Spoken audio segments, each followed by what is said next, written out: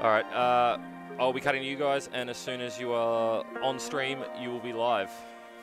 Cool. I'll sort out the IFB stuff soon.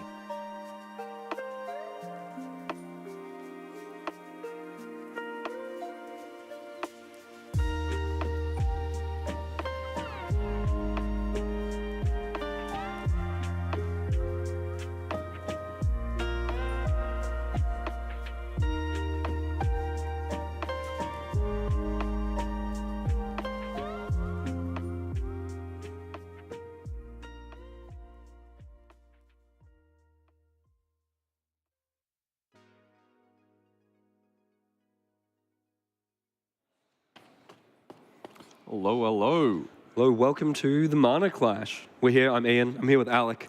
Hello. And we're here for a whole day of Australian 7-point Highlander. You excited, Alec? I'm very excited. Looking forward to it. Absolutely. It's going to be a good day. We've got 160 players here in the room, so we've got 8 rounds, and then we'll cut to a top 8 later today. Currently, we've got all our players out the back. They're getting ready. They're sitting down. Excited to start the day. What are you looking forward to, Alec? I'm looking forward to seeing this relatively new 7-point Highlander format with now interstate players. We've got 160 people. They're not just from Victoria.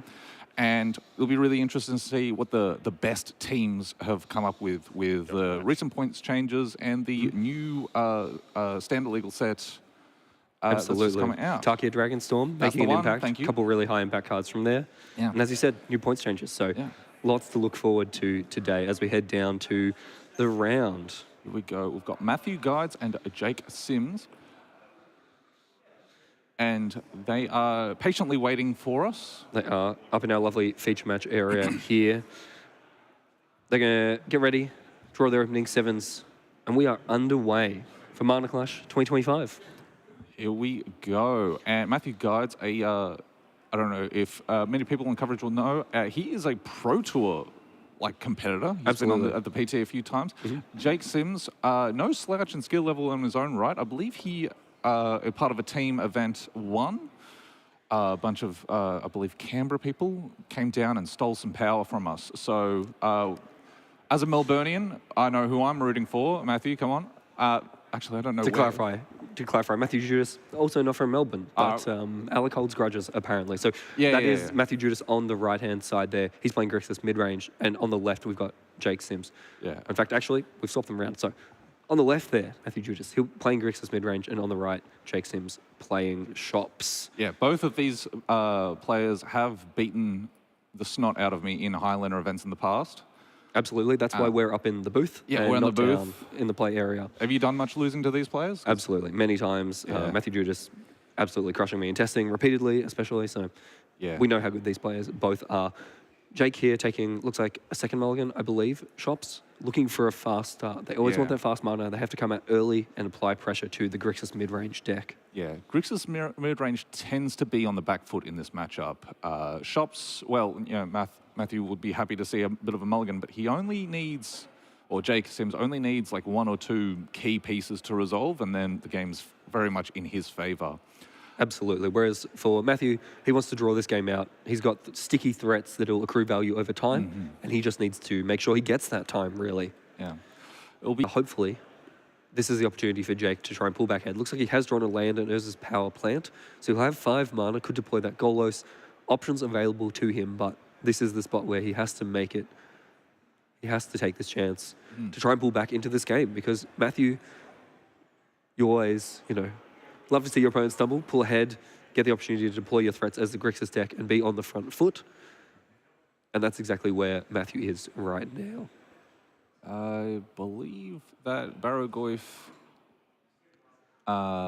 counter is wrong. So definitely they will be practiced in these matchups. 100%. Yeah, a lot of the cards will change, but the overall strategy stays very much the same. Absolutely.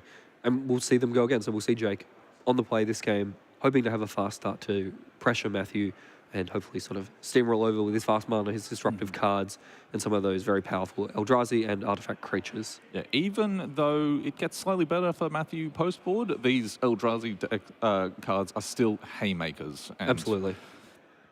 It can snowball very quickly out of control. And you touched on it earlier, but oftentimes it is just one threat. These threats are so powerful that one threat slipping through, getting under counter magic, avoiding removal, can really just snowball the game by itself. Much as we saw the Murktide Regent from Matthew do that last game. It came down, no answer for it, and it ended the game in short order. Yeah. We hope you're enjoying your time here at the Mana Clash. Fantastic event here in Melbourne. Fantastic to have so many players in the room. 160 players, 8 rounds. We're going to be here all day. Alec and I, we've got you for the first 2 rounds. Then we'll have a rotating cast of some other fantastic people to guide you through the rest of the day. And don't forget, we'll be back tomorrow as well with a Team Trios event. Looking forward to that as well. So some great events all weekend. Yeah. Come on down to Mana Clash. Absolutely. It's a fantastic A lot of good people there. Meanwhile, so our players down in the area, they're shuffling up. Looks like they have worked out their sideboarding. Jake just double-checking there. Always good to double-check you got 15 cards in your sideboard. Yeah. Made sure you... Something I need to do. Absolutely. I have definitely taken my cards out, gone, these are the ones going in, these are the ones coming out, and then put them back in exactly where they came from, and not realised until partway through game 2. And also between companions, Khan boards, very important. Have a quick little double check. Absolutely. Cards can move around from all sorts of different zones, and you want to make sure they go back where they belong. Object permanence is not our strong suit. We are children. We still need to learn the rules of peekaboo. I keep getting freaked out the first time I play it, though.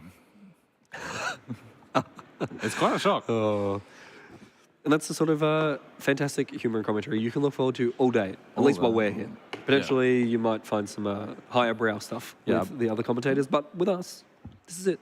So buckle in. Players shuffling up here. So Jake on the play, hoping to see him keep a 7. As he goes down to 5, we saw there, difficult to have enough things because he needs the mana, he needs the threats, and the lower you go, harder to have enough of both. Yeah, it was like he was just missing a piece to explode and do something really powerful, and that'll happen when you mulligan. Meanwhile, Matthew is looking to keep 7, a handful of cantrips, and maybe an answer or a threat or 2, and then smooth out his draws with Ponder Preordain and what have you to slowly but steadily win by stopping you resolving 9. Yeah, absolutely. He'll be looking for early interaction. Those discard spells we talked about, we saw one on turn 1, but also some of those sideboard haymakers. We'd expect to see things like Shattering Spree, that kind of thing, artifact destruction that can really catch him up if he falls behind. But he is on the draw. Looks like there's a Mishra's Workshop there in Jake's hand, so that's the card he wants to see. That's the signature card. That's why it's named Shops. That's a good hand for him. So Jake seems with a snap keep then, as you said, after that, seeing that Shops, and Matthew shuffling up, wanting to get throws away and have a look at the new 6. Absolutely. Didn't see what he liked, and the thing is, from the Grixis side, if you lose this game to Shops, you're going to die with cards in hand. Yes. So you might as well mulligan. It's free. From Jake's side, we also see there an unlicensed hearse, so something to keep the graveyard in check, try and stop something like that Murktide Regent, Barraglyph, shrink them down, and then also just become a large creature, a large vehicle that can rumble into the zone. Looks like a Mana Vault as well, so could be a very fast start here from Jake. 5 mana potentially on turn 1. We could see something like a Golos come down immediately. Oh, a very interesting bottoming the Ragavan there from Matthew Judge. Sorry, I'm just having a look at his mulligan decision. There we see the Workshop into Mana Vault, and into Unlicensed Hearse, all on turn 1. Keeping that Mana Vault for next turn, so we'll have a lot of mana. Mental Misstep there drawn on turn 1. Just a little too late. Just too late. And that's a card that doesn't have a huge number of targets either against Shops. So extra painful to draw that one right after the Mana Vault hits the table. Also, the very awkward bottom the Ragavan, keep Tassica in hand, and your opponent goes turn 1 Unlicensed Hearse. Yeah, absolutely. Them's the beats. And that's how it happens sometimes in this game, you know? It is a card game, sometimes you just draw them in the wrong order. Yeah. I suspect he may have bottomed it for mana reason. He's only got 1 land to play with, and it's hard to cast cantrips, Ragavan, and Tassica. It is. Absolutely. And interestingly there, it looks like no play on turn 2 from Jake. Has a huge amount of mana, but perhaps doesn't have anything to do with it yet. What do we think that could hint at? Urza's Saga, Urza's Cave, sorry, can't be activated with the Shops. So yeah, actually just a straight up pass.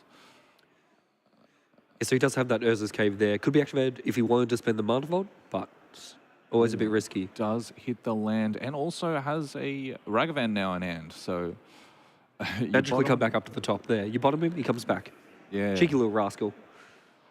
But awkwardly, no red source to cast it. And then we're going to see the hearse just gobble up a couple of... Is it a hearse eating something or transporting the... How does this work? Well, I always think it's protecting the graveyard, right? It's keeping it safe so that you can't reanimate anything from it.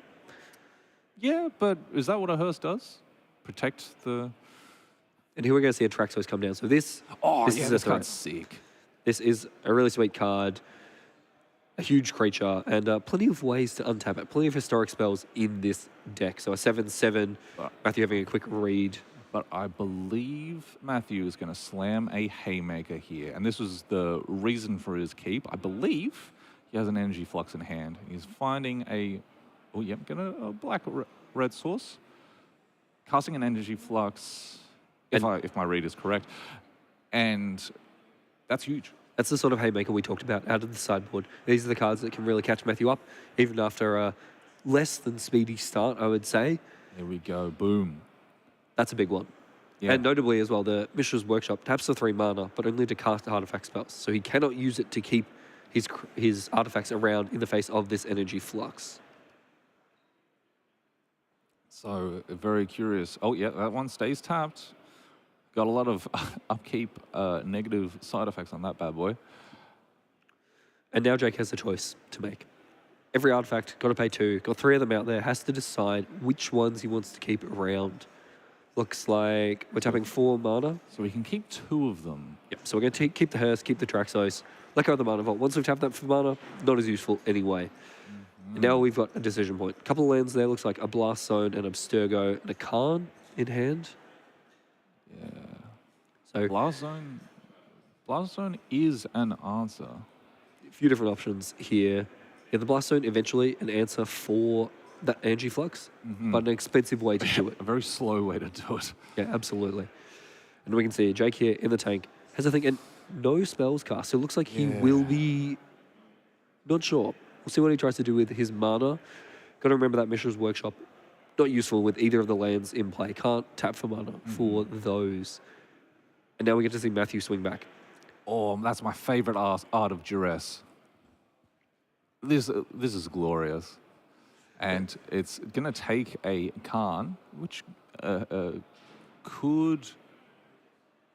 It could, in a roundabout way, answer the Energy Flux, but now it is just going to take... no more. The Karn is down. So that's off the table for Jake. And we're going to see Matthew have a little ponder. It looks like he's going to dash the Ragavan. Little wee monkey is going to get in there. So no blockers there at the moment. The case is clear for Ragavan to come across, get a treasure. The cards in Jake's deck, not super synergistic with Matthew, so possibly not going to cast them, but the mana ramp is good as well. Yeah. We see there in Urza's Tower getting away. A treasure token, which also has the ability at the beginning of your upkeep, sacrifice this artifact on this if you pay 2. That is true. A little bit anti-synergy there with his own Energy Flux, but I don't think Matthew will mind. I'm sure he'll find a way to spend that treasure first. But game rule violations are on the cards. The Hearse there is going to continue to grow, keep this graveyard shrunk down, that Tasker stranded really in Matthew's hand. But for Jake, this Energy Flux really pinching him. Nothing to do with his mana on that turn. Pass back, only 3 mana available. So one of these artifacts is going away this turn, we know. This Energy Flux really, really pulling its weight. Absolutely.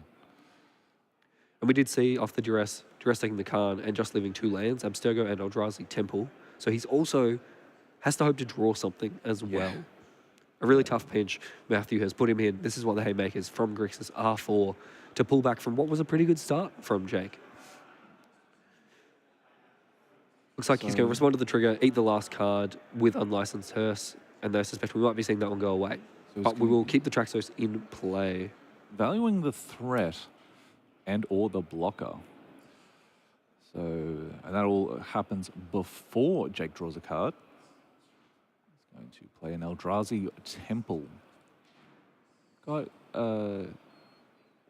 one of those interesting Eldrazi commander cards in hand.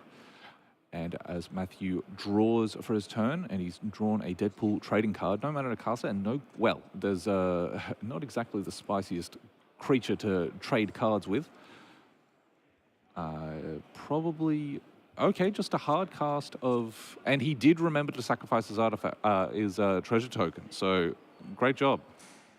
Yeah, absolutely. Tight play there from Matthew, as you would expect. Looks like Jake has found a glaring Flesh Raker there, so that a card that doesn't have to pay for the Angie Flux, but it also won't untap Traxxas. Yeah, but Matthew does have a counterspell in hand, so... And now, having deployed the Ragavan permanently this time, decided that it's time to get a clock in play. We got a reader. Clock. We're going to read that Abstergo there. As if you don't know what that card does. And we will take a read of it as well. Bring that one back up for all the viewers at home. God, there's a legendary land here. We can exile the graveyard, and we can get a historic card back from the graveyard. So a way to buy back that card potentially. Yes. Or the mana, or the unlicensed. There's lots of options there, but pretty expensive. A lot of mana to activate that. And at the moment, not enough mana on this turn cycle. Ragavan will come across, get a land, get a treasure.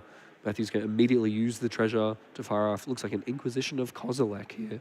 Yeah, that's an Art of Inquisition I'm not very familiar with. The first time I'm seeing it.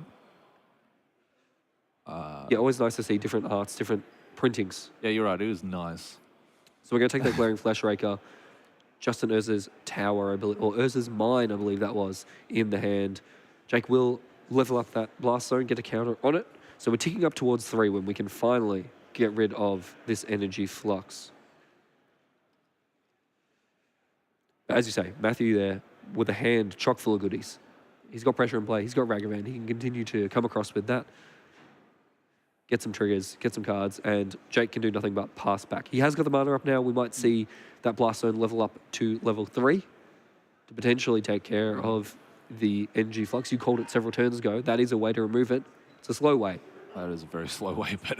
But with little pressure from Matthew's side, just the Ragavan, he has had the time, Jake, to tick that up and eventually get rid of the energy flux. And we're seeing a Molten Collapse that with Revolt triggered, but no second thing to target. Matthew is still holding up Counterspell. Now, one interesting thing about this particular deck, Jake Sims' Shops deck, which is not a traditional Shops deck, it's an Eldrazi Shops deck. So it's going to have some cards that are not complete bricks to Energy Flux.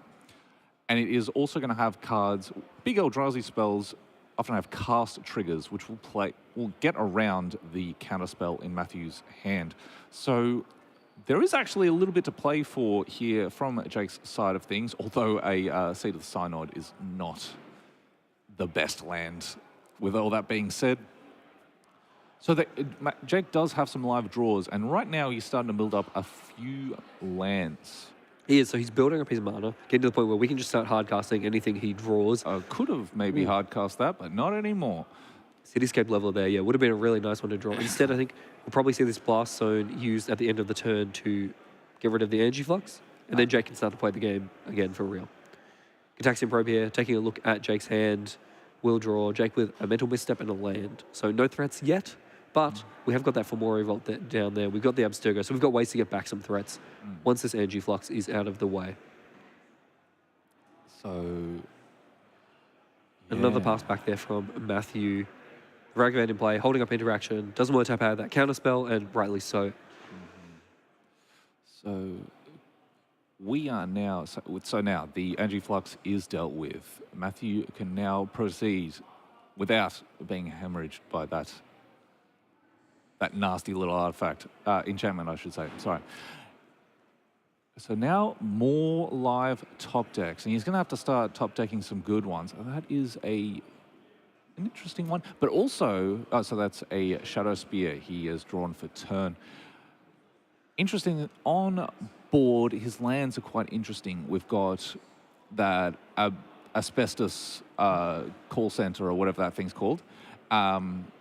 Abstergo there, so that can exile the graveyards, and we saw the Tasca in Matthew's hand, getting very close to casting that one. So that can get back a threat, and then we've also got Urza's Man Cave on board. So he is flooding out a little bit. He has very few cards in hand, but he does have some options.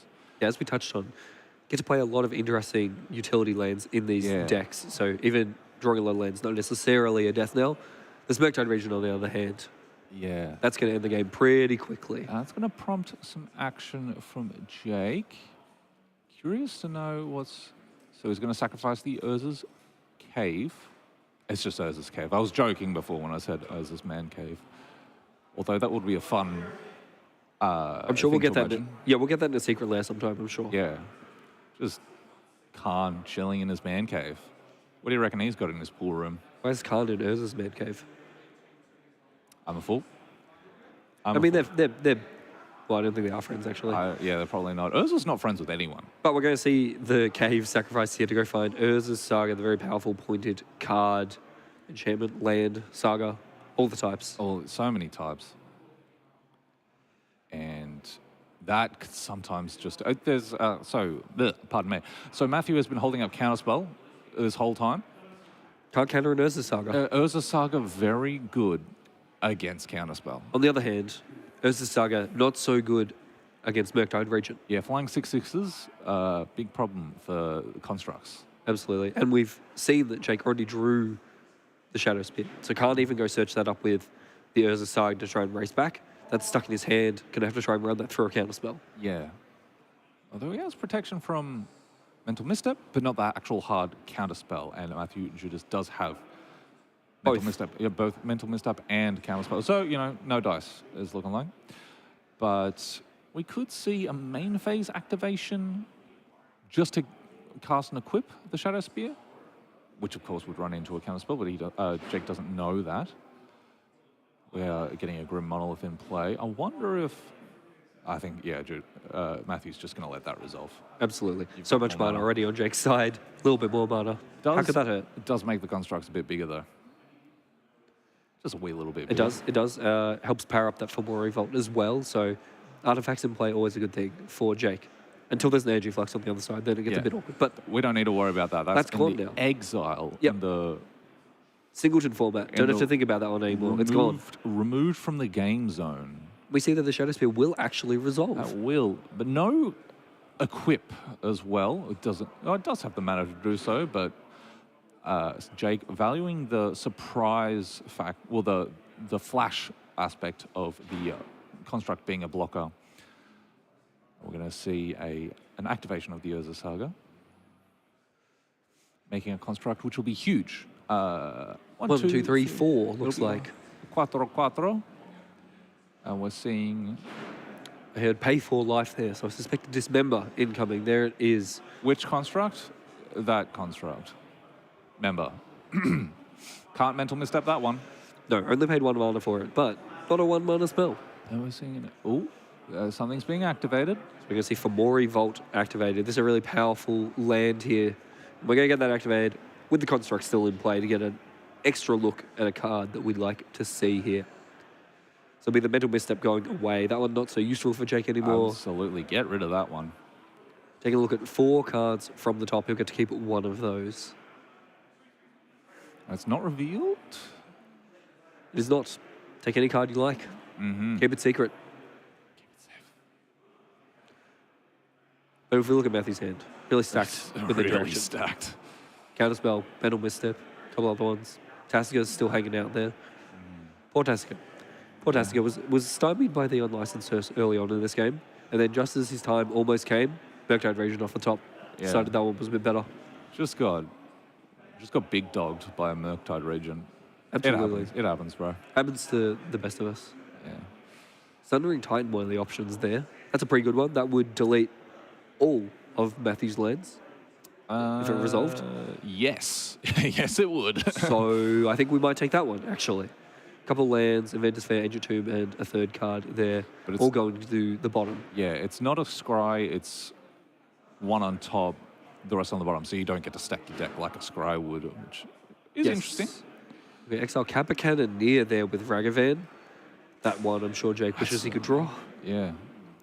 Yeah, Jake just wants to draw threats right now. He's got 1 turn to activate the Urza Saga, but would love to have bangers off the top.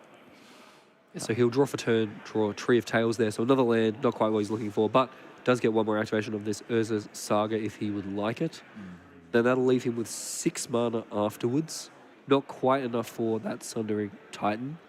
So might need to go find a mana source with the Urza's Saga potentially. Or he's got that Tree of Tails as well to help him. Having a big old think about this, weighing up a 1, 2, 3, 4. 4/4 currently would be a 5/5 with the artifact in play and 6/6 with the artifact land and extra artifact land in play. So I've forgotten how to count. What was that? 7/7, 6/6. Large. When it goes over one hand, I count with my hands, chat. So once it goes over one hand, I get it all confused. But it could be like one big creature with the Urza Saga or a bigger creature in the Sundering Titan. I believe he's going for the bigger creature. Yes, so Jake on 2 life. Looks like he has decided, you know what, I don't have the mana to spend to make a construct.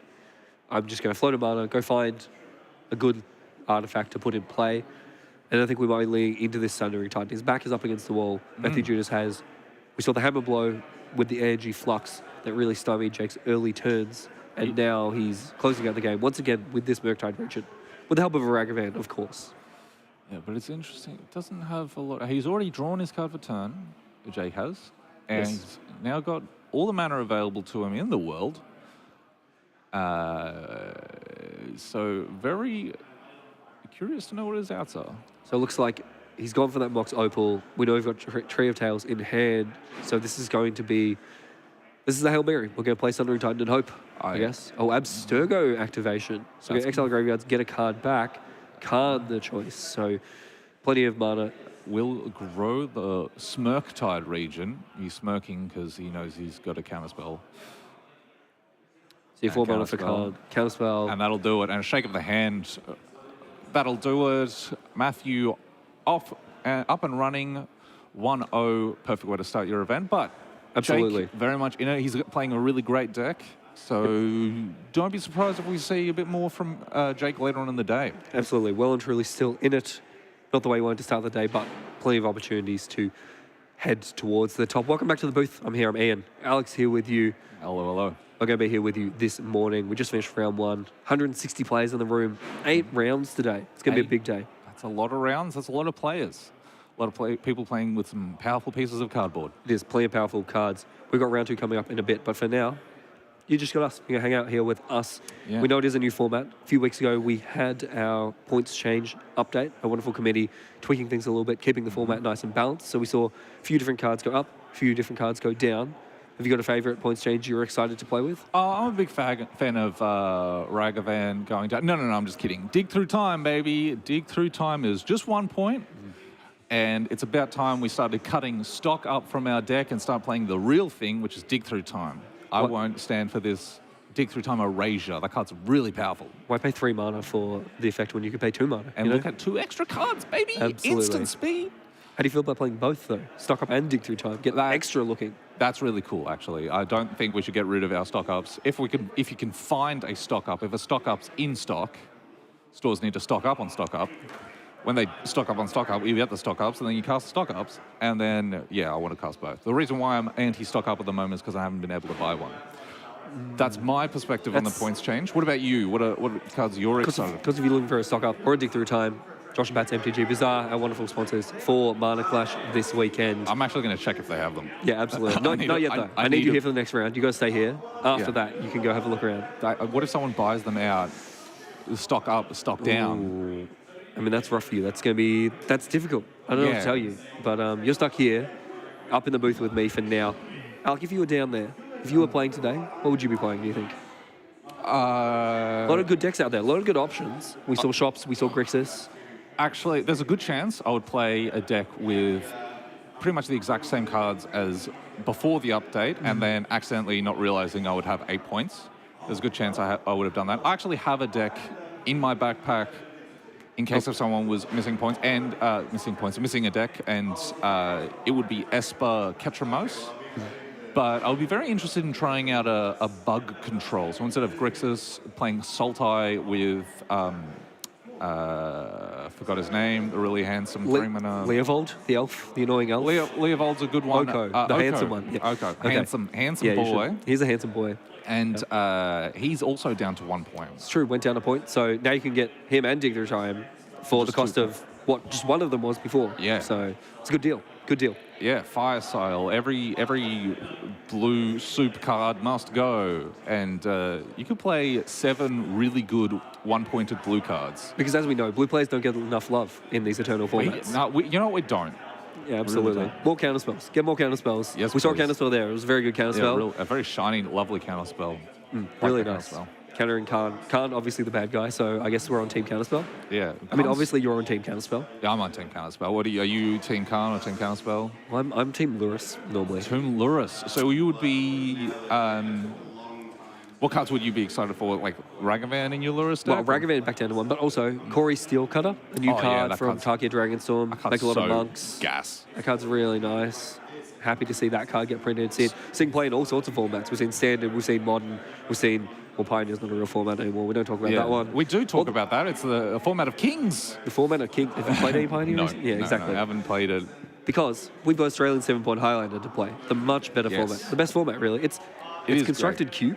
That's the way I always pitch it. That's the way you have always been pitching it that way, and I like it. I like that you. I think you stole that from me. Probably. That would make sense, yeah. Something smart like that, probably stolen Curses. from you. Yeah, absolutely. But it is very similar. It feels like constructed, cube constructed, which is a great way to think about it. Imagine like the best cube deck you've ever drafted. You get to like replicate that. Yeah, you get to really just decide, what's the favorite cube deck you've ever played? And you can play that every week. And in these fantastic big events like this as well. Instead of torpedoing your cube draft online and spewing away play points, you could just force storm in a constructive format. We have seen that. We've got some notable Storm pilots. Yeah. Probably in the room today. We've certainly seen them tearing up the scene over the last few months. On the small circuit, the local scene. Absolutely. Powerful deck there, of course. And you don't have to watch all the mono red cards wheel because no one wants to draft mono red in Vintage Cube because we're here to have a fun time, not win. Whereas today, we're here to have a fun time and win, as Matthew just did there in round 1. Yeah, column A, column B. It is interesting though. Cube constructed. I mean, 7-point Highlander. Is really a format, and Isaac, a fellow commentator who will be on later on today, had a nugget of wisdom, which was 7-point Highlander or cube constructed we're really pushing. We're trying to make fetch happen here, gang. 7-point Highlander is really a great format for you get to play your deck that you would be happy going 2-4. Yes. Absolutely. And just as happy going that as in 3-2, you'd also be ecstatic to win, obviously. But if you get a couple of wins in the day and have a great fun playing with your cards, that's really what the format's about. Absolutely. But then we have events like this where there are 8 rounds, 160 players. We've got a pretty stacked prize. There's a fantastic prize wall over there. I saw some big prizes on the line. We will get into those later in the day. Don't you worry. I think first place is the Time Walk of Many Walks. Yes. It's the Time Walk that's been handed around. It's been handed around a lot, so it's the Time of Many Walks. Time Walk of Many Walks. I don't know what the local colloquialism is, but it's a funny gag that really is easy to remember. It's got a history, that Time Walk. It does. It's been around. That's a great in a good way. Yeah, it's a great way to pick up power, Highlander. is just win an event and then donate it to the next one and just keep the economy going. Yeah, that's trickle-down economics, I think. Yeah, which absolutely. works. Yeah, definitely. And we are... What's that? Don't talk about politics. Okay, yeah, sorry, yeah, all right. They want to silence the truth. That's it. We'll hopefully be back later today, so long as we don't get pulled off here. But for now, you're stuck with us. We've got one more round after this with us. Later on, a whole range of different other great commentators. Be here all day. 8 rounds. It's a long day.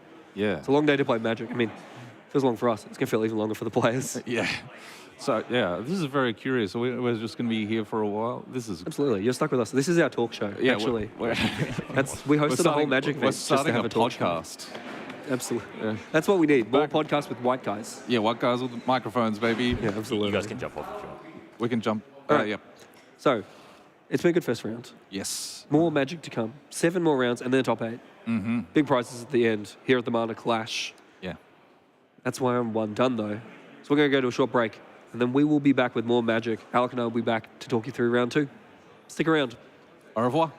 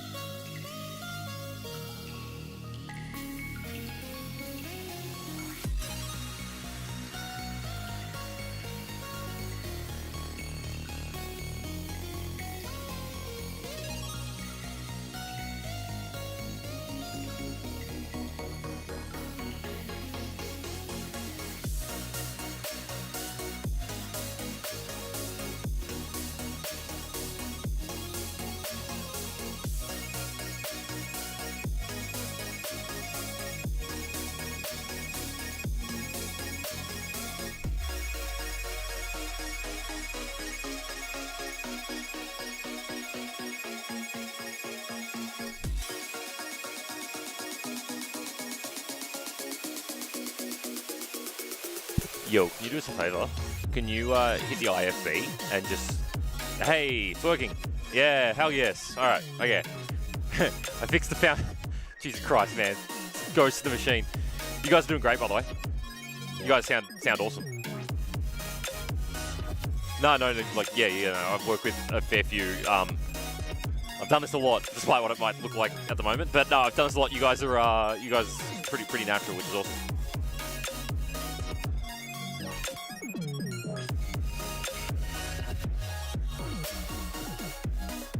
Yeah. Yep.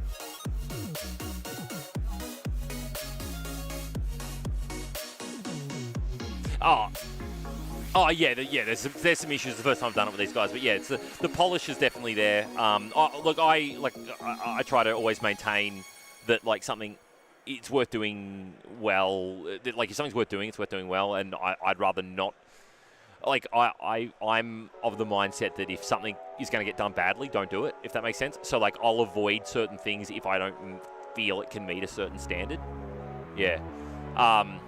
Yeah, obviously a bit of a screw around at the start there because a bunch of shit just didn't work properly from Ghost in the Machine. Typical, because I tested literally everything. I was here all day yesterday, tested everything was good, fired it all up today, and no. There's still a few minor little things to fix, but no, you guys are doing great. So sweet. I think we still got a fair bit of time in the round as well, which is good. So yeah, just chill out. We'll come back to you guys relatively early, I'd imagine, because I think they're going. They want a fair bit of camera time, so yeah. No, but you guys are doing great. You IFB. Sorry, I can't hear you. Yeah, sorry. Yes, it's all working. That's why I was just double checking. So to clarify what I was saying before, just so it's clear. Yeah, basically, when you guys are live, I can hear. So what I'm listening to at all times is the live output of the stream. And if you guys aren't live, I don't hear you without you using the IFB, if that makes sense. Yeah. Yes. Yes. Yeah, no, it wasn't. There was a weird little routing bug. I'm also gonna, there's a couple things I need to improve. Like I can actually set it up. I haven't done it yet, but I'll add a way that I can listen to you guys without having to press IFB, like if we're doing a conversation, which we are now. But I need to do some more. I need to do some tweaking. I'm used to working with, I usually only do a commentary team of like 3. So like swapping in and out and moving around is going to be a little bit of a challenge, but we'll get there. Yeah, easy. Thanks, guys. Oh yeah, it's also I can do this, I think. Can you guys see me? Is that working? No, you won't be able to see me yet. No, during the match, I can send, like, I didn't do it, but I can bring up a webcam feed for you guys if I need to like wave my hand and get some attention or something. Yeah. Yeah, right now, yeah. Hold on, I can, I can do stuff, so let me show you, I'll show you. So obviously what you guys are seeing right now is the comms. But I can like send you like a bunch of stuff right now. So yeah, like so you should be getting the vMix aux output right now, which yeah, you'll see what I mean. Yeah, you'll see what I mean. Yeah, but yeah, cool. All right, I'll come chat with you guys in a second, but I think there's still like another 10 minutes at least in the round, so. Yeah, save your voice. It's going to be a long day. These are the last one I did, the CanCon one. Yeah, we finished at like 9:30 and that was early. Yeah.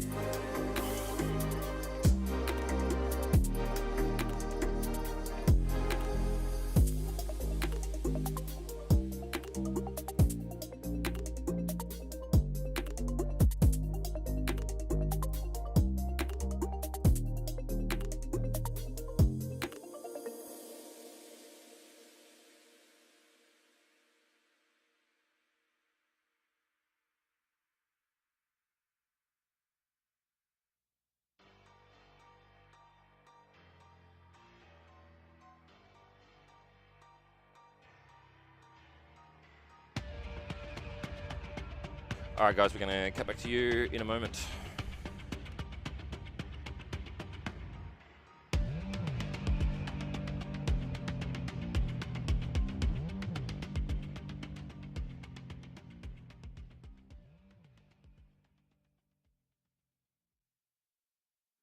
Welcome back to the Mana Clash. We're here. I'm Ian. Alex here.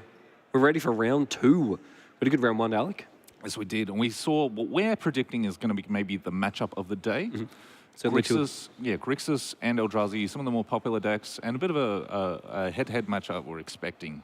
Absolutely. Certainly two of the stalwarts of this format here. Australian 7-point Highlander. We're heading into round 2 in a second. Yeah. We've got 160 players here, so 8 rounds today, and then a top 8. It's going to be a full day. But we'll be here. We'll be here to guide you through it, through the ups and the downs, all the exciting games of Magic coming up. In round 2, our feature match here, we've got a Bant Nadu deck, so something a bit different, up against the old enemy, Grixis midrange. Yeah, is Grixis new cards? There's a couple of new cards in there. There are a couple of new cards. We saw Deadpool last round. Yeah. That's a cool one. I think we might see that one again this round, hopefully. Fingers crossed. Yeah, it could be emergency pointed by the end of the day. We don't know. Alec has no power to do that, just to clarify. He's got no influence on the committee. So my influence on the committee is shouting at them. So no real influence. To be clear, we don't condone shouting at the committee. Please treat them nicely. They're I'm fantastic the only one that's allowed volunteers. to do that. Absolutely. So Grixis on one side, a couple new cards. Corey Steelcutter as well in there, an exciting new card Such a from great Tarkia card. Dragon Storm, making some monks. On the other side, If only a store would sell me one. well, Josh and Pat's MTG Bazaar. It's right here. I'll have to give them a go. Our fantastic sponsors for the Mana Clash this weekend. Big event today. Team Trios tomorrow. It's a big weekend all round, big really. weekend of Magic. So, fantastic event. On the other side, Grixis midrange, Yep. and then Bant Nadu. Yeah, let's talk about this deck, because this deck is exciting. Now, I know you want to call this deck Bant Natural Order, Yeah. because that's an exciting new card. Now, 0 points recently. 0 points. And also, typically in Legacy, Bant Natural Order would be called Bant Natural Order. It's a deck. Okay, yep, sure. Bit different when you have 4 of them, but Yeah, yep. it's different when you have 4 of them. But now the Natural Order is 0 points. We can't really call it No. Natural Order. Like, there's also playing Swords to Plowshare. We don't call it Yep. Bant Swords to Plowshare. I want to call it Bant Stock Up. I reckon. Bant Stock Up. Yeah, Yep. that's a good one. However, and we're winding our way to the real answer of the deck name here. There is a Nadu in it, and it's a Nadu deck, folks. Yeah, that is really it in the end. That's what we're going to see. Hit The play. most triggered bird wizard. Absolutely. There's going to be a lot of triggers on the stack. If Bant is going to go on and win, there's going to be a lot of triggers put on the stack. Yep, we might get to see the escalator come out with all the creatures moving across the battlefield again and again and again. Conveyor belt, Absolutely. That's where we earn our money, commentating that stuff. Yeah. Having to keep it going while all the creatures just round and round and round in loops. Yeah, it's a good time. But a lot of exciting new cards here. Bright Glass Gearhulk in the Bant tech. That's a little bit of cool spice. one. Yeah. It's a nice one. It's a lot of value. It is. Plenty of tutors in here. Tamio recently pointed in this Bant tech. Yes. So Natural Order went down a point, Tamio went up a point. So this deck sort of net neutral post update. Absolutely. So a few different cards there. Oko as well recently went down a point. So some powerful Planeswalkers there. We're going to see a Shuko. That's the way to trigger Nadu, we've decided. Just moving the little gloves around back and forth, swapping gloves back and forth, putting lands in play, more creatures in play. Yeah, we're gonna put our palms up like this when that goes on there. You won't be able to see us because we'll be off screen, but Just like, trust us, "What's in the up?" background exactly. So we are going to head down to the match right now as our players draw their opening 7s. I believe that's One Chin on the right there. And on the left, we have Frank Dwyer. So he is our Grixis pilot. And One Chin is our Bant Natural Order. Bant Shuko. Bant Shuko. Bant Shuko, I've decided. There's a lot of cards to find Shuko in this deck, you know? Yeah. And I bet there will be a Shuko in play at some point. Yes.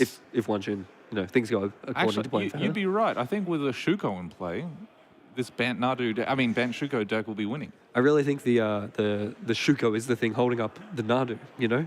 Yeah. It's like, we call it Splinter Twin, right? Because that's the sort of the card that makes it all work, and I think Shuko is that for Nadu. Yeah, Bant Shuko. Absolutely. So looks like One Chin happy with her hand. Saw a few lands in there, a few spells, nice mix. But for Frank, going back to the well, going down to 6. hoping to find something a little bit better. Yeah. Now, Frank's deck playing Deadpool, trading card. This is a matchup for Deadpool trading card. Trading text boxes, there's some really exciting text boxes on the ban side of things. Absolutely, like Shuko. Shuko. I don't think you can swap a Shuko. It has to be with a creature. As be a creature. So it'll be Nadu then. I mean, I guess so. I guess. That'd be very neat.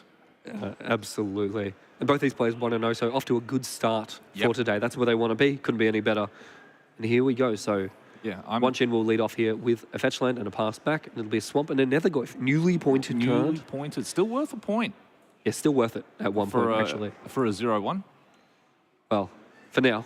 Actually, how big do you think that's? Currently, its power and toughness are its points trajectory. Was 0, now 1. So do you think if it grows, that'll be predicting its points trajectory at the next? 2 to 3, 3 to 4. Yeah. How big do you think this is going to be by the time it attacks next turn? I would the average probably 2. I would imagine crack fetch land, cast a sorcery. Yep. Yeah, could be. So 2 is the safe answer. The exciting answer is like 4. 4 would be impressive. Yeah, that would involve like It's like a thought scour milling like a tribal card or something. Thought Scour would be a cool thing. Although a free interaction, so okay. So 1, mental 2. missteps trading here. It's a 1-2 now. Look out next points update. Fast on the draw there for One Chin.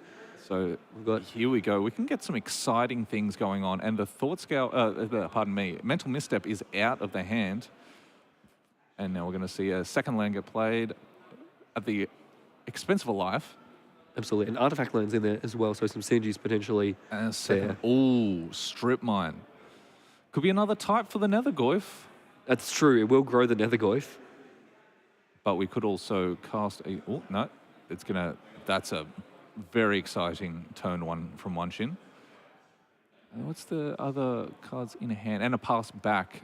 Drawing a bad Looks like I saw a Nissa there in hand, so some options for next turn potentially. Yeah, have a read. Nethergoyf here, coming across for 2, as you predicted at the moment. I believe One Chin knows exactly what this card does. She's just wondering why it's a point now. And just counting it up here, so it looks like an island. A couple more lands here, so we will get a game here from Frank, despite the strip mine. That is always sort of, you're rolling the dice when you strip mine. Yeah. Sometimes your opponent just doesn't have a second land. They don't get to play Magic, which is my favorite way to win a game. Yeah, although, and here, this one, also a newly minted pointed card. So we'll get to see, because these cards recently got a point. They're in play in turns 1 and 2. So they're good enough. And what is this? This is a... There'd be a Crucible of Worlds there. That's a really good... That's a really good one with Fast Bond and Strip Mine. That is handy. We're going to see second land and... For a second life point. One Chin says that's enough lands for me for now. Maybe next turn we'll play some more ones. But for now, I'm good. We'll just hold there. These 2 points in play, and this Nethergoyf, which I've been joking at its expense, with the Crucible Strip Mine lock, and this Nethergoyf being a very cheap threat, is really a wrench in this plan of One Chin's. Yeah, I mean, despite repeatedly having his lands blown up, Frank's putting up a pretty good fight. Because they're both 1-drop creatures. So, Xavier not coming across for much damage, and whether Frank will ever have a second land to crack a clue is unclear at this point. Although the fetch land makes it, you know... That is insulation from the strip mines, true. So Nissa going to come down here. This is a really powerful one. Works really good with playing multiple lands a turn. Although, there's an interesting interaction. You can crack the strip mine, target the polluted delta gets sacked, then you play another land for turn, look at this strip mine, and then you get... So the strip mine always gets its man with this combination at the expense of a little more life. Correct. Punching under the gun here from that Nethergoyf and also from her own life total. And we are going to see the trigger from the Nissa flip through. We're looking for an L for an Elemental. Yeah, this card's very exciting as well. And also very good with this combination of cards. So there's the Shuko, the namesake card of the deck. There's a Nadu, not an Elemental or an Elf. I've had a look through. Looks like Titania and Solitude. Those are the options. And that is the Titania, I believe. I don't recall any Solitude arts like that. That one also gets shuffled in. Beautiful, beautiful. So it's sort of like a Tudor, this Nissa, with so few hits. You always get a 5-drop in this build. That's true. So a little bit of ability to plan around it there, but honestly, just drawing an extra card for playing lands is pretty good. And also, just trying to have a think, because there is a way of making more and more mana at the expense of life with Strip Mine and Crucible of Worlds. You have to remember as well, floating mana here from the Nissa with that sort of Lotus Cobra-esque ability. So lots of mana here as well to play that 5-drop. Titania could come down and just be too much for Frank to deal with. Because what you can do with Crucible of Worlds and Fastbond and a Strip Mine is you can tap one of your lands for mana, Strip Mine it, play that land, play the Strip Mine, tap it for mana, Strip Mine it, and this is costing you 2 life every time, but you get more and more mana. Look at you, we'll make you into a combo player yet. I've tried doing this in Cube.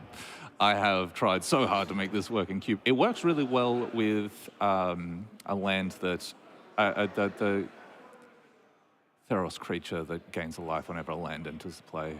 Courser of Crewfix. That's how you go infinite. Okay, so now we have got the Titania in play after making some mana. We're going to return a Wooded Foothills. And no Courser of Crewfix in Wan Chin's deck.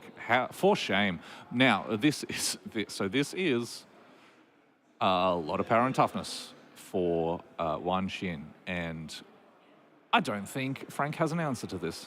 Yeah, definitely under the gun here from this board. Saw a little bit of a glimmer of hope when that Netherglyph came down, starting to pressure a little bit, plus the damage from the Fastbond, but very quickly here, Wan Chin has stabilized this board and is turning the corner. This is sort of the explosive draw that Wan Chin wants. Yeah, so Wan Chin is at 10 life, but I don't think any... She sort of has sack a land, get a moat. Sack any number of lands, get a moat with this current board state. But luckily, Tamio is flying, so we can come across for 0. And an island, the play, which not going to live for very long. Going to get strip mined. Trigger Titania. This Grixis deck has a lot of basics, which normally serves you quite well. Yeah, except for strip mine. Wan Chin came prepared. Yeah, she's got plenty of tokens. She said Wasteland. No. I'm getting all the lands. Strip mine and Wasteland are the same amount of points in this format. Worth noting, if you're going to choose between the two, go with the one that's better.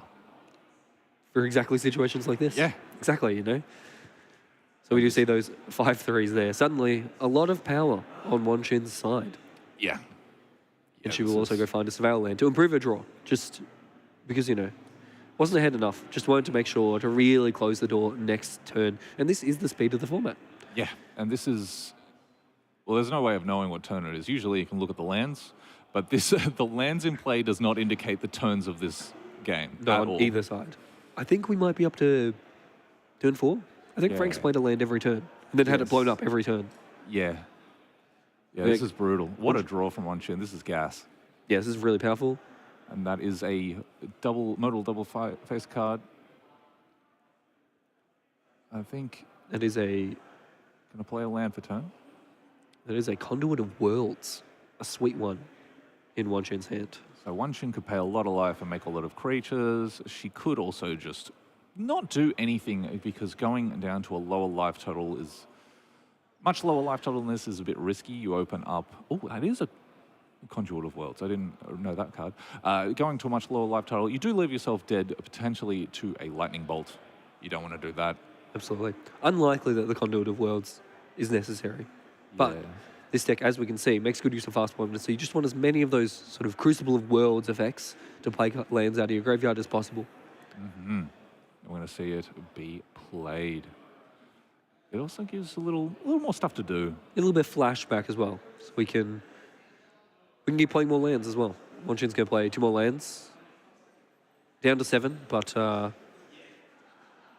potentially a lot of elementals. Yes. Hiding in the woods there, ready to jump out. Fatal push for Frank, and that will be it. As he picks him up. And we head to game 2. So that was a dominant display from Wanshin, but let's see what sideboard options Frank has available to him. Absolutely. So Because he's a little stretched. He's got to worry about. He hasn't seen a Nadu yet, but maybe you can assume it because he did see a Shuko get flipped over. And a Nadu, he did see a Nadu actually in the flip of the Nissa trigger. it's true. So he's got to worry about a Nadu combo. He's got to worry about his basics getting blown up. He's got to worry about Titania. He's got to worry about a great many things, and he only has 15 cards in his sideboard. Absolutely. It is a tall order to get all of that together. So have a look at his sideboard. A few different things that are interesting. An Ashiok, maybe. We saw a lot of land That's searching very there good. from one chin and a little bit of graveyard as well. So that sort of hits on 2 axes. After that, though, a little bit more difficult. Obsidian Charmor, maybe a little bit of land destruction. Opposition Agent, some more interaction for that searching. And we love Submerge. Love a free Submerge. Submerge is a good one. I suspect the Ashiok will come in. He's got to defend it, though. And what else he brings is a little, who knows? On Wanshin's side, we see a Blightsteel Colossus. I'm not sure what that's for, but I want to see it. I want to see that in play as well. Yep. A whole bunch of other... We've got a poison counter. We've got that. We're ready. We were ready for you, One Chin. Yeah, it isn't actually... It's the biggest infect creature that does not really require a poison counter. You don't need the token. You just need to go like, do you block it? No, you did. It's really got super death touch for players. Yeah, death touch to players. We've got interesting cards in the graveyard. I think Wanshin also might have a tricky time sideboarding here because both decks operating on a couple of different axes. Some graveyard hate is good, but too much is bad. Yeah, absolutely. It's a bit of a balance to walk against these Grixis decks, especially because they are really a pile of the best cards in the format. But Scavenging Ooze, I suspect that'll come in. Veil of Summer, a really nice one. Yes, that one would be one that'll end up in the post board, enter the deck quite a bit with a lot of these Grixis decks playing around. So I suspect it'll be small tweaks for One Chin, just improving cards here and there. And similar from Frank, I think. Yeah. A couple really powerful sideboard cards, but overall, he'll just be hoping to maybe avoid getting strip mined every turn of the game. Yeah, hope that doesn't happen. But on the other end, if Frank overboards for strip mine lock, he could very easily lose to a pile of green creatures. A natural order for, well, there's no natural order for Atraxa, but just sort of value stuff can run him over. And of course, there's always that bird. As you said, the most triggered wizard in the history of our game. It's so triggered. So triggered. So that could also be lurking in the back of his mind. A lot of different axes to fight on. But we'll just... I hope you're enjoying coverage here today. We're into round 2 now, heading towards game 2 here at the Mana Clash. It's a big event, 160 players, 8 rounds. We're going to be here for a long day. Yeah. A lot of really cool magic coming down. And at the end of the day, a top 8, some big prizes on the line. A time walk, I believe you said. There is a time walk for first place, which is really exciting. Winning a piece of power would be really cool. I think everyone in the room would be stoked to win that one. Yeah, absolutely. So it's a big day. We're here for the first couple of rounds. We'll be back later. Yeah. We're going to have a few other people jump in to walk you through some of these games. And yeah, stay tuned for after this round. We're going to cut to Violet and Sahar with a bit of a metagame breakdown, a bit of a chin wag. Yeah, they've got some really interesting content there that'll sort of keep you sated between rounds as we keep these players all moving around, get them seated, and head back for round 3. And also, big sponsors of this event, and you see it on the playmats in the play area, MTG Bazaar. If you want to check out some singles for auction, check out their Facebook page, Josh and Pat's MTG Bazaar, and give them a follow on Facebook. Check out what they're up to. I think they've got a website in the works. I don't know if that's actually confidential information, but they've got big things coming, and always exciting to see Pat at these events. Absolutely. A big thank you to the community that makes this all possible. Our players here, so they're going to have a look at their 7s. Frank very quickly going back. Yeah, he was Might have not been happy. not enough lands. And you really want extra lands against the strip mine deck, just in Yeah. case. Well, he had a lot of lands in his game 1 hand, and it didn't really help against strip mining, multiple strip lines potentially every turn. There are some draws that, as a Grixis player, you might have to just resign and say, like, look, I can't beat that. You know what? Like, turn 1 fast bond with strip mine, and then Crucible of Worlds, you got me. You know what? There's only one strip mine in the deck, and sometimes if they've got it, they've got it. Yeah. But there's definitely, like, you can get a little results oriented and worry too much about that. That's true. Definitely, I suspect the strip mine is front of mind for Yeah. Frank right now after last game. Ooh, Down to 5. Down to 5. Never happy to see that. Wanchen doing a really good job of suppressing the fist pump. Yeah. Not looking too elated at Yeah, that. she's just staring there.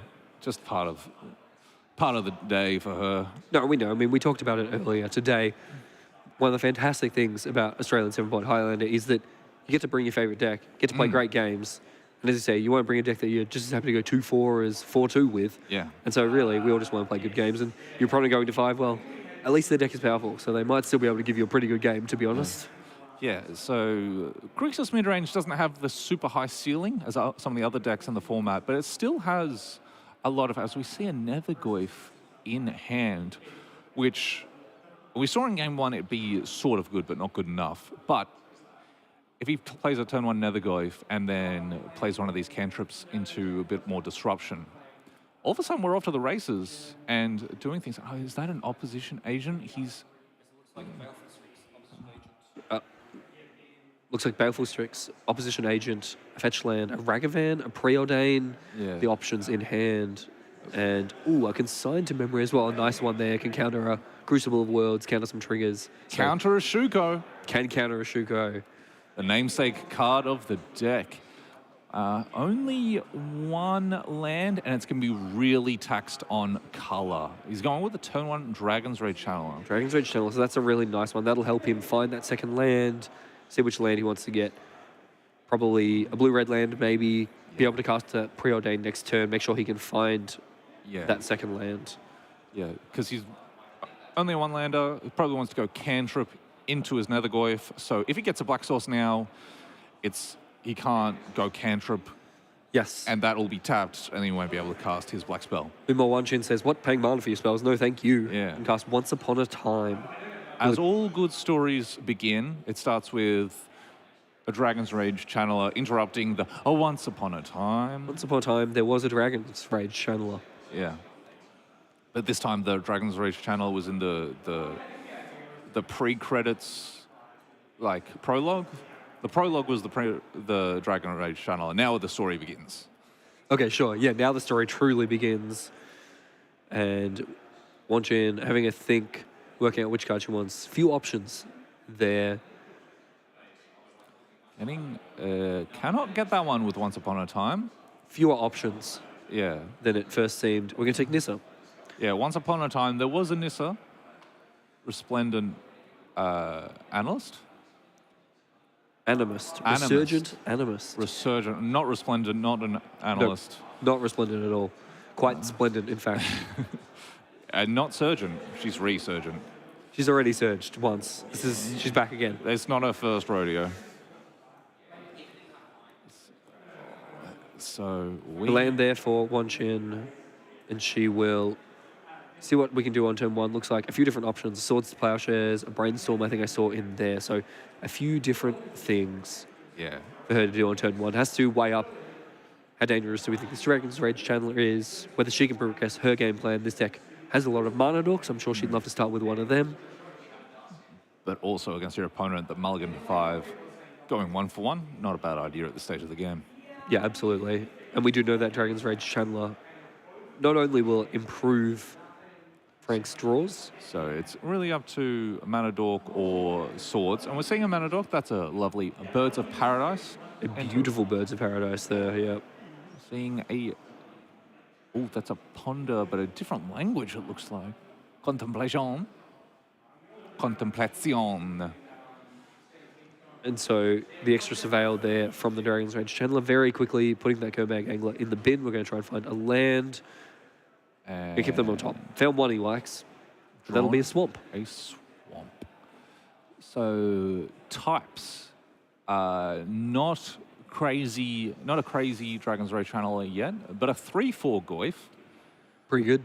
Pretty good. Pretty dang good. That's a very powerful turns 1 and 2. It is. Absolutely, it is. But for Wan Chin, the bird lived. It didn't get bolted. That's always a good sign. That's very true. Now we see what she can do with it this turn.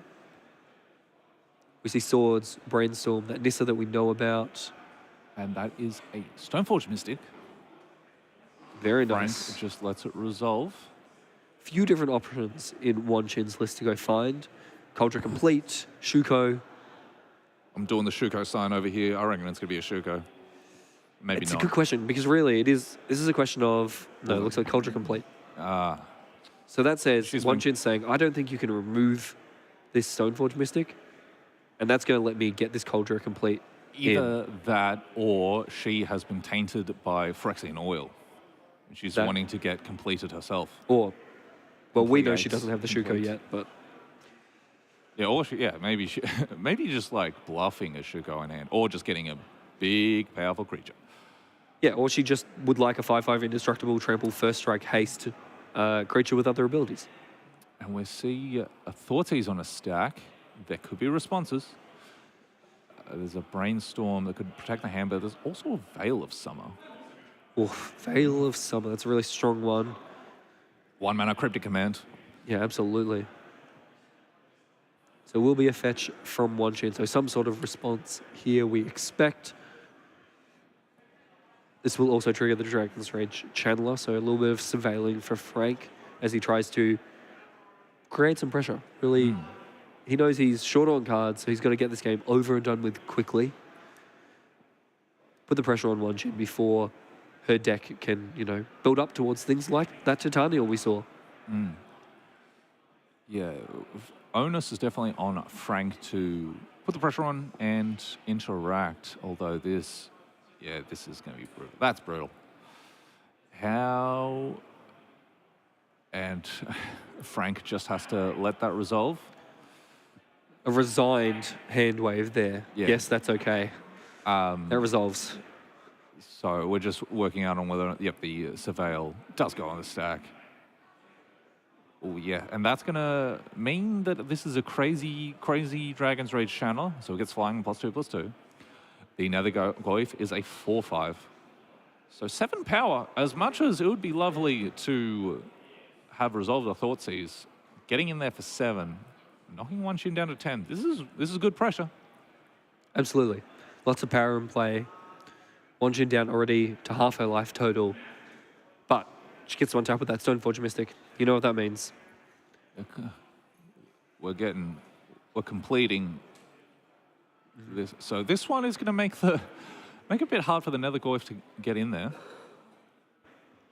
Yeah, this will really gum up the ground nicely. But that Dragon's Rage Channel is still active, still going to keep chipping across. Until the complete gets equipped to the Birds of Paradise. That'd be a scary bird. That would be a scary bird. Giant Phyrexianized bird. Yeah. That's a lot. It's weird part of Paradise, but Paradise nonetheless. Well, Paradise to a Phyrexian is very different to Paradise to a bird. Yeah. As Wan Chin starting to think about what to do with the rest of her mana, or rest of her turn. Yes, has a Mind Orc she could deploy, has a Swords that she could maybe do something with. Decisions to make here, because could also keep those cards in hand for that Brainstorm. Try and find something a little bit better. In the end, just going to pass back, it looks like. She's sort of ahead on board. She doesn't really need to do much. The onus is not on her to act. She can be reactive. Yes, absolutely. Looks like Corey Steelcutter and Opposition Agent in hand there for Frank. So a couple powerful ones, but stymied on land. Looking for that third land, really. Has to attack with the Dragon's Rage channel. So that Dragon's Rage Channeler will come across for 3 in the air, but looks like Wan Chin has a response. Might see that Swords potentially as she sacrifices a fetch land to go find Hovering over a Tundra. A couple other options potentially as well in the deck.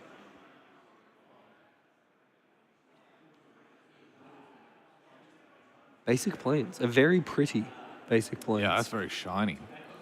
From outer space. Ooh la la. How do planes come from outer space? In the same way that Deadpool is in Magic the Gathering, so is space. Yeah, in the same way that Deadpool's in there, the same way that Gandalf can be equipped with a sort of feast and famine, and Ugin can crew a smuggler's copter. It's Magic, folks.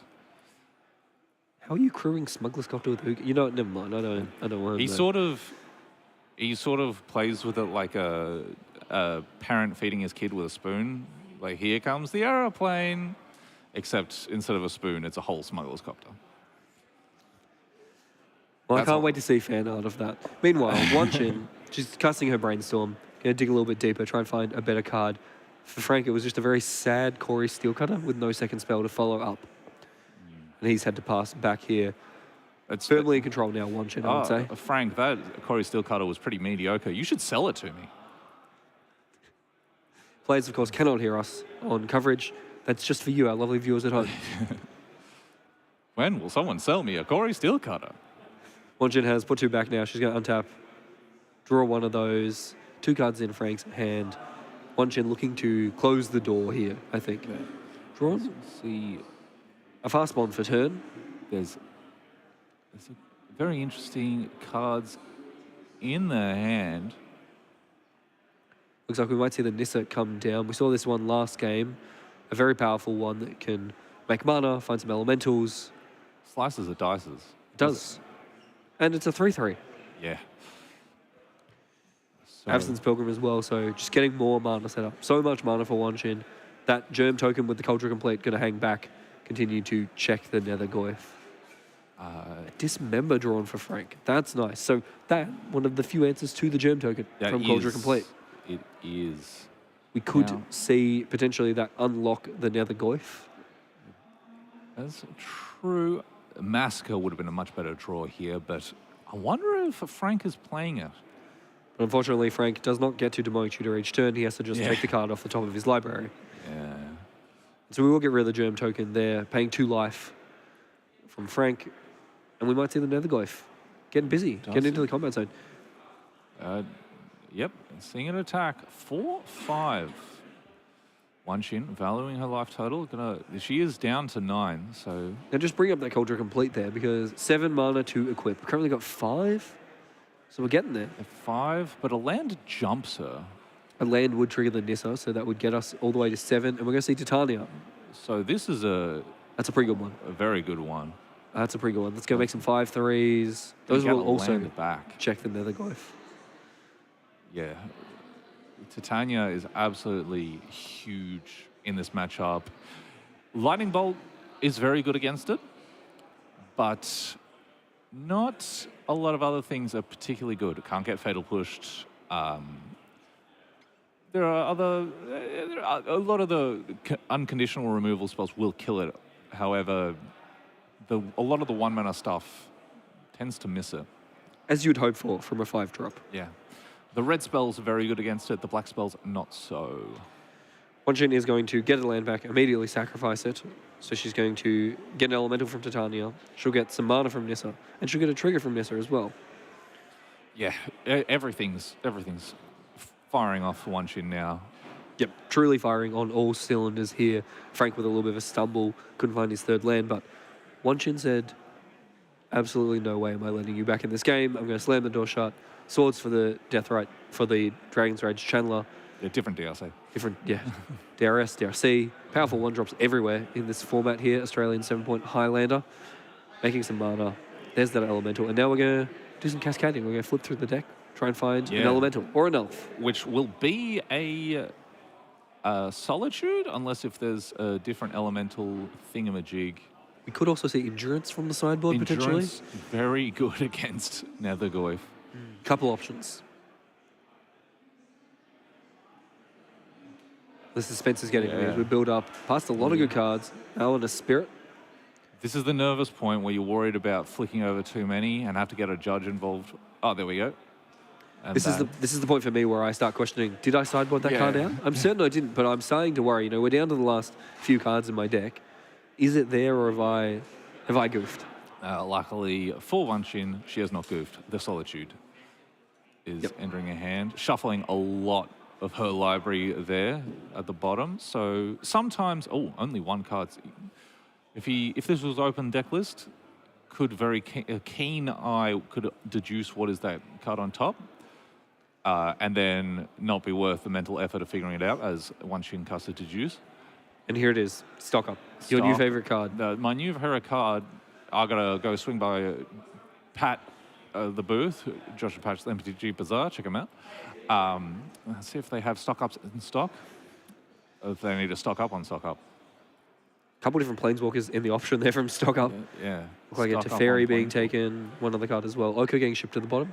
Dang. No love for the sexy elf man. Fairy. Sexy Right Fey elf creature. Watchin says, all right, well, I've done enough for my turn. All I did was put 2 5/3s in play, draw a card, and yeah, you'll go. Good luck. Yeah, good luck, mate. Do your worst. One spell cast for turn, and that's it. Currently a 4/5, the Netherglyph, but with that Mishra's Bauble in play, could become a 5/6. It's a bit of a trap laid here by Frank. But also, yeah, you'll just take. You killed my elemental. Uh-oh. Yeah, Wanchin says, that's fine. Okay, my elemental will die, I guess.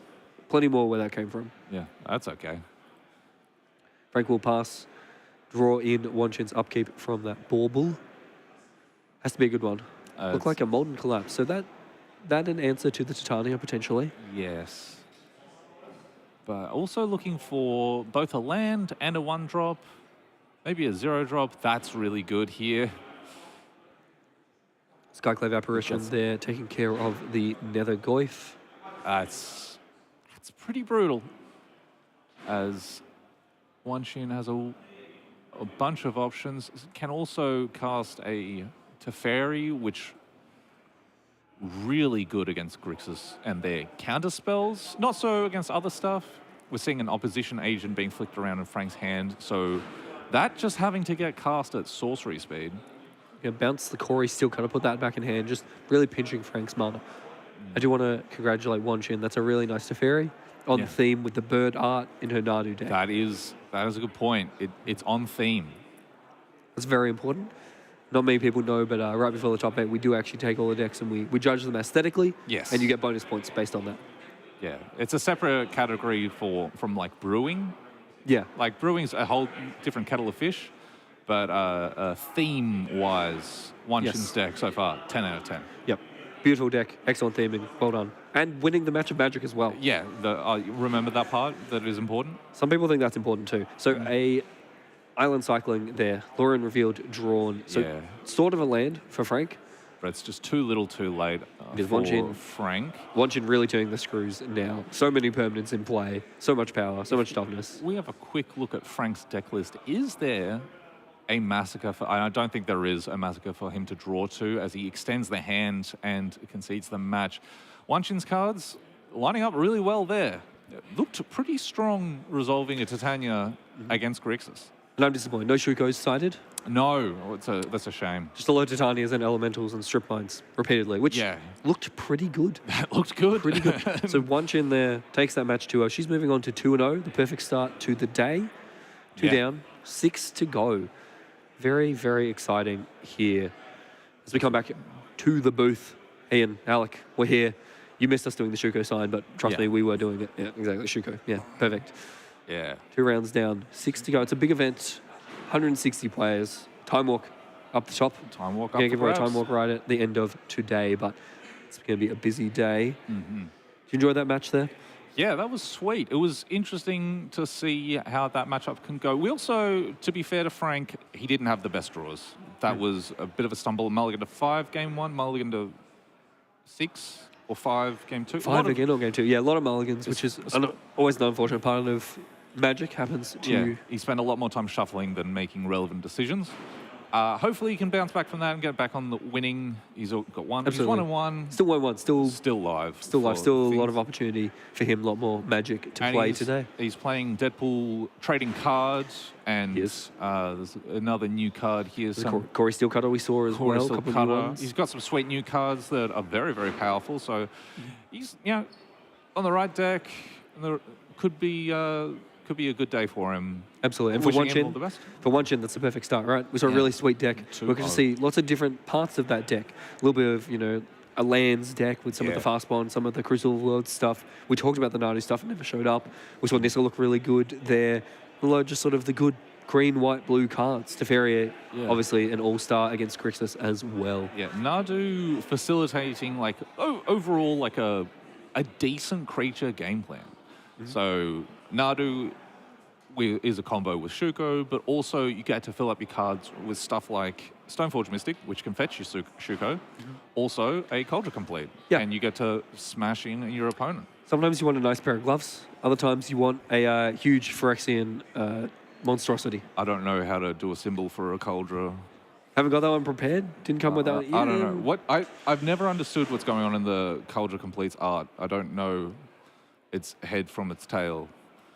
But I'll have to do some studying. We'll work Next that time- out. Yeah, next time you see us in the booth, we'll have worked that out. All right, that's going There'll to be be diagrams. And that's going to be all from us. 2 rounds down. We're going to jump out. We Yeah. have some other people jump in. Yeah, don't go anywhere. Don't go anywhere. We will be back very shortly. Because we've got Sahar and Violet with some hot content, baby. But Absolutely. from us, au revoir.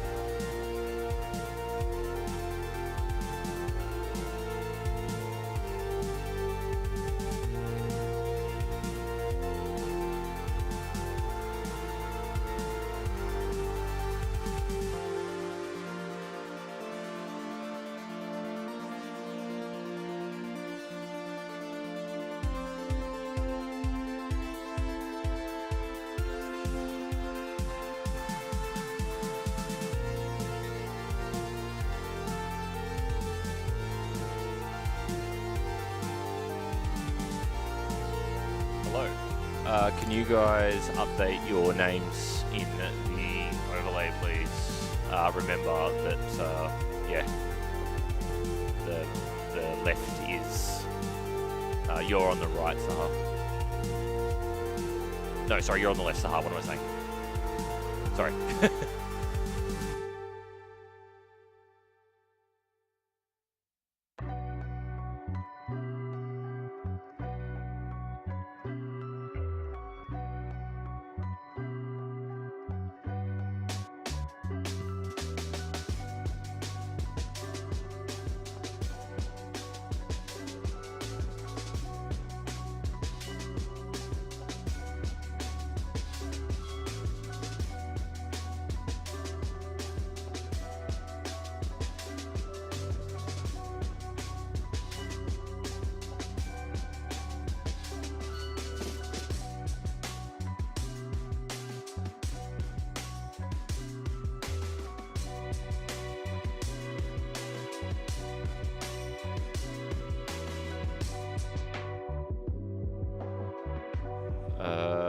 You guys ready?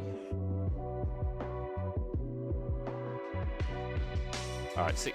All right, I just make sure it's been updated. Cool. All right, sweet. Once you guys are live, you're live. All right.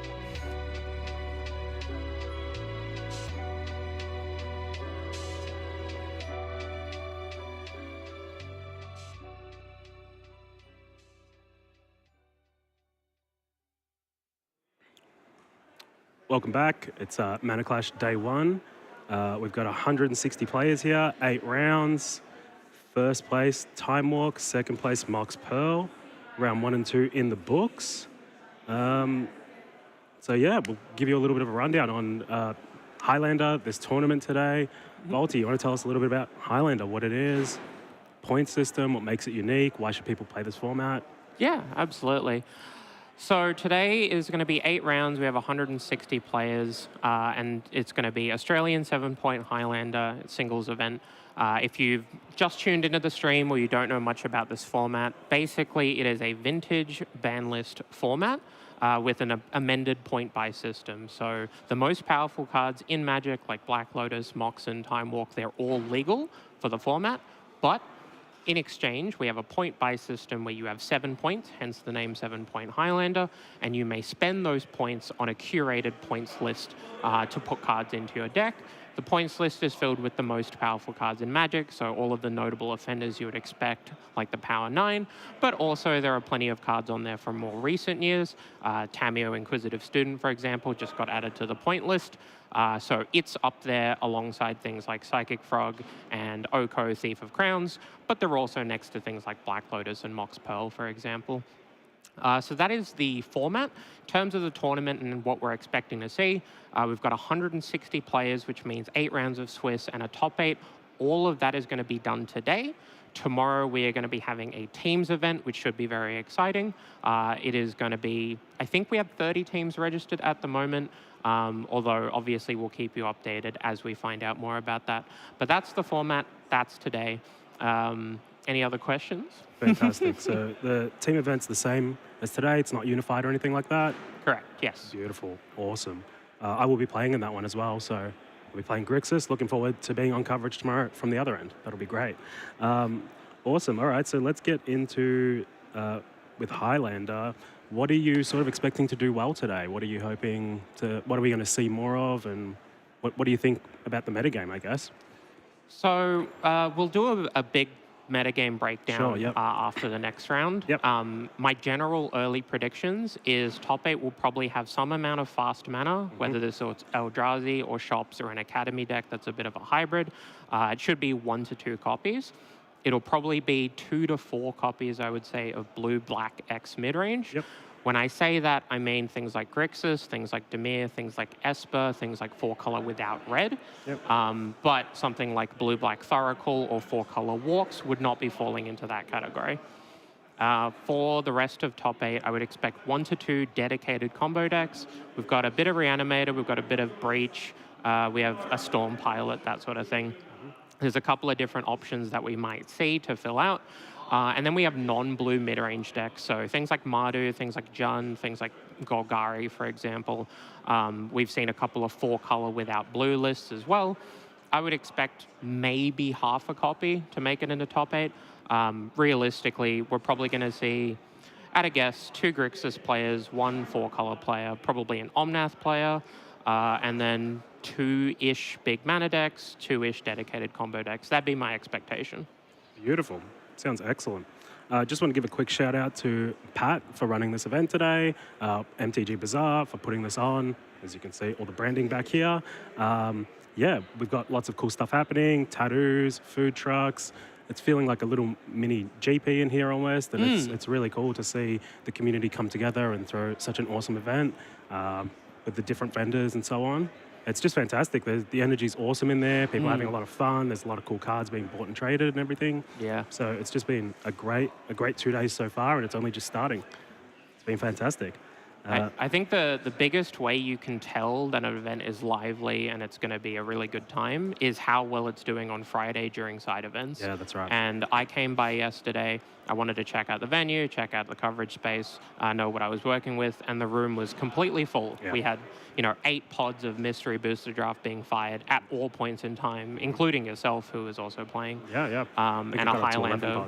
Yeah. And a Highlander warm-up event that was also firing. So the fact that yesterday was jam-packed, today the room is completely full, which is really, really good. All the judges are working really hard. So big shout-outs to them as well as all of the TOs who are involved in this weekend as well. Yeah, I think I talked to a few of the vendors yesterday, and they said that they were going to have some time during the day to finalize all their stuff for the weekend, prep collections and whatever, and they all got smashed. There was so many people walking in, trading cards, buying stuff. So it's fantastic. It's fantastic. This is only the second Mana Clash, and it's amazing to see how far it's already come, and looking forward to more and more of these. Yeah, I mean, I'm personally excited for the next event, obviously, that's going to be coming up in the calendar year. I don't believe it's been announced yet, but we do know that it's cooking in the books. Awesome. But the fact that today is massive, tomorrow is likely to be massive, it's just a good time. If you want to support Pat from Josh and Pat's MTG Bazaar, there's plenty of ways to do that. If you want to watch high-level Australian 7-Point, there's not that many avenues where you can do it. There's not that many events that are able to be traveled to over the course of a year.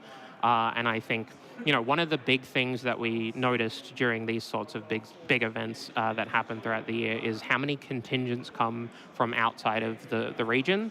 So this weekend we're at Coburg Town Hall in Melbourne, but all of my Sydney friends are here. A bunch of Brisbaneers are here, a couple Canberra of players. regional Queensland, the multiple Canberra contingents. We have our lovely Adelaide contingent as well, including Russ, who's going to be on camera later. It's just super exciting stuff to see that, people are willing to sign up and play these big events and show up and travel for an event that doesn't lead to a PT, for an event that, isn't a formal format that, is being curated by a community. And I think that's really cool. It's one of the unique things about Australian 7-Point Highlander, I would say. Canlander gets a lot of events, and so does Commander and Command Fest and whatnot. But for a purely community-driven format to be as successful as it is, that requires so much work behind the scenes from people like Pat and Isaac, and that Volty person that I've heard about who runs tournaments infrequently. So, it's exciting stuff. The venue is really full. If you're in the region, if you're in Victoria and you're watching this on coverage and you're thinking about coming down to check it out, I would highly recommend it. It's not too bad by public transport, but the energy is something that we've been lacking. The GPs have gone away. We have 5 RCs a year, and that's kind of it. Yep. And I know, we're very different people, obviously. I am fine with low energy events. I know you thrive in this. I know you're going to have a gay old time this weekend. Have a fantastic time, yeah. Who are you excited to hang out with? It's just good to see everyone again. They're just all in the same room. Yeah, like you said, people from interstate. Just seeing what spicy cards they all want to play. Their pet cards that they haven't let go of for 10 years now, and they keep forcing it into decks. And it's just a good time all around. Just bumping into people as you're walking around and everything. You mentioned it's a community-based format, so let's get into that a little bit. So, how exactly is the format structured? How do we determine, like, in terms of points, where did the points idea come from? Or how do we work out what is getting pointed, what isn't getting pointed, that sort of stuff? Obviously, Volty's part of the committee, so you do actually look after the points updates and whatever, and I think we're going to get into that a little bit more later on. Yes. But just as a general overview, if people want to know more about the points and whatever, how did that come to be, and how do you keep working with that? Yeah, absolutely. In terms of the point-buy system that I described earlier, the committee of 5 people who are voted in by other committee members, there's also general community sentiment involved in that process. They are the ones who ultimately, decide on what the points list looks like at any given time. We have periodic updates every 2-3 months-ish, depending on what sets are coming out, for example. But otherwise, the points list and what is on there and what your point-buy system looks like is curated by some people. Now, these people aren't just a shadowy cabal in the distance. We don't congregate, once every 6 months, because that just wouldn't be practical. Instead, we have very large community presences. We make sure that we are interacting with as many people in the wider Australian 7-Point community as possible. We are making sure that we hear every bit of feedback that is necessary. We make sure that we play events or organize events or, observe matches of Magic to determine things like the overall fun factor, the sentiment towards certain play patterns, for example. But at the end of the day, whether or not a card is point-worthy is something that is a group discussion between the 5 of us, driven by the ideals of the community at large. Yep. To my knowledge, the committee doesn't work off things like bribes or campaigns. I can't speak for the others, but I certainly know that I don't get anything. And so, at the end of the day, it's a community-driven format, and the community is what decides a lot of things. If everyone in the community is upset about a certain play pattern, that feedback will reach us, and we may or may not act on it. If everyone in the community is playing the same things, this is a very common one. If people aren't playing their pet decks, if people aren't playing their pet cards, because there is a best deck, we get to have a look at that, check the analysis, check the data, and go, okay, maybe the fact that every single person in the room is playing this card, maybe it's too good. at 0 points. And I think the best example of this in recent history was Fable. Sure. Fable of the Mirror Breaker was Yeah. the only threat at 0 points that would regularly show up in the top 10 most played unpointed cards. Yep. Until eventually we decided that, a 75% presence for a colored card that costs 3 mana was just a bit too much. Oh, yeah. I think Tamiyo is another recent example. Was popping up all over the place. Yeah. Tamiyo was at a 45% play rate, but it was the most populous creature, and it was not close. Yep. I think Emperor of Bones was the second one down beyond that. And so, what the community is playing, that's a factor.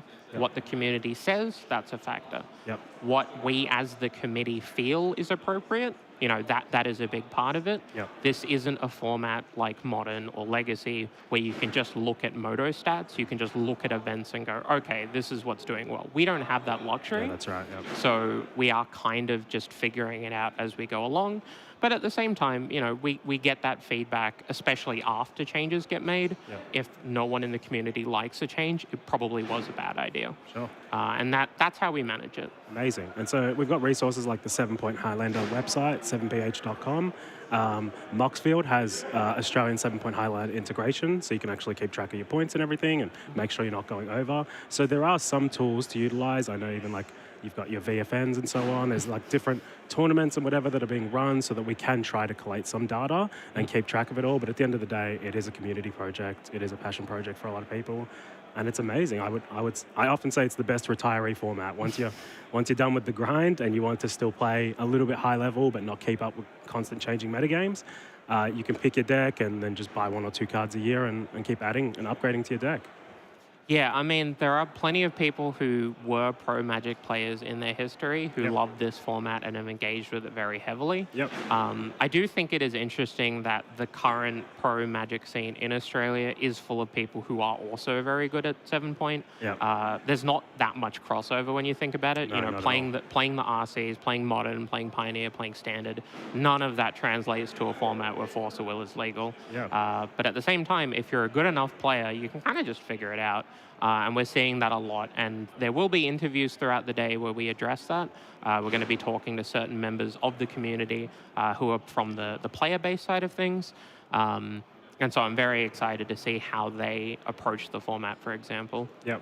I think the singleton nature is also quite different to the regular formats where you're playing 4-ofs, everything's much more consistent, there's a game plan. You can try to find analogous cards here to create your second and third copies, but at the end of the day, it's a little bit more like Commander in that every game is quite varied, and I think that's part of the fun of it, really, because it's like almost a new puzzle every time you play, and you get to see a lot of different cards and a lot of different things to work out and work around and whatever. Sideboarding seems to be incredibly important in this format. Do you have anything to say on the sideboarding aspect? Look, if you're asking... So, okay. I'll break it down the way that I feel is appropriate here. If you are looking at a deck list for 7-Point, Yep. and you are looking at a 60-card main deck of, let's say, 48 cards and some lands, Yeah. and you have a sideboard of 15 cards, all of those are part of your deck list and will appear in some of your games and not all of your games. Fantastic. So the fact that it's singleton, but such a high-powered format is very relevant. We get to see a lot of gameplay patterns that are kind of similar over the course of games, where, a lot of your threats are very similar in power level. Yep. A lot of your cantrips do similar things. A lot of your interaction does very similar things. But because it's such a high-powered format, the sideboard is unique in that aspect, Yeah. where the more potent cards across Magic's history for sideboards Yeah. all exist in That's right. in this format. Yeah. So for the last, I want to say, 5 years or so, 2 Rebs, 2 Bebs Yeah. have been the top 4 played sideboard cards Yep. at every single event. Yeah. We now have things like Ghost Vacuum and Unlicensed joining those just because they are the cream of the crop for colorless graveyard hate. Yep. Nullrod has moved in and out. Carpet of Flowers has moved in and out. Choke has moved in and out.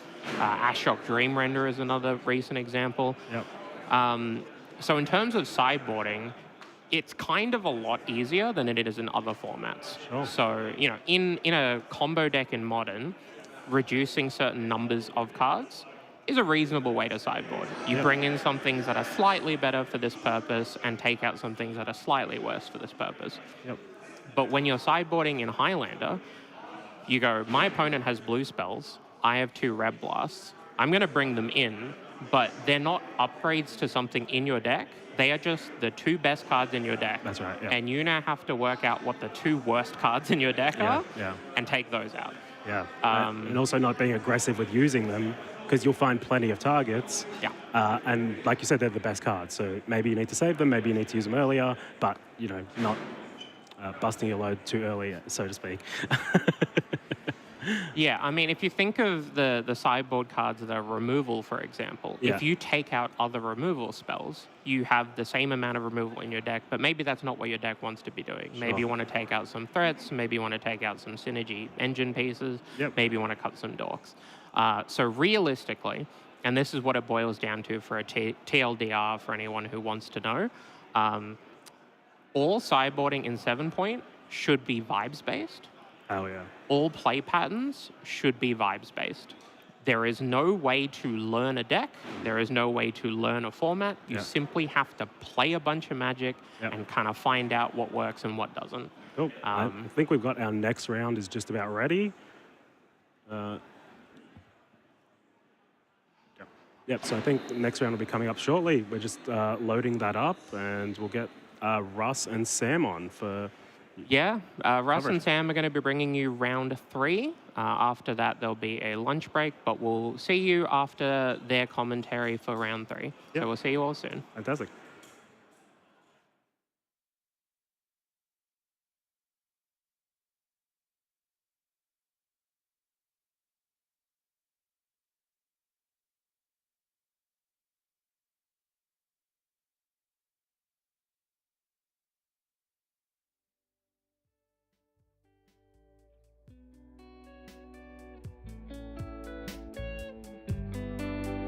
Hello, sir.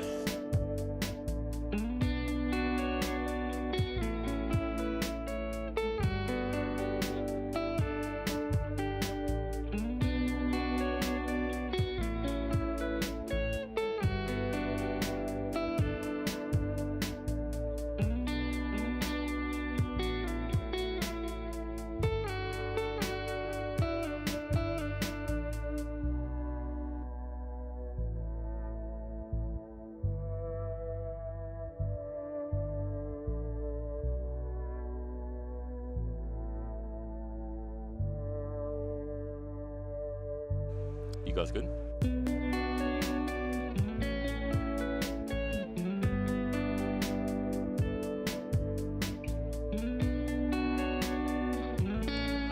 Are you talking? Because I can't hear you. Are you talking right now? Because I can definitely not hear you. Yeah, I can hear you now, yeah. Oh, yeah. Yeah, nice. That'll do it. Yeah, sweet. Yeah, I'm pretty sure players are good to go. Did we update the player names? Yes. Yeah. Oh, there's one thing I haven't done. Give me... I just realised why that's not working, because I didn't set this up properly. That makes sense. I'm looking at the player names on the actual table, and they're not, like, updating, and I realised because I'm an idiot, didn't actually set them to update.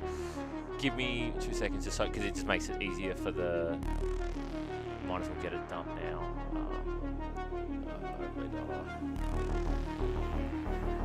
Liam. Liam Neeson. Liam Neeson. Liam Gibson. Fuck me. Liam Gibson, yeah. Worked at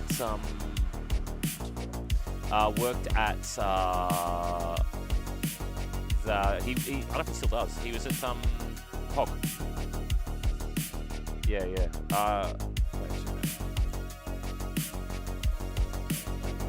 Sorry, I'm just setting one thing, and then I'll bounce to you guys, and then we can go. Play data.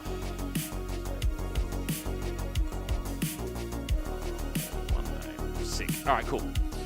All right, as soon as you guys are live, you're live. All right, see you in a sec.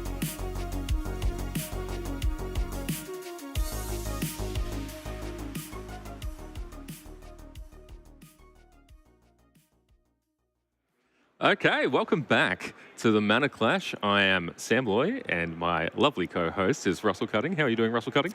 I'm doing well. How are you, Sam? Oh, I'm fantastic. I'm excited to get into some 7-point Highlander action. We're coming into round 3, so this is our last round before a little lunch break, but don't worry, guys, stick with us. We do have a bit of content for you as well over that break. Russell, what have you seen so far today? I have seen things ranging from white-black humans murdering Bomberman to a room full of Grixis and a couple of other little spicy little numbers. And one of the ones we're seeing today in this round is one of them. Yeah. So we have, who do we have today? We have Liam and we have Ed. We've got Ed on Reanimator. Oath Reanimator. Oath Reanimator. Now, Definitely. You know something about that, don't you? I have dabbled in Oath Reanimator before. Oath of Druids itself is an extremely fun card to play, and even more fun if you haven't played against it and have no idea what it does. Yeah, absolutely. So we got Liam as well on Jeskai. That is a deck that's sort of an all-time favourite for Magic fans everywhere. Hopefully we can have a look at these opening hands now that they're shuffled up, and it looks like we've got Ed Nurse on the play. Interesting from Liam, who historically I think has played a lot of Lurus Breach, so interesting to see them swap from a more combo-centric to something a little bit more control mid-range, which should be an interesting matchup compared to the almost pure combo that Ed Nurse is running with their Reanimator. Yeah, it's gonna be an interesting one. So we've got Ed here who wants to take very few turns in this game, ideally. Yeah. I think we're looking for like maybe a 2-turn or a 3-turn game if Ed has his way. Yes, when talking to him, it's like, I don't know if you want to feature me. The games last typically on average about 5 turns total. But yeah, exactly. Which is, it's a little bit overconfidence, I'll be honest, coming out from Nurse here. Yeah, usually quite a lovely person, tends to just flip into this cutthroat shark-like personality, really dead in the eyes as soon as they sit down at the table. We do have a look at Ed's hand here from the Gitaxian Probe from Liam, Control of Cathadoon, Faithless Looting, and Animate Dead, and the recently depointed down to 1 point Oko's Thief of Crowns. Kind of too good not to play at one point, right? Yeah, and we do the quote-unquote natty Entomb in the Troll, which will hopefully be able to discard itself to search for land and then be in the bin for that Animate Dead the next turn. Yeah, it's an interesting line choosing to go for the Swamp Cycle rather than the Faithless Looting. Looks like the Flooded Strand there search for a Badlands, which... a classic error. A blunder. Yes, one of the classics. Which we failed to pick up beforehand, but... we'll see. To be fair, we're no worse than Ed, but we are. Certainly no better than Ed either. Well, that's true as well. But they're just resolving that one now. I'm not exactly sure what the fix is, but thankfully we have some extremely talented judges who will be able to sort this one out. Yeah, so we've got Liam and Ed are both originally Melbourne boys. I believe Liam's from Frankston originally and Ed's from Ringwood, but Ed's come up to your neck of the woods recently, hasn't he? Yeah, they're a bit of a traveller with their line of work, but recently in Adelaide, and I have the pleasure of both playing against them and more recently with them in a teams tournament where they were running this deck and having a lot of fun with it. Having a lot of fun. Is that to say that you weren't doing a lot of winning? No, we did okay. We were let down by another Ed, who wasn't me. I was an Ed for the day. Okay. But I thought you were an Eddie for the day. I was actually, it was decided I was an Ed-ish. Ed-ish. Ed-ish. Ed-ish. Okay, fair enough. So we're still working out what quite happens here. I'm not going to speculate too much on it. I feel like what we should really do is take Ed out and give him a good spanking for this. It's frankly below him. It's below him. It's just bad news, bad coverage. He's taking all the steam away from us, who it's really about, not the players. It is really about us when it comes down to it today. So when we've got a solution to this, I believe we will see that same line. We have the hand cam given to us, very friendly by Liam. Thank you, Liam. Hopefully he can't hear us, actually, but, we're going to see a little bit of... I mean, that was a very blue-heavy hand by the looks of that. So it's looking like this one actually might go a little longer than Ed would prefer. Yes, a lot of interaction. One would suspect a lot of counter spells to prevent that. I mean... Yeah, Liam's playing a bunch of stuff in their deck. So we've got, some dazed counter spell sort of stuff going. Lovely. Force of Negation and Force of Will main, which can certainly help prevent that turn to Animate Dead should it happen. Should it happen? Yep. It really a man after my own heart with this Jeskai deck. I love myself some Jeskai when I can. I do not. I think it's an atrocity. It's interesting to see Arkham to Astrolabe is something I've been seeing in a lot of lists come up this weekend. It was kind of off the radar, off the menu for a long time, but it seems to be being brought back maybe with the prevalence of kind of Blue Moon effects.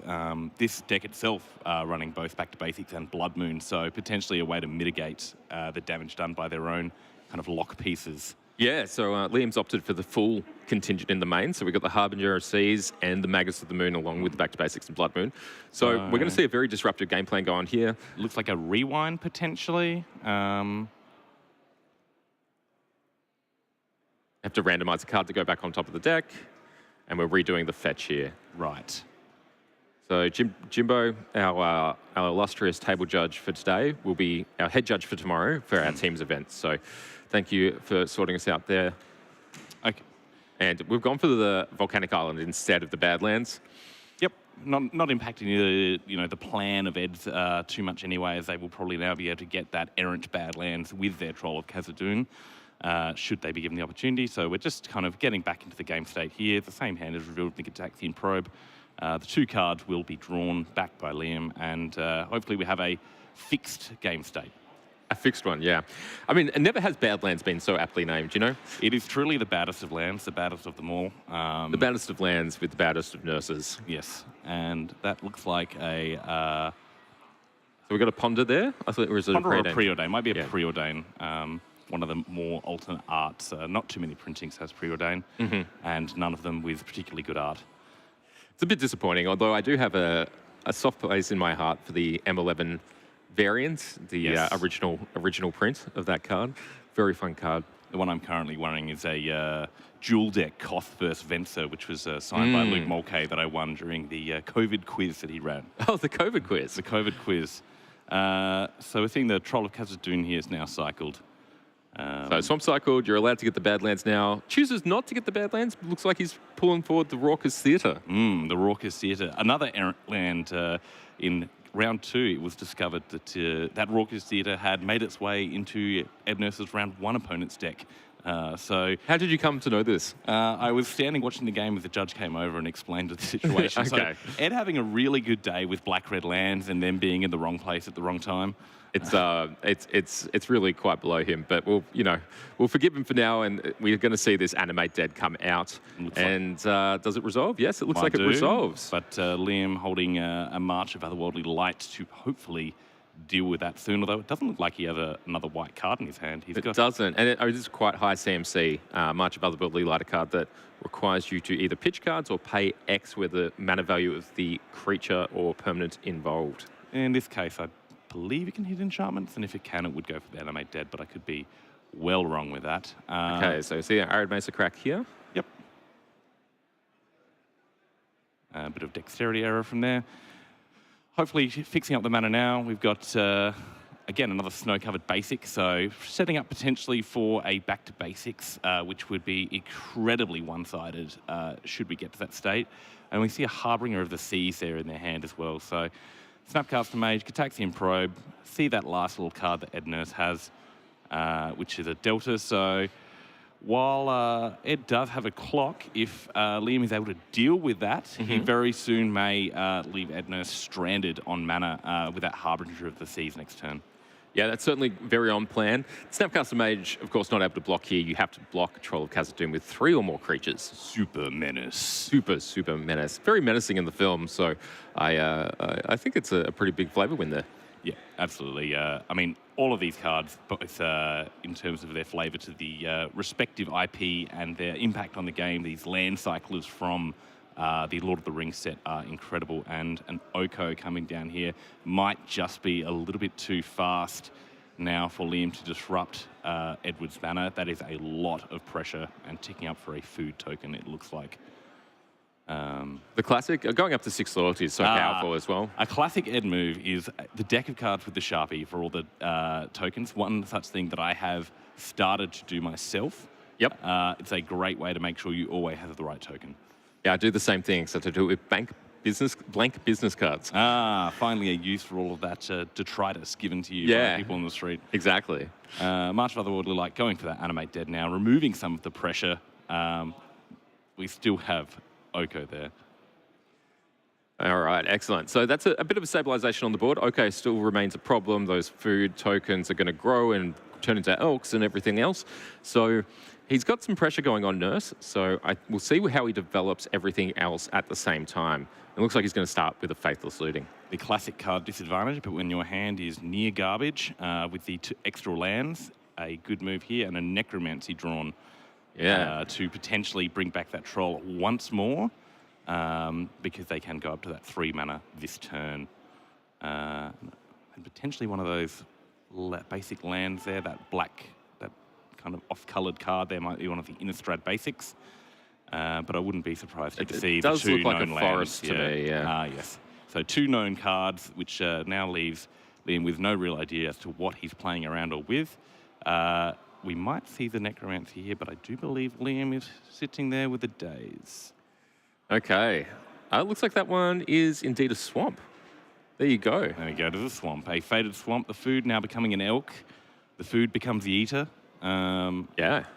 Using a playing card on a playing card and attacking for 3. So continuing to pressure Liam here.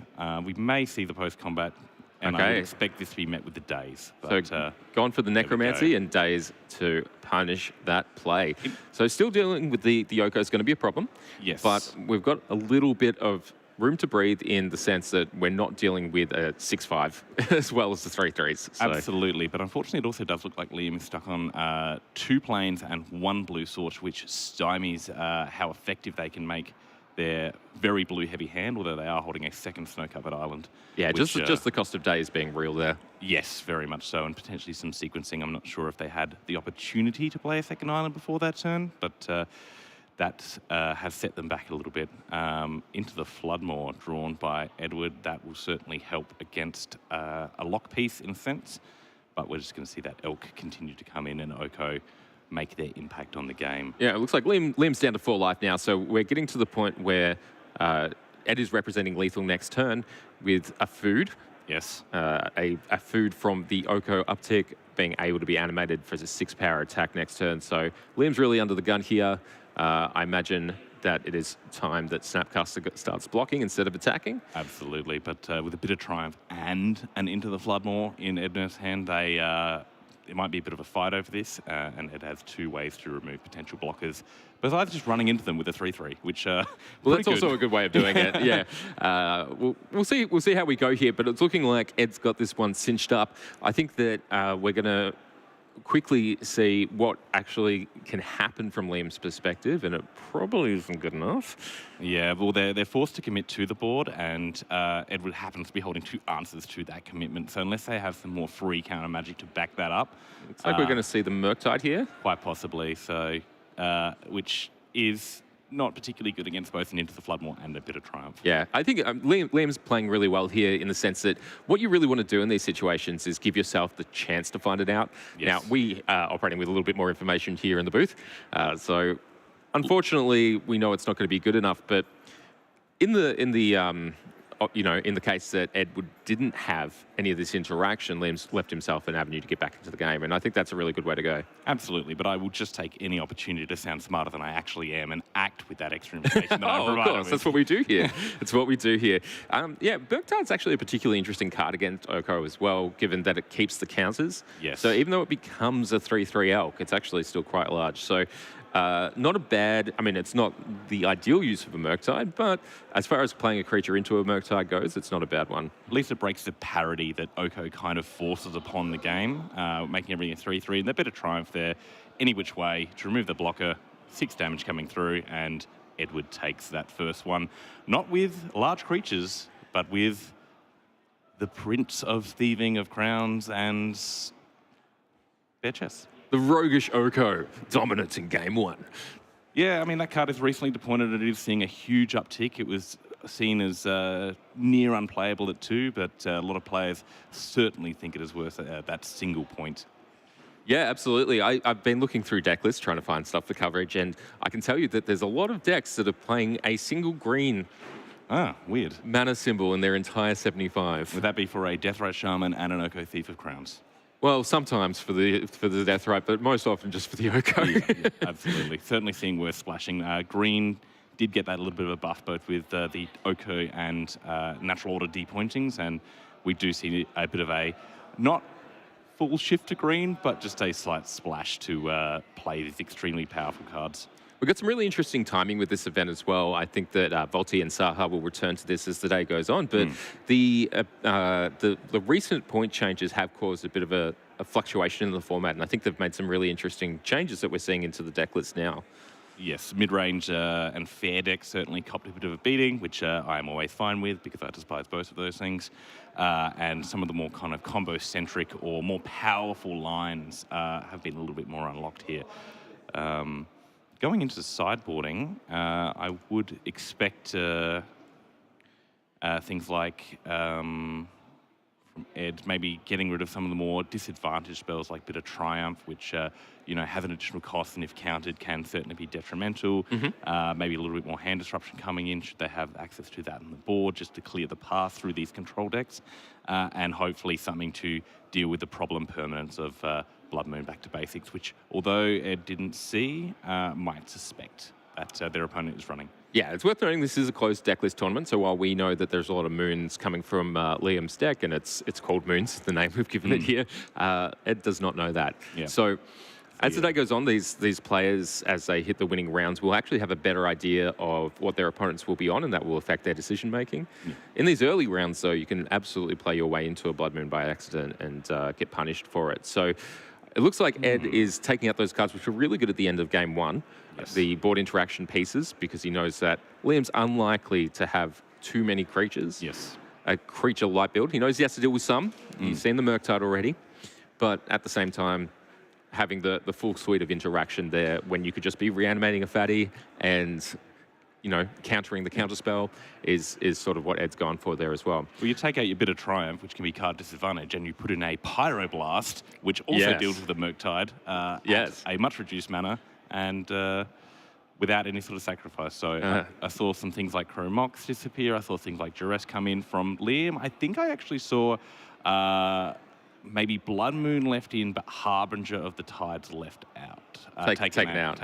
So It's interesting because Liam's got a couple of areas of interaction for this matchup. So you've got the stack, so we can use counter spells and everything like that to disrupt the reanimation spells. At the same time, you can also interact straight with the graveyard. So with a lot of these decks, they will make some judgment calls based on what they would like to interact with the most. In this case, we're going to have to see as we go how Liam has chosen to approach this matchup. Recently pointed Tameo, opening things up for Liam. They both kept a 7. Ed with a little bit of a mana light hand, but does have a fetch, although the Fetch and a Vampiric Tutor, by the look at that. Fetch Vampiric, there's a Brainstorm, there's a Metamorphosis Fanatic, there's an Iona, which certainly picking blue or red being the main colours here, going to do a lot of threatening. But if they don't get access to a second solid mana source, I did see a Lotus Petal, they could see themselves in a bit of bother, where Liam can develop the board, create resources through Tamayo, and hopefully control the game from there. Tameo turn 1 is sort of a dream play for these decks. The card's very powerful, certainly worth the point. Okay, we're trying the Lotus Petal. Dave's protection to protect their Thought Seize. Alrighty. And we'll see what Liam is exactly working with. Show me what you got. So a couple of fetches there, as well as a Spell Pierce, and a Pyroblast, I believe, and that last card. A little unsure on that card in the middle. Card, yeah. We're looking at that as well. It looks like it's one of the MH 2 or 3 cards. Yes, I think I saw something in their list that confused me. Lose Focus, I believe. Lose Focus. Yeah. So Lose Focus is a replicate counterspell from MH2, one of the commons that sort of never saw play in the bigger formats like Modern. But when you're looking for replications of cards, Sorry for the pun there. But when you're looking for replications of cards to fill out a more consistent 75 in a singleton format like 7-Point Highlander, these cards go up in value quite a lot. We're seeing that loose focus taken down. There is still that Spell Pierce, which is seeing Ed Nurse's hand.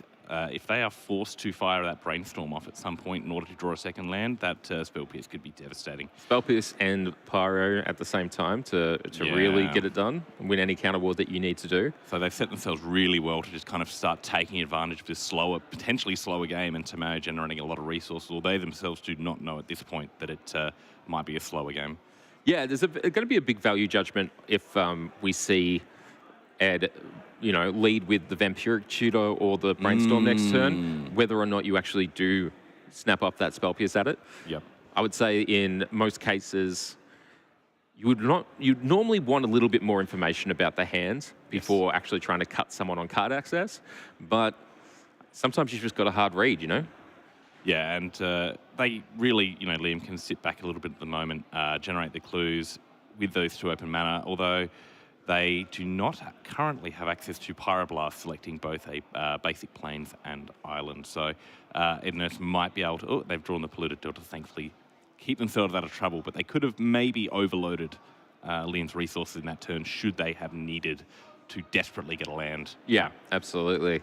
Yeah, the Vampiric being a judgment call there is interesting. Seeing that not valued as a mana source was, I think, fair. I'm sure that Ed doesn't want to put himself down a card here as well. So yeah, well, they had access to both the Lotus Petal and Underground Sea. So, in theory, they could double spell that turn if they really felt the need. But a fetch there is absolutely perfect with that Brainstorm because they can choose their moment to hopefully sculpt their hand and then shuffle away any bad cards, like... Well, quote-unquote bad cards like Metamorphosis Fanatic and Iona, which aren't doing too much in their hand at all at the moment. Metamorphosis Fanatic, a fantastic card, but one that's better on the top of your library anyway. So the Brainstorm could even set that up if Ed can find a way to put a big, fat threat into the bin. You don't even need to do that because a 4/4 lifelink is quite good for 2 mana. Also pretty good. Pretty good. Tamao, as bulky as she may be, not big enough to stop a 4/4. Yeah, an 0/3 won't quite do it here in those cases. Metamorphosis Fanatic is a card that we've seen a lot of since its printing as well. Extremely powerful commander card. My feelings about those are harsh at times, whether or not they should be allowed in the format, but they are, and they are what we have, and it looks like we are now putting those 2 cards on top. We may see the Miracle of the Fanatic and then a shuffle in response to that. Yep. Next turn, or he may just decide to get 2 fresh cards straight off the bat. Yeah, interesting decisions here. Okay, so we're just going straight for this.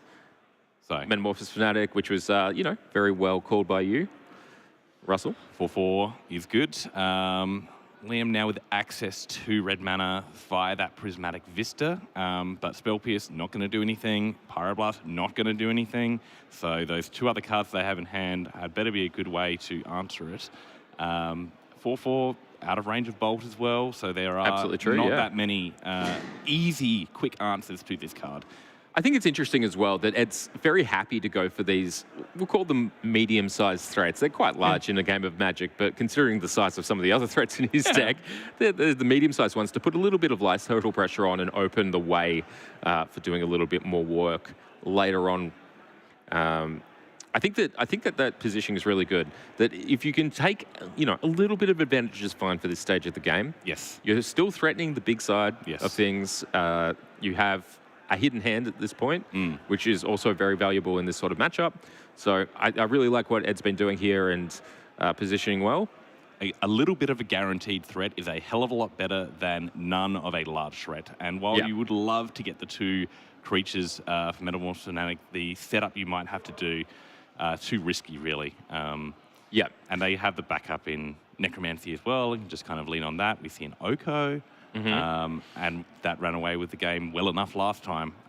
You don't need to go all the way over the top Although, operating in Ed's position now, not as much mana advantage as he had in game 1. So Liam's got, we know about the Spell Pierce, we know about the Pyroblast, but he's also got land drops to make. He's been cracking clues. He cracked a clue in response to the Miracle trigger of the Fanatic, just in case he could hit something useful there.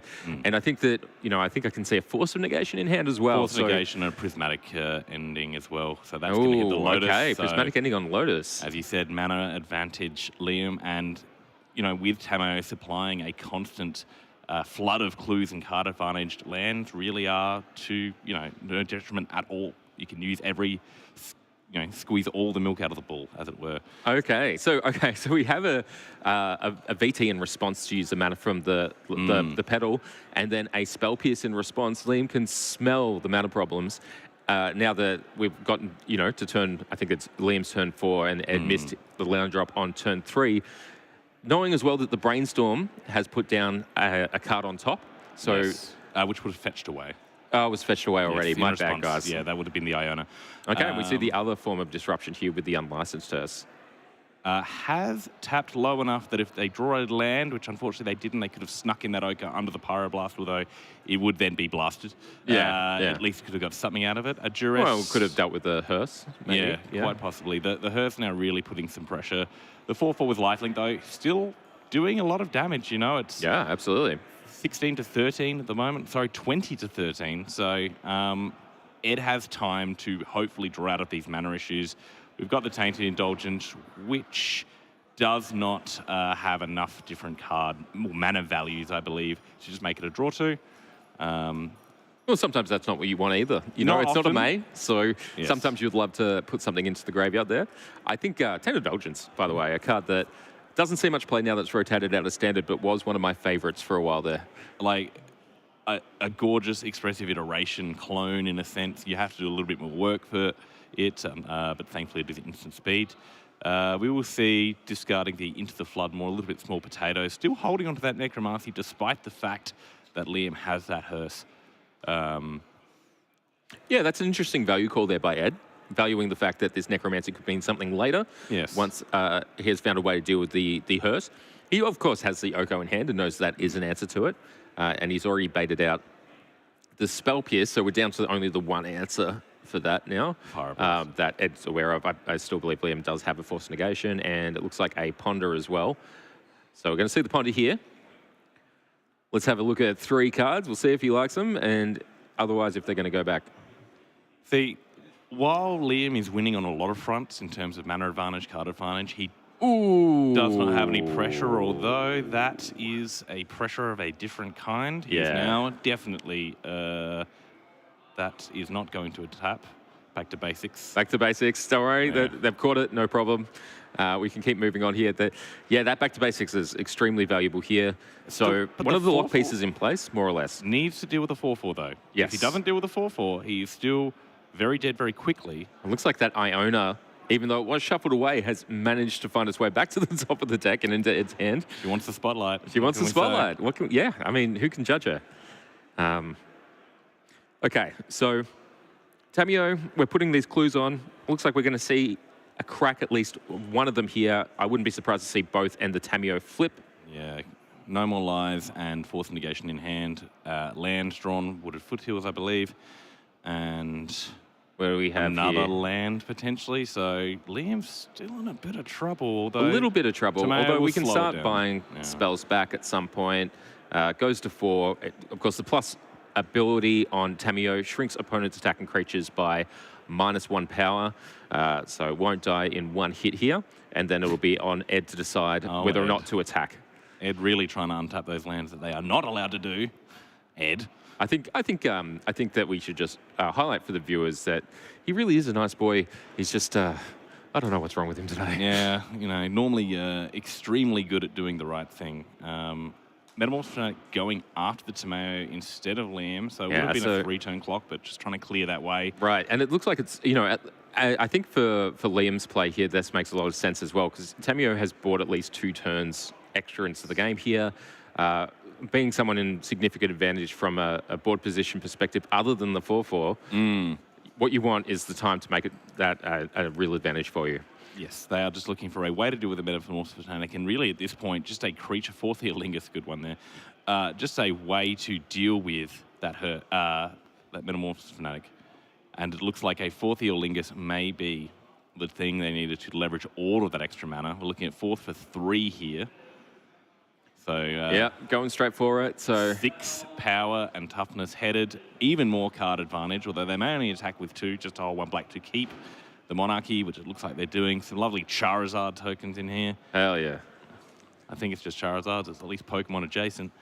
Yeah, some pocket monsters making their way out of the pockets and onto the tables. At least they are red, at least they are hasty, and I would argue that Charizard could trample over most small humans. Yeah, I mean, I think that we've got some, you know, some thematic links between Charizard and the Rohan peoples of Middle-earth. I'm sure they both dislike goblinoids quite a bit. They dislike goblins and perhaps breathe fire. I haven't read the books in a while. I'm reading through the first time. I'm congratulations. I didn't know you could read. Sometimes. It's taken me a long time. Yeah. Learning to read as I go. Okay. Flutter Strand and also a Forbidden Orchid in Edward Nurse's hand to maybe try to get something back into this game. A 4/4 still, you know, has been buffering their life totals, so they're not an immediate danger from this power and toughness. And no, it seems very much that Liam is happy to take the advantage of the Monarch and just do the 4 damage. We've got the extra soldier token sitting back to animate the unlicensed her, so the 4/4 is in a bit of a locked out position anyway. Yes. So I think that's nice and good here. So maybe just enough mana they need, and they're just so far ahead at this point. yeah, it looks like we've got a slight life total discrepancy. So the players are sorting that out for us now. Hopefully they can reflect that on our screens once they've made a conclusion on this.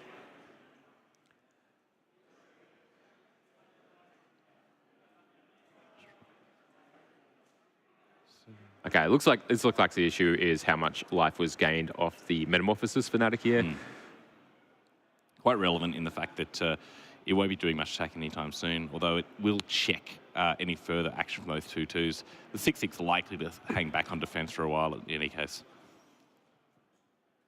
Yeah, I think as we go through this game, the players will need to keep an eye on the clock at this point as well. So we've only got 22 minutes left in the round for them. With this much of an advantage from Liam, at what point would you usually think about conceding as the reanimator player here? It's tough because you can win so fast. Yeah. As a reanimator player, and your opponent is unlikely to really push through a quick win themselves. So you might only want, you know, sub 15 minutes, even sub 10 minutes for your game to enact your plan when you're a 5-turn deck. And, you know, while you probably aren't trying to get unintentional draws, you just are under less pressure to need 20-odd minutes for that third game. So yeah, absolutely. It's in their best interest to try to keep in this. Yeah, so the right combination of 2 or 3 cards here can still win at the game. So yes, Liam is, you know, now I think in control and a little bit ahead, but it has a healthy life total, and that control in the game is on a nice edge. You know, Oko getting rid of the hearth suddenly unlocks graveyard possibilities and also checks the biggest creature. You know, have Duress in hand ready to go. They have a couple of basic lands to hopefully just get a little bit more into this game. But I believe Reanimator only runs a couple of basic lands, so they only have kind of 1 burst turn, and a lot of their fast mana was taken out between games. So we do see Island there from Ed as a way of, you know, making sure that he will have at least 1 operational mana as the game goes on. We're missing one of those burst spells as well with the Lotus Petal gone. So a really interesting position here. We've put Pyroblast on top of the library. That'll be looking to tag the back to basics, but we already know that Liam has multiple answers to this at some point. Yeah, yeah. Although it is an instant speed, so they will need to hold up the 3 mana for 4th negation. That's true. That is true. I think that one of these things as well for the Jeskai players, and this is always an interesting position for these sorts of decks, is working out exactly how you can close a match out really fast and whether you've got that window or not. Because you don't want to give the Reanimator player infinite time to find an answer. Celestial Purge. Celestial Purge all the way away. Okay, so we see the Tameo tick up as well. We've got 8 counters on the unlicensed hearse. We're getting not quite to the point where you would attack with it, but we're getting close. Yes, just 6 damage with the 3 knights there. Holding the hers up just in case Edward is able to put something in their graveyard and try to reanimate it somehow, even though at the moment they are an island as their only untapped source. Here's that Forbidden Orchid. Yeah, so we've got the Orchid here, and only taps once. So one time, and you get a Spirit out of the deal. All right. So targeting there. And I imagine we're going to see one of the many counter spells, looking like No More Lies at this stage. Ed forced to tell the truth about it. All right, and that's the scoop. Okay, Oh. Nice scoop there by Ed. I think that at that point there's no need to continue on the charade of being in this game. And we'll go to a game 3 here in round 3. How good is that? Pretty good. Better than a, well, his earlier boasts of finishing the game in the equivalent of 5 turns total have effectively been debunked. They have absolutely been debunked. The closest he's gotten is a DQ. Yes, well, unlikely to happen. Liam, quite a above-board player by the looks. Yeah, Liam's a very chill opponent to have. We'll be looking for a, hopefully, turn 3 or turn 4 kill from the Reanimator. They need to get in, get under, get quick, leaving in that Lotus Petal for that reason. Yeah, I think I was really impressed with Liam's play there as well. I think valuing the right assets at the right time, taking being on the play as a mana advantage and actually leveraging it instead of just treating it as in, just the Tameo. It was also used really well to get things down like that, back to basics before it could be removed from hand, and any other number of options that Ed could have drawn into, but didn't. The right amount of caution and proactive game strategy. Good stuff. Good stuff. I love to see it. I can but imagine we will see Ed take the play on this one. Yeah, so are we looking really at sort of a duress thought sees open for Ed as what Ed would be looking for here? Quite possibly, at least in their opening hand, to try to, on a effective early turn, clear the way for an important spell. It's even better if they have 2 discard spells, because then they might do something like duress and put something in the yard, and then the next turn Thoughtseize and reanimate it. Yeah, absolutely. And I think given the mana disadvantage of being on the draw here, Liam will be looking for some of those free counter spells that he's so well included into his deck. So we've got the 2 forces, we've got the Daze. Yep. Daze is a little bit of a problem on the draw, as we saw in game 1. Mental Misstep. Mental Misstep being the other one, yeah. So if Liam can escape these first 3 turns without having to return a land to hand and without getting picked apart by the hand hate, I think that's the sort of plan that he's looking for coming out of the gates here. Yeah, Spell Pierce is another really effective absolutely turn 1 play. That's provided Ed doesn't have ways to clear the way. So they are looking at 2 lands. They have an OK. They've got a Oath of Druids, which not that effective, although... We've got the VT and the Ponder. Yeah. Oh, sorry, that's a preordained there. My bad. They got a Surveil land, a Mana Confluence. So that's interesting to me. They might not have a Surveil land. It might be a 1-land hand. It looks like a 1-land hand. He loves he's going for it. He's going for it. Preordained, pretty good in this situation, to be honest, though. It is, but Ed These are going to go quickly straight to the bottom. Let's see what the rip is. It looks like a mental misstep. Yeah. Punished. Rightly so.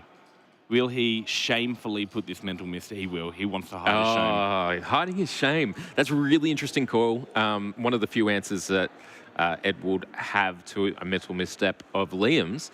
I think it's interesting here, though, because it does enforce a sort of gameplay here. Okay, what was that off the top? It wasn't a land. Shooter. Sylvan Tutor, okay. And Ed now looking at that VT. I am a little surprised not to see it in the upkeep. But, yeah, I am as well. In response to the fetch is very safe. Yes. But I think that the chances of this being an important spell, if he had the Spell Pierce anyway, are pretty low. So in my perspective, right, if you don't get Spell Pierced here, okay, great, but you're probably going to get Spell Pierced on the Animate Dead or the Oath Druid. So I would say that, we're probably going to see Ed go get either one of the more important jewels in the deck or actually go get the Orchid. Orchid, yes. For the Oath. Either way, we're going to be in a pretty rough position if the Spell Pierce exists anyway. Yep, going for the Underground Sea, that Mana Confluence in combination with the Mental Misstep already has Ed down to 14 on turn 2.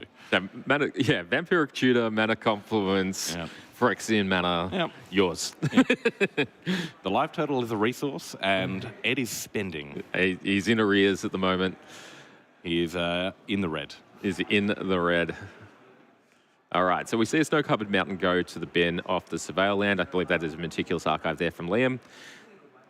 And Liam just considering carefully what his options are when it comes to playing a land. Blood Moon, we got a Flage, we got a Supreme Verdict. Celestial Purge as well, by the look of that. All very good turn 3 plays. So as advantage as Ed is being on the play here, that one miss of a land drop can make that much of a difference. Really that certainly was the risk that Ed was taking by keeping that. Yep. I think that with your normal style, with a deck like Reanimator, you would have thrown that one back. 100%.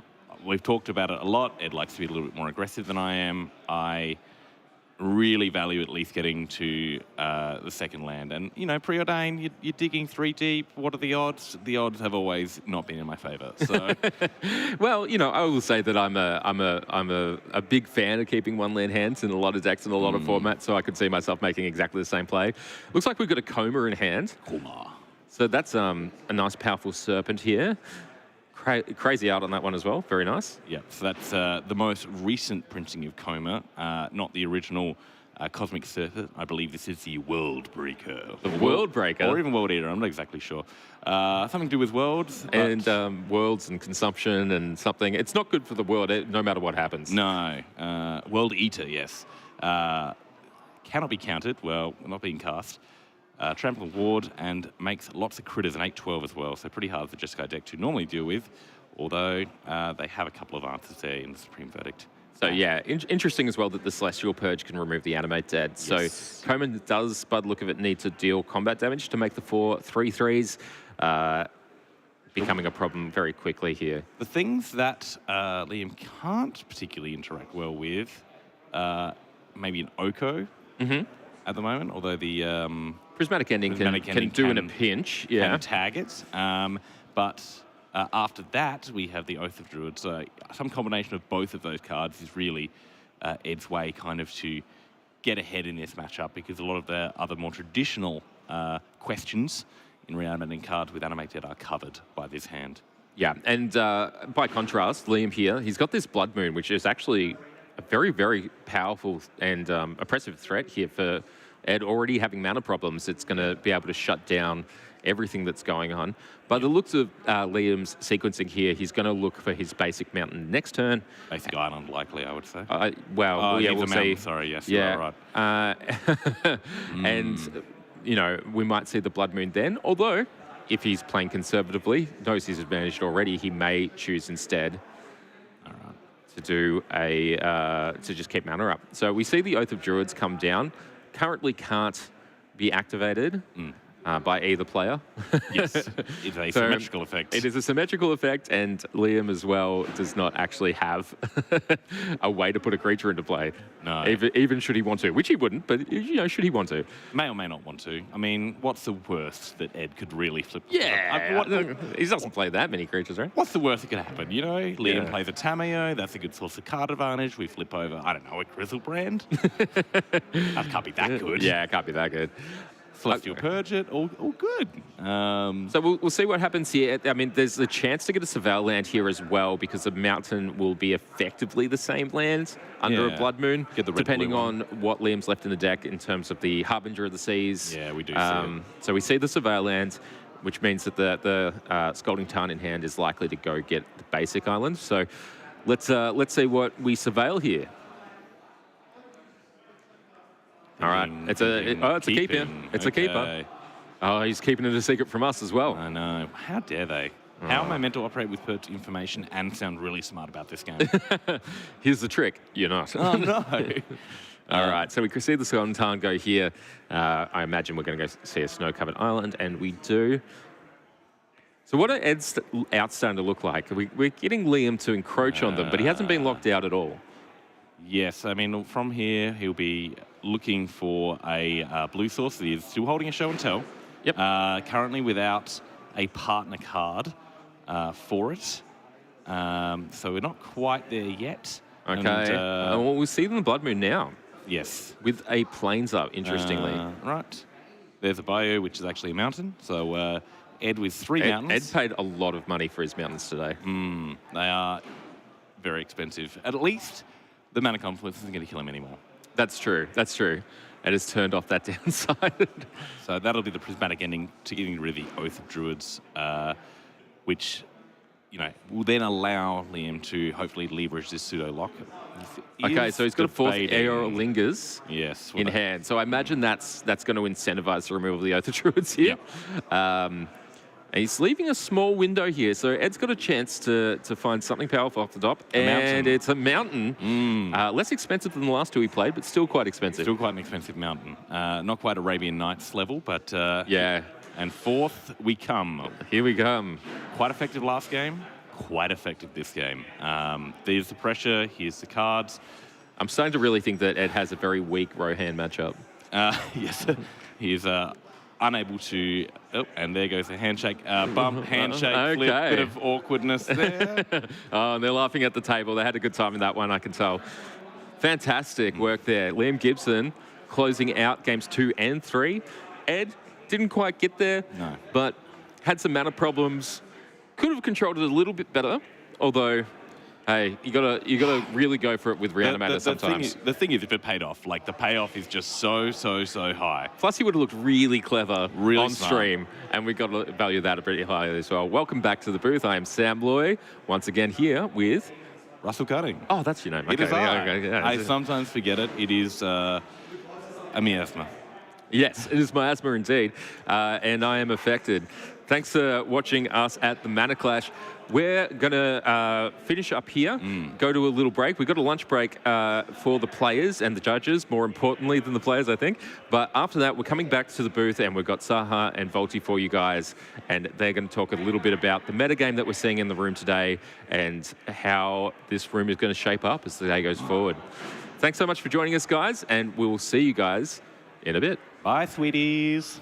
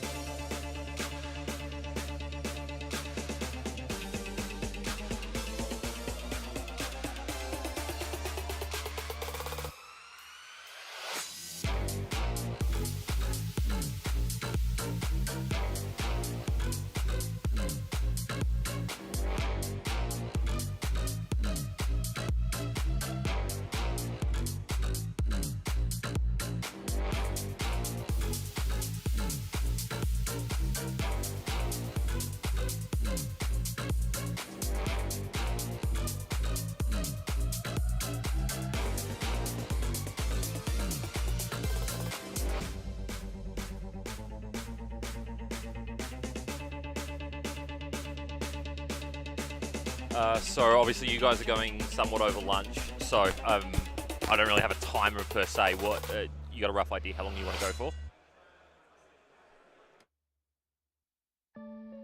Hold on, you're muted. Sorry.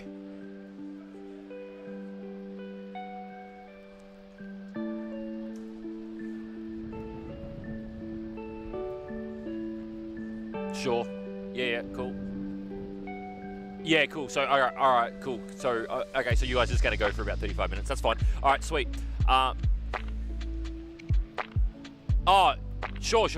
Yeah. Oh, the cards won't come up on you want to see them there. Yeah, I can't do that. Sorry, I didn't know that's what you wanted to do. It's tied to the stream overlay, to the feature match, not to there. Let me think. Sorry. I didn't know that. Yeah, I can't do that in short notice. Sorry, dude. Yeah, sorry.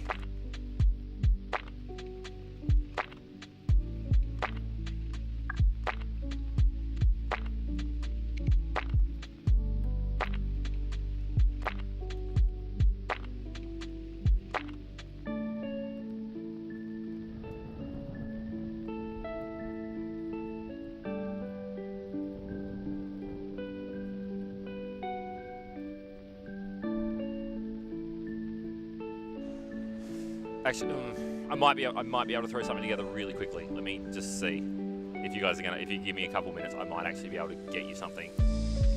Yeah, I'll see what I can do quickly.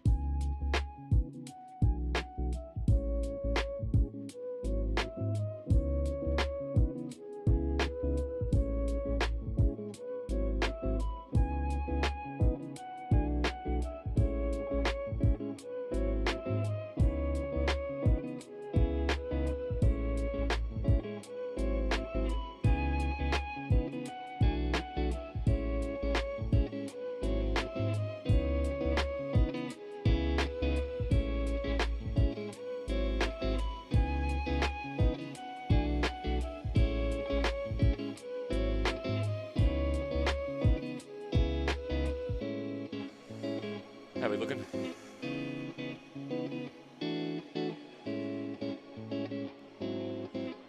You ready to go? Or? Oh yeah, I should be able to do that. The only thing you guys are gonna can you set your the talent, left and right talent, please? Otherwise, you're gonna be called Sam Loy and Russell.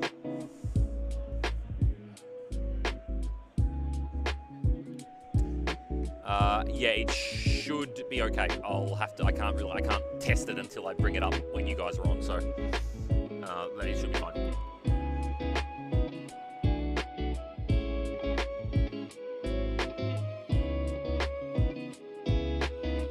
No, just leave that.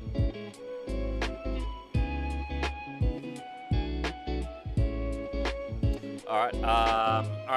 Well, I'll cut to you guys, and you're live when you're live. So give us a sec.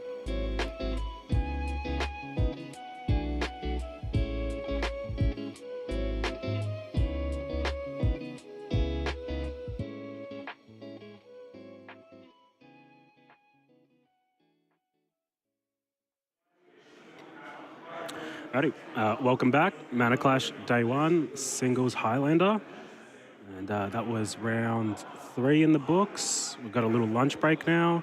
So she's Volti, I'm Sahir, and we've got a little segment planned for y'all. Metagame breakdown. We're going to go through the points list. We're going to discuss all the fine details of Highlander. So let's start with, there was recently a points update on the release of Dragonstorm, Tarkia, which was the first week of April. So we had a number of cards changed. 3 cards got pointed, 4 cards got depointed. So let's have a quick little breakdown of that. First card that was pointed was Tamio. So if we get that up on screen here. Evan, if you want to give us a little bit of information about it. So Tamio, Inquisitive Student, for 1 mana you get an 0/3 flyer, it generates clues. It was very, very good in the blue mid-range decks. It was also very prominent in blue-based combo decks as either a main deck threat or a sideboard threat. Realistically, the fact that for such a cheap mana value, it was very threatening to end games if left unanswered, and you would have to keep some amount of removal in your deck against a combo deck, for example, and that just wouldn't be very productive overall. Tamio went from 0 to 1. It was just an independently powerful card, and that's why that got pointed, which brings us to... the next card we've got is Nevergoyf. If we want to have a look at this one, I'll get that up on screen for us here. So Nethergoyf is black for a Tarmogoyf variant. It uniquely does not check your opponent's graveyard. So Tarmogoyf, Barragoyf, Pyrogoyf, they all check all graveyards. Nethergoyf only checks your own. In exchange, you get to save a mana, and it also has an escape ability. So much like Uro or Flage or Croxa, you are able to get it back from the graveyard, get an additional threat at the cost of exiling Delirium from your graveyard. That's the cost. Nethergoyf was a very potent threat in black mid-range decks, either blue-black mid-range, black-red mid-range. It was also showing up a lot in 4-color walks without red. And basically, the reason that it went from 0 to 1, the card itself is very, very powerful for very little cost. The odds that you are able to make a 1-mana 4/5 was incredibly high.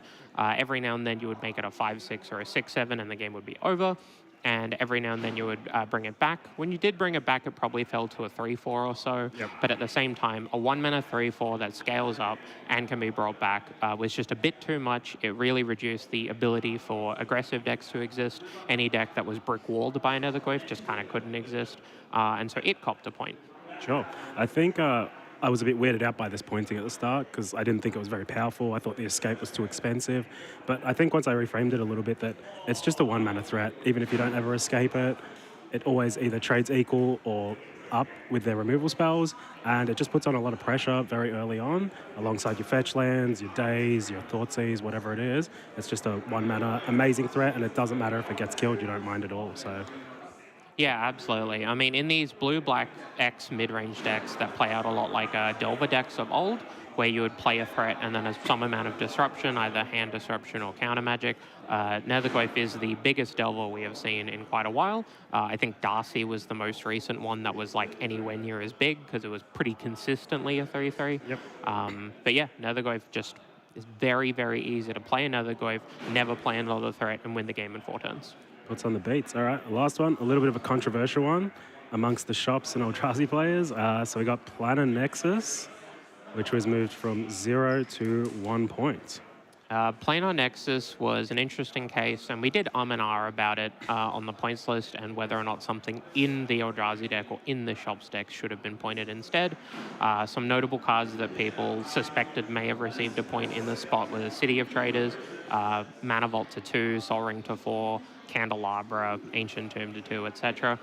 Realistically, Planar Nexus only ever does unfair things, and unlike all of the other Soul lands that either are on the points list or are not on the points list, we have a critical mass of lands that can become Soul lands when you have Planar Nexus in play. So you have 3 Tron lands that jump in mana, you have Cloud Post that jumps in mana, it filters for colors, which is far more relevant than it looks. It lets your Glimmer Post gain you more life. It was a very, very low-cost card to put into your mana base. You would adjust some of your other lands, but every now and then, instead of jumping from, say, 2 to 5 with an Academy, you would jump from 2 to, like, 11 with a Nexus. Or 3 to 11 is probably a bit more accurate. So, yeah, Tamiyo, Netherglyph, and Planar Nexus were our pointings, and then we had 4 depointings. Beautiful. Let's get into some of those. So first, the big one. Natural Order down from, was it 1 point? And it's down to 0 points 1 to 0, yeah. Natural Order is a pretty controversial one, I would say. And the community at the moment still hasn't quite settled on where it stands. There are plenty of people who absolutely hate this change. There are plenty of people who are excited or interested in the change. On the one hand, yes, it would promote green decks, and Natural Order into Crater Hoof is not a necessarily bad play pattern. Unfortunately, as expected, and this was something that we were aware of, people are simply NOing for Atraxa with, 4 or 5 mana dorks. At the same time, this is theoretically fine, and we do need to wait to see the fallout of the NO change from 1 to 0. The amount of deck building restrictions that come with a card like Natural Order, it's not just, previously it was very easy to see the deck building restriction because NO was 1 point. Now that it's a 0, you are more able to justify putting the card into your deck, but you still have to make concessions to make the card work, and that has led to a little bit of divergence in some of the decks that have existed in the metagame. People are playing the 5th or the 6th mana dork, which is a pretty big change.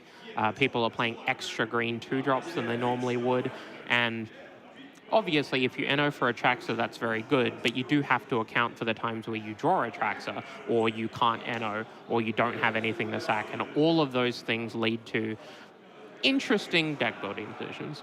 I think we will see with time whether or not this change was correct, and what the impact will be had, but I think this was definitely the biggest of the depointings.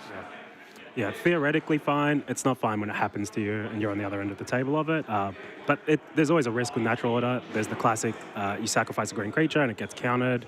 Like you said, if they kill your creatures, if you're setting up the turn and they take it out of your hand and then you draw the Atraxa or whatever. There's a lot of risk with it, but it's a very, very powerful card. Exciting that it's back on the menu. All right, the next depointing we had was Ragavan. Ragavan came down from 2 to 1 points. Do you want to talk a little bit about that? The monkey is very powerful. No one is going to argue that. Ragavan is banned in Legacy, has been very, very good in Modern. Doesn't really show up in Vintage. But for a 1-drop, it has a very real presence on games. If your opponent can't block your Ragavan and you get to crack in, the odds that it hits a card that you can cast, it's not high. I think it's pretty rare that your Ragavan will actually cast more than 1 or a half of a spell per game. But it's a red mana dork, and that's a really big deal. A mana dork that gives you a treasure that you can stockpile to put together, instead of a 3-drop on turn 2, you can play a 2-drop on turn 2 and a 4-drop or a 5-drop on turn 3. That's a real thing. The fact that it's a mana dork that connects every time is a real thing.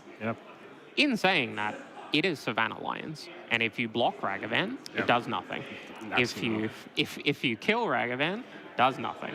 And at 2 points, it was kind of embarrassing to actually register Ragavan in a deck. There were people who did it, and there were people who had some amount of success, but it's Savannah Lions. And in MH3 especially, they printed 17 creatures that are reasonably playable in this format, that, most of them can block Ragavan or trade profitably with it. Additionally, it also just doesn't have the same impact as it did in a couple of previous points iterations, now that the red-based mid-range decks are a bit weaker. And critically, black moving to the second best color and that being a very standout change has made red weaker by default. And so we wanted to give people a bit of a reason to move back into red, maybe try out some stuff. And at the same time, it does also hurt a lot of the big mana and combo decks that may benefit from some of the other changes we made. Sure. I think notable printing Orcish Bowmasters as well made this card significantly worse. And like you said, just the proliferation of more powerful creatures in general just means people can get on the board and just block the Savannah lines, as you said. So fantastic. Okay, what do we got next? We have the Twink. The Twink. Oko, Thief of Crowns. Let's do it. This was another controversial one. Yeah, this is horrifying. And I do think that over time we will be proved correct, we the committee, in a sense. Oko was an incredibly bad 2-point card for multiple reasons. If you wanted to spend 2 points on Oko, you needed to support it. And if you wanted to play Mana Dorks, you would now have Mana Dorks in your deck. Yeah, that's terrible. And you would have to play green to play Oko. And terrible. Green sucks. Yeah. And you would have to play a 3-mana Planeswalker and either protect it or make some kind of use case for the food tokens if it died. It asked a lot more of you for a card that doesn't ask anything of you. Sure. It's just a really weird dichotomy compared to the vast majority of things that you just kind of play and ignore and win the game with. Yeah. In saying that, the card is really, really powerful when it is unanswered. But it's also 2025, and since Oko terrorized every single constructed format, they have printed... And limited formats too. And limited. Yeah. They have printed 6 clean answers to the card. We have Priz Ending, which we didn't have. We have Leyline Binding, which we didn't have. We have Long Goodbye, which is Abrupt Decay, but it doesn't need green. Yep. We have Unholy Hit, which can go all the way up to an Oko. We have Galvanic Discharge. We have creatures that are just bigger. If your opponent plays a 1-mana 3/3 Wild Nacatl, and you elk it, that's like okay for you. Yeah. And that used to be one of the best 1-drop aggressive creatures. If they play a Nethergoyf and you elk it, the next thing they play after that is probably bad for you. Yeah. And the thing after that is probably also bad for you. And if you elk the Nethergoyf and it dies, it comes back as a Nethergoyf. Yep. We've seen a lot of people tinkering with the card. We've seen more and more people sort of work out whether Oko is worth it. Yep. And I think that is an interesting question that we wanted to promote. Whether or not it will be completely broken in half, whether or not people will actually just play Sultai, kind of remains to be seen. But, you know, we do see Grixis deck splash for it on occasion. Yeah. We also see people who just decide that Grixis is better. And that all the other pointed cards that you could be playing are easier to use. Sure, yeah. There's definitely a lot of excitement for this one. Like you said, Grixis decks, blue, black, and red decks splashing green just to play this card, or lots of decks just bastardizing themselves to fit this thing in. But it's very powerful and it's worth it. All right, so we've got one more to go. Dig Through Time. Fan favorite Dig Through Time. I think this can just go straight to 0, to be honest.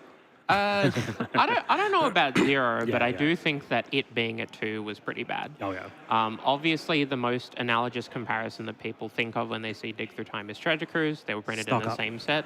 They have the same delve amount. There are a couple of key differences that have affected Dig Through Time's pedigree over the months and years that have happened since it got printed. For one, the difference between Treasure Cruise and Dig Through Time is not 0 mana, it is 1 mana. Sure. Treasure Cruise exiling 1 extra card from a graveyard is so much easier than an extra blue mana. Oh, yeah, for sure. That's part 1. Yep. Part 2, if all of your cards are good, 3 cards is better than 2 cards. If you dig through time... Slow down. If you dig through time for the best 2 cards out of your 7, that isn't worth 3 cards. Yeah, sure. If the top 3 cards out of your 3 cards are about 2.75 cards. Sure. So it equates to not the same thing. Yep. Another factor with Dig Through Time, and this is a big one, is that they do keep printing cards that do offer a +1 at some amount of selection. So we have things like Stock Up, we have things like EI, we have things like Ren's Resolves and whatnot. The amount of Ancestral Recalls we get, it's a lot less. +2s, really, really hard to come by. Yeah, that's a great point, and I think the fact that people view Treasure Cruise and Dig Through Time as next to each other is something that we want to break. That's part of an older paradigm. Realistically, Dig Through Time is more powerful things like EI and Stock Up, but it's not by 2 points. It is probably by a point, and I did pitch EI to 1, for example, Whether Dig Through Time stays at 1 or goes to 0, who knows? It depends on how much free roll Graveyard Hate people get to play. But don't expect Treasure Cruise to go to 1. That's probably not going to happen for a while. Sure. I do love the secret little mission you've got to force the community to get better, to build their decks better, to play the more powerful cards. I love that. It's awesome. I mean, that is literally my job. Yeah, it's I want to fantastic. grow the community, Yeah. but I also want to grow the community vertically as well. Sure. Because I don't want to be too mean, but y'all are trash. Yeah, yeah. And you're sick of commentating these games with the misplays and everything. It's fantastic. You get used to it. Yeah, awesome. So we got a little bit of a metagame breakdown. We manually did some of this earlier based on the deck list submitted online. Do we want to maybe go through some of the big decks, their points, their strategies, what they're good against, their positioning, everything like that? Yeah. Let's do that together. So maybe let's start with the big mana decks. We've got Eldrazi, we've got Shops. Let's maybe split it up into Eldrazi first. So what do we got here? We've talked about Planar Nexus. Yeah, we had 7 Eldrazi decks. Most of them will be playing similar point spreads. The vast majority of Eldrazi decks are paying the point for Planar Nexus, so that's 1. Yep. The majority of them are playing 3 points for a Soul Ring and 1 point for a Mana Vault, which brings you to 5. Yep. You can play a Ring, you can play an Ancient Tomb, you can play an Urza Saga, which is also pretty common. There's a couple of different options, and some people are trying out less green, some people are trying out more green or blue, for example. But the Eldrazi deck's point spread hasn't dramatically changed since Planar Nexus went to 1. Yep. Realistically, they've kind of just cut the One Ring from it. Sure. But that is very relevant because the Shops mana base has changed.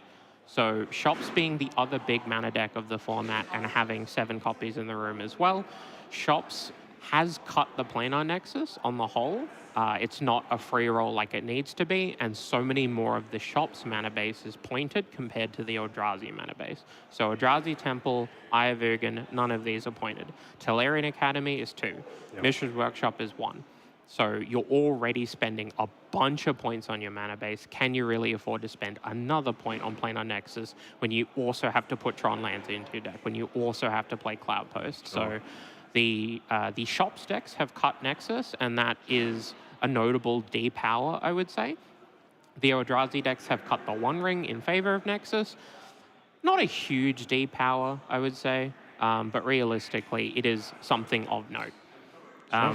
Going through the rest of the metagame, though, we had 27 blue-black X decks. Now, there is a couple of decks that fit into this category. There are a couple of Dimir decks, Sultai decks, Grixis decks, for example. The vast majority of these are playing relatively similar point spread. You have Force of Will, Deathrite Shaman, Psychic Frog, Reanimate, and then you can play things like Murktide, Gush, Treasure Cruise, Dig Through Time, Oko, Lutri, etc. I did notice that some of the 4-color decks have moved away from the Omnath colors to the 4-color without red package that Walks is playing. We only have 5 Omnath decks this weekend in terms of the Omnath colors. There are a couple of Walks decks that are 4 colors without black, but dedicated Omnath colors sub 10. For non-blue mid-range, and this one was really interesting, we have a full 18 decks that I would classify as non-blue mid-range. So your Mardu, your Jund, your Golgari, your Abzan.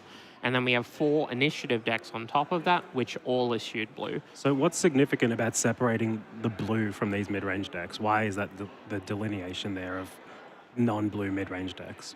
There are a couple of categories that mid-range can fall into in this format. You can be mid-range with hand disruption. You can be mid-range with counter magic.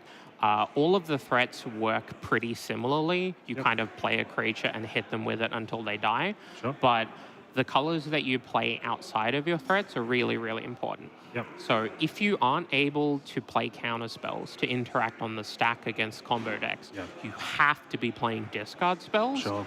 And we're not seeing, Naya or Selesnya or Gruul show up just because it's a very dangerous proposition. Sure.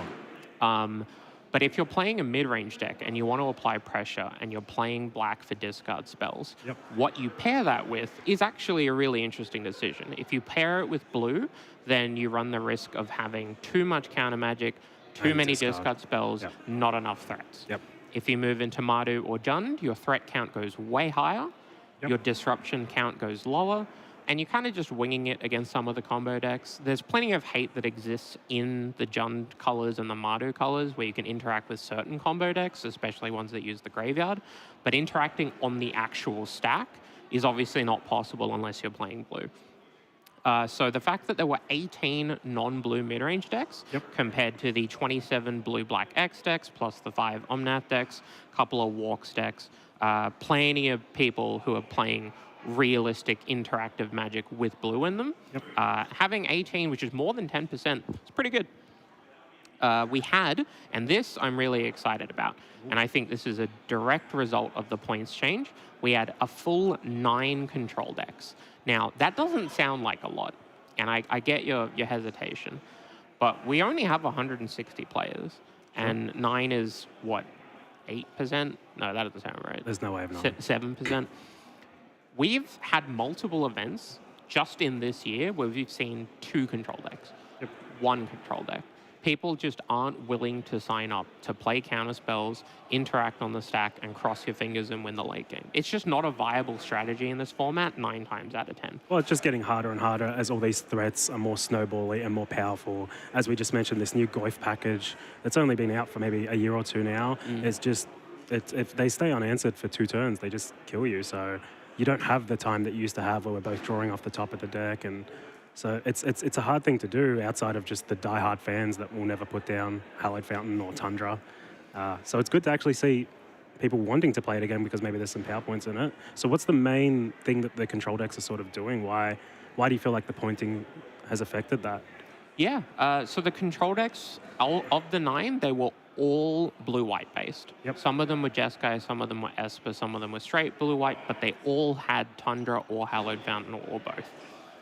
Dig Through Time going from 2 to 1 is a big sell towards playing a true control deck because Dig Through Time is good in exactly 2 scenarios. You're playing a combo deck and you don't need your points, or you're playing a control deck and you have spare points and you can't play Treasure Cruise, or you don't want to play Treasure Cruise. Right.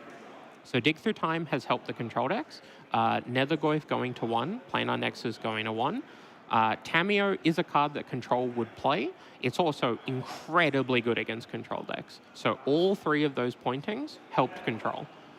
Because you aren't as as high of a risk to just be dead on turn 1.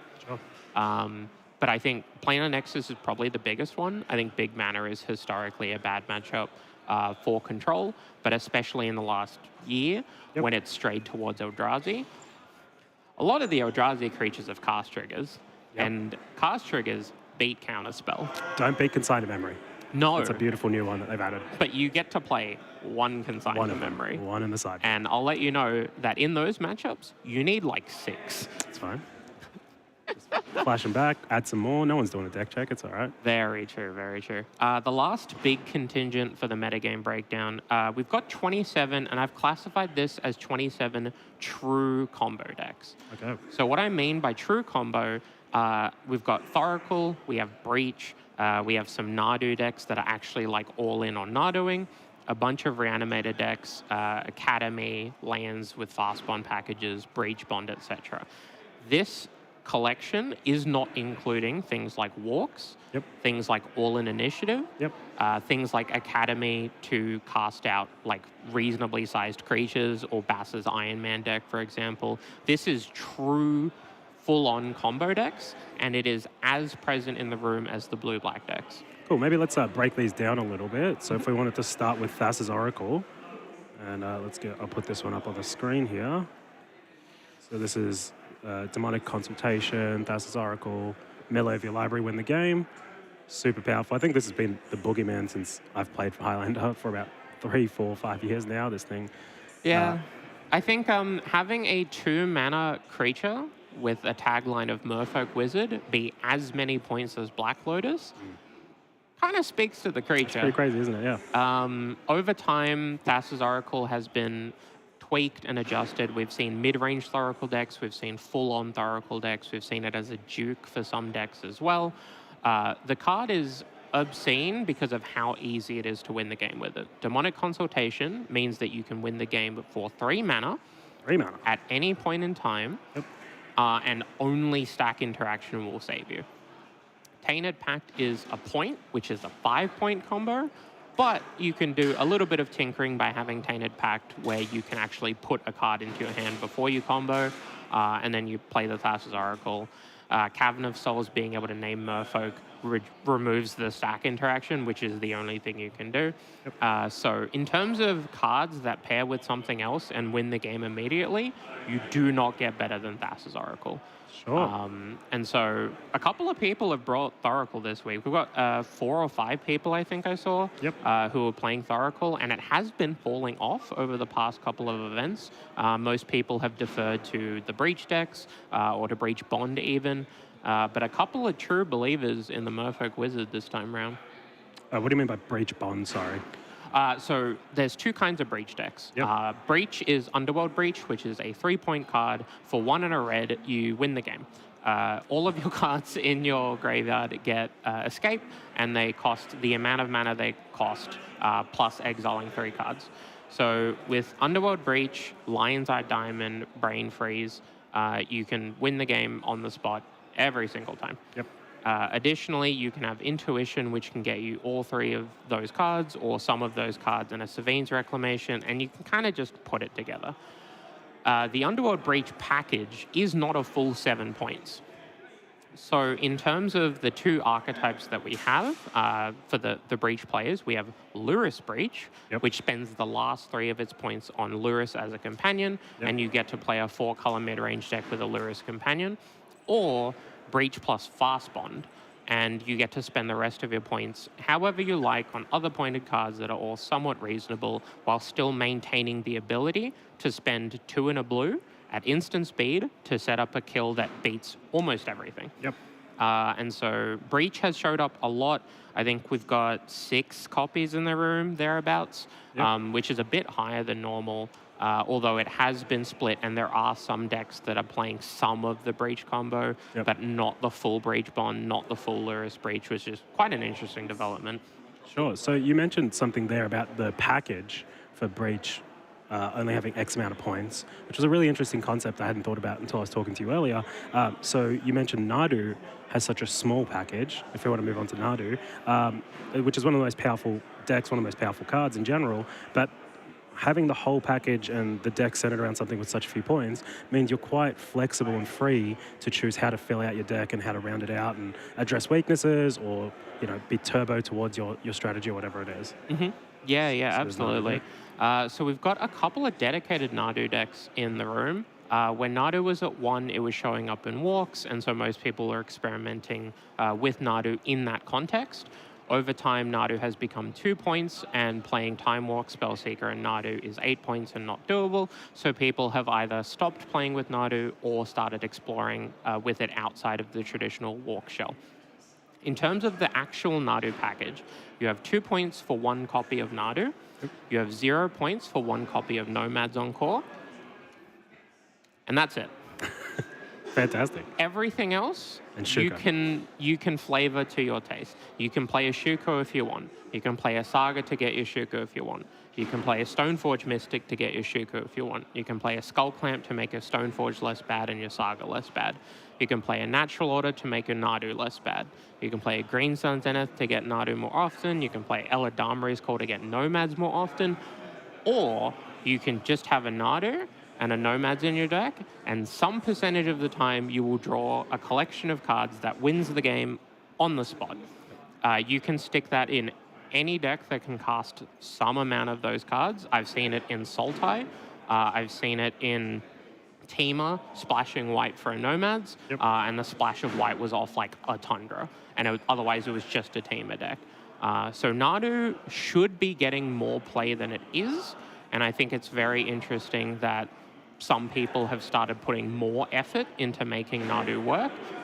Mulch, for example, is a classic proponent for the card, but when Nadu came out or came into 7 point, I filmed, I think, 6 videos in 2 weeks of just different Nadu decks. And now that it's at 2 points, I'm pretty sure most of those would still exist if you go back and watch them. And then Reanimator is the last percentage of the combo metagame. There are a couple of people who are playing Oath Reanimator. There are a couple of people who are playing traditional Reanimator. We saw Oath Reanimator in the hands of Edward Nurse on stream Beautiful. in Let's round start 3. there. Yep. And the reanimation package is also very, very light on points, but it is more cards, and that's very important. Yeah. So if you want to play Oath of Druids, that's a point. Yep. You have to spend a point on Reanimate. Yep. That's it for points. You can put more points into your deck to make your package more powerful. So you can play Psychic Frog, you can play Force of Will, you can play Vampiric Tutor, play Demonic Tutor, Demonic Council, but all of the creatures are unpointed. Atraxa, 0 points. Griselbrand, 0 points. Emrakul the Aeon's Torn, 0 points. Arch, the demon, Archon. 6 blood. Yeah, Archon. Yeah, Archon's 0 cruelty. points. Yep. So if you want a natural order for Atraxa as a backup plan, Yep. that's 0 points. Yep. If you want to play blue cards that put cards into your graveyard like Careful Study, that's 0 points. If you want to play Faithless Looting or, Tainted Indulgence, all of that is 0 points. Yep. Bazaar of Baghdad, 0 points. Yep. Which Bazaar makes is 0 points. That's crazy. yeah.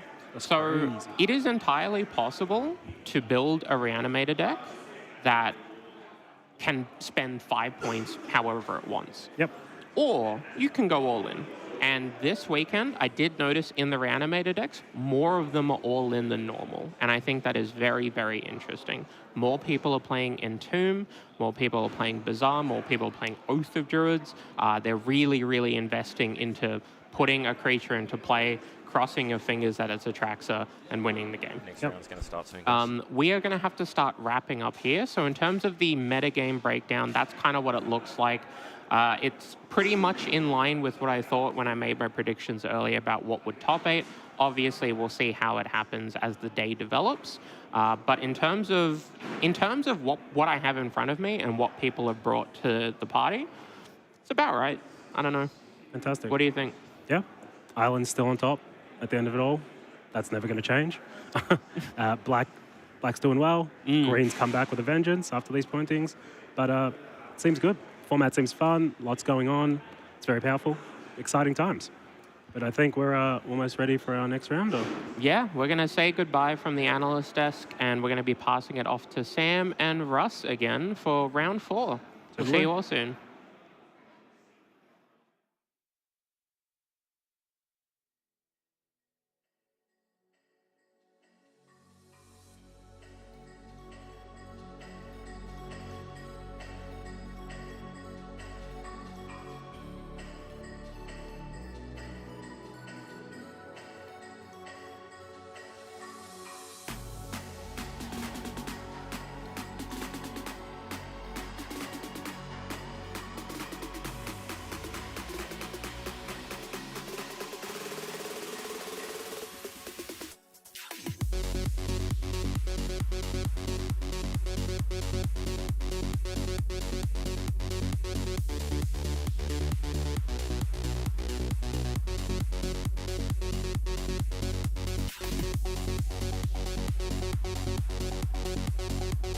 Just double check you guys have actually updated the caster names, and then we're pretty good to go.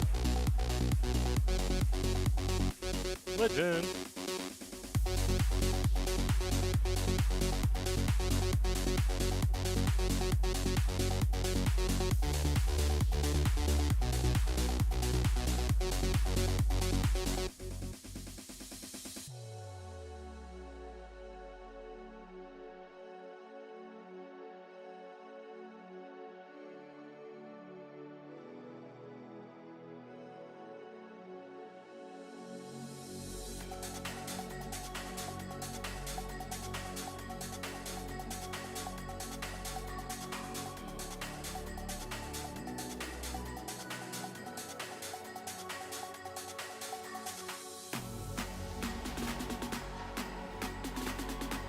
Ready to go when you let me know when you guys are good. I can't hear you if you're talking. Yeah, I can hear you. Yeah. All right, sweet. Yeah, players are yeah. I'll cut to you guys and then we'll jump pretty quickly into the match.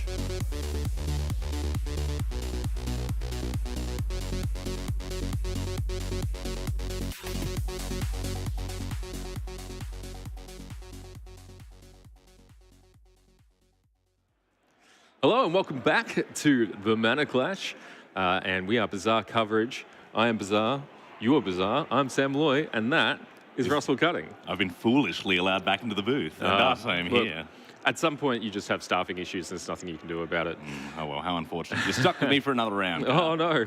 Okay, so we've got a good matchup coming to you guys now.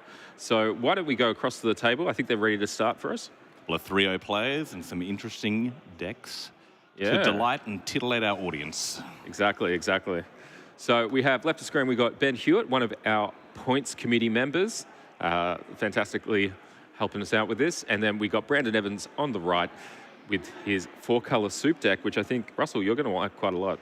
Yeah, but I like Ben Hewitt, a.k.a. Mouse, a little bit more because he's put his money where his mouth is and once again championing Library of Alexandria as a playable Magic card. Amazing stuff. Now, we've got a card here.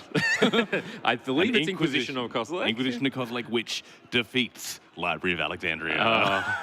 It's a poor matchup for the library. We have, looking like a Force of Will, a Brainstorm, Flame of Anor, Ponder, and a Fury, and a Snake of a Plains. Taking the Ponder is this Inquisition of Kozilek. So, Jeskai Control on Mr. Mouse's side, Brandon Evans with 4-color soup. So I see you were being sarcastic when you said I would be enjoying this deck. Actually, I think you will. So it's got some really cool takes to it. It's got some reanimation package in it as well. Okay, I'm back. So I'm back. You know, we did just have Jeskai versus Reanimator, but this is a bit of a different look at it. Not only is Jeskai on the left now. Oh. Yeah, that's part of it. The other thing is this this reanimation package is only part of the deck rather than the entire point. So a mix of threats, really hard to deal with for control, but it didn't stop control last match. Definitely a different Jeskai control list as well, in the fact that it is much less reliant on lock pieces like Blood Moon, Back to Basics, and its ilk, at least in the main board. I'm not exactly sure of the side, but, you know, they would typically be quite effective against these 4-color soup decks. But we'll see how we go. At the moment, Jeskai is colorless. A colorless deck, yeah, and we have a Deathrite Shaman. So, I mean, a card that's...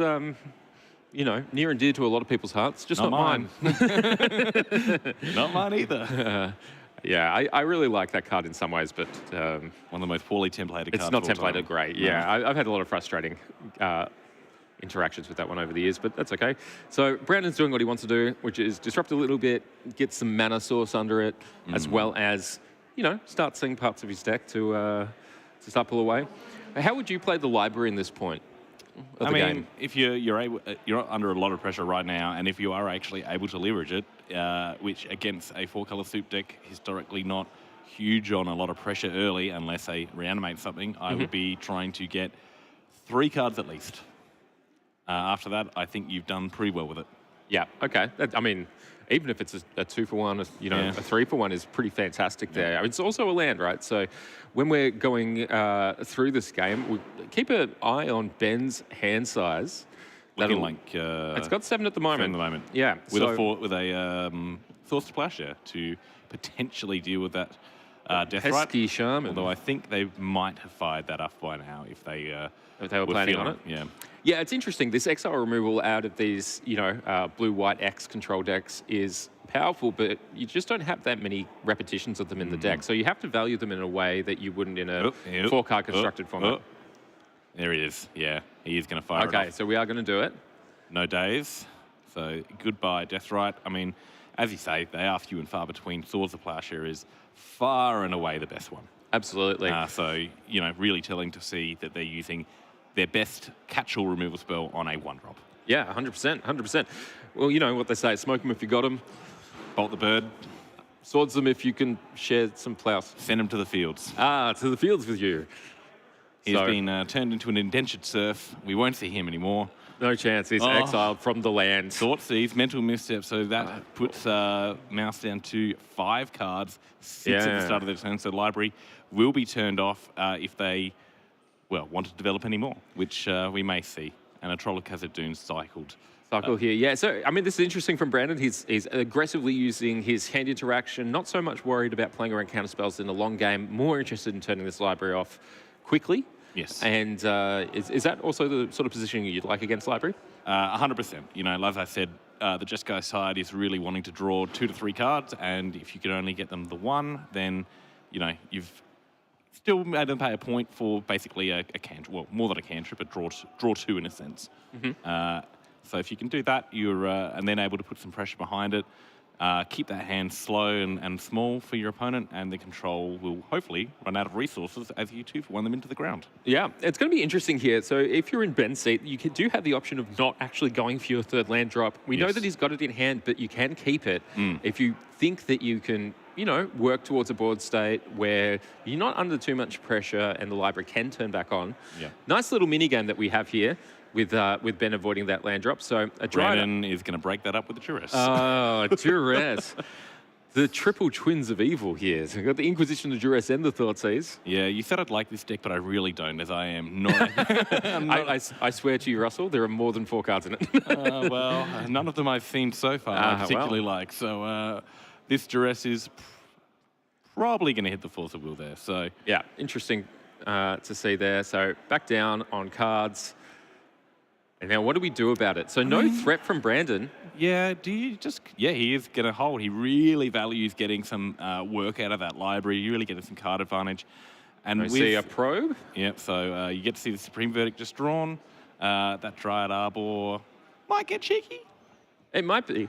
A cheeky little arbor. Cheeky little arbor. Oop. Second draw of the turn. So but it looked like we had that little hiccup there, like Evans may have just missed it, but didn't. That might tip off Mouse. Who knows? They might be as astute for the miracle check. Yeah, we're pretty astute here seeing the card, but yes, we'll see how we go. Ketramoose, the most. The moose. The moosest and the loosest. Which is actually a lion-headed golden god of Amonkhet. No, it's a moose. Okay. And at the moment, it is certainly turned off, so just a hopeful card draw advantage engine for the soup. Speaking of card draw advantage engines, the library.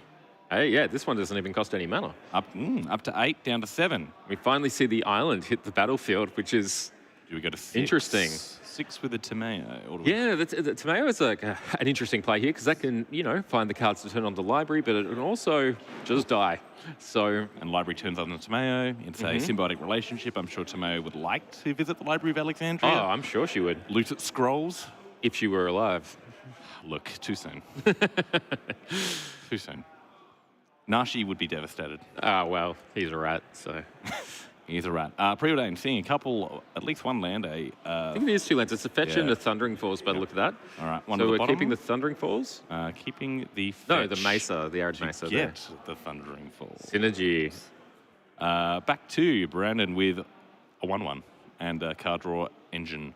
Card draw engine, yeah. So Ketramos can be interacted with. It just is not itself a creature right now. That is a Athanarak, the thrice called. Altanrak? Yeah, whatever. I don't care. Look, it's a weird name. Say his name. Say his name. And he shall appear, although it is hard to exile 3 copies of Sad's name to get Altanrak for free in a singleton format. I'm sure there's a way that someone putting too much effort into the game will find, but it won't be I. Yeah, nor I. All right, so. Force negation drawn by Mouth. We've got Lucky 7. We might go down to a 6 and then draw back up to 7. I think we're already to 7 with the land drop there. Yes. So all right.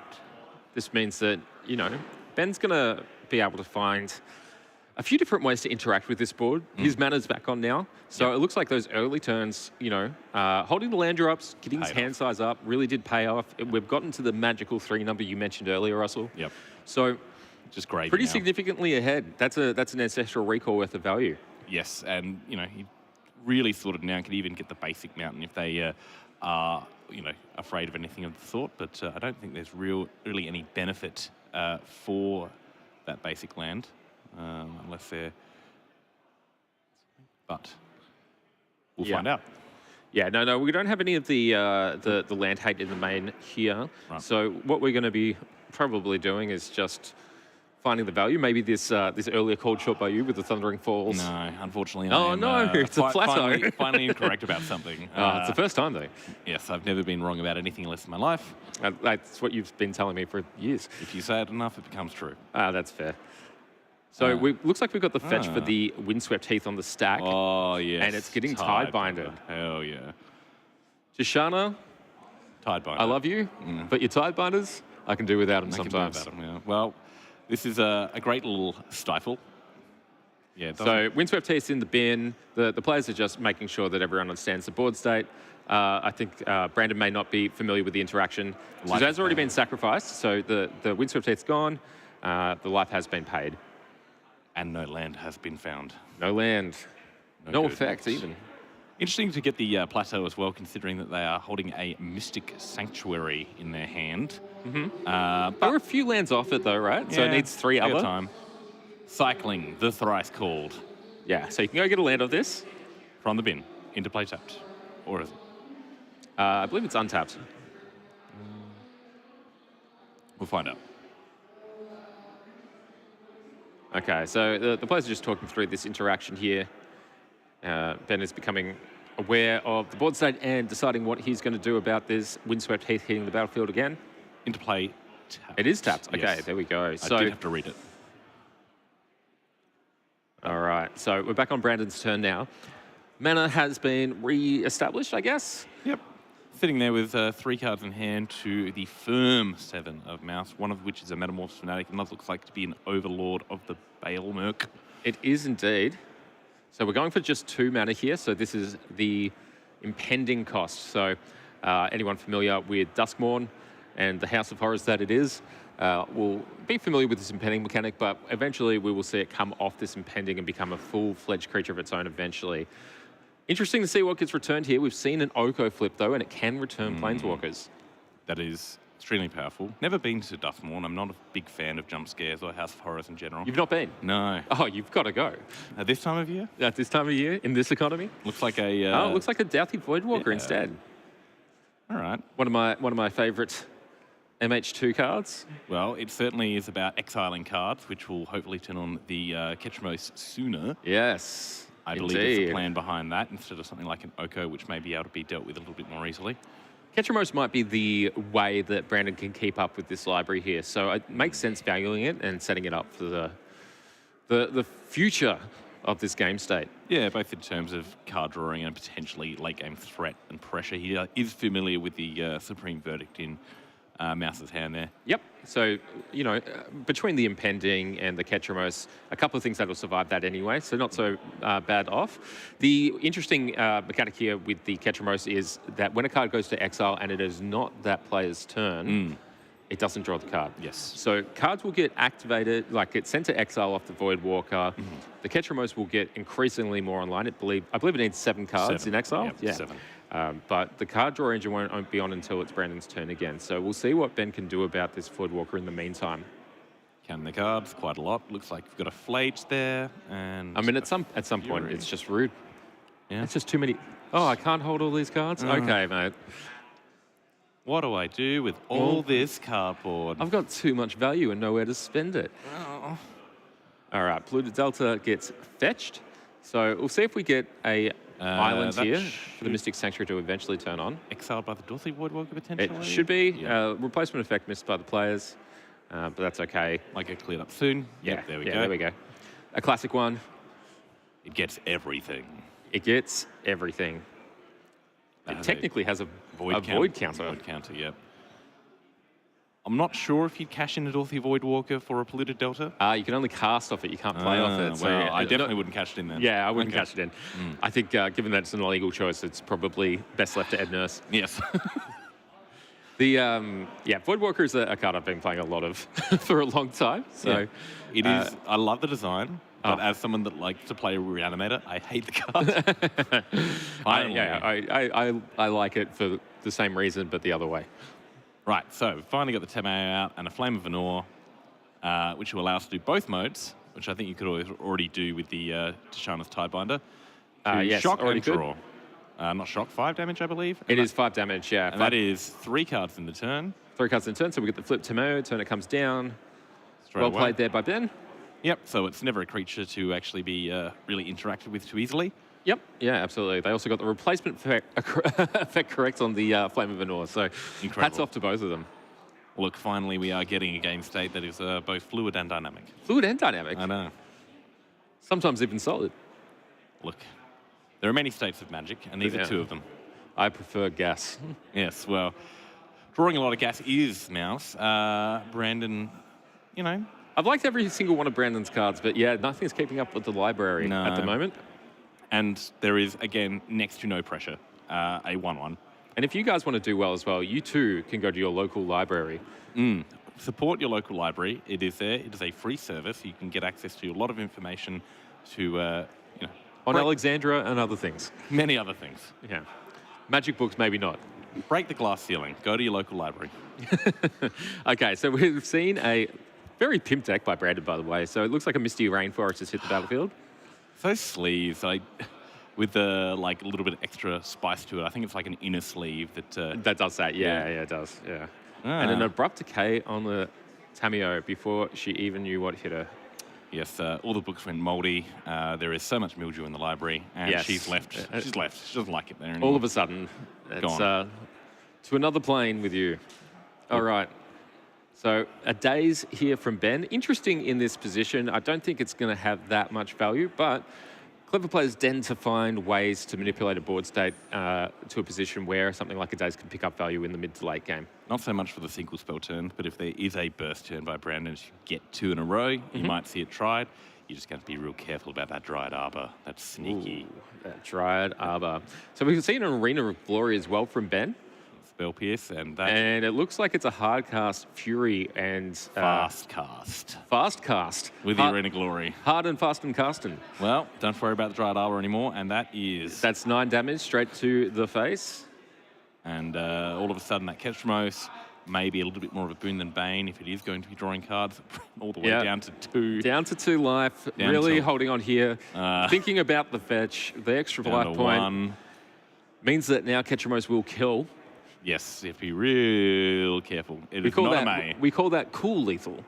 Cool lethal. Yeah, exactly. As opposed to warm or. Yeah. Okay. Hot lethal? Scalding. Scalding hot lethal. Yeah, scalding hot lethal. And then Mouse still, I believe, has a little bit of protection, at least 1 free spell in days. It's interesting. We've seen Ben be very disciplined in his development of his board state across this game, holding back land drops, turning on the library, pulling ahead as soon as he could. That is a.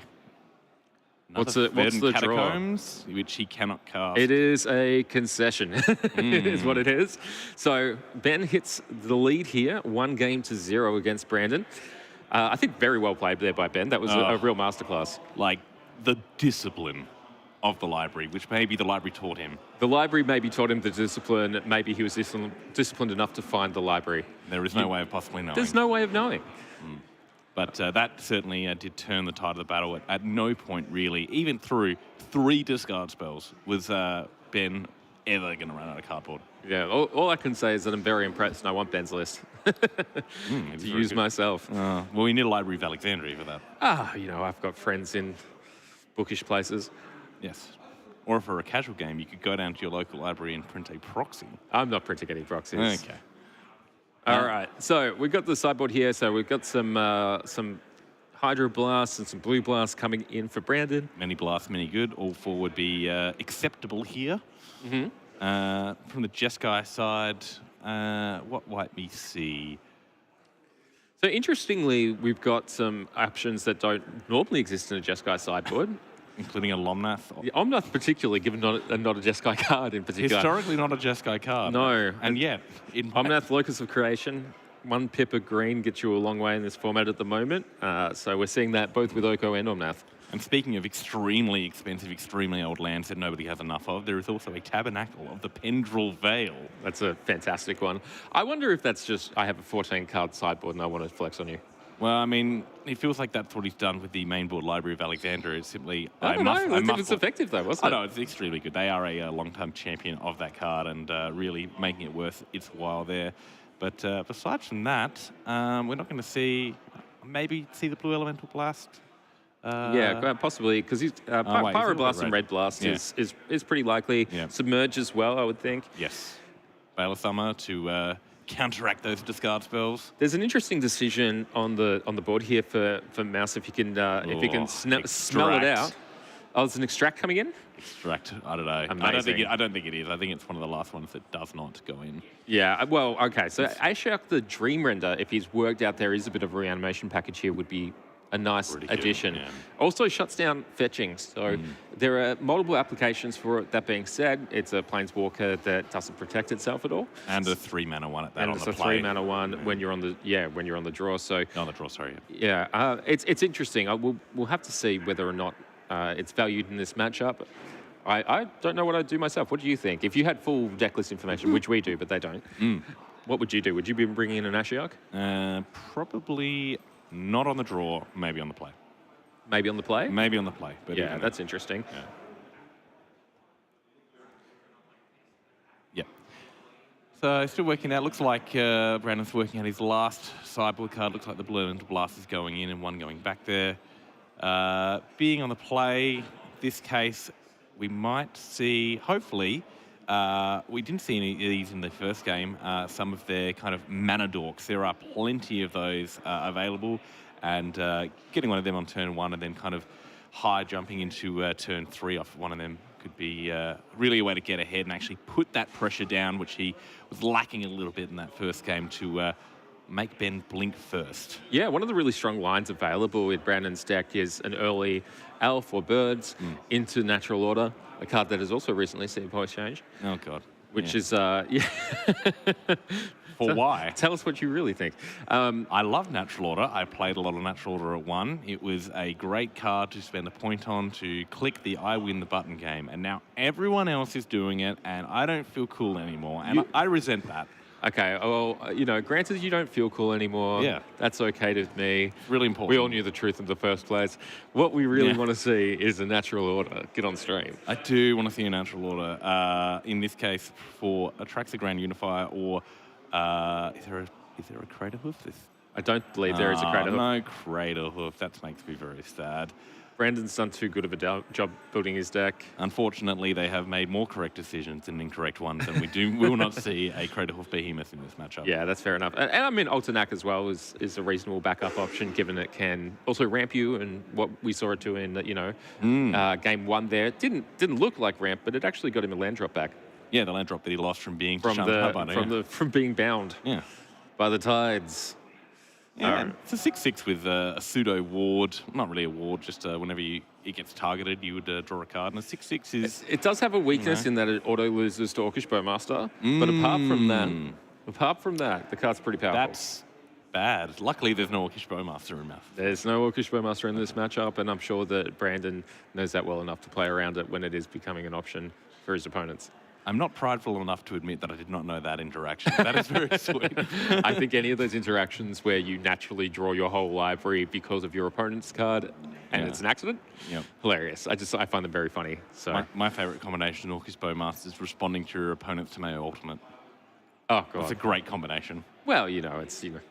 It's a collaborative combination. I'll tell you what it brings about. It brings about my favourite rule in the game, which is Rule 104.3a, which is a player may concede at any time. Anytime? Anytime they want. You can just concede. It's one of the rules. And I would recommend, should you draw half your library and get Bowmastered, that might be one of those moments. You utilise that one?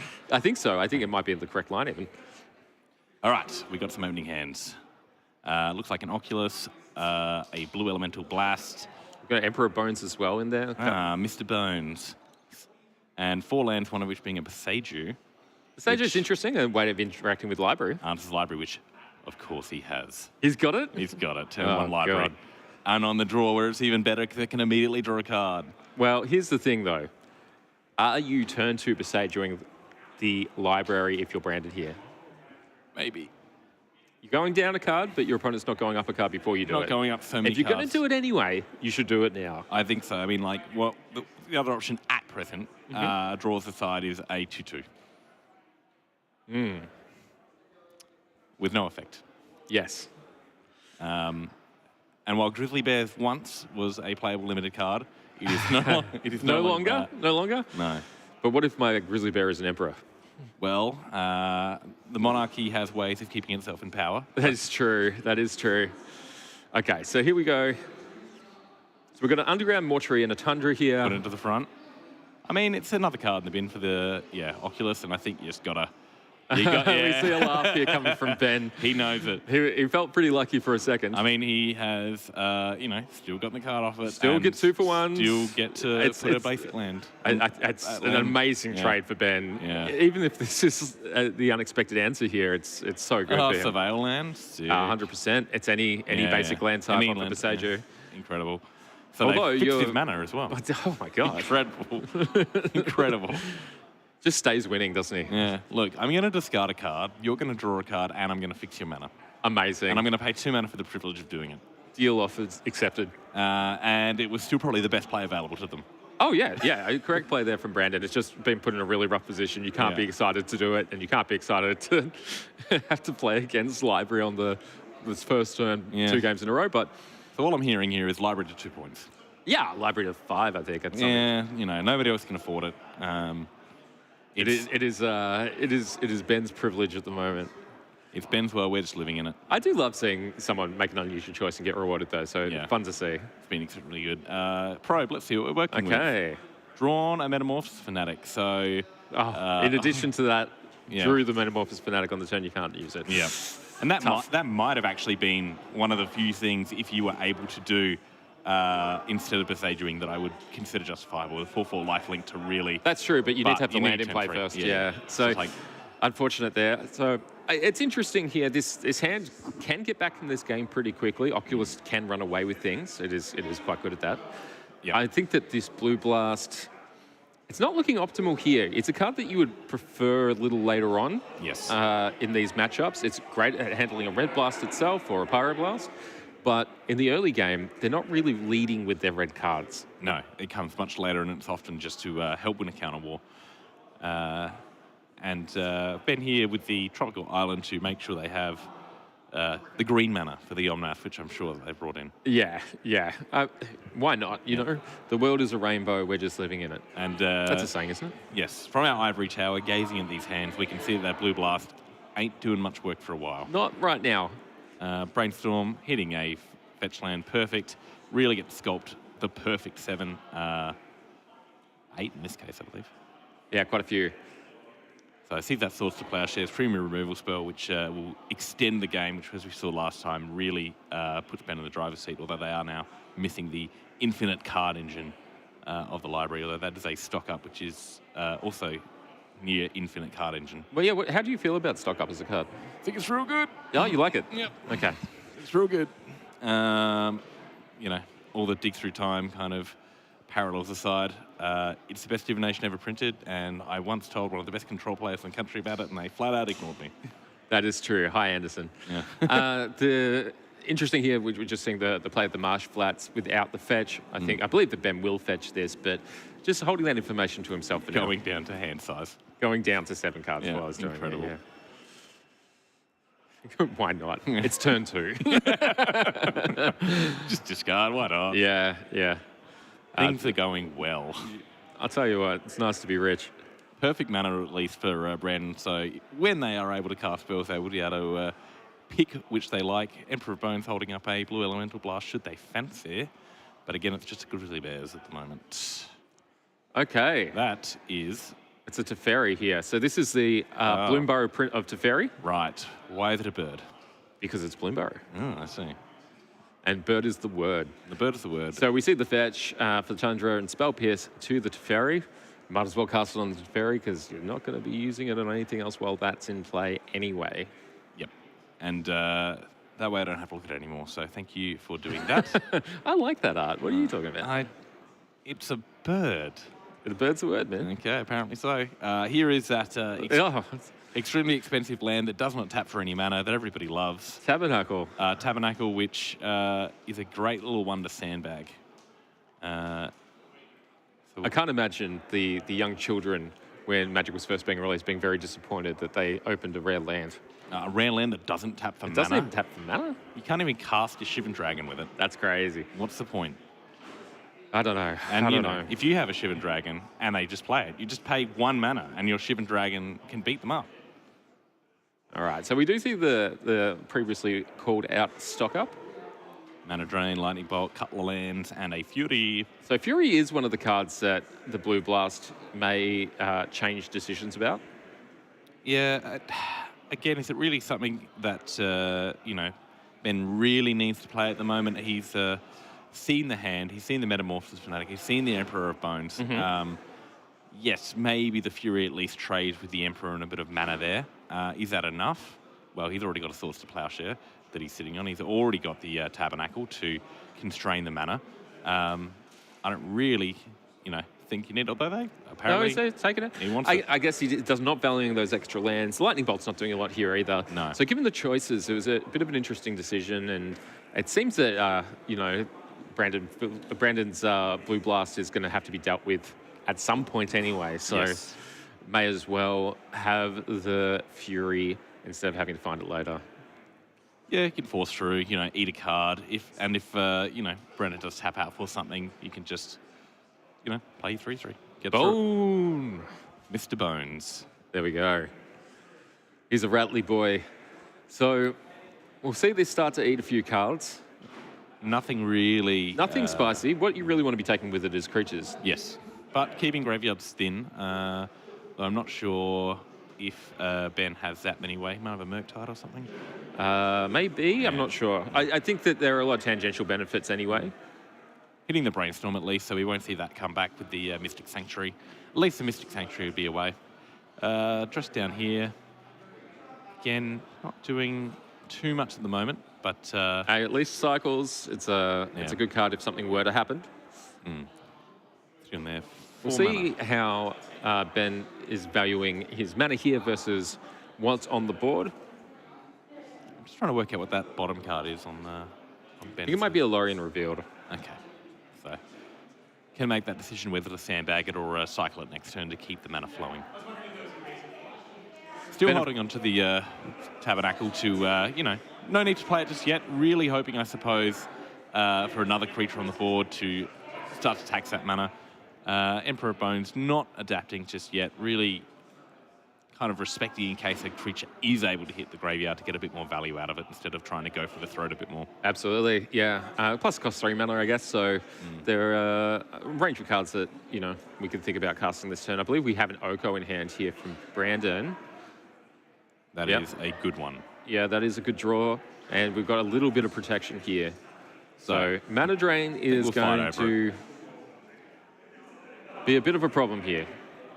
All right, so we've got 3 mana coming for Ben's turn. So the opportunity to take advantage of that with the Arena of Glory and the Fury is going to be real, but he does, again, know about that Blue Blast. Yes, and we have the Tundra up for that. No way to fight too hard against that either, so yeah, not too sure what... Okay, so we're seeing the swords here to clear the way. So it might just be to force the issue. You've got the mana. You might as well use it. I don't even know if you do the hasting of the Arena of Glory. Oh, we're just going to Lorien Revealed here. Yeah, it's good use 3 mana, not actually. Not bad. Nice little draw 3 for 2 mana. Mystic Sanctuary not turned on as of yet. I always thought I was a big fan of drawing cards, but I think Ben might have me beat. Well, his lands draw cards, and then he has cards that draw cards that can also draw lands. Yeah, I mean... Lands and cards and cards and lands. It's a cycle. Mystic Sanctuary kind of draws a card, and there's somewhat. Not in this board. Interesting that the Mystic Sanctuary hit play instead of the Tabernacle. Again, I think just sandbagging that for a turn. If say, Brandon go for the Oculus, which would, make another creature. Super good. So I do like that here, because we got Oculus to remove 6 cards. So we've got 6 cards in the bin. There it is. So anyway, Oculus here. He knows that Ben, with this mana up, could only have a red blast. He's got the blue blast to counter back. No land to follow. Here we'll see a Manifest Dread at the start of Ben's turn, unless he has anything to do with it. End step, no. Alrighty, so the best of the 2, which is a Deathrite Shaman and an Inquisition into the graveyard. And here we probably will see the Tabernacle to tax the mana a little bit more. Okay, so we've got a healthy counterspell suite in Ben's hand. It's interesting here that now that there is a threat developed, all those counterspells don't do anything. They don't do as much. No. Ben's going to have to make some choices around what he's going to do with his mana here. He's only got 5 lands, so he can't Supreme Verdict and keep up a counterspell. So it looks like we're preordaining, and we're valuing having lands on future turns. Flame of Anor, 5 damage. And an Expressive Iteration. So there is an answer there, but If he was looking for a land, he hasn't found one. No. And again, as you said, respecting the Blue Blast, the Flame of Law will be met with that, and he doesn't then be able to finish it off with a counterspell. But you may see that happen in Brandon's turn, so the It's kept fourth both. negation. Yeah, There we go. So Flame has been valued quite highly here. Yep, might see that in Brandon's turn, so the fourth negation after Brandon's paid some mana is used. Yeah, so win that counter war again. That cycle, force of negation, etc. Mostly force of negation. Mostly. Is the one we see, but they can only be cast for free on your opponent's turn. Still a good cancel. Well, a bad cancel, but an okay cancel. It's a really bad negate, but it's a really good negate sometimes. At least the Tabernacle should tax for 2. The Deathrite Shaman is the manifested creature, so it is in Brandon's best interest to kind of keep that around. They do have lands in their graveyard to kind of balance that out. Another source of kind of graveyard interaction, and yeah. Yeah.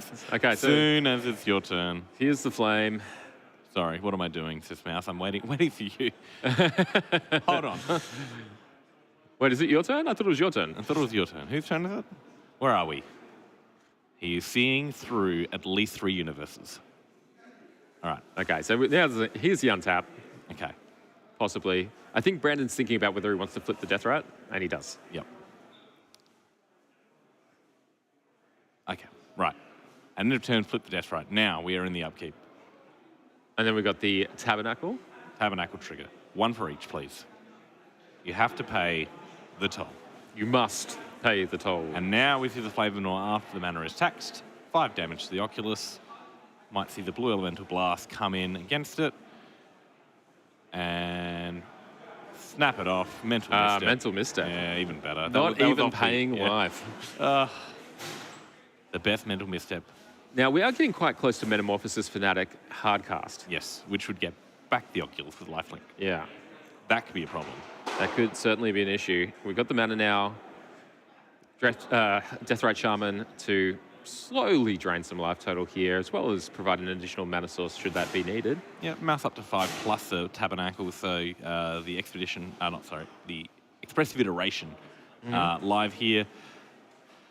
That all said, 13 minutes and 15 seconds on the clock in the middle of this game too, without a clear winner. These are some grindy decks right here. I think these players have been playing pretty quickly as well. Oh yeah, no fault there. I just looked up and noticed the time. Yeah, yeah. I'm having too much fun.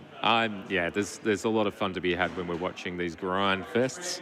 Yeah, normally I don't like them. I don't mind watching them, I guess. I just don't like playing them. That's true. That's true. No, I'm a control mage myself. I'm too impatient. I do enjoy the grinds. So Windswept Heath is taken off the Expressive Iteration using the Exile thing, part of the rules text? Yes. Yeah. That part. That part. One So- in hand, 1 in exile played, 1 on the bottom of the deck. Looking at this Leyline Binding. Still got the counterspell hold up. Yeah, here. so took the Leyline Binding off the Expressive Iteration, so a hard answer to something. Well, he knows about the Metamorphosis Fanatic, which he can see. does. So I think it would be sandbagged for that reason, because that would certainly put Brandon firmly in the driver's seat if all of a sudden they put 9+ power into play. Absolutely. All with lifelink. Yeah, so I think the counterspell's waiting on that. And then interesting to see what they do with the Death Rite. I imagine we're seeing a drain for 2 of a card. Well, only Doesn't particularly matter, I don't believe. But 7 more turns. It doesn't matter now that the Mystic Sanctuary. Oh yeah, got to pay the toll. Pay the toll. Just 1 mana now, though. Just 1 mana. So there's enough mana here. So between the Death Rite and the 5 mana, there's enough for the Metamorphosis Fanatic. But we'll see if Brandon values that. How much mana would you pay for a Deathrite Shaman? Oh, I simply wouldn't. Just simply wouldn't. I simply wouldn't. You just let it go. I just let it go, Sometimes elves just need to be like the wind. Put back into the ground that they so worship. Well, yeah, that too. Yeah. So he's drawn something to make it a bit of a thinker. As he said, the option to play the Metamorphosis Fanatic, but that is one of those high risk, high reward. You really have to expect with, Ben's stacked hand that there's got to be an answer that he's holding back on, Yeah, absolutely. I mean, thinking as nothing is just wishful. That's just a path of the turn. Looks like it is. And here comes the ley line for 2. Eat the Death Right, turn off the pressure. Brandon's going to respond. Eat something. Eat something in response. I think that's a fair call. You gotta. Put him down to 9. We're in the single digits now. 4-color soup, not known for its ability to burn an opponent out of nowhere, but... well, you know, with the nature of these Jeskai control decks, having fewer turns to close a game out is actually pretty relevant. Yeah. So Flame of Venor getting exiled there. Leyline Binding, doing what it does best. That Tendril now, just the Tabernacle, sorry, is now just an expensive piece of cardboard doing nothing, really. Nothing, no lands, no anything. Mana, no effect, really just a poor card. So Surveil of Stern Scalding into the bin. And then what do we have here? So we have a Brain Surge. Fantastic. Oh, old-boarded. Old-boarded Brain Surge. That Fury might... okay, just patience. Just patience. He's in control. He's a game up. There's no need to rush your opponent. You have one known card. You really got to watch out for that Metamorphosis Fanatic and make sure that does not resolve. So it really is the only thing. And because Ben's a game up as well, the clock pressure for the match is not as important to him as it is to Brandon. Brandon's been playing very deliberately, very solidly. We'll see if he goes for it. Cannot fault for either player's due diligence in this matchup. They're diligent, yes. Amongst other terms, diligence is one. As diligent as I am belligerent. Ah, well, they're not that diligent. Oh, nobody is. Nobody is. Okay. Here's that Brain Surge. Draw 4. Teferi. Ah, good art Teferi. The good art Teferi? Yeah, the original art. Oh, that's not the good art. No, the good art is the beta one. The beta art, yeah, it's absolutely. 2 back. 4 cards, none of which are lands. That is pure gasoline. Yeah, I think if you're in Ben's seat here, you know that you can start closing down this game right now, but you really have no reason to still. So here we just see the Teferi. Gently. You know, that's... Is that a Worldly Tutor? It might be a Worldly Tutor in response, yes. Okay, good. so you gotta Worldly cast Tutoring it now. What can they find? Obviously, Metamorphosis Fanatic already in hand. That is the one that it's in there for, mostly. Grist, yeah. Grist is not a bad one. It's even though it is a creature in other zones, it is not one on the battlefield. Orcish Bowmasters, again, not so good onto the Tabernacle, yeah, I don't think Ben's playing a not nat to get the backdoor win condition there. So we have a bit of a thinker. I wouldn't be surprised to see the Grist. It's a little anemic here, but at least it can do some things. Yeah, if Brandon was able to access this card immediately, I think the Bowmaster might be the pick. But because it'll sit on the top of his library till next turn. Yes, eating up the draw step. I think that the Bowmaster is no longer the choice. Frog or Grist, our front runners. Shieldred, not a bad one. Not a good one either, though. Really in some trouble here, Brandon. He's going to try and see if he can think his way out of this pseudo-lock that Ben's got him under. Yeah, it's a little bit of an issue because you really want to double spell to try to overload with something plus the Metamorphosis Fanatic, but that would require 7 to 8 mana and the threat to be good enough to warrant baiting out the counterspell. So Grist, at least, if it does get under, it can provide some small incremental advantage over a couple of turns. Good mechanics there, making sure that the deck's still cut. Grist to hand. So we've got Swamp, Metamorphosis Fanatic, and Grist. Versus a stacked 7. A stacked hand. Okay. So the bait is the Metamorphosis Fanatic. So we're going to force some action. You would expect to see... It's a resolve. Well, yeah, that's okay, so we're looking at the Supreme Verdict here then, for sure. Nice and easy. Yep. Do you want the Gristlebrand or the Mental Misstep? I'll take the first one. Is that Fury? It's a Flame? Or the Fury that might have been put back with the Brain Surge. Yeah, I got put back with the Brain Surge there. So became the draw step once again. Okay, so I'm expecting this turn to see a Supreme Verdict. Counterspell. Holding up Counterspell for that last card in hand. Tick up to Fairy. Yep, no need to draw cards off it quite yet. No. Can wait for 1 or 2 more turns. Here goes to 6. That means that Supreme Verdict's now instant speed. Ooh. Mid-combat. So fast. So it looks like we're thinking about the other cards here. So yeah, just discard. Just going to discard. Okay, that's fine. Must be nice. So he's going to make the Tabernacle dues be paid. Yeah, pay the 3. The 3 mana, yeah, for the 3 creatures. Yep. Go to draw. Oh. Not quite. Hold up, he says. Hold up, mate. Hold on. Even though you can't counter it. I heard there was delivery, and it's happening now. A supreme verdict. It's a Barrow. Oh, it's a Barrow. It looked a lot like a Gristlebrand to me for some reason. My bad, guys. It's a black card with some dark colours on it. They do go around. So, fresh card off the top. It looks like it might be... I can't quite see it. Yeah. It looks like it's got text, though. So 2 textured cards, although 4 mana thanks to the Tabernacle eating 3 of that. So it's a choice. It looks like the Grist is going to come on out. The known information first makes a lot of sense here. Spell. Eat that. Must have assumed that he had it. It didn't seem like that was something Brandon was particularly worried about happening at that point. Ben now firmly in control. Is the name of the game. And the game might be going towards Ben's favour. Slowly. Tameo. Tameo. Can't get in the library. That's Can true. go to the Tabernacle. So, plus on the Teferi as well. Yeah. Sitting back. No need to worry too much about it. What can Brandon draw?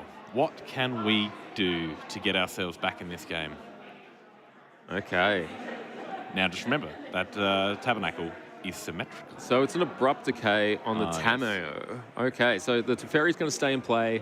That must have been the draw last turn, I think. Yes. Looking at the shading. Yeah, it makes a lot of sense. On some very pimp cards in these decks. Look, for all of Watsy's crimes, the 200 artworks per card is among them. What crimes? They've never hurt anyone. They've never done anything wrong. They've never done anything wrong. They gave me SpongeBob art. I'm happy. Oh, God. And okay, so we have a Hull Breacher and a clue from the Tameo. Moon and Myrrh walking in tangents to... We've got a, but the folks are out. Folk Festival. We got a Tabernacle. We got folk. We've sent people to the farm. I mean, this is an indie darling, really, isn't it? This is country living. It is country living. He is in God's country and from God's country. Brandon now looking at Veil Summit and a Hydroblast, 2 reactive cards to a board state that is swiftly it's getting out of hand. As we saw last round as well, this just got control deck. Once it finds a corner to turn around, it skids and revs. Yeah, bit of initial D drift around the corner, foot to the floor. It's deja vu. Theme song plays. Yeah. All right. 90s kids everywhere laugh at my bad jokes. Unfortunately, I'm one of them. Oh, Brainstorm with a Hull Breacher in play. Woo! Brandon has found officially the coolest line. Yeah. This is a lot of treasures.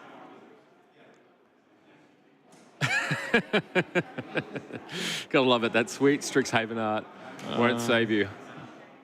No, that's not how that works. You're gonna have to put the 2 cards on top of your library. Yeah. So the replacement effect is, for those at home, the replacement effect of Hull Breacher is, instead of drawing cards, there is a treasure made. So we still resolve the Brainstorm, which is draw 3, put 2 back. So you just put 2 back. And with that, we have it locked up. Yeah, Ben's our winner. 2 minutes to spare. 2 minutes. 2 whole minutes and in a 2-0. 2 whole minutes and a 2-0. Yeah, there we go. That's a control mirror for you, though. A lot of complicated lines of text, a lot of complicated lines to take as well. I think both players played brilliantly. It's fantastic really stuff well.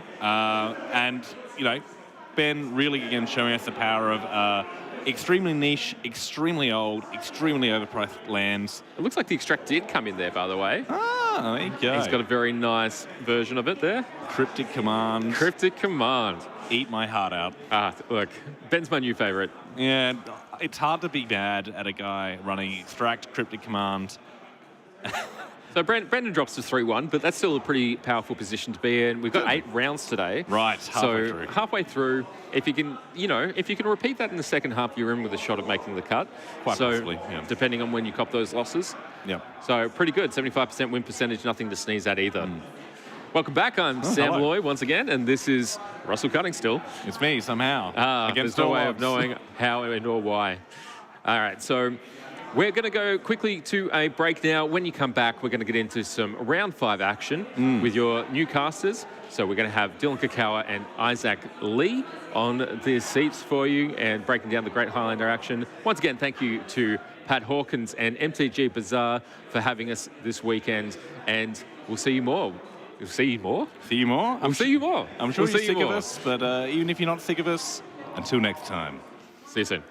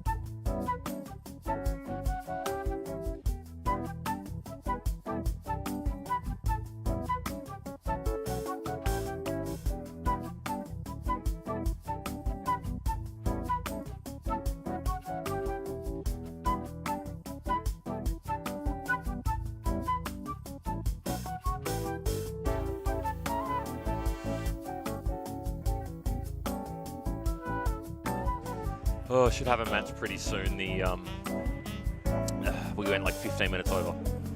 Typical. I can hear you when you press that button. Yes. Yeah.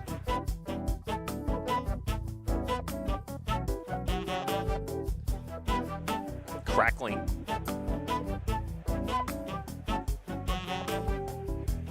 Oh, you'll have a little bit of. Yeah, you should have some. It should be very loud though. You can't hear it. I can't hear it live. I'll check it after this round. It might be the headphone amp or something. But is it bad or is? Oh no, all good. No, it's all good. I'll have a listen after this and just make sure. But no, everything sounds good live. So. Yeah. Is it table 2 we're doing?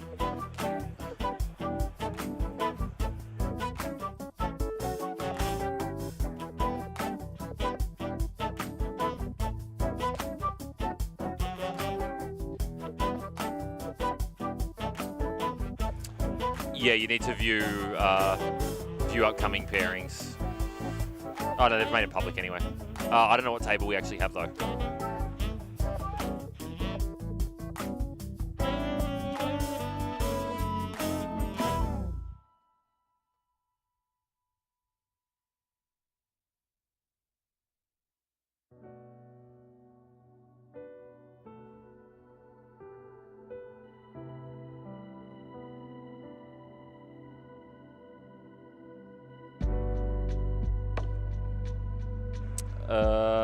Yeah, what's the... I'll give us a second, and we're just getting the players. They haven't told me what table on. Oh, it's table 2. Okay.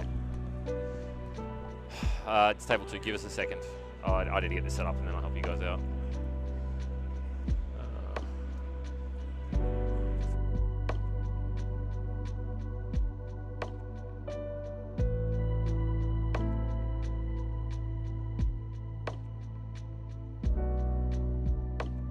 Spice Rack that's slow, it's just slow because everyone would have it's not the computer most likely, it's probably Spice Rack. Yeah, it's just a really slow site. Yeah. Like every tournament software, they don't seem to expect people to use it all at once, except that's literally how it gets used. Anyway.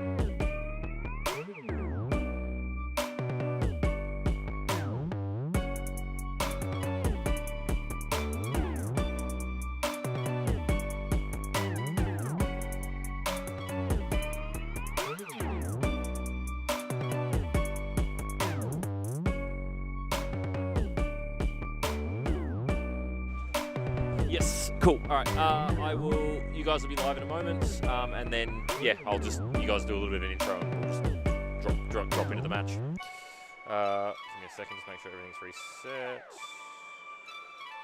Cool, all right.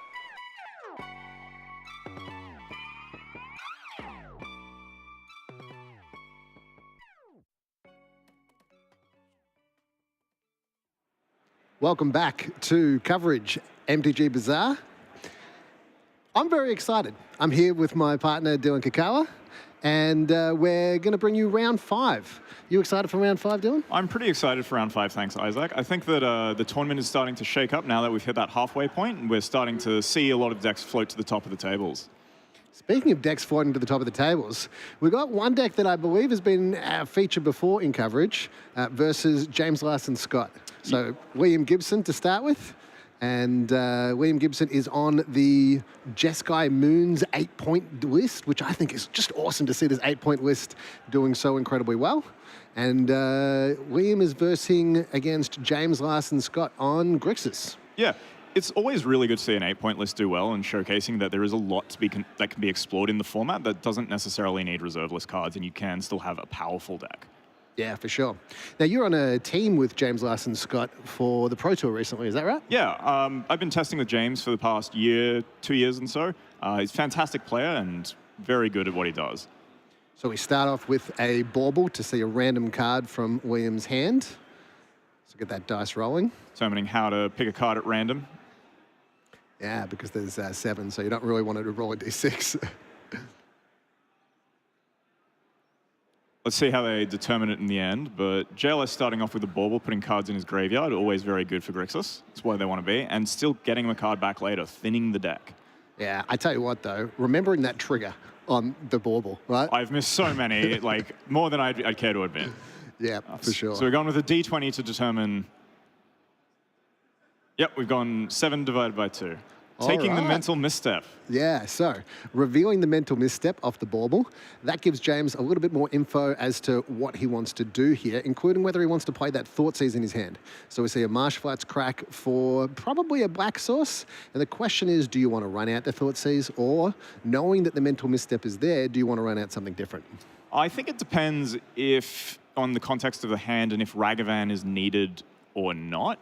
It looks like James is a bit resource light, so I think he's just wanting to Thoughtseize to get this mental misstep out and force that Ragavan through.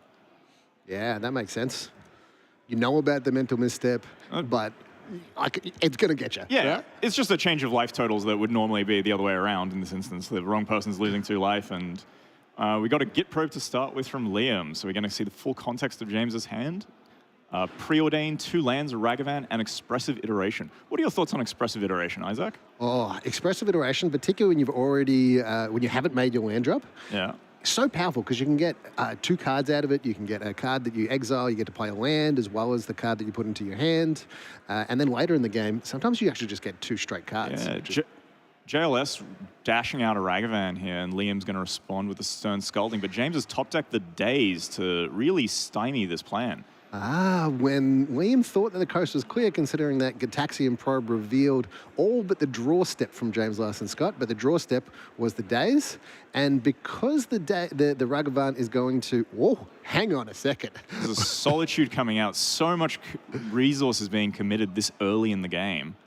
Yeah, so I have a theory here regarding why Liam is prepared to throw away so many resources to kill this Ragavan. And what's that theory, Isaac? The theory is that he doesn't want James to get access to a treasure token. Yep. So Liam is playing Jeskai Moons, so Blood Moon, Magus of the Moon, and the new Island Blood Moon guy. Harbinger of the Tides. Thank you very much. Harbinger of the Seas. But if James Larson Scott has a treasure out, then he's going to have the ability to play at least 1 spell, particularly something that might be able to kill one of those Magus of the Moons or the Harbinger. And so throwing away the resources in Solitude as well as exiling the white card here, particularly with that being is that a... Prismatic Ending. Prismatic Ending, which would have been able to kill a Ragavan that's out normally, but JLS choosing to dash out there. William's like, nope, don't want you to have a treasure. I want this game to come down to Harbinger. And here's the Harbinger. JLS doesn't look like he's got an answer and is going to be stuck with some mana issues now. Yeah, so having a treasure out here would actually be really powerful. Yeah, it would be. Luckily, I guess James has got blue sources instead of red sources, but I'm not sure if it's going to be enough or if you can get out of it, as the Grixis deck does play a lot of multicolored spells. Yeah, a lot of multicolored spells. I'm just going to pull up the deck list here and have a look at some of the blue cards that JLS is able to play. So Murktide Region is one that can come down. Brainstorm is another one that we see right off the top here. Ponder, Preordain, Gitaxian Probe can be played. Ledger Shredder that James has just drawn, but this is all going to be very difficult as well with this Teferi in play. It's going to make James's interaction really difficult. Yeah, that Teferi has the ability to bounce that Ledger Shredder, bounce a Murktide Regent. We've got a Tameo by the looks of it. Yeah, okay. So there's definitely a few spells that can be played, but it's very hard to actually get rid of that Harbinger looking at JLS's deck list. And Liam's got a Swords to Plowshares and an Expressive Iteration that he's just drawn off this Fairy, which gives him the resources that he might need to get back into this game really well. Although Liam is actually also stuck on red, so doesn't have any red sources himself. Well, that is true. So we've got a basic plains and then 4 islands out for Liam versus 3 islands on the other side. Harbinger doing work on both sides, it looks like, this game. Yeah. So we see a Ledger Shredder followed by a Tameo and the draw and discard, getting rid of the double black spell in Sheldred going to the graveyard from JLS. And also saying, hey, look, you don't have enough counters on that Teferi to deal with this, so you might be in a bit of trouble here. Yeah, so Liam's going to answer with the swords in order to take care of that, and now just has to hope that this Tameo doesn't get out of hand and start drawing enough cards to get James out of this Harbinger. Yeah, yeah. But one of the good things about this position for Liam is that Tameo does 0 damage. That is true. Thankfully, Tameo does 0 damage. I think the card would be an absolute nightmare if it did damage. Yeah, for sure, for sure. Just a 1/3 flyer for 1, that'd be very good. And James has drawn the Fatal Push and just needs a black source to do it. Do we have a basic Swamp in the deck? We have a basic Island as the only basic in the deck.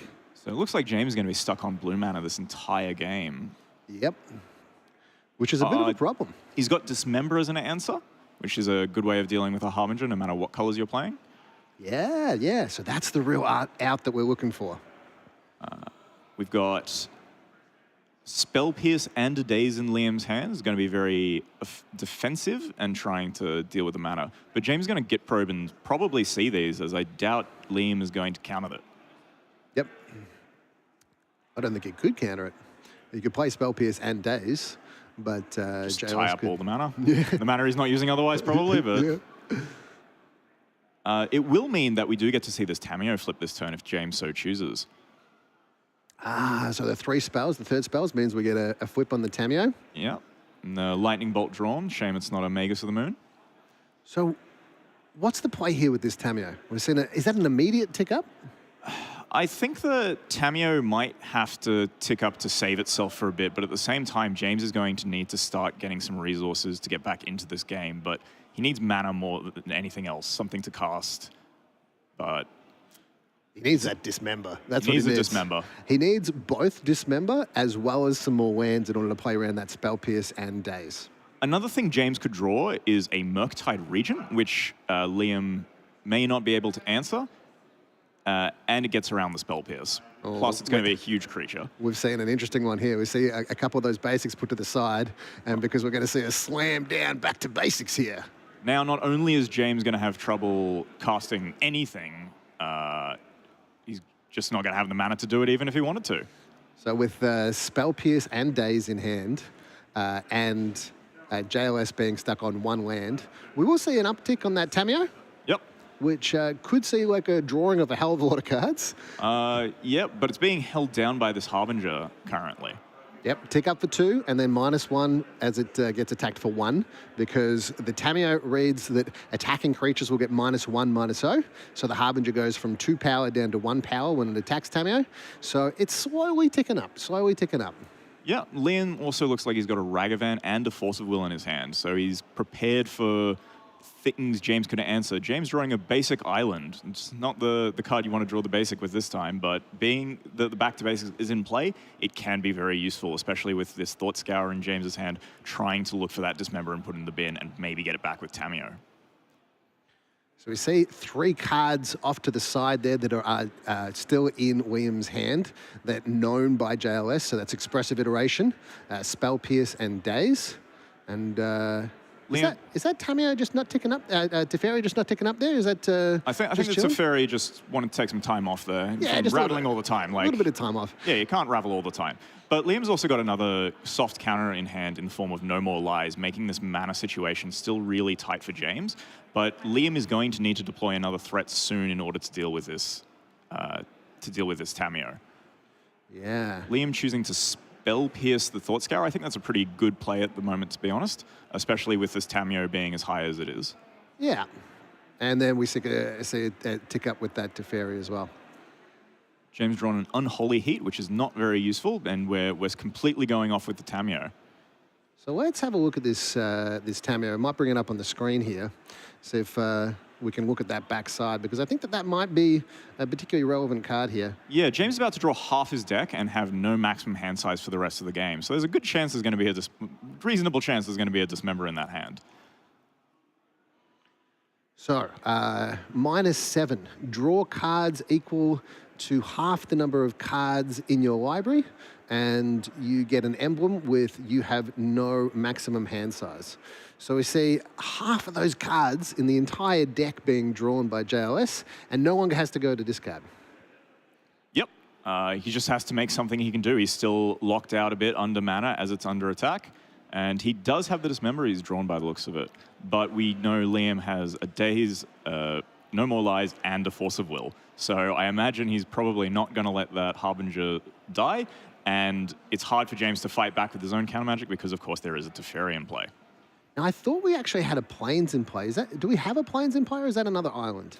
Right next to that Windswept Heath there, on the left of that Windswept Heath. I believe it's a Plains. Yeah, okay, so a lot of counter magic available. Now, the thing is that, though, Liam doesn't have that intimate knowledge of JLS's deck list, so doesn't know that Dismember is actually the only out here. That's true, but he still might choose to defend the Harbinger anyway, just because it looks like it's such a commanding position. It is likely James is hitting land drops for the rest of the game now, but we're not sure how much of that is going to matter, as basically all his lands are Lotus Petals thanks to this back to basics. Yeah, only one basic in the deck. Puts JLS in a very weird spot. I find this game so interesting because we see JLS with a fistful of cards here, but still being behind. He's going to have to try and get very creative in order to recuperate his way from these heat piece effects. And there's effectively 3 of them in play, which are all very difficult. Yeah. This also means that Liam gets to go back on the offensive, start attacking JLS's life total, rather than attacking the Tamio. Yes, but he's going to have to try and close this game out quickly because James is shaping up his hand to try and have a big turn, I imagine. Yeah, definitely. Particularly with the biggest of turns being that Dismember. Can I get a Dismember out? Because if that Dismember resolves, I tell you what. We've got an Arkham's Astrolabe here, which is really good for Liam. It's going to unlock his mana fully. And I believe he's just drawn a Flage. Interesting. Okay, so the Astrolabe has the ability to filter mana into different colored mana. So I'm going to pull up this Arkham Astrolabe here. The other thing about Arkham's Astrolabe is it replaces itself, draws a card when it comes into play. It's just kind of a nuts card, to be honest. And we're going to see a played Ragavan, a dashed Ragavan. Yeah. He tapped the right mana for dashing a Ragavan? Yeah, because of the Astrolabe there. So the Astrolabe tapped for red. And I think we might have to tap one more land. Yeah, I think we're down one more land. We need to be tapped. So we might just get a judge in there to make sure that an extra land is tapped. And then we'll continue this game. But we get an attack in there. And did we get the... We got a Reanimate. Reanimate plus a treasure token. I don't know if the treasure token has been represented here or whether that... The treasure token is just up the top of the camera above the expressive iteration and days. Okay. Sitting pretty on the exiled prismatic ending. So Liam had an option there to use the Reanimate and could have reanimated the Shouldered in James's graveyard. So tell me, why would you not play that Reanimate there? I think maybe in those situations you probably are worried about how you're going to lose this game, and life totals could be a way that you lose this game very quickly. So I imagine he's trying to avoid being raced out, but also probably trying to just be safe and leave open counter magic. So there's the Dismember. Here we go. Here we go. So tapping an island, and Oh, untapping here because this is the big turn. This is the clincher. This is the turn. Having 3 mana and casting Force of Negation, and James picks it up. Picks it up. Wow. With 20-something cards in hand, we see a concession. What a game. What a game, Kakawa. All the cards in your hand don't matter if you can't cast them. That was amazing. Riveting stuff here. James being able to leverage that Tameo into a whole bunch of cards, but not being able to turn it into a win. Yeah, and because the Teferi was in play as well, it meant he couldn't even fight back on the Force of Negation front. Oh, yeah. Which meant the Dismember was always going to resolve in that because it couldn't beat through the Force of Negation. And that's why Liam was totally fine with actually just, I'm going to tap all my lands here, even though I could pitch a blue card here, because I know that you can't counter my Force of Negation, so that Dismember is getting exiled. Also choosing to leave open the mana and not cast the Reanimate with the Treasure. Very heads-up play as well, because it meant he didn't have to pitch another card. Yeah. Giving away as little information as possible, even though we did have 2 revealed cards he could have pitched to it. Yeah, for sure. Really smart play by Liam. And also seeing JLS navigate around, like, what are my outs here? How do I get into a position where I might be able to get through this? All right, Dismember is the way that I want to go. I found the Dismember, but now I have to have enough lands in order to play around the Spell Pierce and the Daze. So I'm going to slowly play the lands. Oh, Ragavan's here. Now it's a little bit urgent. I'm going to fire it off. Yeah, the Ragavan definitely forced James's hand there, and James did not have the ability to come back from it afterwards. But James recognized his out and played to it, and he's a very good player, and that's why he's 4-0. Yeah, and I can see that there's a good reason why both of these players are 4-0. Yep, Liam attacking the field with Blood Moons and Back to Basics, something we haven't seen a lot of recently, but decks have been getting a lot more greedy these days, so I kind of like this play. Yep, for sure. Also a great way to utilize 8-point decks with no reserve list cards, because you don't have to play dual lands. Yeah. Don't necessarily want to when you got Blood Moons, Back to Basics and such. You got 4 of those effects, right? Yeah. Harbinger and Magus. Harbinger, Magus of the Moon, Blood Moon, and Back to Basics. So a fair few different attacks on the mana there, but this is going to be really interesting post-board. Yep. What do you think changes match post-board? So I reckon JLS is going to have a big upswing here in playability, because we've got a Carpet of Flowers, which generates a whole bunch of mana, and both ramps as well as color fixes. And then we've got a Blue Elemental Blast, we've got a Hydro Blast, we've got a Pyro Blast, and we've got a Red Elemental Blast. I always love watching Blue-Red X mirrors, because there's 3 to 4 blasts coming in every time, and it just speeds up the game, makes it really fun and exciting. Yeah, for sure. Thing to note as well about the Carpet of Flowers is it is one of 2 green cards in the deck, the other being Deathrite Shaman in the main. So Carpet of Flowers is so powerful, it is worth splashing. Wow, wow. Okay, so it's Grixis, splash for Carpet of Flowers, and Deathrite Shaman activation. And you'll notice no Oko. No Oko? No-ko. No-ko.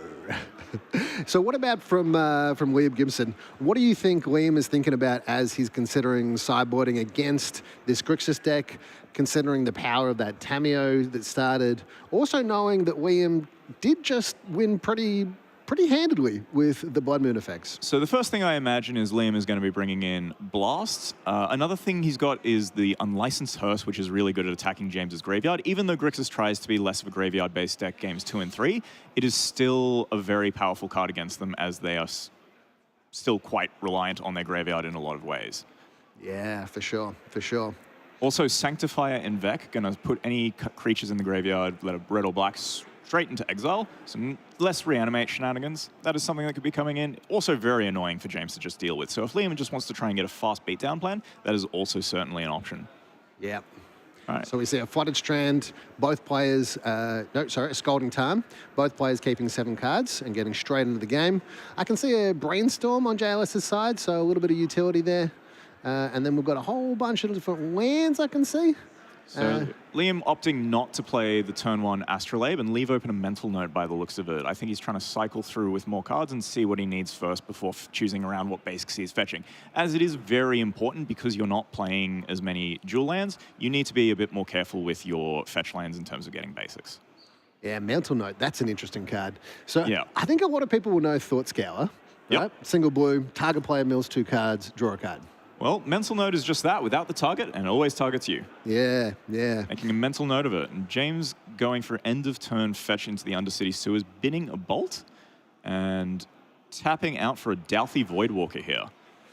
So you might notice here that we see 2 non-basics in play. So no fetch for the island, which considering he had only islands out last game, makes sense. Yep. And so he doesn't have that many options available in terms of searching for basics and playing around Blood Moon. I think he definitely wanted the second Black Source, land that Dorothy as possible, but Liam being able to meet it with a Stern Scolding here is going to like throw James off a bit.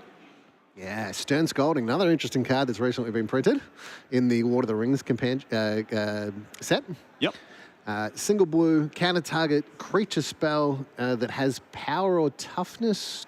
Two or less. 2 or less, yeah. Yeah. So Gandalf giving Pippin a Stern Scolding.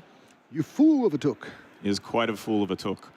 And Liam running out here a Sanctifier and Vec, which is basically like a White Dorothy Voidwalker in this instance. Yeah, bada bing, bada boom. And James having this Unholy Heat in his hand, looking very silly at this protection from red. Yeah. So I've seen this Sanctifier and Vec come up a few times in the different sideboards here. Explain to me, Dylan, why are people playing this card? So Sanctifier and Vec is really good in a wide variety of matchups, and having protection from both black and red is very powerful because there are a lot of decks which are utilizing both colors, and all these decks are auto-utilizing the graveyard. So the Sanctifier's ability to exile those cards when they hit the graveyard makes things very difficult for James to use the graveyard even further, and while also being a way to clock and block. Clock and block. Clock and block. And then also have that interaction, including the come into play effect. So when it enters the battlefield, exile all cards that are black or red from all graveyards, which is particularly relevant for Reanimate. Yep. And there'll be no Reanimate shenanigans going on while this Sanctifier is in play. James choosing to exile the Tasigur with the Expressive Iteration and digging for a 3rd land drop, still missing it, and the Bauble fails to find one. Okay. We'll get revealed a foil Mental Note, which, oh my God, is that looking pretty. It is looking pretty. I do like some old school foil cards. You'll notice as well, Liam is also on the all no basics train at the moment because his mana's kind of forced him to be in that way. And he's going to continue attacking James's graveyard even further. Yeah. You noticed how much damage Liam has taken in the course of this game from Shocklands and Fetchlands? Yep. That is definitely a downside of not playing dual lands and playing Shocklands instead. But when there's not a lot of aggro going around, especially hyper-aggressive aggro, you can probably afford to make those plays. Yeah. Sanctifier and Vec also shoring up a lot of those aggro matchups, I feel. For sure. So we see a main phase brainstorm from JLS here, trying to find that land. And he did find the land, but you notice here that it's not a fetch land. It's a Mystic Sanctuary that is coming into play tapped. Yeah. No, it's a basic island. Oh, basic island is found. Yeah, found the basic island, but no ability to shuffle at this point. So we see a little bit of like a mini brainstorm walk here because JLS knows that he's not drawing a land there. Although you are right that Mystic Sanctuary is in hand as well. Yep. And so that one would come into play tapped. But JLS choosing to play the basic island instead and keep open Thought Scour, being able to mill those 2 cards that he's just put back on top of his library. Liam with his 3rd fetch finally getting that basic that he like really enjoys and has. And it also allows him to cast the Arkham's Astrolabe in his hand he wouldn't be able to cast otherwise because there are no basic snow Shocklands yet, thank God. Yeah, yeah. I think if that happened, I'd have a heart attack. For sure. Astrolabe gives me nightmares. The card has given me so many nightmares. So Dylan, have you actually played an 8-point list before? In a tournament? Good question, isn't it? It is a good question. I try to remember, I think Vi lent me a deck for one of them. Okay, And then cool. James getting out of his Brainstorm lock, by the way, with this Thought Scour that he had in hand. Such a good play by JLS. Just bin those cards that I didn't want. Well, they're exiled even, so... Oh, yeah, okay. So exiled with the Sanctifier and Vec, the black cards and the red cards, and then a tap of the Relic to make sure, hey, I don't want a Murktide Region coming down. Yep. I don't want you to have any cards in your graveyard to be delving with. No Tassigurs, no Murktides, no Murderous Cuts. None of that. Get that delve out of there. This Relic of Progenitus as well, basically blanking the Drown in the lock in James's hand as he has the ability to just remove his graveyard at any point. Oh, what a cool play. This graveyard attack has worked out really well into what James's hand has been lining up to do.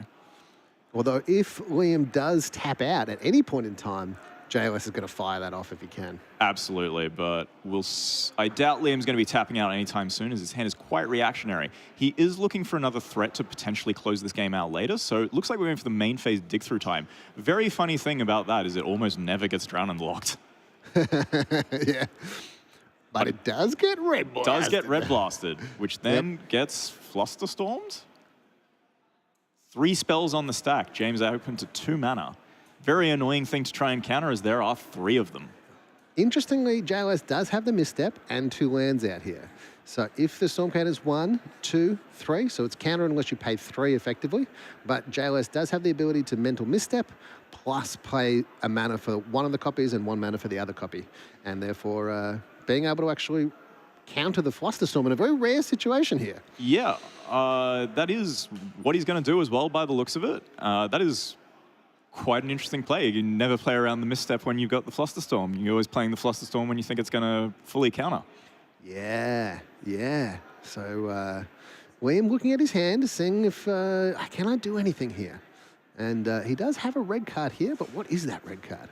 It's a Pyroblast of his own. Pyroblast of a different art. So Pyroblast counter your mental misstep that was countering 1 copy of a Flusterstorm. James, very wise as well to play the mental misstep before sacking any fetch lands to get more information about what he might need as well.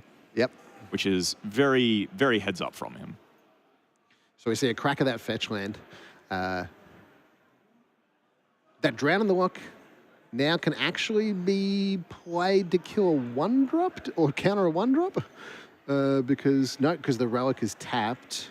So he could actually goes for the counterspell on the dig through time. On the dig through time, all thanks to that mental misstep play and keeping his mana open. Yeah, that's a really heads up line. All right, and so we see a Mystic Sanctuary, and let's put that dig through time back on top. Let's do it again. Yep. We are missing some cards to be able to do it again, as the graveyard's been taxed a little from it being cast the first time. Yep. Liam with a Swords to Plowshares in his hand, and I think he's just going to try and ride this Sanctifier. So we see a Mystic Sanctuary coming to play untapped and targeting a card in the graveyard and forcing the activation of the relic here. Right. This is going to turn James's Drown in the Lock on later in the game, and the Force of Will that James has in hand. Yep. But there's a lot of players neither doing anything really proactive, as both players seem to have very reactive hands right now. But when both players have reactive hands and one player's winning the board, it's usually pretty favored for the person that's winning the board.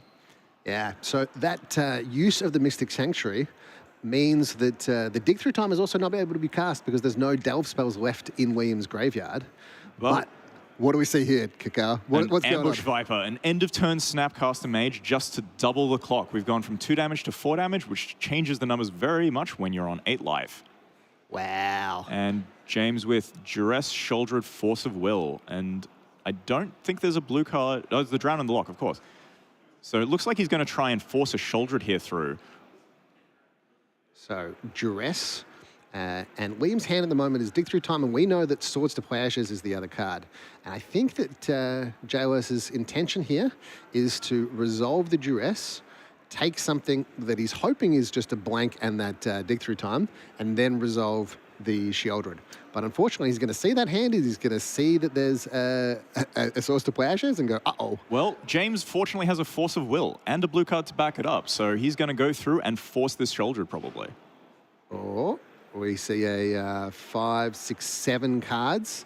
So it's revealed because Liam tried to cast that dig through time there, realized that there's only 7 and that actually cost 8. Yep. And so has to reveal his hand.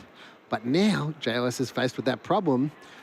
Hopefully that Force of Will and that blue card means that he can do all the things. What do you take here, Isaac? Do you take the dig through time or do you take the swords? I take the swords here. Yep. And that way you're going to exile the graveyard. Yep. Not just that, it's going to commit more mana as well from the dig through time to actually work. But we do get an end step dig through time which gets forced, and now neither player has any cards in hand. This Sanctifier is going to be able to get in for 2 through the Shouldered, but... Now, that dig through time appears to go to exile. I don't know why that went to exile. We want to check in with the judge there. It's all good. They worked it out. Have already worked it out. James is usually on top of things. And we see an attack, because that's got protection from black, we're able to get past that Sheldred. Going down to 2 life for JOS, but then going back up to 3 life, because the Force of Will did 1 damage. Force of Will did 1 damage, Yep. And so JOS is hanging on by a thread here, gaining 2 life Can't a even turn. attack with a shoulder. It has to block the Snapcaster Mage. the Viper, yep. Liam is slowly losing life as the shoulder clocks him. So this could be a really tight game. Yeah. Especially if James manages to find something like a Brainstorm or a Ponder, Preordain, these kind of spells that can draw spell into more draw spells. Yep. Means that we're going to get ahead in the life, and then Liam's going to be in a lot of trouble. That would unlock a lot. And James looks like he's going for a Molten Collapse here on the Snapcaster, so he's going to get into attack and start changing the race math really quickly. Shame there was no Descend. We could have hit that Astrolabe as well. I'm always a fan when Astrolabe is removed from the table. Wow. So 4 damage here, down to 2 life, because Liam went to 4 and then took 2 damage from the draw step. And we see a bunch of islands here with a chump block and then die in draw step here. Yep, it looks like that's going to be the way, but let's see if James wants to try and get any other information out as possible. So he's gone with a Git Probe, which is also going to draw him a card, gain some life, and I think James knows he's locked this game up. Yeah, yeah. But at the same time, William has to say, hey, come on, you might miss your trigger. Yeah, that's true. Like, we're playing proper Magic here. We're playing for a couple of pieces of power. James definitely pointing to the shoulder. No ambiguity there. Yeah. He's ready for it. Okay. That was a fascinating game. Oh, my. Yeah, oh, that Sheldred came back from the game, and this is why attacking the graveyard isn't always your best plan, because even if you do, Grixis still plays good cards. And Sheldred is one of those good cards that is often very hard to answer in these matchups, as it is immune to all blasts. Yep. Immune to all the blasts, but not immune to Swords to Plowshares. That is true, but unfortunately that does get duressed in Thoughtseize, and that is what the Grixis deck likes to do. Yeah. So James making sure he's able to clear the way first, and then land and make sure that Sheldred sticks around. Yeah. So didn't fire it off too soon. Was very patient. Yep. Very patient play from James. And then that duress with the Force of Will back up and the Sheldred coming down, scraping alive on that 1 life. Yep. Going down to 1, going back up to 3, going back down to 1, going back up to 3, and then the Molten Collapse to kill the Snapcaster Mage, attack with the Sheldred, put Liam down to 4 and say, hey, buddy. We got there. It was a game of fine margins, I reckon. It was like everything was so tight, and James navigated that really well. Yeah, both players navigated that incredibly well. Yeah, I think Liam suffered a bit from just drawing a bit too many lands and ran out of gas, whereas James then continued to draw spells. Yep. But Liam being on the play this time as well, potentially being able to land a turn 3 Moon Effect if James ever tries to tap out on turn 2. James is going to be forced on the back foot a lot and try and be reactive and still have to respect the Moon Effects as a result. Yeah. There's an interesting point there where I reckon if Liam looks back over this match, he's going to go, how could I have won that game? And the only thing that I could see in that entire game that maybe you could have done differently is that when JOS played the Mystic Sanctuary and targeted the counter spell to put back on top of the library, Liam had the option of not cracking the relic there in order to keep those cards in the graveyard to be able to untap them and play his Dig Through Time again, knowing that the counter spell was on top of the library. That is a good point. That is something he could look back on. And if Liam, if you're watching this, hello, welcome. It's been fun covering you. I don't think that I would have ever seen that play, though. There's no way. That's fair. It is pretty reactionary to get value out of your relic when you can. Yeah, like when someone targets something in the graveyard and you've got a relic in play, I'm gonna crack that like 99 times out of 100. But if I'm like reanalyzing the game and trying to work out what I could have done, that's the only thing that I could have seen there that like maybe you could have done slightly differently. I think so too, but I'd have to go back and rewatch it, which I probably will at some point. Yeah. I'd be interested to have a look at it and see if there was any other lines that we maybe missed whilst commentating there. All right, players are shuffling up for game 3 and drawing their opening hands. All the marbles here, trying to be undefeated. Undefeated at the end of round 5. And if you're undefeated at the end of round 6, you can probably double ID into top 8, locking up your top 8 spot. Yeah, so I can see 2 lands here. It looks like a mental misstep as well. And we're going to keep from both players. I have a turn 1 Tameo here from Liam. I think I see a Force of Negation in James's hand there, but Force of Negation doesn't hit that Tameo. It's not a Force of Will, unfortunately. And Tameo is the kind of card that we saw in game 1 can be incredibly important, especially if unanswered. Well, James has just top decked the Force of Will. You'll also notice in James's hand he has this basic island, which he's choosing to sandbag. This could maybe mismatch Liam's moon threats if it lines up. Yeah. Bottom moon comes down, and JLS is like, haha, I've got the basic island. And then probably blasts the moon. All right, so we see an attack with the Tamio. I'm sure a clue token is getting organized at some point. Yeah, I think they had announced and were just like shortcutting. Yep. And we see a land being played by Liam. Relic and to attack the graveyard. Relic. And a snap past the turn here, which gives JLS a little bit of information. Hey, do you want to cast? Do you want to counter this Relic? Because I've got nothing else going on this turn. James looking like he's going to ignore it and put a card in his graveyard instead. Yes, surveil time. Well, he won't be using his graveyard anytime soon by the looks of it, but Liam is under... His hand's kind of a little bit anemic. He does have the Flage to try and get things going, but it looks like James is going to try and do something with a Corey Steel Cutter and go around that way. Oh, James drawing the Price of Progress. What do you think about bringing in Price of Progress against a Blood Moon deck? Price of Progress against the Blood Moon deck. Yeah. That is an interesting play. So it was a spicy tech the team all talked about and such as a way of shoring up shops matchups and other things, or just matchups you need to be aggressively slanted. So it was a bit interesting to see it brought in this case. Here's my take. Yeah. I don't think that I would bring Price of Progress in against a 7-point Blue Moon deck. That's fair.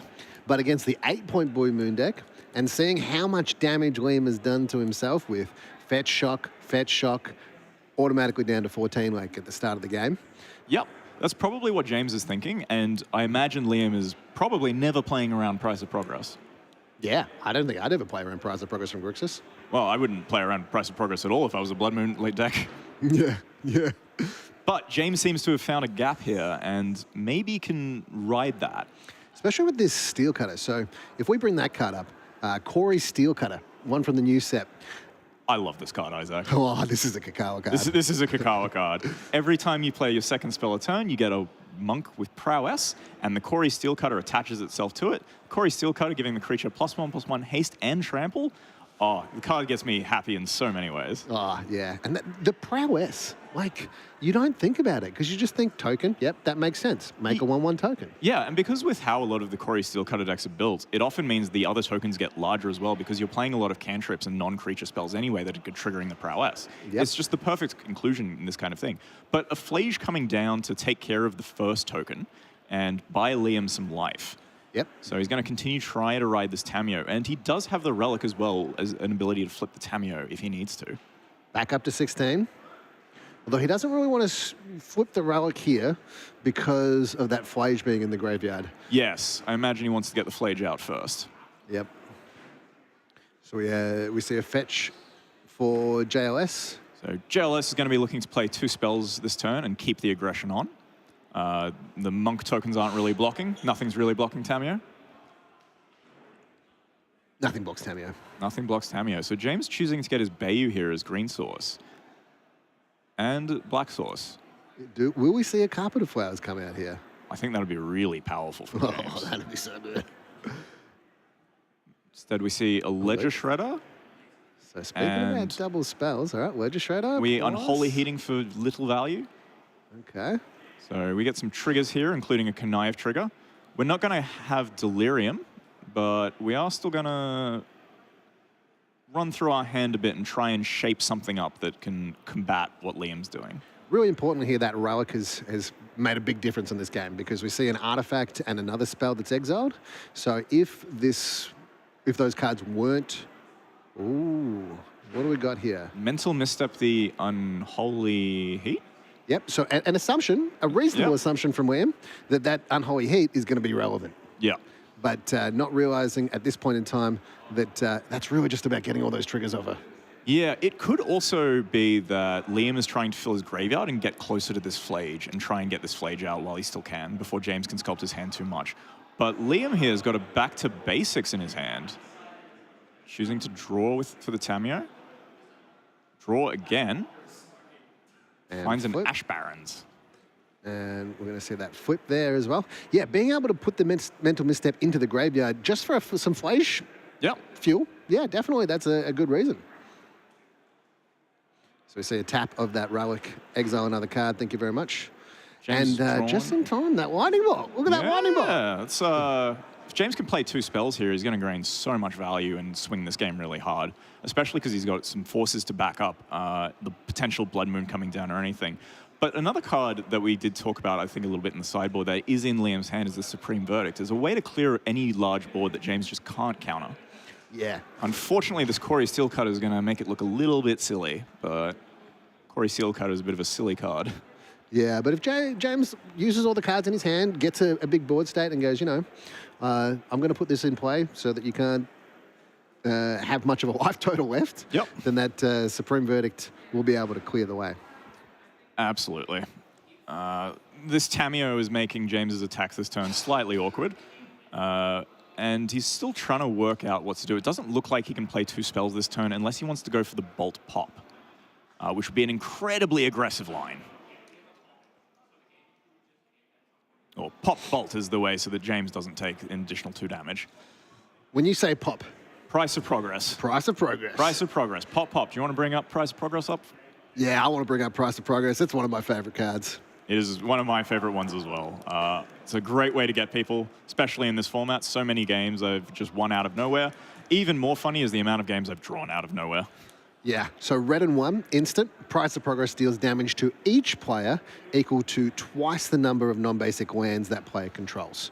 So if you've got 5 non-basics left, then that's 10 damage to the dome. So that's a lot of damage. Liam taking 8 here from or going to 8 from Price of Progress after taking 4. So this Lightning Bolt is going to do a lot of damage, probably going upstairs to Liam's face.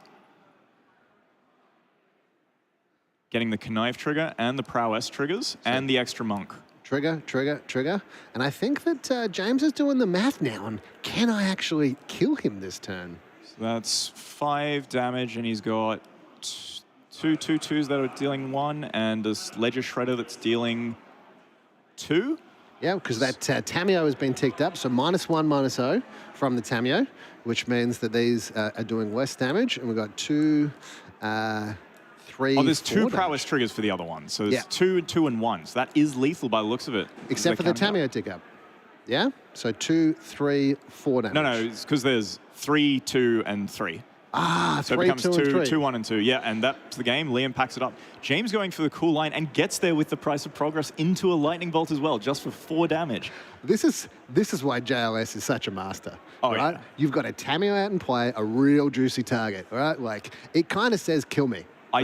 Yeah, but James just went for the face, and well, bringing that Price of Progress in, I don't think I'd see many people bring in Price of Progress in against the Blood Moon deck. Yeah.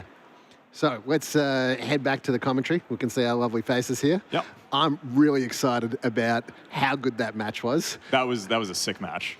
And it was awesome to commentate with you, Dylan. We're going to actually throw it back to the booth, or we're going to sign off for a little bit, and then we're going to come back for round 6 sometime pretty soon, because I think that round went pretty well. That round did go well. Round 6 should be fun as well. Just looking for one of our undefeated players. They're going to be able to double AD into the top 8. Yeah, double ID in the top 8. Pretty amazing. Well, thanks very much for joining us in round 5 of coverage, and we'll see you soon. See you soon.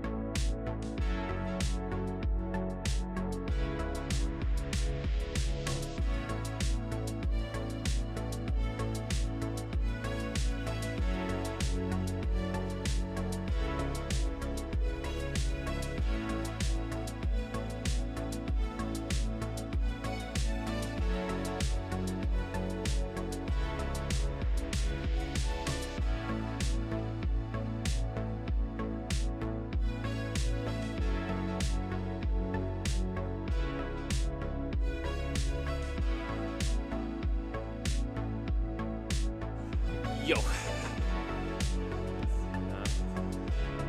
I can hear you. Cool. All right. Cutting to you in a moment.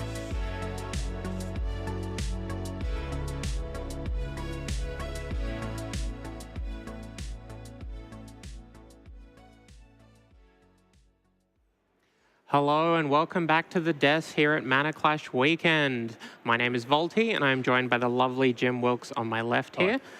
Today we're going to be talking a little bit about something that's not quite connected to Australian 7-Point Highlander.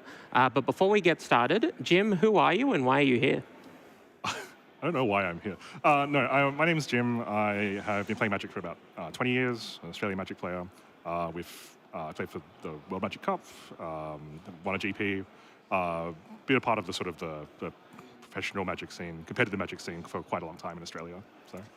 Now, that's very important in how it ties to this event. So Pat, who is of Josh and Pat's MTG Bazaar, obviously, he manages Team Bus Stop, which is the unofficial Australian Magic Pro team. And Jim here is the captain of said team. So we wanted to talk to him about the pro Magic scene in Australia, what the Pro Tour scene looks like for someone from Australia, because obviously that's quite interesting, and how all of that connects to Pat's efforts in improving the community and making sure that Australian Magic is alive and well. So in terms of the team, how many people are there in Team Bus Stop? So Team Bus Stop has, I think, roughly like 14 or 15 people, but there are different levels of activity, I guess, or how, for some people we play one season, some people won't be playing that season. So it's intentionally a bit larger than it needs to be so that we have room to kind of have people take breaks, that sort of thing, and have a bit of buffer. So 14 to 15 people, that's a lot. And you're spread out all over the country. So we've got a Canberra contingent, we've got a Sydney contingent, a couple of Melbourners. Have you spread out to Queensland and Adelaide yet? Yeah, we actually have one Queensland player, Joey. Joey's from Queensland. Okay, okay. So he joined us for Pro Tour MH3 in Amsterdam last year. It was his first Pro Tour. He hadn't played one before. He got in touch with us and we were like, yeah, sure, we'll take him on. And he was great to have around, so we sort of kept him on. And I think it's really good to have a good mix of like experience in a team. Sometimes you get kind of like tunnel vision if you're all just like all the same players and the same like, level of experience, that sort of thing. Sometimes you need people to ask different questions, and it's really helpful. That's really good. I mean, having lots of different levels within a team. I mean, different experiences, obviously, and there are plenty of pro Magic teams where everyone is at the upper echelon, but with Australian Magic being such a small scene, it does make sense that you would make sure that you diversify those talents. In that case, across the last, let's say 2024 and the start of 2025, what's the presence look like for Team Bus Stop and Australian Pro Magic at the pro scene? So for Team Bus Stop, we had a pretty successful 2024. We won 2 RCs, had a number of players who managed to make it to the World Championship at the end of the year in Vegas. I think we had 4 players for that. We were averaging like 3 Pro Tour qualifications per RC or something like that. It was something nuts. So we had a really good 2024. And we sort of had to sort of learn how to go from a regional championship level sort of testing team to expand to accommodate Pro Tour level testing. So we started testing with other groups as well. We did some work with the Quality Lines team as well, and they're a bunch of Melbourners mainly, I think. And yeah, it very rapidly became a sense that it's very hard to work on a lot of these things. It's very hard to do as much work as we wanted to on regional events as well as Pro Tour events without sort of expanding a bit more. Yeah. I mean, if the smaller teams, especially when, only some of you are going to be qualified for these events and making sure that you have as many people, I think the level of investment has always been something that's very important when it comes to those big events, because it's all well and good to have the same group of people to test Magic with, but if the stakes aren't the same for each of you, then it can lead to a couple of issues down the road. Not to say that you guys have been experiencing issues, but it's important to know. Yeah. In terms of how that ties in here, what would you say Pat is doing for Team Bus Stop? How is he making sure that the Australian Pro Magic scene lives? So Pat's been helping sponsor our team. He's been really, really helpful in terms of sort of helping making sure it there's a bit of like a benefit for being in a team and sort of actually I guess sort of my role as captain is kind of a lot of logistics and making sure that we get everyone together and testing the right formats at the right times with also like making sure people take breaks, that sort of thing as well. But Pat helps us with some of those logistics as well, like helping enable us with arrange accommodation, that sort of thing as well. So just he helps sort of like corral it and collate, however many Magic players so that we're always in one house somewhere. He's also helped with travel for some people for the actual Pro Tours as well. More just sort of like, it's hard to get 10 people into one house sometimes, so you need someone to just sort of be able to run point on that, if that makes sense. Yeah. And I'm capable of, doing a lot of the organizing things, but I need someone to also help back me on that sometimes. And that's where Pat comes in. So he's been very generous about that, so really, really appreciate what he's done. So essentially, we have the team bust up, and we, group of 5, 6-year-olds, and you're the teacher, but Pat is the bus driver. Is that about right? I've never heard that analogy before, but yeah. I guess we have to work a bus in there somewhere, so. Yeah. And I also wouldn't call my team a bunch of 5 and 6-year-olds, but. I would. That's what's important, is I would be willing to say that. Yeah. All right, now, obviously, we've grabbed you on here specifically. What does being the captain of a Pro Magic team actually look like?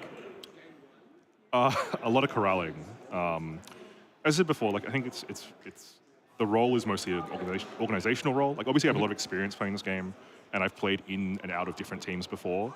But part of what Team Bus Stop is getting a bunch of people who are like-minded and keen to play high-level competitive Magic and play it well, and work together and do our best. And to enable that, you need someone to sometimes just call the shots. You know what I mean? And just say, hey, we need to be doing this at this point. Here's our schedule. So on and so forth. We need to be working on this sort of format at this time and that format at this other time. With the amount of formats in the game at that moment, it's become more and more challenging. But it's better than just kind of if you're a team of people and you're kind of just a group of friends, and you kind of just play all these different formats, you're not really playing towards a goal. Part of being a captain is making sure that we play towards that goal and say, hey, what are we actually learning when we play? We test a bunch of standard matchups, for example.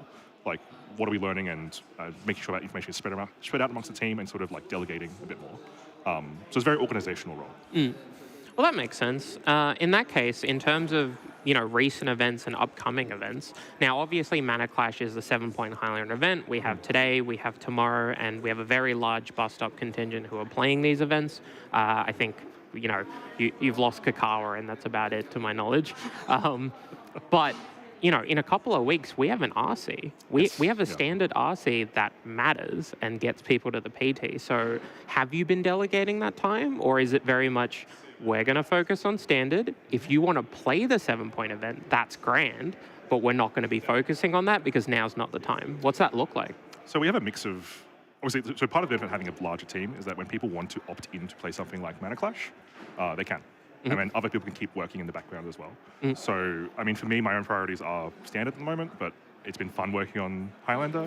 It's a really fun format, so, people love to jump into it and, actually work on it. We have a bunch of, absolute ringers in Highlander, Brendan Crawford and Ben Tugman, on Eldrazi, that sort of thing at the moment. James Larson Scott. Who just won on coverage. Yeah. So popped someone for $1 million or something, right? Yeah. So we have some, absolute, heaters in terms of, Highlander players. And Stephen Hitchcock as well, who's been running point on Grixis for however long now. But 11 years. Yeah. Because I think it's we spend a lot of time doing standard and whatever the PT format is, or the RC format is, and we'll work on that. But there's always downtime, and what do you do with that downtime? And people like to play Highlander. We're in Australia; it's a really popular format at the moment. So you're going to play powerful old cards as well. So you go there, you play Highlander for a bit. I don't know. It's nice to have a. It's kind of a competitive format, but it's also kind of a little bit casual in some ways, if that makes sense. Yeah, you know what I mean, right? It's advanced Commander. Yeah. Advanced Commander. It's Commander without where you want to play one-on-one sort of Magic, right? Yeah. It's what CDH should be. Yeah. I didn't know that CDH was with 4 players for so long, but then it kind of wrinkled my brain a bit. Look, that's a whole other issue. Yeah, it's a whole other thing. But no, that's the thing. We kind of, right now, we have a bunch of players who haven't come to Mana Clash, but are still working on the standard format at large. And once Mana Clash is done, for the rest of us, we'll come back and rejoin them. So we've had weekly meetings for standard and catch-ups, that sort of thing as well. As I said, part of it is coordination, and we have scheduled times for when we'll meet and just have a chat about the format. Yeah. Well, you know, for this weekend, at the very least, y'all can focus on 7 Point. Mana Clash, very exciting stuff. Make sure you stay tuned for the rest of today and tune in tomorrow for teams. After that, I imagine I won't be hearing any 7 Point thoughts from you for at least a couple of weeks until the RC is over and done. But that is going to be all of our time. Thank you very much for coming on, Jim. It's always nice hanging out with you. Hopefully, I get to watch you do well tomorrow. Hopefully, we get to see a couple of bus stop members in top 8. I wouldn't be surprised. But that's going to be that's going to be us from the desk. So we'll see you all, and we'll be bringing round 6 very shortly. Isaac and Dylan will be back on the camera, so looking forward to that. Great. Thanks for having me.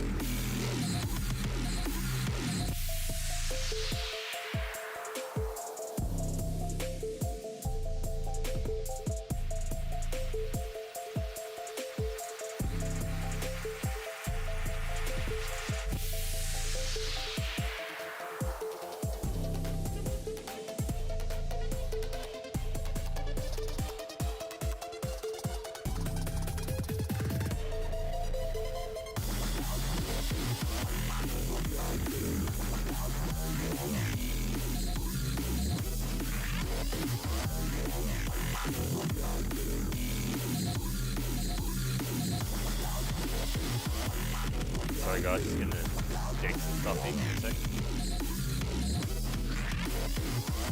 Yeah, table 4, the list he submitted is illegal. Oh no, it's a 61 card list. Okay, sure. No, that's fine. Weird. Wrong, but sure. I'm trying to work out what they're actually playing.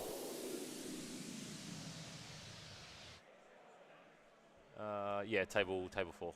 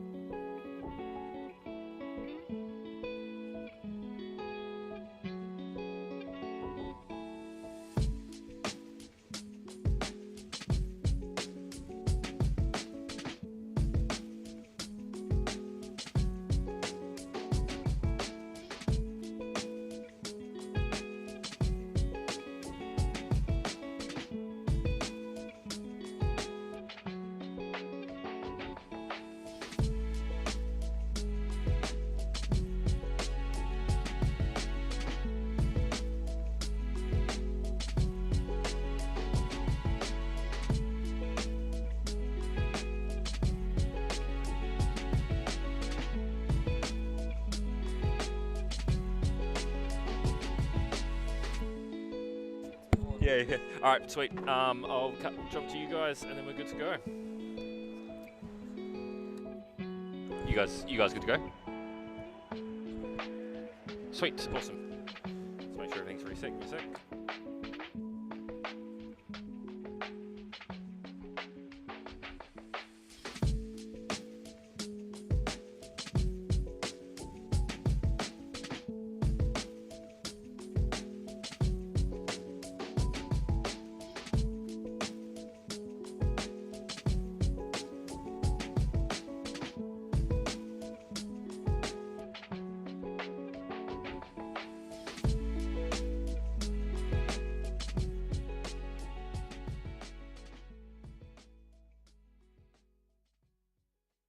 Hi, welcome back to Mana Clash Round 6 coverage. I'm Dylan here with Isaac. How are you feeling about this match, Isaac? I'm excited to do another one of these matches just after our last match, Round 6. It's looking good. It's looking good. Who do we have playing against each other today?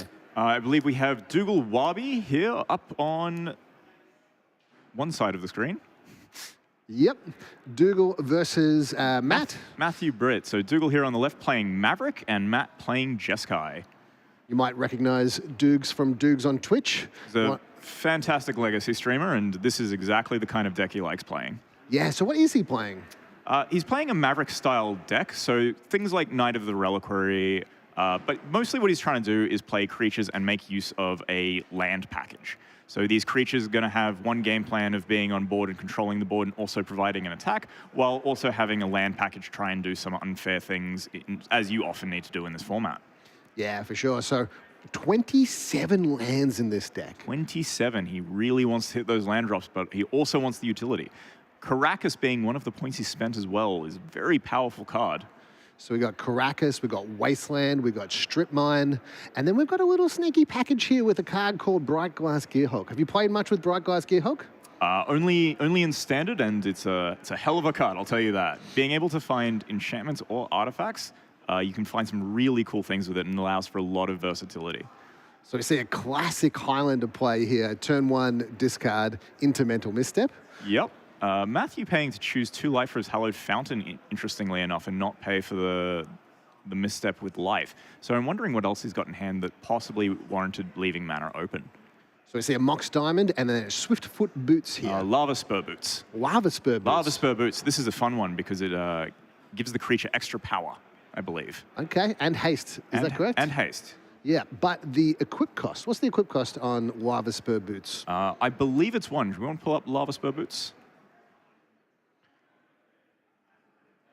So Lava Spur Boots is an interesting one that you might think, okay, a little bit of a target thing here where you can maybe target a Nadu, for instance. Yep. But there's no Nadu in the list here. But if I was Matthew, seeing this Lava Spur Boots, I'd be thinking to myself, this is probably a Nadu deck. So Lava Spur Boots has been seen a lot with Urza's Saga because it is able to be found from the Urza Saga as a way of giving your constructs haste. Yep, for sure, for sure.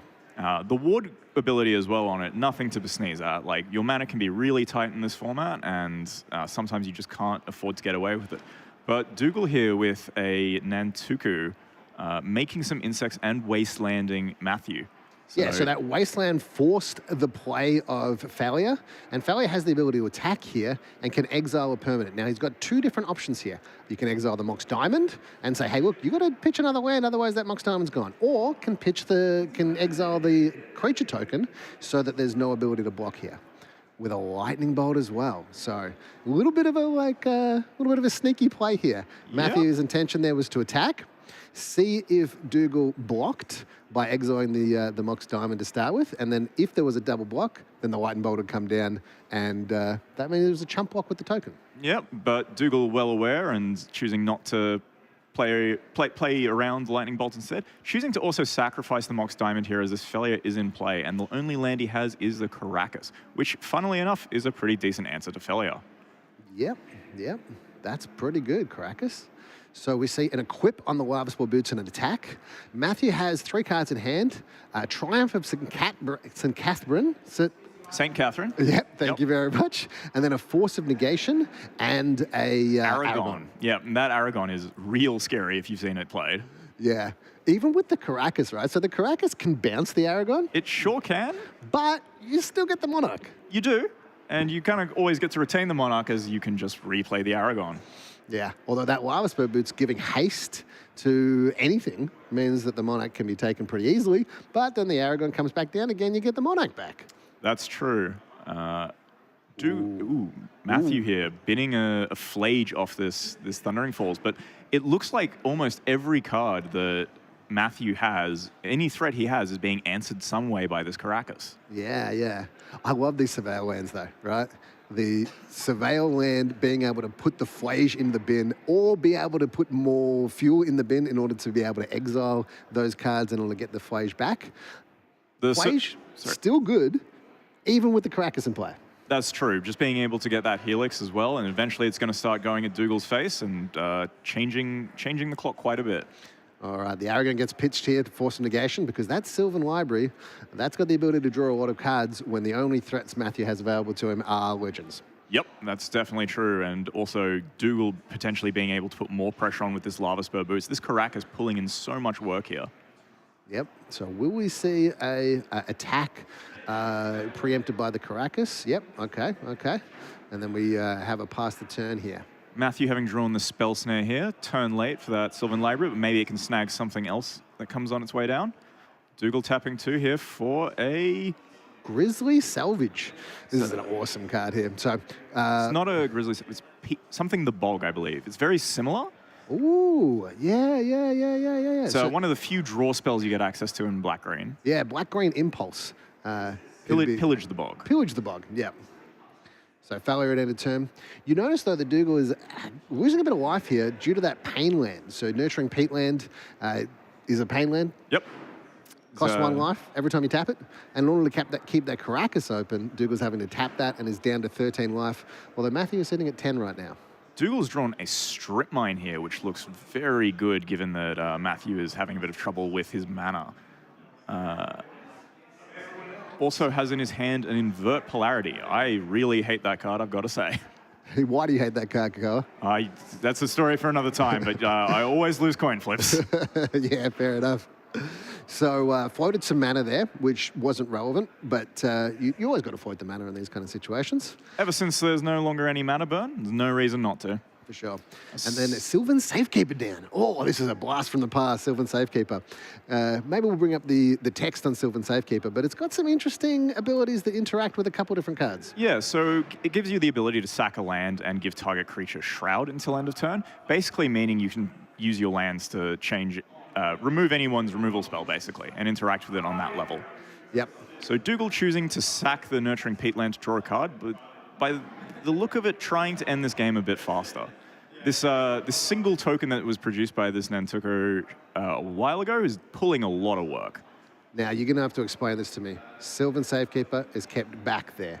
Why is that, Kakao? Why do you reckon that might be the case? I think the case is that he didn't want to attack into Ophelia, even though he had the ability to leave open the Caracas. I think he just wanted to resolve this Savine's Reclamation to get back a Wasteland and really take Matt off mana, because that's where he was struggling. He had all these cards stuck in his hand and just couldn't get there. Wow. Very... So Matt packs it up after being Wastelanded there. Yeah, well, Wastelanded, Strip Mined, and then the third Strip Mine was the one that really caused the nail in the coffin. Yeah, I'm never a fan when I get Wastelanded three times in one game, that's for sure. Like, let alone Strip Mined. Yeah. So what do you think we're looking for sideboard-wise here?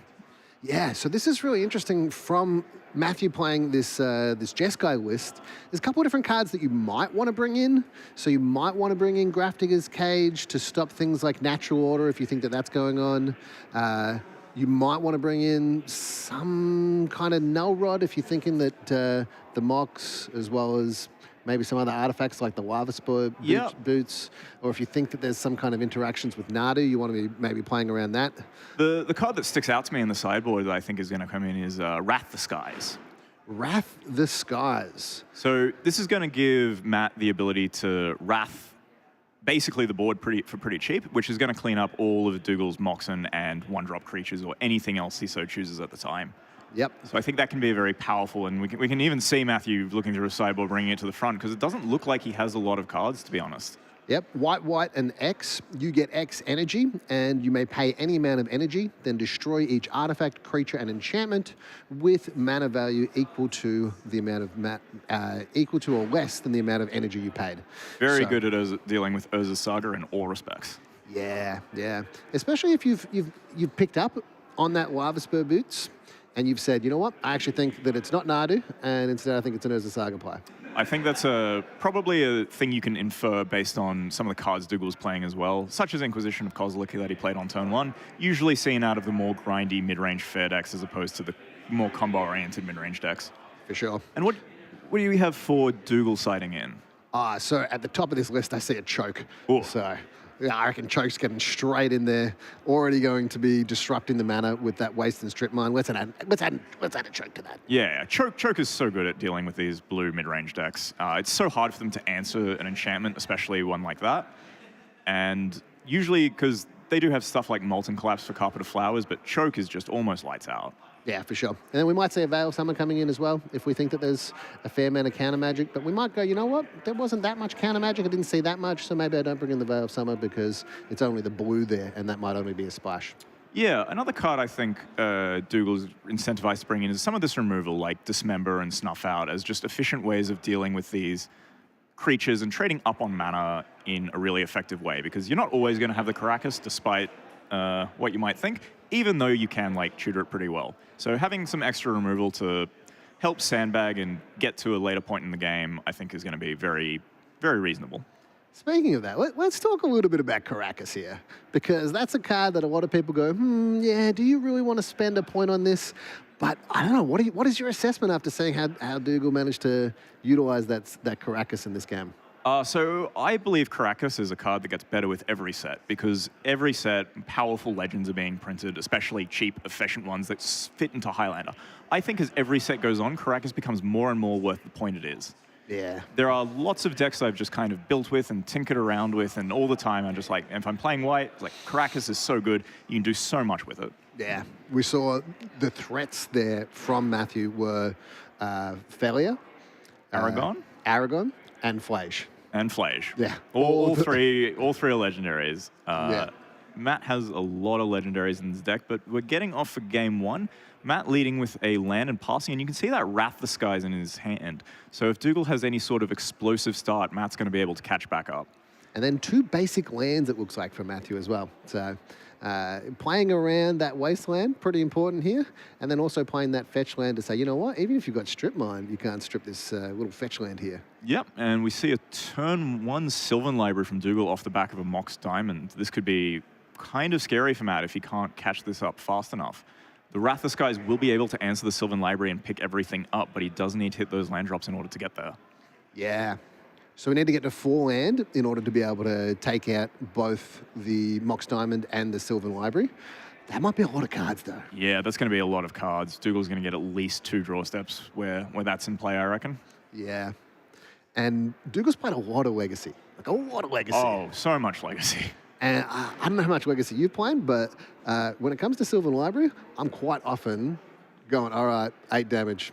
Put these cards in my hand. Let's attack my own life total and get my cards up to maximum. There is a story from the early days of Magic testing where Sylvan Library was in play. Richard Garfield had played a Sylvan Library against his opponent and then just took 8 damage and drew 2 cards, and his opponent just went, oh, that's what this card can do. And it just really opened his eyes in terms of how powerful this card was. Yeah. That card was printed back a long time ago in Legends. Oh, yeah. And still is a powerhouse, although less played these days. Yeah, and Matthew drawing the Spell Snare a turn late, obviously, but being able to follow it with an Ajani is quite powerful. This card is very strong and very efficient for what it does. Another legend. Yeah, another legend, though. But if he can flip it before the Caracas comes down, Ajani could do a lot of work. Another thing he does get to do, if he so chooses, is he has the Wrath the Skies, so he can actually cast it for 0, kill his own cat warrior, and flip his Ajani. Ooh, very spicy, very spicy. Not just that, he gets to clear up the Mox Diamond. Oh, yeah. Oh, yeah. Okay, so we've got some interesting plays here. The other thing that it does is it says, hey, look, I've actually got 3 power on board, so if you want to take 8 damage, Dougal, go for it. It's a lot of damage to be taking when across that side of the border, that's for sure. Yep, especially if we see like a red permanent come down, that means that Ajani, if it flips, is doing a hell of a lot of damage. There's a lot of play here, and Dougal's got to be mindful of not just, bang, 8 damage to the face, but might still want to do that. So it looks like he's put a fetch land, a strip mine, and a life from the loam back on top. So he's going to lead with the strip mine and cast a choke. Oh no, this is devastating for Matt. No. Oh. Both his sources, and he's going to have to try and ride this Ajani by the looks of it. Yep. And with that strip mine down there as well, Matt knows he's not particularly safe from getting non-islands. Yeah, so that basic island coming down there and saying, look, I'm going to play around this wasteland by playing this basic island, play out this Ajani, and then, choke. Oh, no. Oh, no. And just for good measure, Dougal had the strip mine instead of the wasteland. Yep. So that looks like... basic mountain? Basic mountain. It's a basic mountain, which is going to be a target for this strip mine. What's also really scary here is that Dougal is going to get this life from the loam probably and start strip mining Matt out of the game. He just needs to find an answer for this Ajani, but he's drawn it looks like there's a sowing Mica spawn up there. Okay. I'm still on Team Ajani here. Like, come on, get there, baby. Look, I'm always favoring the beatdown, but might be a bit difficult for him to get. But Dougal is taking 4 damage here. Looks like he wants to fetch and develop this Mica spawn this turn. All right, so down to 11 it looks like, versus 19 from Matthew. So Matt's not really in any danger of dying to life. What's going to be his downfall here is not being able to play any more spells and then just getting attacked even for 1 damage over the space of 19 turns. Yeah, I think Dougal's plan right now is to form some sort of strip lock and keep Matt out of the game entirely. Yep.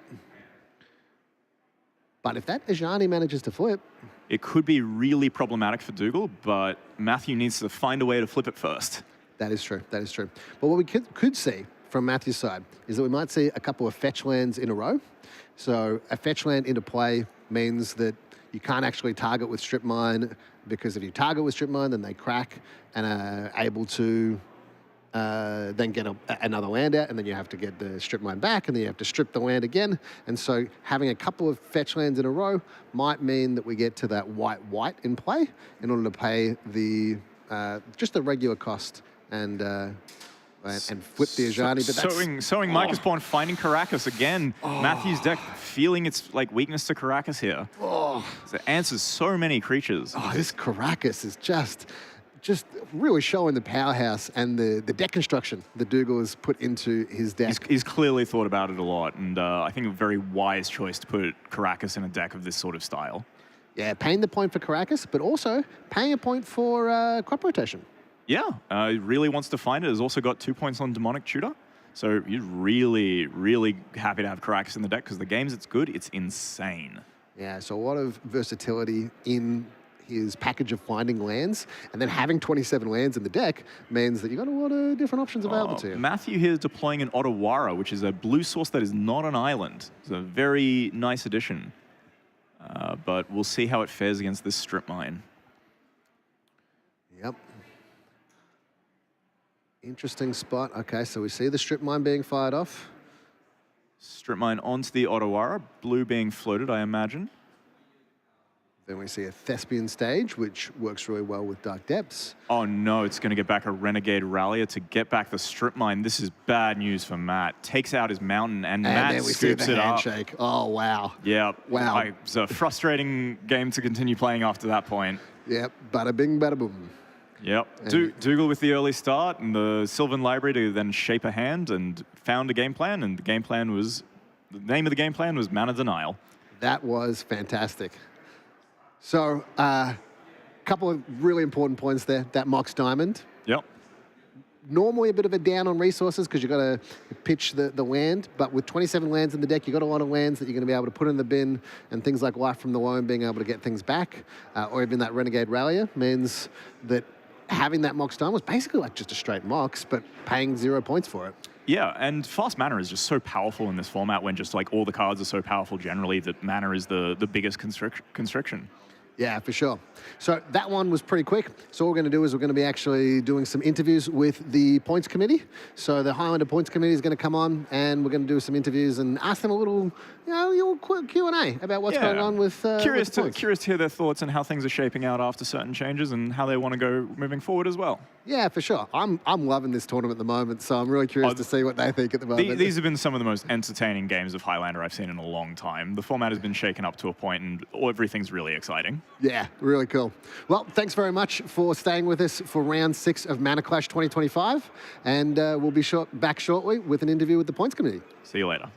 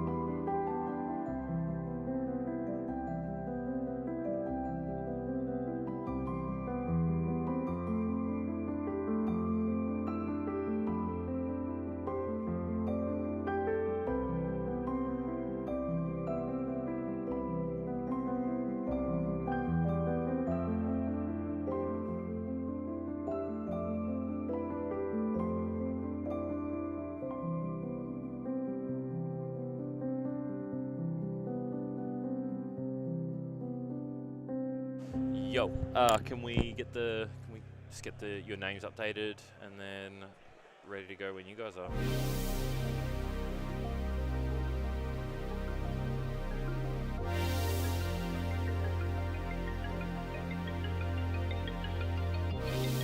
Also make sure to unmute your mics.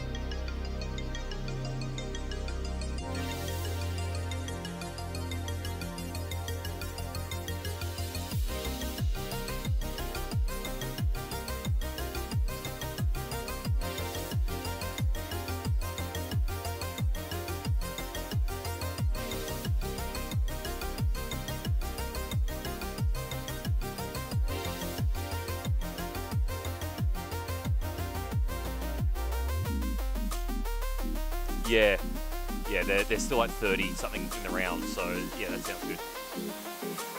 All right.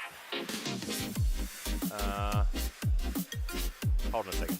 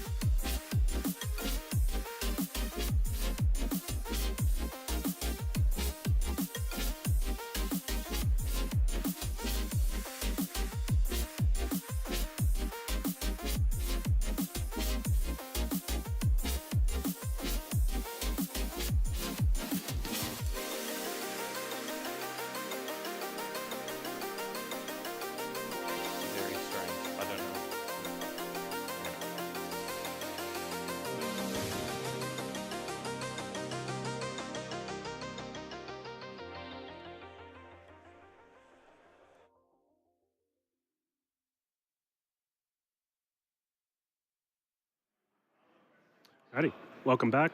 This is Metaclash. She's Volrath the Fallen. I am Endrick Saha, Master Breeder. And let's get into some discussions here. So it was round 6 we've just finished up.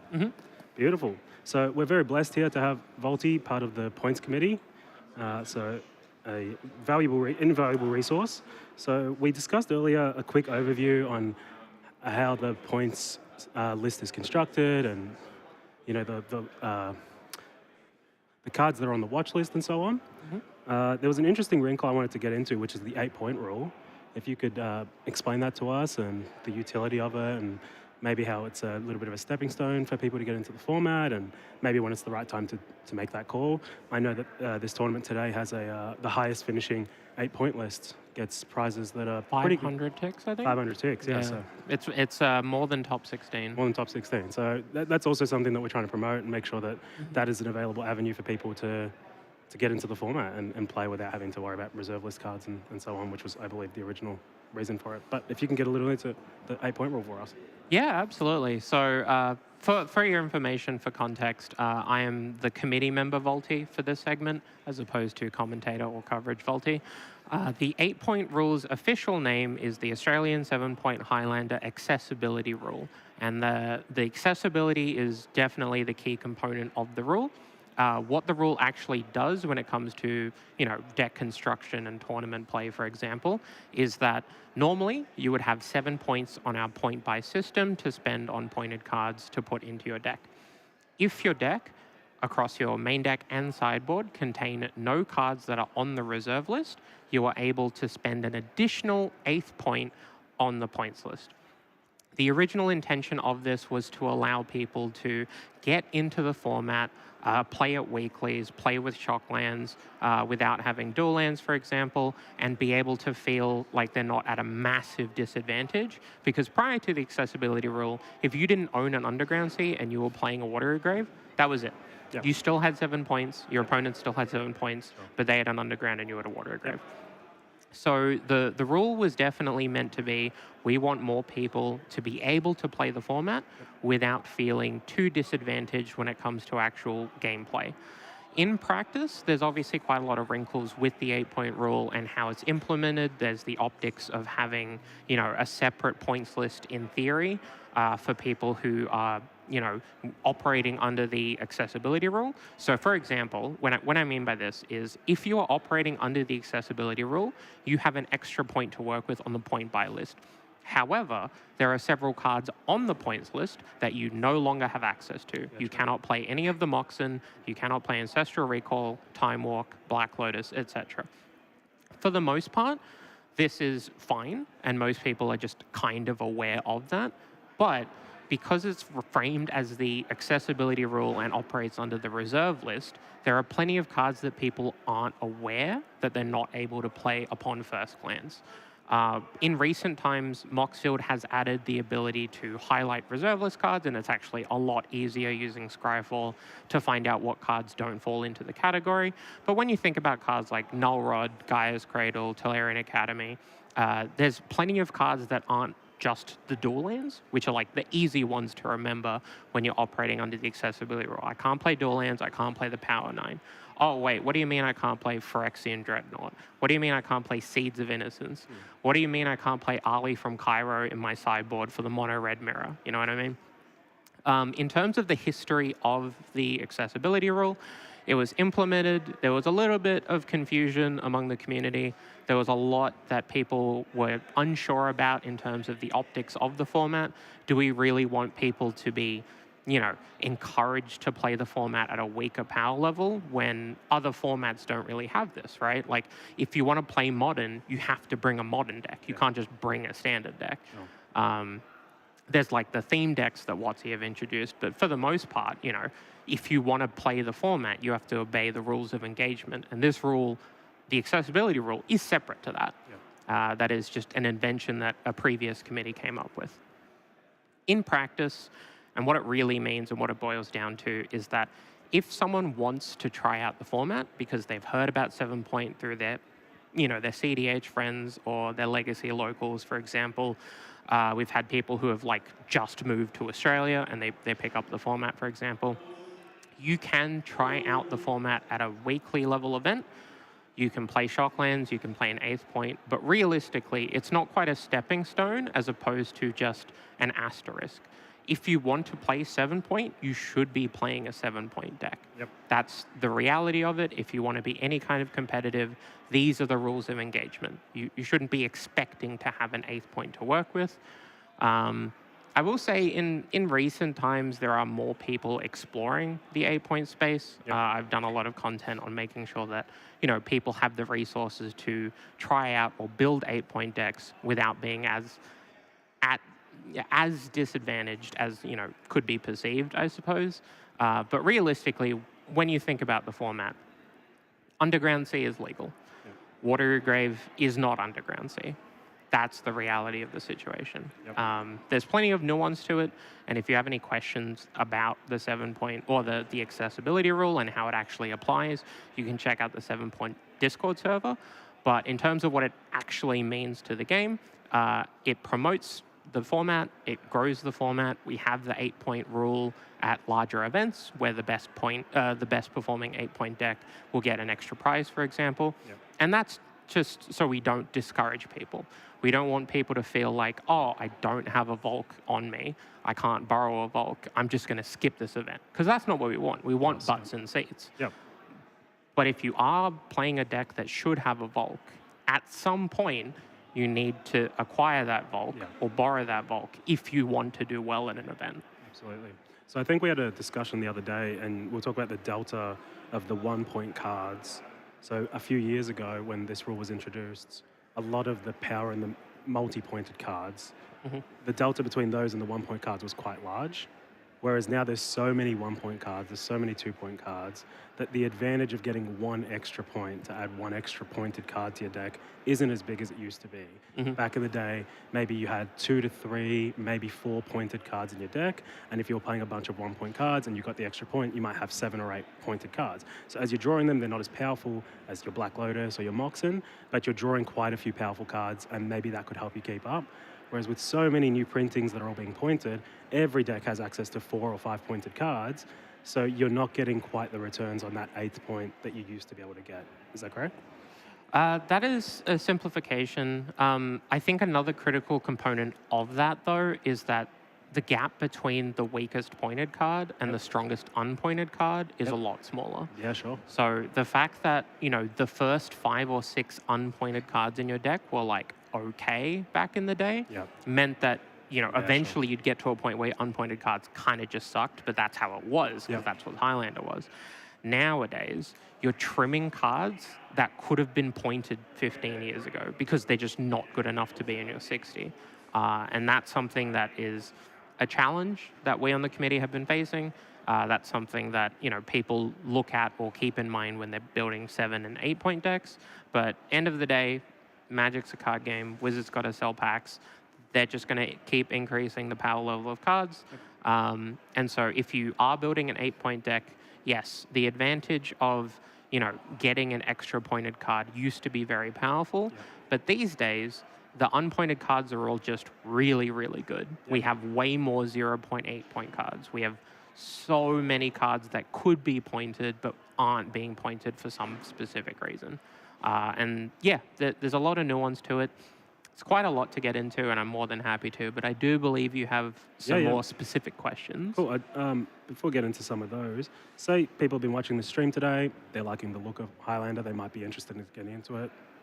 What do you think is the biggest draw towards Highlander? Why should people maybe start getting into this? Okay. Well, 7-point Highlander has a couple of factors that make it relatively unique across all of the community-driven formats in Magic. So, there's quite a long list of formats that are managed by a community that play them. Things like Pre-Modern, for example, Frontier back in the day before it became Pioneer, Commander in an essence, and variants of Commander like CDH.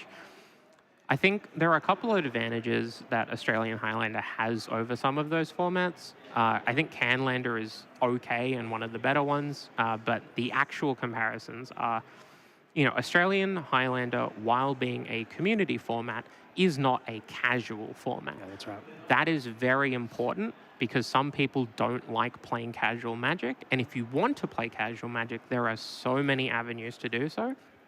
But if you want to play really cool decks and you want to play really powerful Magic, but you don't want to be playing Legacy because there's going to be 7 people in the room when you show up to F&M, maybe you try Highlander. So, there's plenty of factors that drive this format to being so competitive.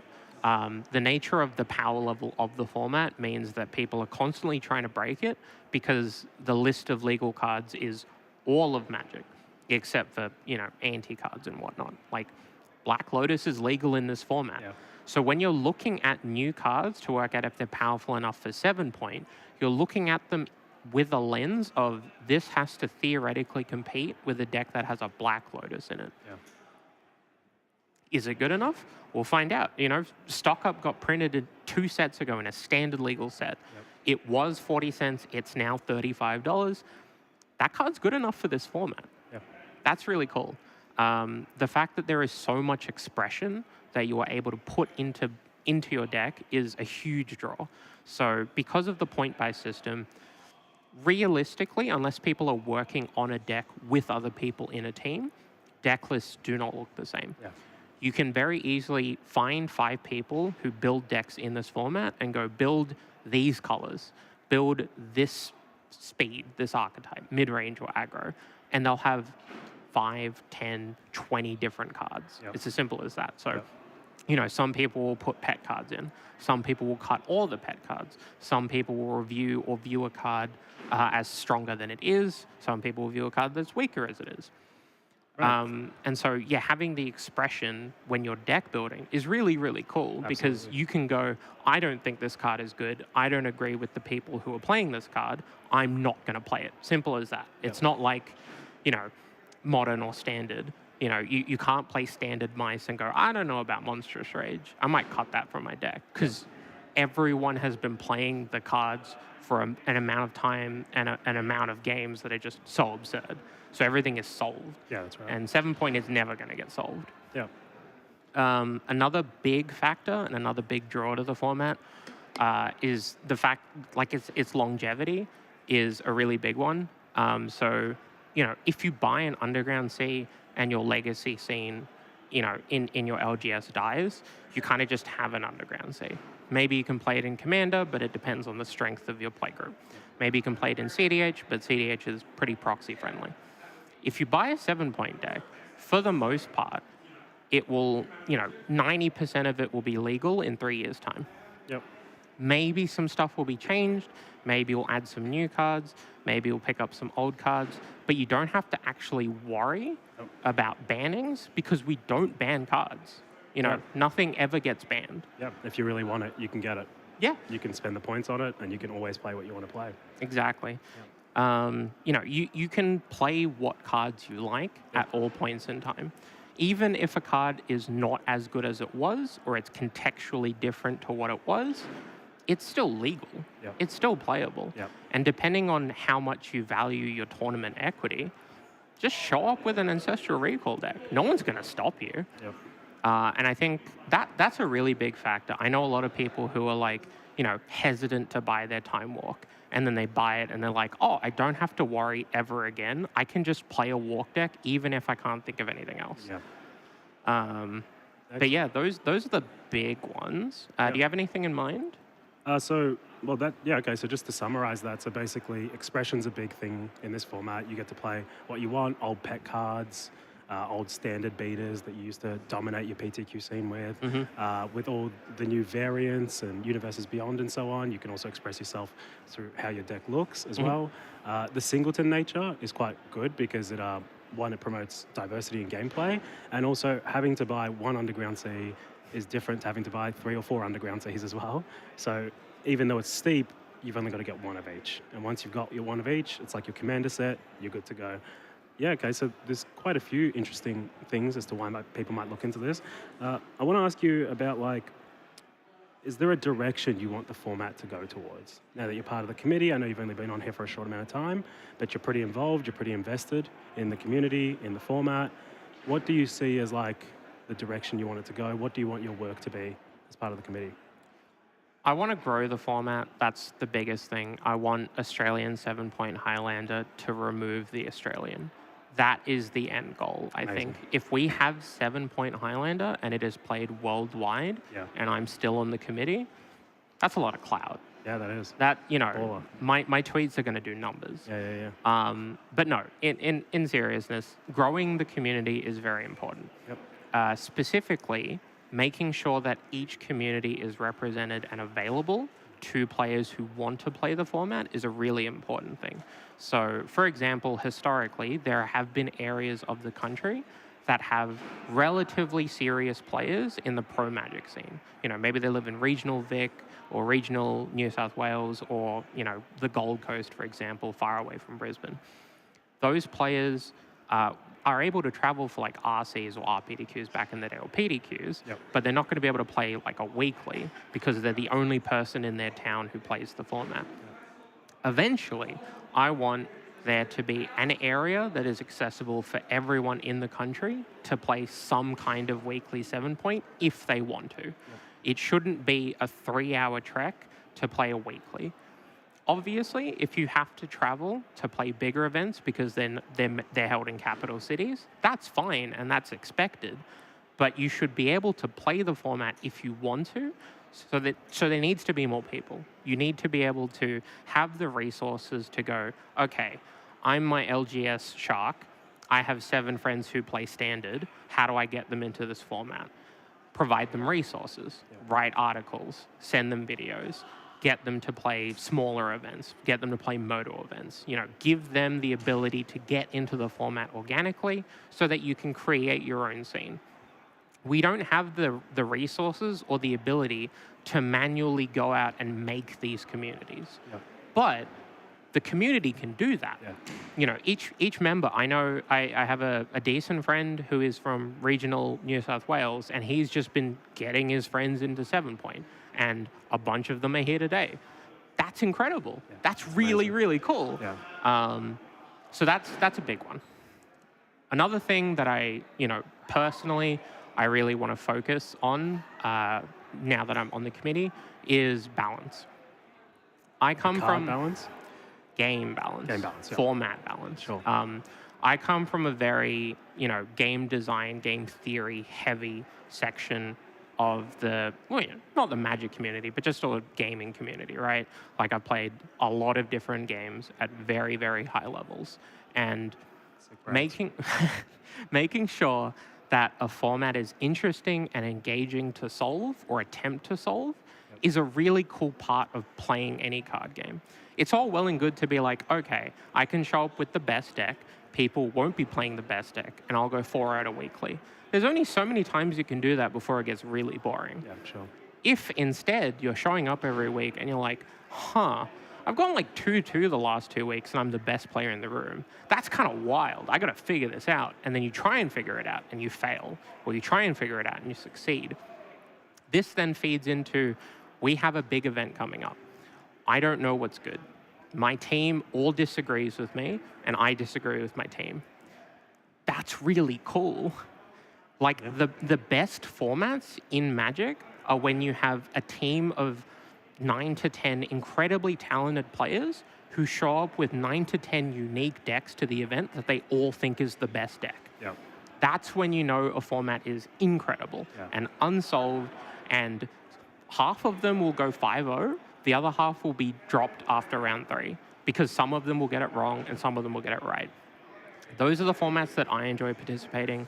Those are the formats that I enjoy brewing and testing with, and I want to bring that to everyone. At no point should a format like this, that is community-focused with a natural metagame, with few events and, you know, different communities viewing cards at such different levels, at no point should that be solved. And if it becomes solved, you need to mix it up and make it a new puzzle. Simple as that. Maybe you need to ban big testing teams as well so they don't break it.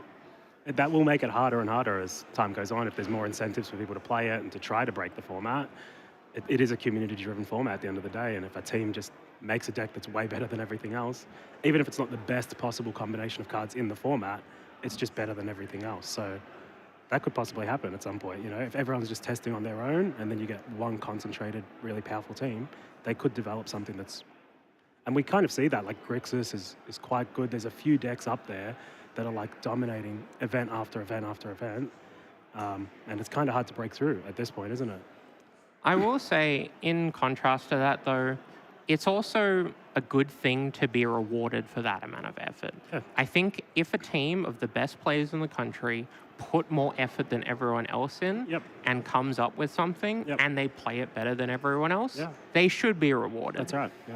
What I don't want is for that deck to be copied And then by spread. 60 to Yeah. 70% of the field. Absolutely. Everyone shows up. It's every single member of top 8.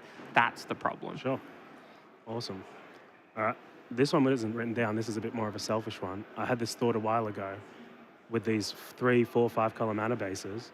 What happens if we give people X fetch lands for free and then fetch lands after that start to get pointed? So say you get 4 fetch lands, 5 fetch lands for free, and then either every 1 or 2 fetch lands gets pointed after that. Is that something we consider? Is this something we're not worried about anymore? The soup mana bases? How do we feel about those? There's a lot of context that needs to be provided here.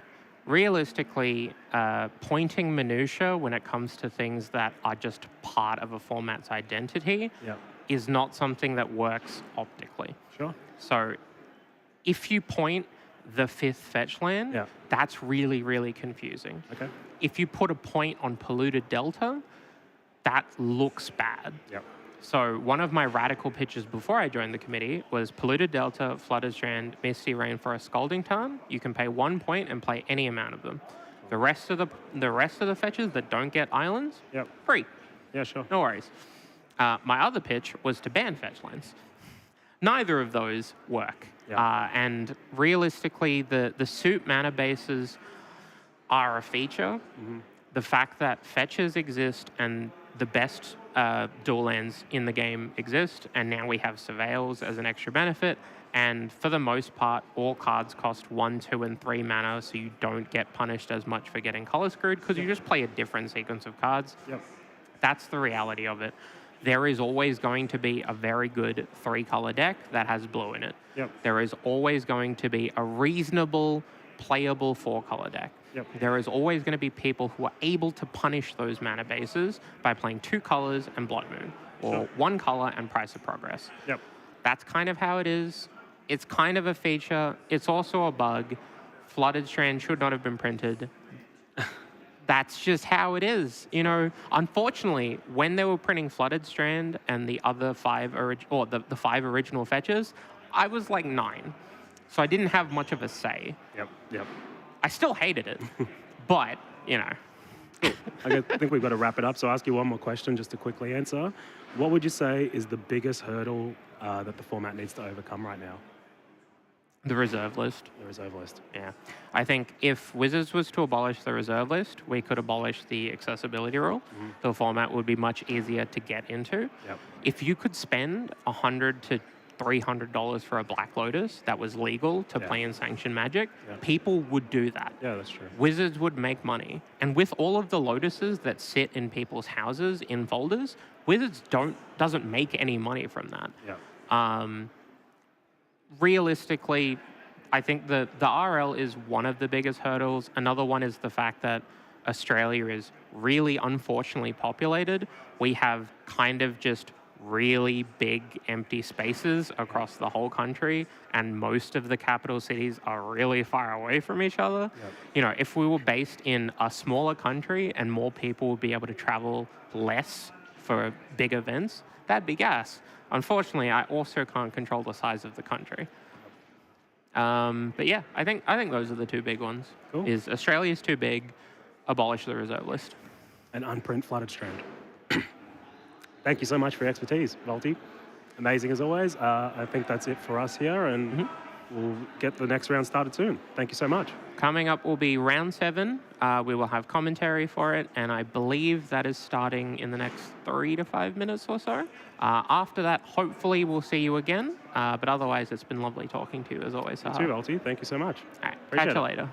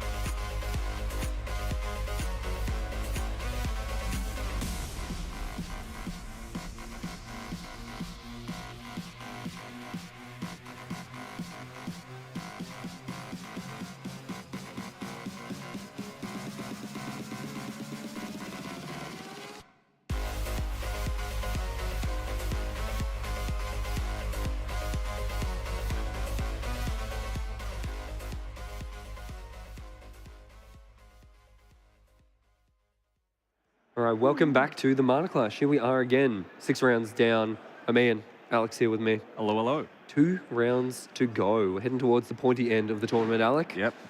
It's starting to get to be a chilly day here in Melbourne, but it's heating up on the top tables.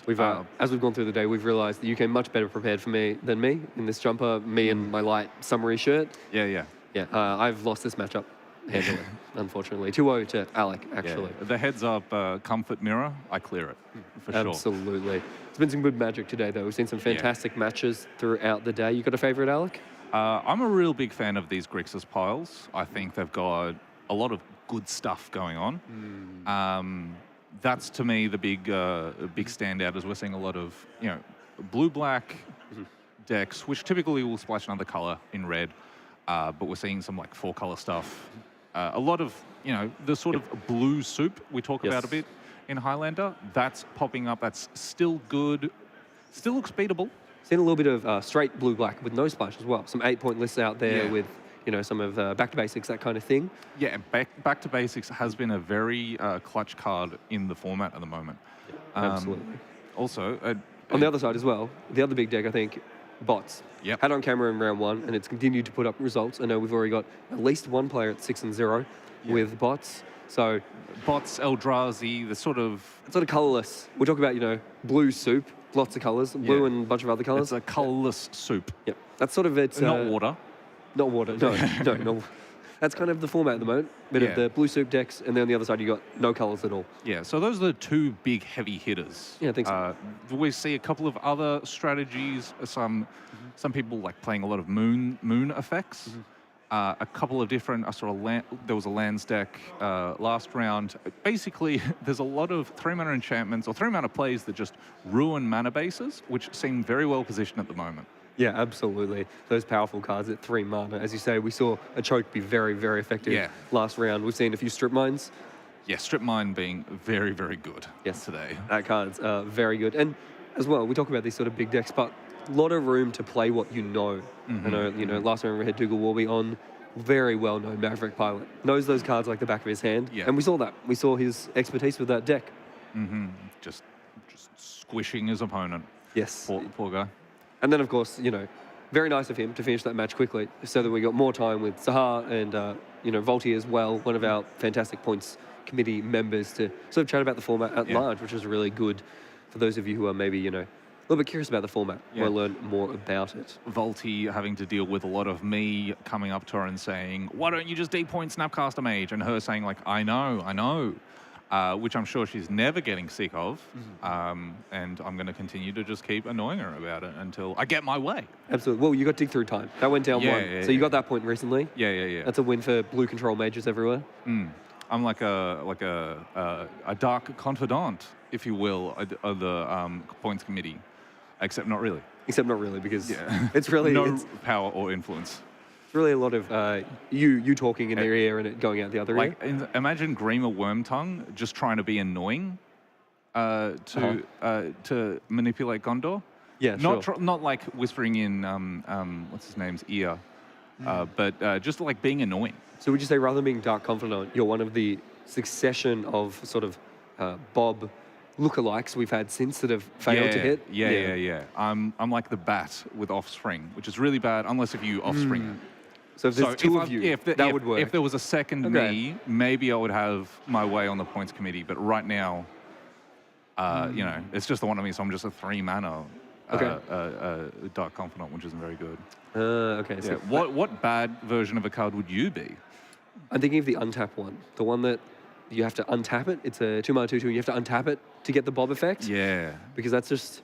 There's a lot of setup time to get it going before you get any benefit back, Yeah, it's slow to get going. Yeah, you need a whole turn cycle, and you need a maybe there's ways, and people go like, this guy could maybe influence the points committee. Exactly. But it takes a while. Exactly. There's the potential. I think people see the potential, but it's a lot of hoops to jump through to actually get there before you get anything of substance from me.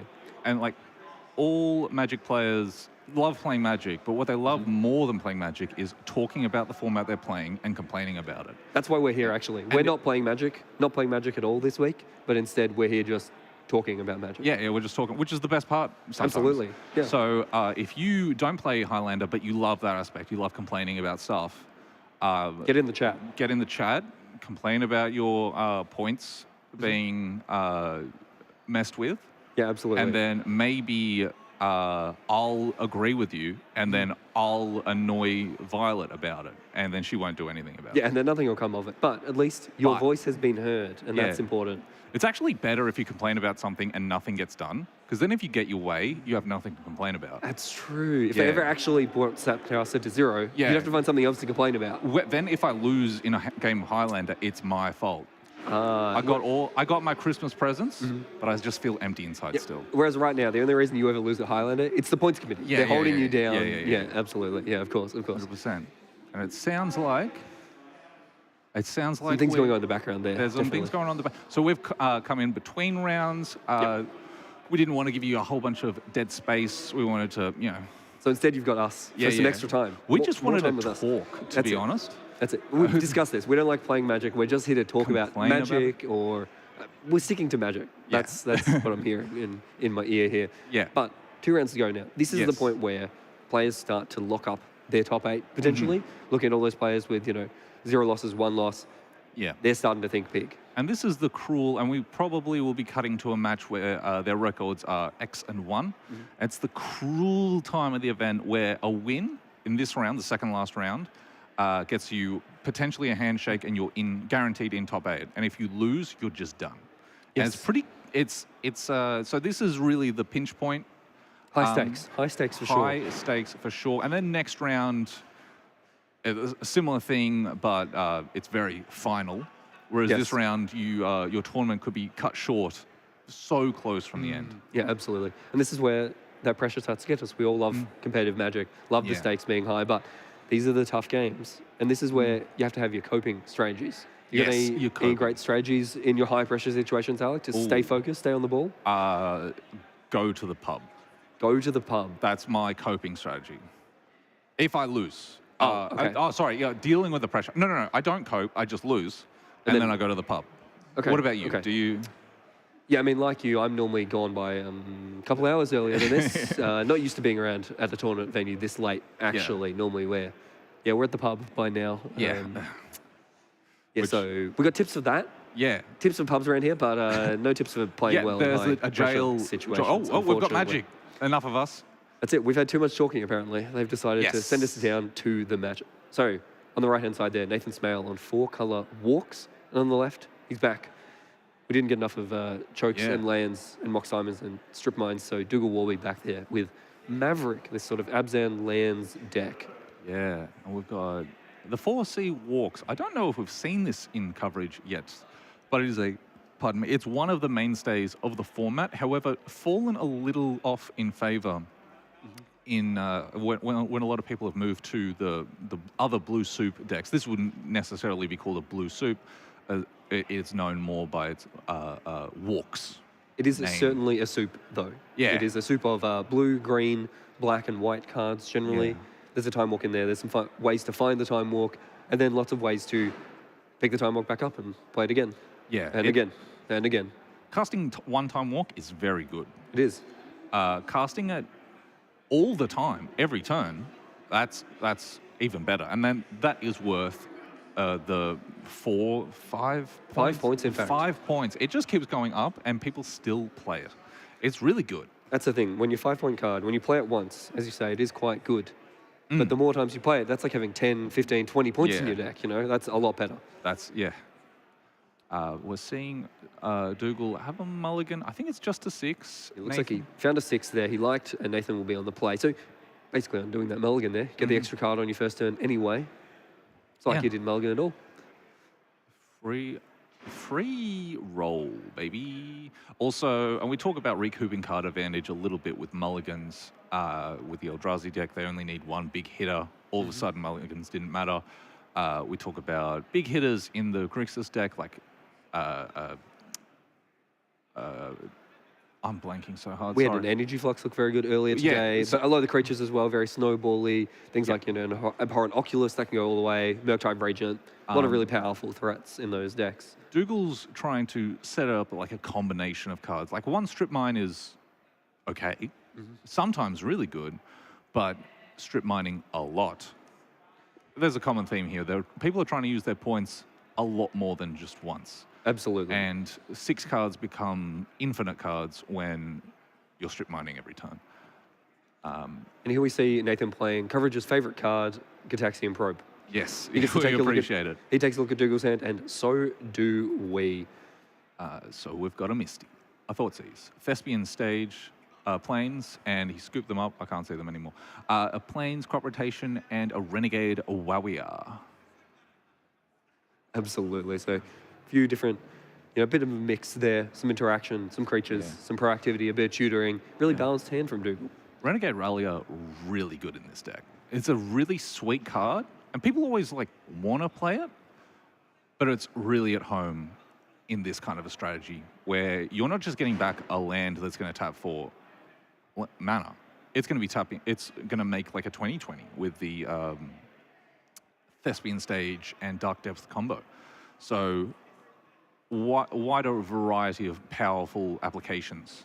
Absolutely. And Dougal will return serve here with that Thoughtseize. Take a look at Nathan's hand as well. Yeah, so everyone knows everything. And we see a Worldly Tutor, which is a really good combination with the...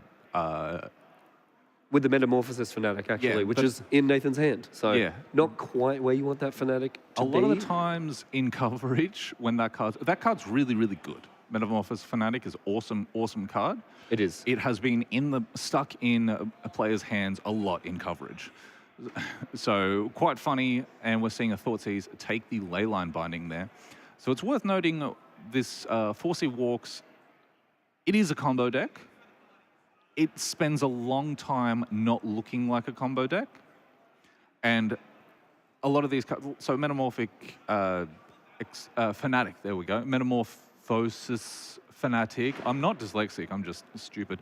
And that is just a powerful card, which can be on rate really good, also can synergize with stuff like getting back an Eternal Witness, which gets back more stuff.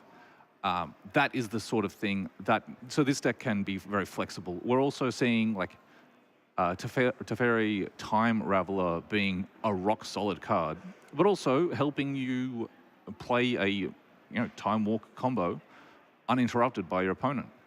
It's a bit of a safety blanket, really. Make sure your opponent can't interact with that. And on occasion, you'll bounce your opponent's movements, or sometimes even your own. Pick up Eternal Witness. Pretty sweet. So we're going to see Nathan's Mail. A perfect script for him will be look like a mid-range deck, play like a mid-range deck, eventually just close the game off with looping Time Walks. On Dougal Warby's side, he's going to look like a very interesting deck that we don't typically see as much, where he's playing lands, getting them back, sort of interacting with Nathan's mana. And then he could copy using the Thespian Stage to copy a Dark Depths, make a 20/20 Marit Lage token, and then just kill Nathan out of nowhere. Or he could be looping Strip Mines, as we were talking about before. And there's also a fair way he wins as well with Renegade Rally is a good one. He's got a Grist in his deck, which is just a rock-solid card. So both of these decks have sort of a 1A and 1B plan, and also are having good creatures. So this could be it'll be really interesting how this matchup will swing. Absolutely. Both these decks, fairly flexible. They have different plans, as you say. For Nathan, this Spelltaker here, that's a key card in his deck. He's gone and he's found an Ephemerate, and then when we cast that Ephemerate, that'll blink that Spelltaker out and back in again, go find another card, and that by itself actually can set up this Time Walk combo. Where you go and find Time Walk, you can find Eladamri's Call or Green Sun Zenith to find Eternal Witness and really start to put things together that way. Yeah, Spellseeker and Ephemerate just very powerful in conjunction with one another. Absolutely, a very powerful combination from Modern Horizons there. Were they both in Modern Horizons too? Spellseeker actually a Battle World card initially. Oh, of course. Yeah.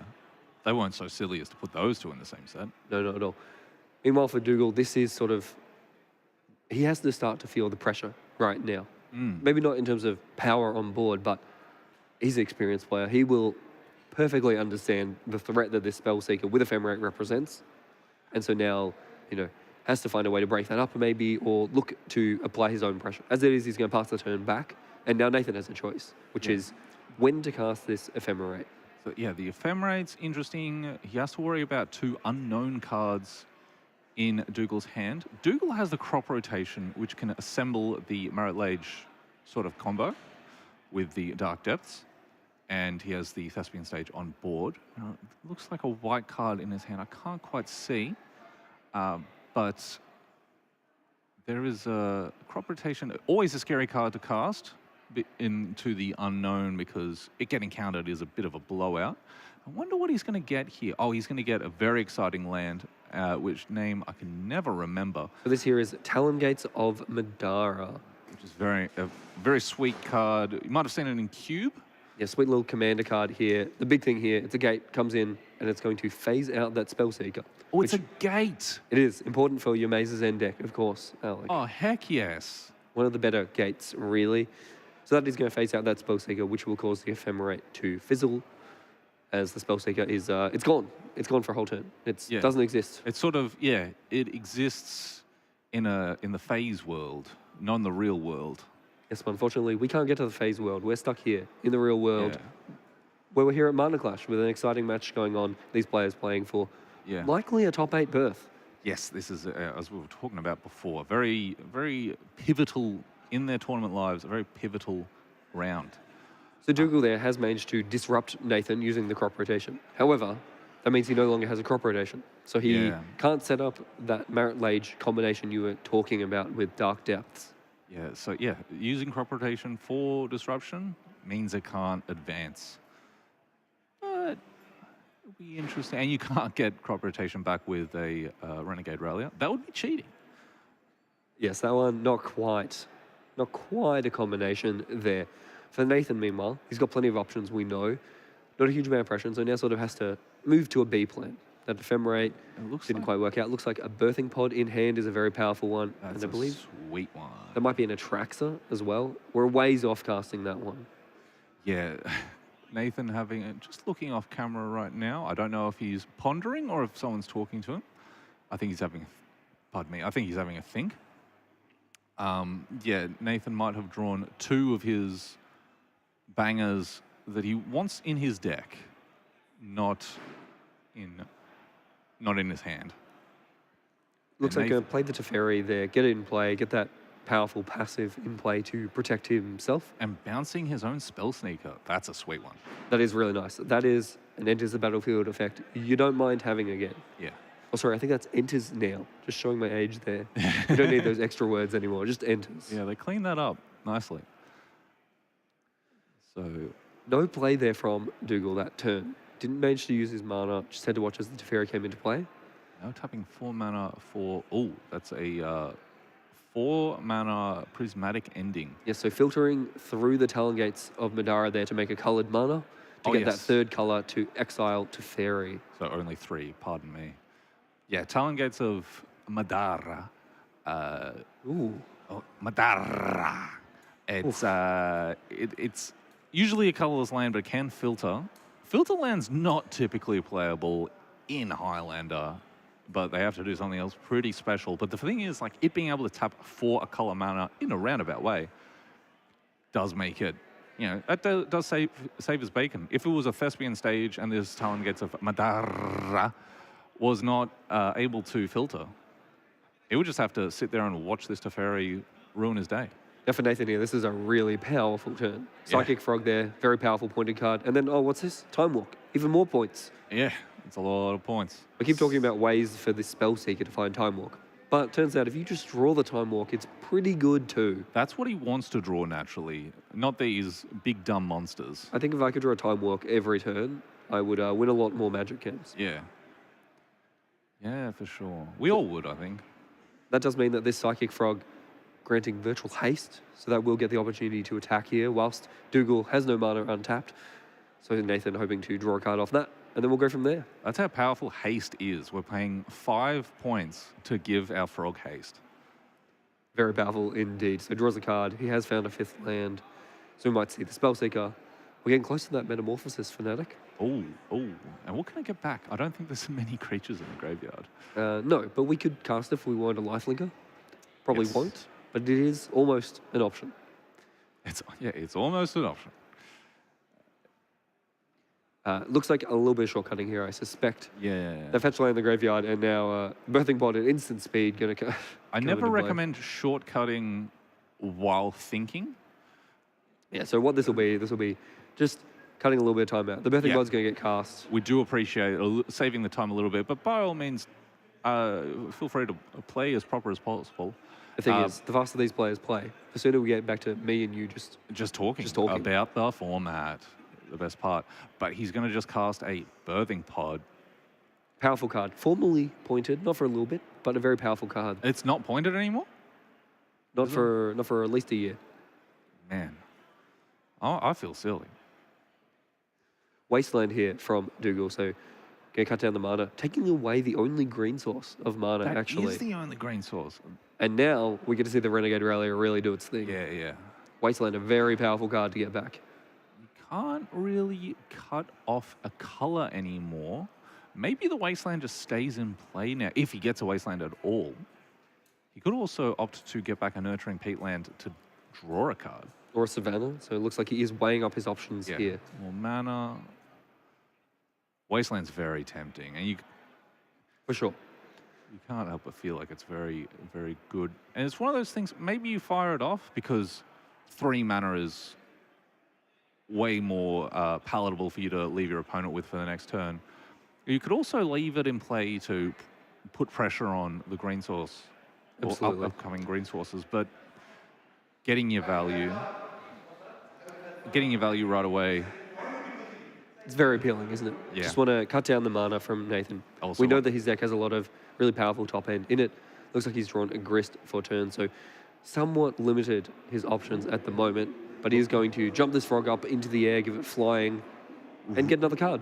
Ribbit. How would a psychic frog, a little crazy frog, go ribbit? Would it go dun dun dun dun dun dun dun? Dun. Yet again, we're in the booth showing our age. We'll have that sound effect queued up for next tournament. Every time a psychic next. frog hits play, we'll have a. We'll talk to Marcus in the studio. Absolutely. We're sacrificing the crazy frog. It's done its job. It drew 2 cards, and now we're going to go up the chain. Get an Eternal Witness. That's a very powerful one. It could be just getting back a psychic frog and casting it. It could be. Personally, I would probably opt for getting back Time Walk, but each to their own. You can have or Ephemerate. Well, that one's good too. And then we just get to go again. That's a blowout. Ooh. That's Mental misstep from the Abzan deck, no less. Yep. Wow. That ruins all of Nathan's carefully laid out plans. It does. That makes it much more dangerous for Nathan now as Renegade Rallier comes across into the red zone. Doesn't just get back cards. It's also a 3/2. Yep. And with Nathan already down to 10 from his fetch lands, from his Birthing Pod. Birthing Pod pays 2 life, which is awesome that it's a 2 life to activate it. But it comes with a cost. And we're going to see Echoing Deeps there from Dougal. That a really neat land comes into play and copies a land that's already in the graveyard. Dougal there pointing out to the Wasteland. So it looks like we're doing that again. Yeah, I believe it was a Wasteland, and now the Birthing Pod has been besaged. So Birthing Pod gone now, but it does mean Nathan gets to find a green mana. Yeah. Nathan also did draw a Wood of Foothills. It looks like Underground. And he kind of wants to have targets in his deck left for that Foothills. So not searching up a green mana right away. And he knows as well, with that Wasteland, the Echoing Deeps Wasteland, sitting in play, he's probably only getting 1 use of this green mana. Yeah. He might want to... Oh, yeah. It's interesting a couple of ways this can go. Don't know many of the cards, unknown cards. Like a Grist, a Swords to Plowshares, a Wooded Foothills, all there. So a few different powerful cards. Atraxa, the other one, and an Emperor of Bones. So that could be a way to, once again, rebuy a creature, get some value on the way in. And make a big 4/4. Yes. Get in the way of this Renegade Rallier. Rally this, buddy. And it will be that Emperor of Bones coming down for Nathan, a fetch as well. So we might see 2 spells this turn, and it'll be the Grist. Grist. Does he have a basic forest? That is the question. I saw a basic swamp. No, looks like just Savannah there for Nathan. A combat step. The Emperor of Bones is going to exile the Wasteland. No more funny business. Looks like Nathan does in fact have a basic forest, basic island, basic swamp. So a few different basics available to him, but in this case, opposite for the Savannah. Any insects? No insect milled. Unlucky. Never lucky. There are a couple playable insects now in Highlander, actually. There. 1 or 2. Yeah, it is kind of neat. Still an underrepresented tribe. My insect tribal deck needs some more work. But that's the thing about Grist is buy now because it's only going to go up in value. With all the Wizards is never going to not ever stop printing good insects. If you want to buy a Grist, where would you go, Alec? I would go to Josh and Pat's MTG Bazaar. Go to the Facebook page and hope that one of those is on auction. But if we've got a whole bunch of singles here in Melbourne at the Coburg Town Hall. Meanwhile, Renegade Rallier getting busy, getting in the red zone, crushes that insect. Yeah. Trampled underfoot. Well, not trampled, no trample. In No fact. trample. No damage coming across. And then Wasteland in deeps. And we're going to see Wasteland take out the Savannah. I believe that was Thespian Stage copying Wasteland as well. So okay, so setting up another one for next turn. So a Wasteland. That was a land that was a wasteland. And then Echoing Deeps, this cave that was distantly looked like... No, but we saw the Wasteland. And we saw the Renegade Rallier get back to Wasteland. Yeah, so the Renegade Rallier was like, that went away, but we want it back. Yep. Echoing Deeps was like, you know what? That seemed good. Yeah. And then Wasteland. And then this Thespian Stage, which has been in play for the whole game almost. Yeah. And now, after all this time, has decided, I like the look of that. Yeah. And now there's some sort of comedy troupe doing a rendition of the Echoing Deeps, which was a wasteland which fiddled around. Yeah, absolutely. For Nathan here, going to block, looks like, yeah, so blocking there with the Renegade Rallier, that Eternal Witness. But now, this is a neat play here. So Emperor of Bones going to rebuy Eternal Witness. That'll go back Ephemerate. He's going to cast the Ephemerate, and that Ephemerate will flicker the Eternal Witness and get back yet another card. So that Time Walk. And all of a sudden... Let's do the Time Walk again. Absolutely. It was good the first time. Nathan says, you know what, Dougal, you like playing the same card over and over again? Yeah. So do I. Yeah, Dougal jumping through a lot more hoops to do his do the same thing over and over again thing. He is, and his do the same thing over and over again. Only a 1-point card, whereas Time Walk a little bit stronger. Yeah, it's going to bounce the Eternal Witness. Yes. And there's a... So Nathan here is threatening to set up a loop that will allow him to each turn cast Ephemerate, get it back with the Eternal Witness, rebound it, get back Time Walk, cast the Time Walk. But there is an Abrupt Decay in Dougal's hand.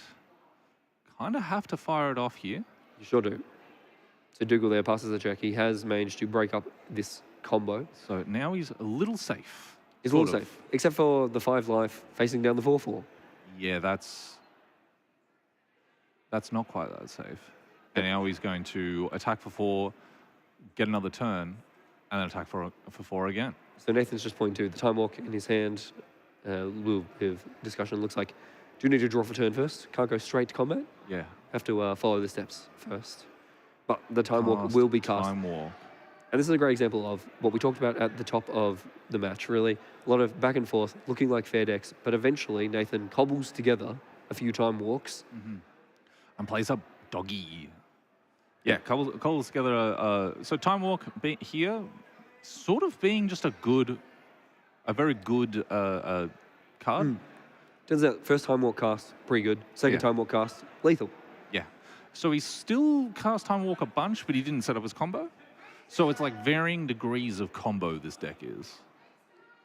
And we would say that's sort of a pretty typical 4C Walks kind of game, where they're threatening the combo a lot of the time. Meanwhile, they're just beating you down. Yeah, absolutely. And so now as we move to game 2, players get access to their sideboards. From Dougal's side, what do we like there? We saw him pull out a few cards there. Veil of Summer, Choke, we've seen be very Choke, good. Probably doing it. Opposition Agent, also a nice one, potentially, with a lot of searching going on. With, we saw Spellseeker going up, going down, searching again. Opposition Agent is pretty lights out. It's very, very good. And as well, some amount of graveyard hate is sometimes interesting. Eternal Witness, going up, going down. Emperor of Bones, pulling things out of the graveyard. So a few different things there. And finally, there's a Containment Priest. Ooh! That's a nice one. Very tempting. It's very tempting. We saw Birthing Pod, we saw Ephemerate. Lots of little things you can catch there. Pardon me, I just want to reread Containment Priest. If a non-token creature would enter the battlefield and it wasn't cast, exile instead. Non-token, so its Marit Lages do not get exiled. That's correct. That would be a non-bow. Non-bow, but... Dougal's ahead of us. He's thought about that. He's an expert with this deck. He will, however, be down a game now as we head into game 2. Back against the wall now. Whereas Nathan, he's sitting pretty. He's feeling good. He's saying that's how I drew it up. Yeah, that's all part of the plan, mate. For him in the sideboard, some interesting options. We saw Consigned to Memory come in against Dougal last round, I believe. So Force of Vigor potentially. There's a few, enchantments, artifacts like I think Crucible of Worlds, that style. A few options. Opposition Agent as well from Nathan. Yeah, Force of Vigor is a card you would hate to play. However, a lot of the cards that you really worry about happen to be enchantments. So by necessity, you sort of have to have an answer to a choke in your deck. Yes, that's true. As reluctant as you are to board in a 2-for-1, which doesn't really interact with a Marit Lage, hardly interacts with lands, but choke is really, really good against you, and you can't let that stick around. Absolutely. So these players will shuffle up. They'll get ready for game number 2 as we head down the stretch here in round number 7. Round number 7 of 8. 160 players at the start of the day.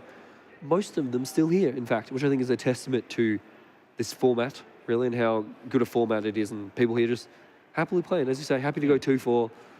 Would rather go 4-2, but happy to go 2-4 and keep playing. That and how cold it is outside, just rather be inside playing Magic. That's true. It's a miserable Melbourne day here, so... it's just sort of yuck, What else have you got to do? Not to be a downer and talk about the weather, but it's just not a lovely day. So a lot of interstate people, and we're not showing our best, which we're, we'd like to put our best foot forward for our interstates, but it's not a pretty one. No. There was a tasty food truck here, though. That was, I think that won some favour with a couple of people that made the trip. Absolutely, it's been a good event.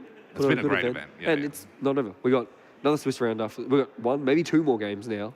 Yeah. Another round after this, and then we got a top 8, and then we come back tomorrow and we do it all again, but with team trios. Team trios. Trios. You got a team, Alec? I don't have a team. That's good because I need you in the booth beside me. So I'd be upset if you'd said yes. Then I was in trouble. I'm lending out a deck for tomorrow, so I can't play. Yes. How selfless of you. Very nice. I'm just that kind of guy. Our player's drawing up here. Look at that duress art from Nathan. That might be my favorite duress art. Yeah, that's my favorite as well. It's so gas. Yeah, the screaming man. Very nice. Yeah, absolutely. If you were getting duress, that's what you'd do. That man definitely looks like he is under duress. Under duress. Getting duressed under duress. Yeah, the mix of lands and spells from Dougal as well, so we'll have a look. One of those spells is a Mox Diamond, which, he's going to shuffle away. But yeah, it's mix of spells that are lands and lands that are spells.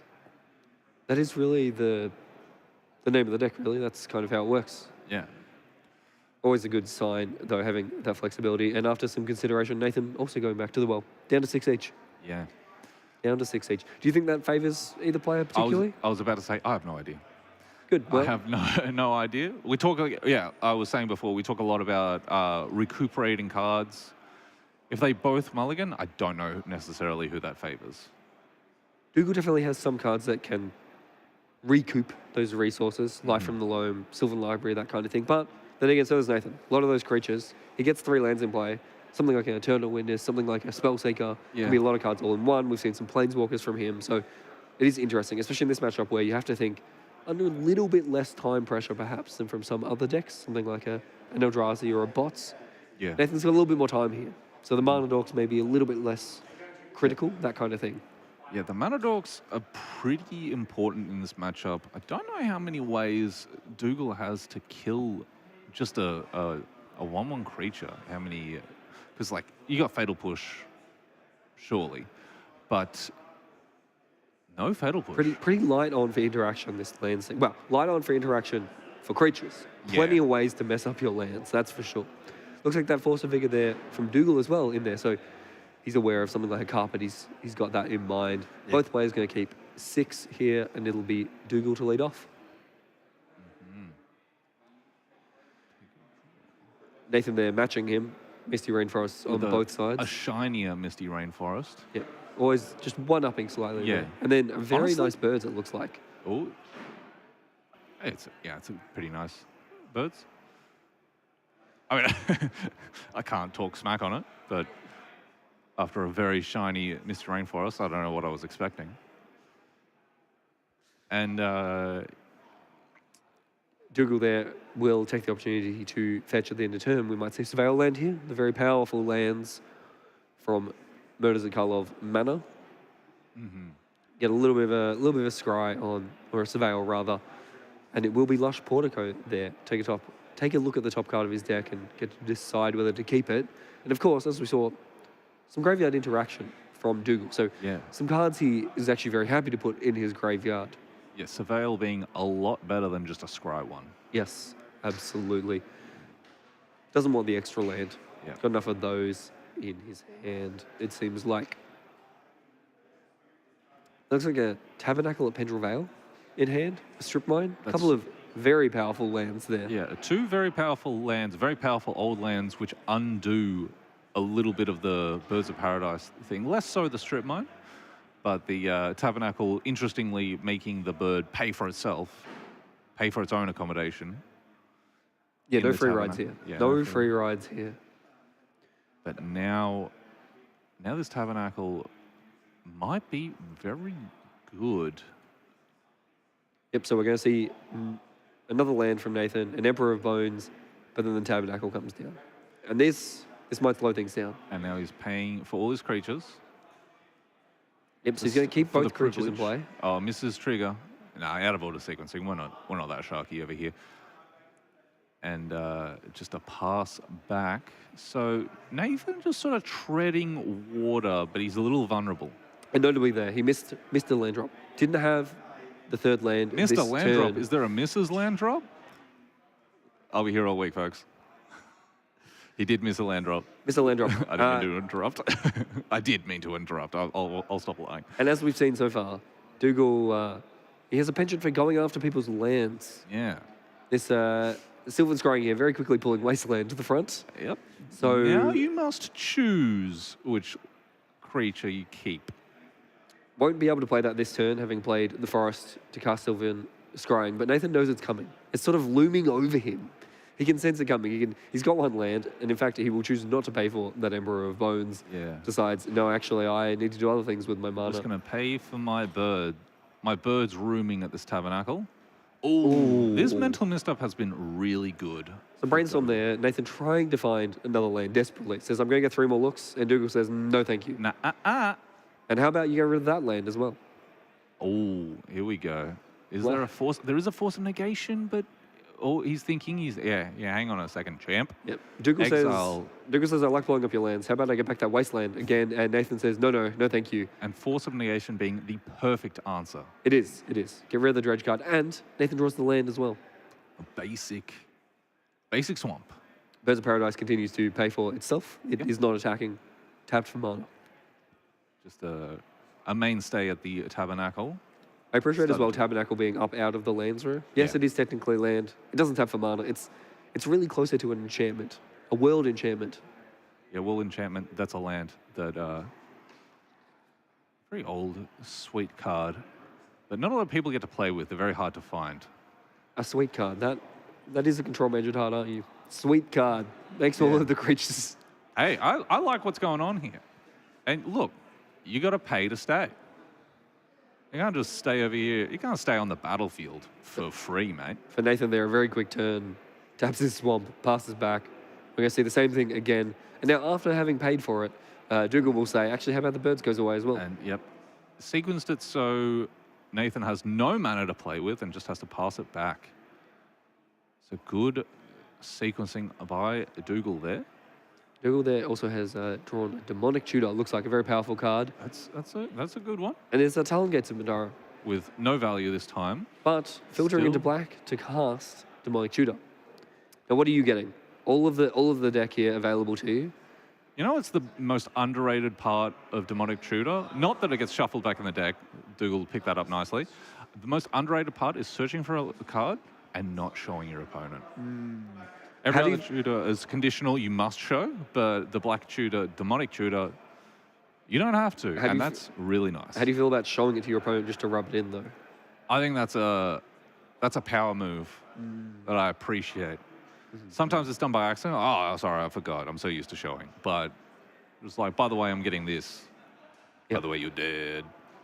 You can know about it. It's fine. Yeah. So Dougal here having a think. A lot of good options. We saw an Urza Saga pulled to the front there. We saw a battle for Ikoria pulled to the front. A few different options. Yeah. Meanwhile, Nathan looking at the sideboard already. He's thinking about game 3.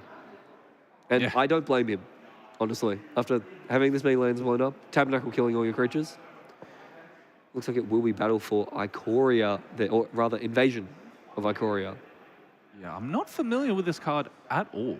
Well, we're gonna bring it up on the overlay, Actually, and we'll see how that works. I'm sure I've lost to this card many times. Nathan draws second land. Right now he's looking like a Grixis mid-range pile. But unfortunately, that means he's missing a fair few colors. Here we go. The Siege. When Invasion of Ikoria enters the battlefield, search a library of... Searching again? Come on, man. More searching. I told you, opposition agent. And or graveyard for a non-human creature card with mana value X or less and put it into the battlefield. It's a really nice combination here. So he's going to get Vampire Hexmage. And Vampire Hexmage can remove all the counters from a permanent, such as, for example, Invasion of Ikoria. And in response, so that Vampire Hexmage hits play. Nathan's going to cast Source of Plowshare, targeting it. Dougal, this ain't his first rodeo, going to sacrifice the Vampire Hexmage, targeting the counters on Invasion of Ikoria, flipping it to become, I believe, a 4/4 or something. I don't know. It is an 8/8. It's an 8/8. I was dead wrong. Close, but no.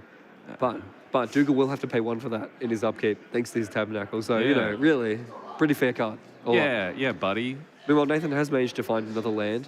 So found a second land. Island cycling away this Lure and revealed for another land. And right now we're on Games Rule Violation Watch, GRV Watch. Will Dougal pay?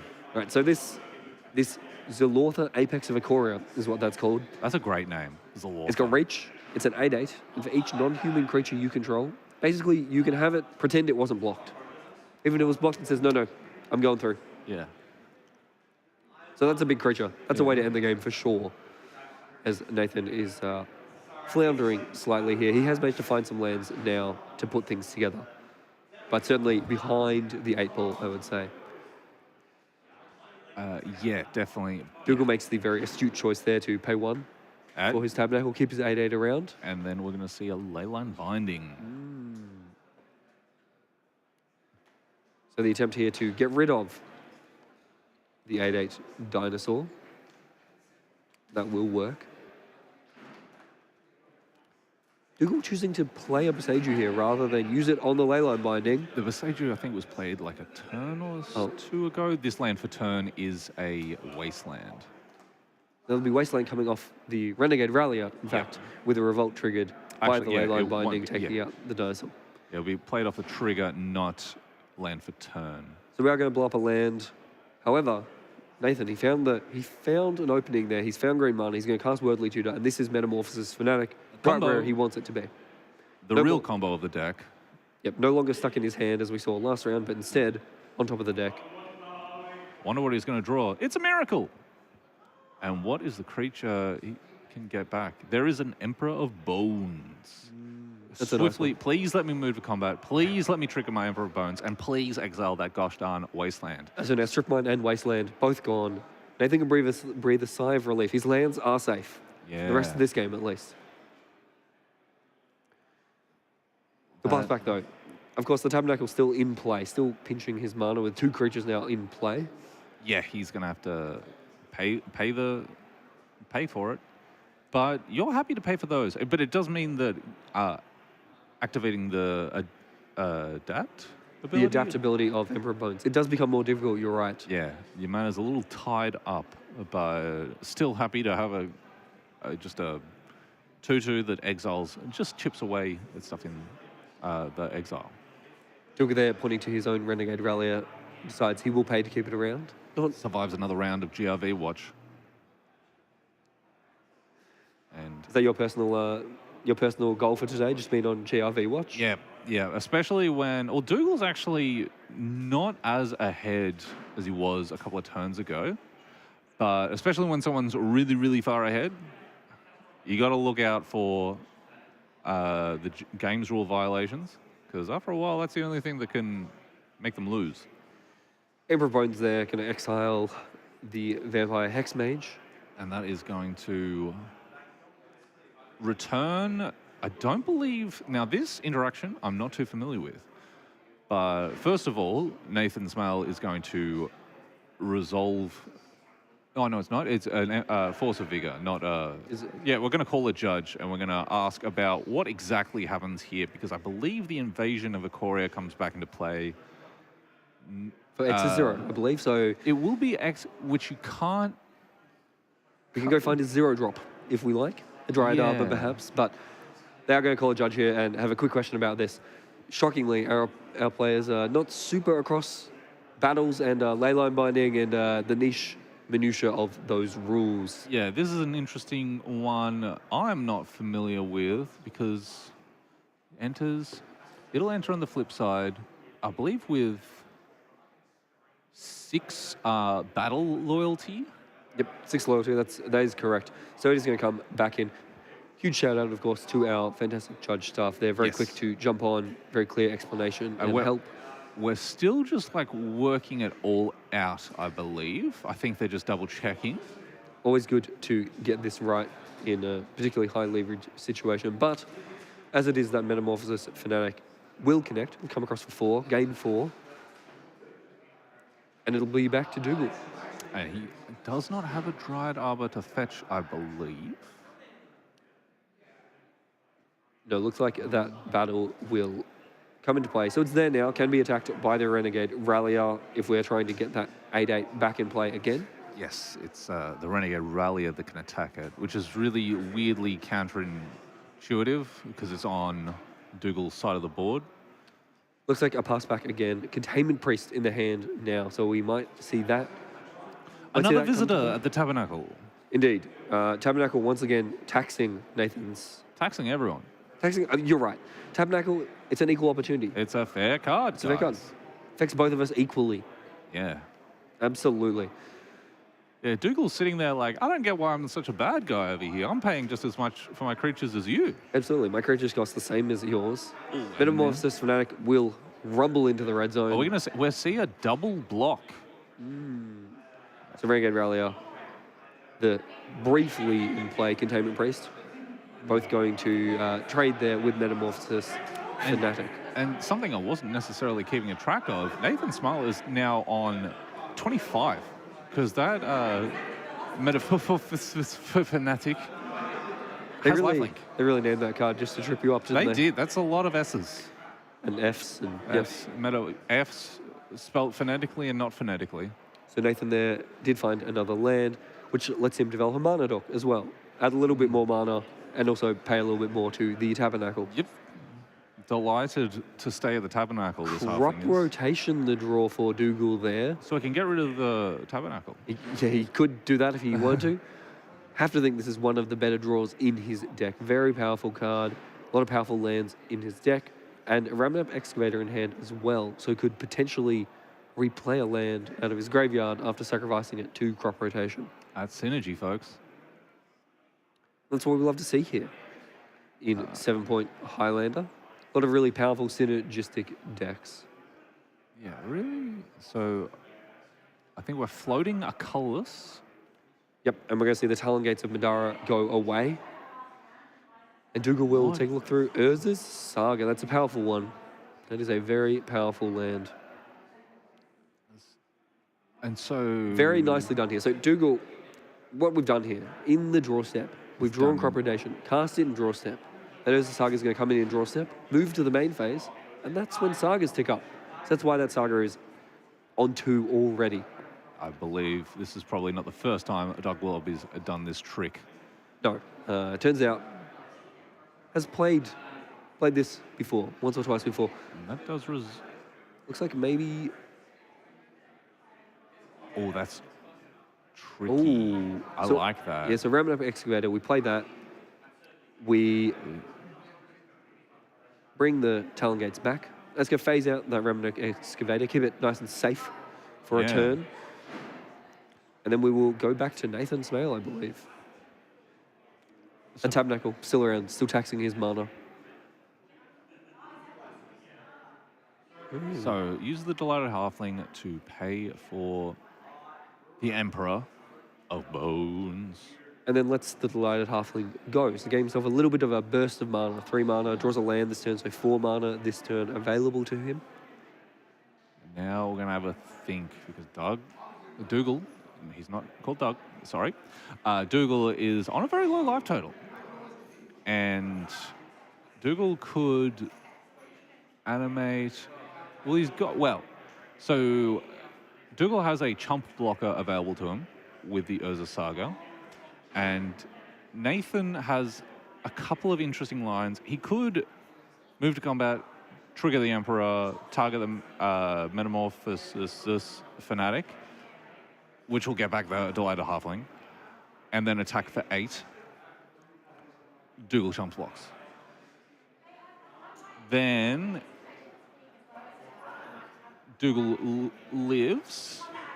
Oh, he could also target the Renegade Rallier. Revolt has been triggered, so he can get back a land or a Delighted Halfling. Maybe the land in this spot. Super neat one. Yeah, so Nathan here recognizing that the Tabernacle is putting him in a pinch, really constricting his mana, and so he just wants to get more lands in play to be able to better play through that. And now Dougal is obliged to block here. Nathan doesn't have anything in hand instance to interact with this. He's just going to have to chump block and take 3 damage. Dougal will chump block and take 3 damage. And now we're going to see Nathan commit something else to the board, I believe. He's cracking 2 fetch lands. He's got plenty of life total to play with. These fetch lands, paying 1 life, not what he's worried about. Absolutely, and then we'll see what more pressure he can put onto the board, deciding to go find that basic forest as well. As we said, land's now safe. With the Strip Mine and the Wasteland both exiled, he knows his lands are going to stick around. And here we go. It's our Raccoon Friend. Yeah, this guy. Keen-eyed Curator. He's got a keen eye, this guy. A weird Scavenging Ooze variant. It is, so... And now there's Ramming Excavator coming back. Where the heck were you last turn, mate? We needed you on chump block duties. And then...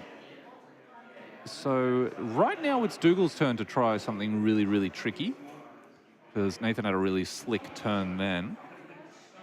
What can he do? He can make a construct. He's going to look for... And so Nathan there stopping him. With all these... Because you can't play a land at instant speed. Ramming Excavator lets you play lands on the graveyard. So this keen-eyed Curator, with his super keen eyes, getting to disrupt Dougal's land drop. Now, right now we're seeing that now exiled Urza Saga fetch up an expedition map. Really interested to know what he can get here. The thing about these lands decks is they're really cool, they're really neat, but they've got a lot of cards I have no idea what they do. They do. They have a lot of really powerful cards that are not often seen outside of this specific archetype. So a lot to be gained from an experienced player who knows the deck inside and out. And now he's going to search. He's going to search again, searching. Looking to go find a land. Meanwhile, from Nathan's side, he's done all he can, really. He's tightened the screws, he's put pressure in play, continued to chip away at Dougal's life total, even through all of this disruption. And now it's just a question of whether he can get over the line, whether Dougal will be able to stabilise this board. Only 4 life points to play with. And we're going to go find Thespian's stage. Yeah, and Dougal doesn't have... Dougal does not have a land in the graveyard he can play with Ramanap Excavator, so he has to play the Thespian stage from hand. And then it'll be Sylvan Library and a pass. So 2 creatures back to block.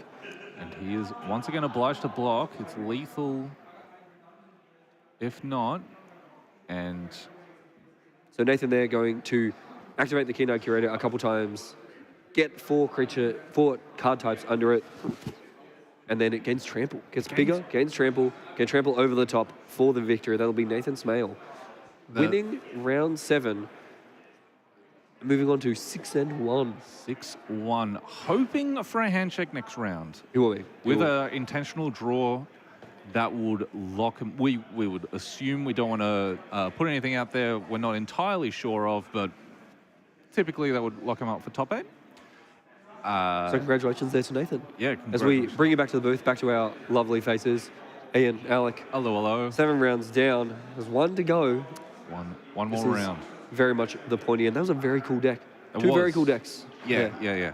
So walks we've seen a fair bit. We don't see a lot of lands as much. Not quite as much, no. Yeah. Always cool to see different cards. Remnant Excavator. Talon Gates of Madara, a very sweet one. Something very different on a land that can get a bit tricky, come in at instant speed, phase out an attacker or a blocker, that kind of thing. Yeah, very, very neat, but walks just displaying its power there. It's a lot of good cards. A lot of good cards. Really good cards. A lot of really good cards that get to benefit from Time Walk. What cards don't benefit from Time Walk, really? Yeah, that's a... Taking extra turns. Pretty good in Magic, yeah. Turns out. The game's sort of built around my turn, your turn, my turn, your turn. So when I get to just go, my turn, and then my turn again. Pretty good. Pretty good strategy. Deadpool trading card. Okay, yeah, if there's nothing in play and you cast a Deadpool trading card, and then extra turns may not be as good. You're still getting to attack with your 5/3 every turn. Right? Yeah, well, yep. Yeah, you'll take that, wouldn't you? Yeah, probably still pretty good. Hard to find spots where Time Walk is not good, really. There are a few, but in general, worth its 5 points, I would say. As we just saw here at Mana Clash. Been a big day. Big, long day. And we're not done yet. Yep. One more Swiss round. One more Top round 8 to come. Been really, really good. What have we learned today, Alec? We're seeing Grixis be quite good? We've seen Grixis be quite good, and robots, Eldrazi's, robots and aliens. Colourless cards, yeah. Yeah, colourless cards. Colourless cards. And at the top of our standings, this round we had two players, 6 wins, no losses. So sitting on table 1, James Larson Scott, Trent Clark, 1 Grixis there, and 1 colourless. Yep. Bots, Eldrazi, that kind of thing. They shook hands as well, so we believe they probably locked their top 8 spot. So there you go, that's the 2 top decks at the top table. Yeah, 2 good players on good decks. Yeah. And seeing them... Sort of a running theme, it turns out. Yeah. Good players on good decks, finishing near the top of these events. Crazy. Yeah. Who'd have thunk it? And explains why even with a good deck, I can't get anywhere near these top tables. You need one or the other, or both. You need both. You need both. Turns out you need both. A lot of really good players for our feature match era as well. Seen some fantastic matches as well. Going down, we've seen a couple different decks. We saw earlier in the day, we saw One Shin sort of Bant, Nadu, Artifact deck, a lot of different choosers, a lot of different combos. We saw Artifact being Shuko! Yes, well, and Cauldron Complete also looked pretty good. So it's an Artifact deck. It's as much an Artifact deck as it is a natural order deck. I'd say it's more. It had a Tinker as well. Oh, it did have a Tinker. It did have a Tinker. So that's an Artifact deck. A lot of Artifact decks. There you go. Artifact decks of all kinds. Colours, 3 colours, everything. Yeah. Everything in between. A few other sweet decks I know. I saw a Blue-Red Prowess deck around near the top tables. Yeah, that's got some stuff. Some new toys. Little bit of Lava Dart action. Lava Dart. It's probably not really a U card, is it? No. Very much to the opposite of. No, I would never sacrifice. One, I wouldn't have a mountain in play. Let's just get that out of the way. Oh, that's not true. I've seen you play Jeskai control. Yeah. Sometimes you just want a lightning helix. Yeah. You're absolutely right. But I wouldn't ever sacrifice a land to deal 1 damage. Yeah. I will say, every time I saw him cast Lava Dart, it was effectively dealing a lot more than 1 damage. Oh, Prowess triggers, that kind of thing. Yeah. Yeah, pretty good card. A few other things around the top tables. We talked about Dimir. A couple of 8-point Dimir decks in the room. Very interesting there. So 8-point decks that's really exciting to see them do well. It is. It's really cool. We had Volty on earlier, one of our points committee members, talking about that rule.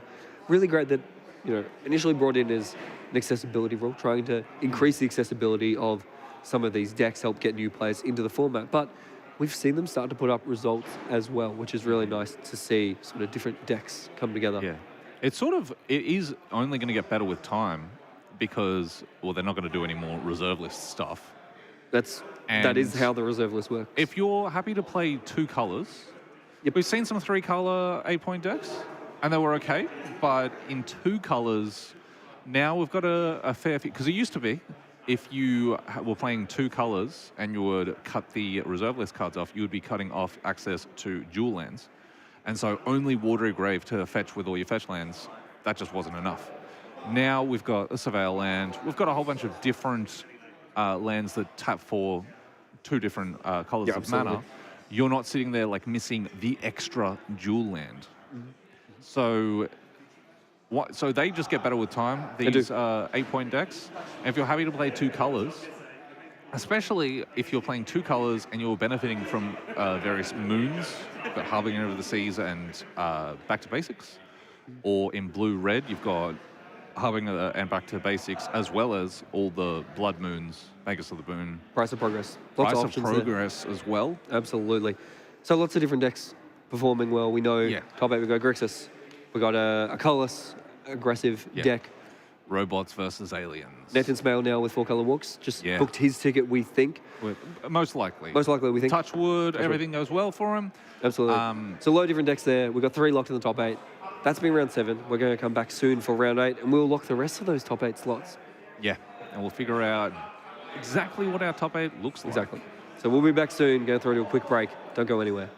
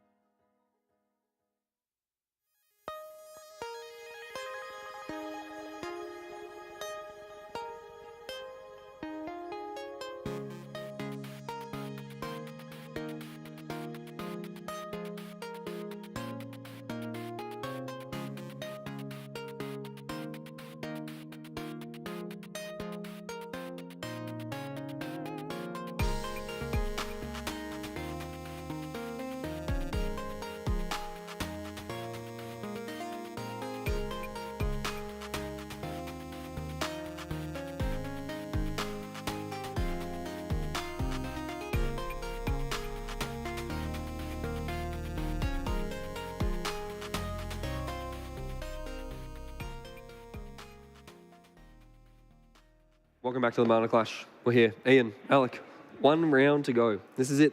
This is the one. We've got 2 players up on stage, playing in our feature match area, looking to book their ticket into the top 8. Here we go. Yep, this is it. It's make or break time. Tournament's on the line as we see Sean Henry, who is playing Esper Control, versus Kyle Gibson on blue-black mid-range. And it's an 8-point deck. This is that 8-point deck we were talking about earlier with Back to Basics, Harbinger of the Harbinger of the seas. The seas. There we go. Exactly. So not to be a harbinger of disease. So 2 players here. Both of them should make our top 8 with a win. Kyle is going to go down to 6, and looks like Sean happy with his keep. 2 very accomplished players here, very experienced. Yeah. Both Pro Tour players. Yes. Under their belts. So we're expecting a good match.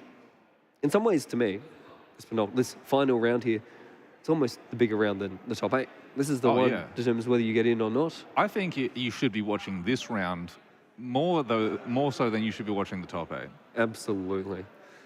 So Kyle here will go down to 6, looking for a better hand. And meanwhile, looks like Sean has kept his hand. Cool customer happy with his 7. Now this, unlike some of the matches we've seen, no combo decks here. 2 fair blue piles, so they're going to go back and forth, expecting a lot of interaction, a lot of really powerful threats from both sides, counterspells, heaps of stuff going on. Yeah, and starting off with a tap land from Kyle, and Sean just passing back, so not able to punish the tap land here. We're going to see a lot of micro decisions going on, where a lot of the first couple of turns, you don't really want to do anything, but it's how you sequence these things. Maybe a land misstep here or there, maybe you tapped a little too low, or maybe you've jumped the gun thinking your opponent tapped too low and it doesn't really matter. So a lot of little finer minutia going on here, and not really big slam and haymakers like we see in the other matches, which is to say, please don't get bored. This is actually very exciting stuff. Luckily, we've got you here, our control extraordinaire, to guide us through all the minutiae. Hey, you're here too, buddy. You're keeping it exciting as well. I sure am. I'm just here for my pretty face, which is why we're currently off screen. We're off screen. That's all right. That's all right. Much rather look at the match that's going on here. So both players with Surveil lands, looking to sculpt their draws a little bit, find the best cards. Alec, as a resident control player, what is the one thing you want to do over these first few turns? Hit land drops, baby. Absolutely. I do not want to miss my land drop. Yeah, absolutely. Both these decks, lots of interaction, lots of ways to go long. Just want to keep making those land drops and basically wait for the other person to blink first. Yeah, and we see Sean surveil with his Undercity. He's ventured into the Undercity, but just the sewers. He doesn't know the secret entrance. And he's surveilled a watery grave to the top. So not a very powerful surveil. Keeping it on top, don't really have all the value. But he just wants to have the land drop. And we're seeing well, first of all, Ledger Shredder is getting triggered. So from Kyle here, really heads-up play. Played Ledger Shredder on turn 3 with a mana up. And that is and then he passed. He said, no, that's all right. I don't have a second spell. I don't need to trigger this Ledger Shredder. Yeah. Sean has responded with a Fatal Push in his end step. Kyle gets the Mental Misstep.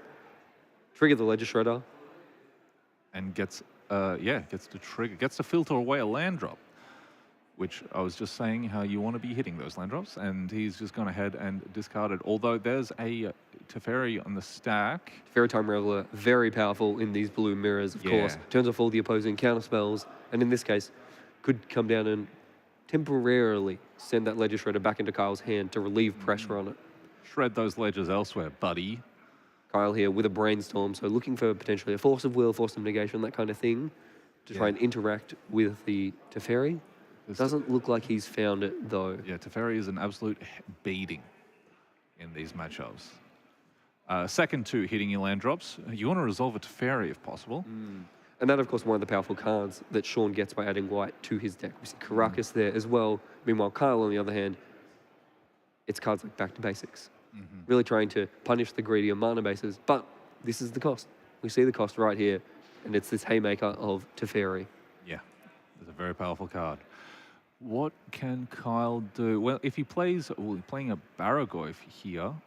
A very powerful threat there. Teferi's already minused, so no ability to bounce it, but instead, Sean does have a Swords to Plowshares. Kyle Yes, will gain I some life, but believe- yeah, I believe that's a source of plowshare. it absolutely is. That's a Strixhaven Archives Swords to Plowshares. It's my personal favoured printing. Oh yeah. Love my opponents to not know what my cards are.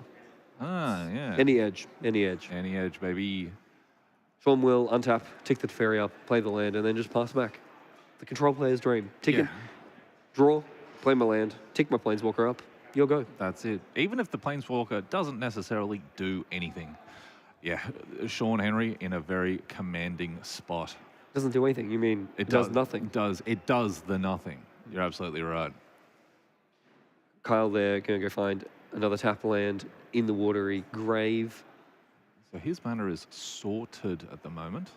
It is. This almost potentially too many land drops. Yeah. Ledger Shredder, that'll come back down again. Force of Negation in Sean's hand. He's got 4 cards, so have to assume there's some interaction there. We're going to see stock up. Yeah, stock up, baby. How did he get one? I've been looking around at all the vendors. I can't seem to find any, but here's one of them. A stock up on the stack. Unlikely to resolve. Looking at what's... Yep, hard cast, Force of Negation. But that Ledger Shredder did trigger, gets to get a daze out of Kyle's hand, which at this stage of the game, its time has passed. Daze. A lot of lands in play are going to be tricky to get that one to line up. Snapcaster Mage now in Sean's hand. I know you're on the bandwagon. You want it to 0. Sean has decided it's good enough at 1. Yep. Just because it's fun to play, guys. Don't let the points committee bully you into not playing the cards you want to play. Yeah, absolutely. Play your cards, boys, girls, and MBs. Thoughtseize milled and Counterspell milled. Yeah, whatever. That's a counterspell? That is a counterspell. Yeah, of course it is. Yeah, I know. I'm disappointed that Kyle doesn't have the SpongeBob counterspell, frankly. Yeah. You're trying to go to combat here. Attack the Teferi. Goes to 1. Just 2. So no second spell there available to trigger the Ledger Shredder. It looks like Murderous Cut in hand is the only one. And with the upticked Teferi, going to end of turn cast stock up, this looks a lot like a dig through time right now. It's not quite, but it's doing a very good dig through time impression. Would you say it's the poor man's dig through time? Yeah, but a very rich man's divination. Very, gosh, if anyone could get me a playset of this card, my name on Instagram is... No, actually, I won't do that. Just hit me up on the DMs. Please, I need a playset of this card. You'll be here all weekend. We'll be back tomorrow. So plenty of opportunities to come find and get your stock up signed by Alec, in fact. I think that'd be great. Yeah, if for whatever reason you want to sell them, and you just don't feel like walking up to Josh and Pat's MTG Bazaar's stock vendor over here, would rather come to me, just sell them to me. Actually, I shouldn't say that. That's a little... that's not exactly kosher. As we see a Snapcaster Mage come down, be a 3-mana Flametongue Carvu, sort of.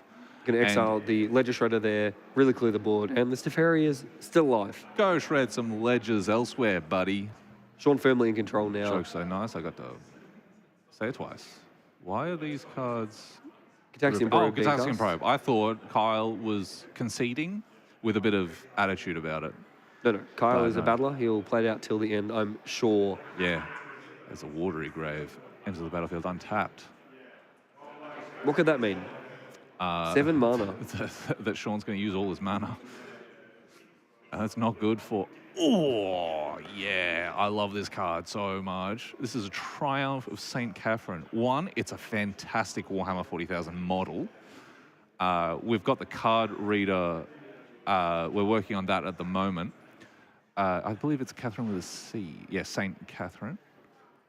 And... you know this card, it sounds like? Yeah. Fantastic little card. So the Sisters of Battle are a faction in Warhammer 40,000. They're a bunch of nuns with guns, which are pretty rad.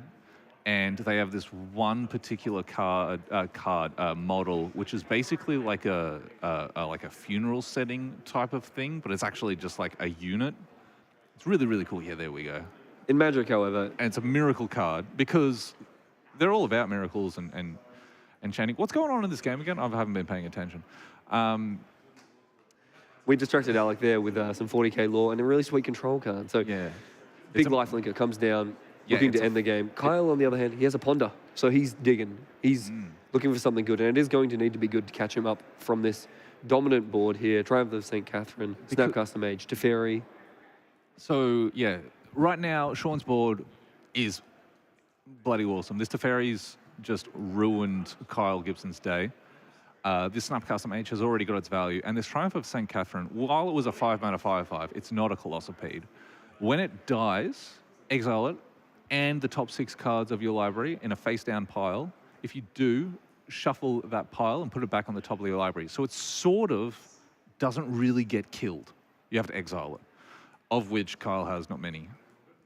But Yeah, can I talk a absolutely. bit more about the lore of the Sisters of Battle real quick? No, I won't.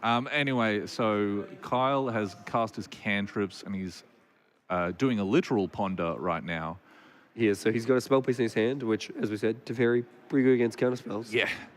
And then also a Brazen Borrower, Yeah. which again, a little bit awkward into this board. Don't want to bounce the Snapcaster Mage.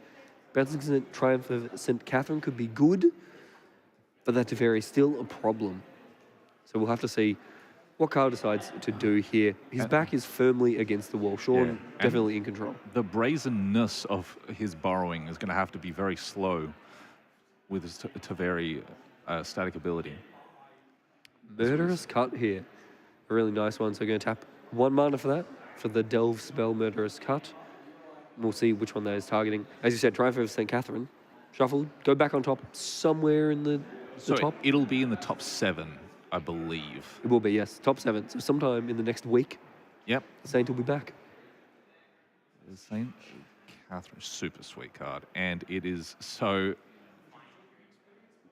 And it also has Miracle, so when you top deck it, and by the way, it's in the top of your deck, in the top, somewhere in the top 7, it's only 2 mana for this 5/5 live blinker. Now, unfortunately, I don't believe we have the Angelic Chorus lined up just yet. Hallelujah! But yeah, Alec and I will be doing it on command. I can just start screaming for the Emperor. It's a miracle for the Emperor. But I don't think I will do that. And then we could see a Brazen Borrower not doing any petty thievery, just brazenly and slowly borrowing. Yeah, so Brazen Borrower, they're coming down at Sorcery Speed, of course, with Teferi in play and threatening to attack down the Teferi next turn, which is very valuable. Snapcaster Mage can't block it. Mystic Sanctuary, the very powerful land. 1 stock up wasn't good enough. It's time for 2. Yeah, need to stock up doubly so. And there's a Tamio. Tamio there, maybe on blocking duty, keeping the Teferi around potentially, or it could just attack. Very powerful card. Yeah, Sean is very ahead here, suffice to say. Just happy to throw away. Oh, and that's just good. That's just good deck building. Getting to block with the 0-3 and then bounce it back to his hand, just sort of fogging the Brazen Borrower indefinitely for 2 mana. Kyle has found a Deathrite Shaman. Unfortunately, a little bit too late to stop that Mystic Sanctuary, and we're going to see stock up in the main phase. A little anti-synergy with Triumph of St. Catherine, it has to be said. It's true, and it looks like Triumph of St. Catherine, the 5th card there. Yeah, never lucky. Never lucky. Mana Drain, the selection. That one might just lock this game up. It's a very powerful card, for sure. So here we'll take 2. A white card there as well, it looks like. Firmly in the driver's seat. Plussing Teferi again. Put the Tamio back in play. We've got that loop set up. Yep. Nice little blocking loop.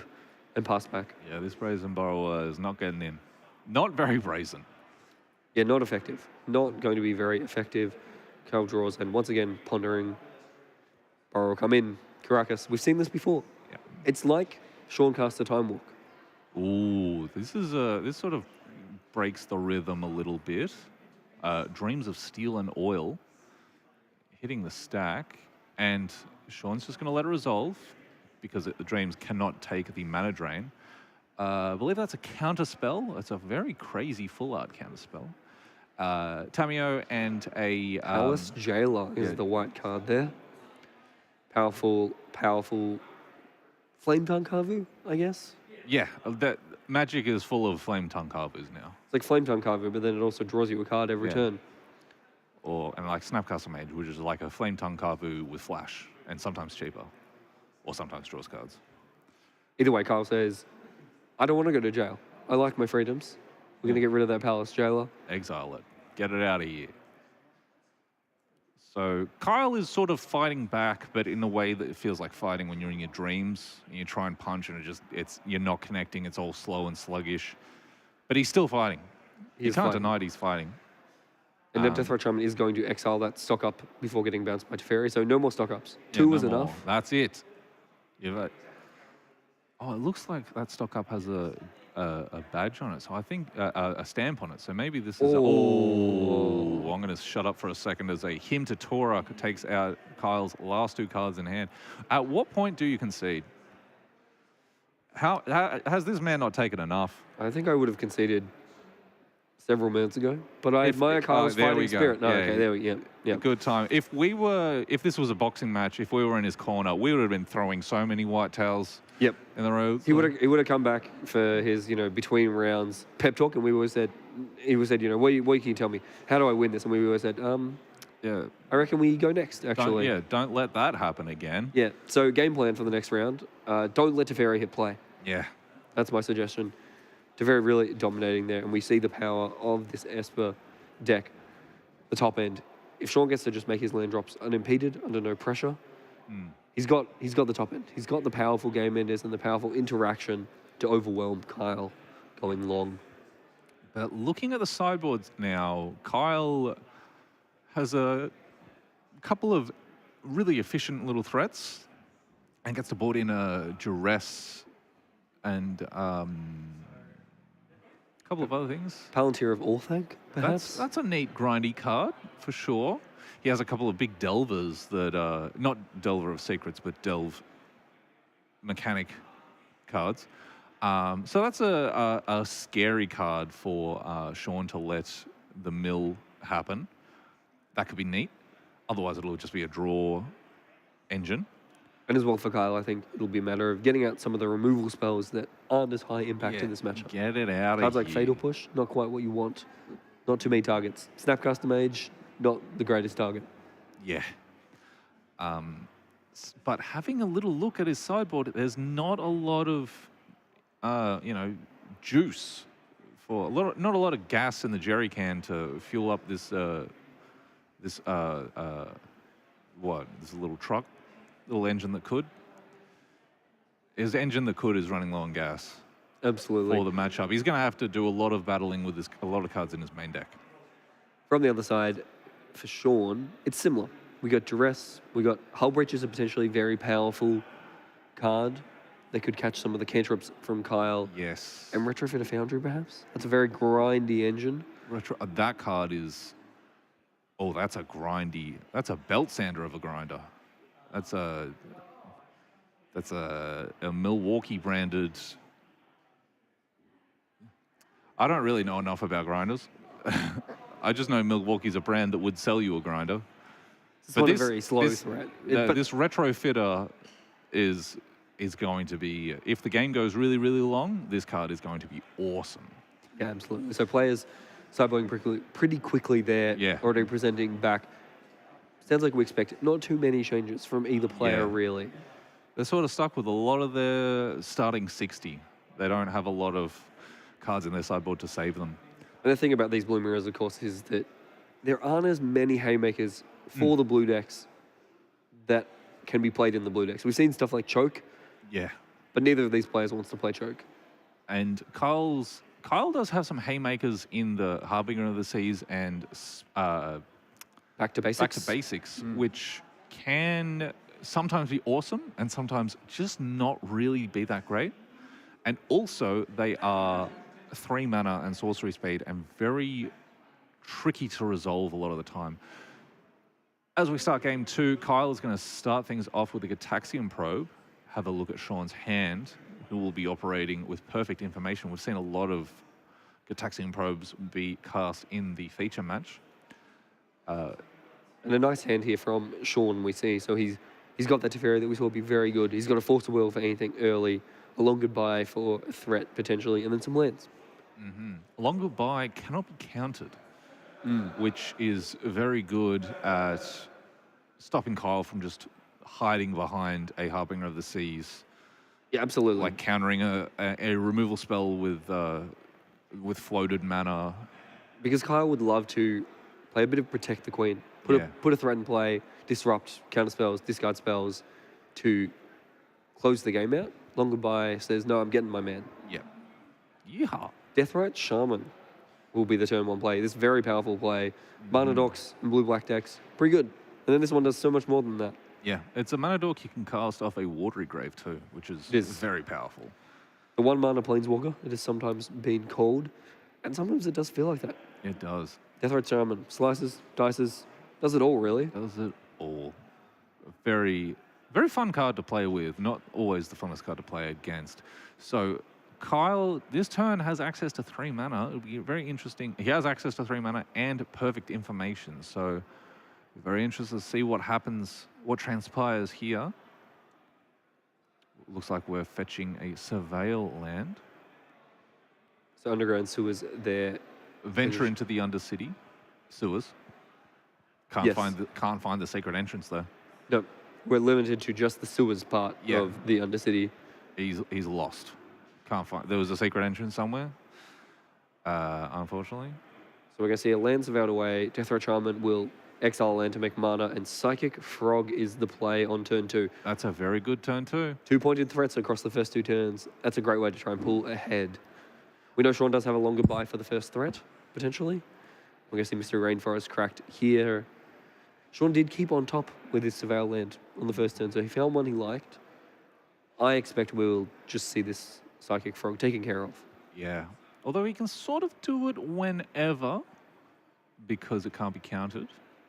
But I don't know what he could be possibly playing around by playing at sorcery speed, but it's...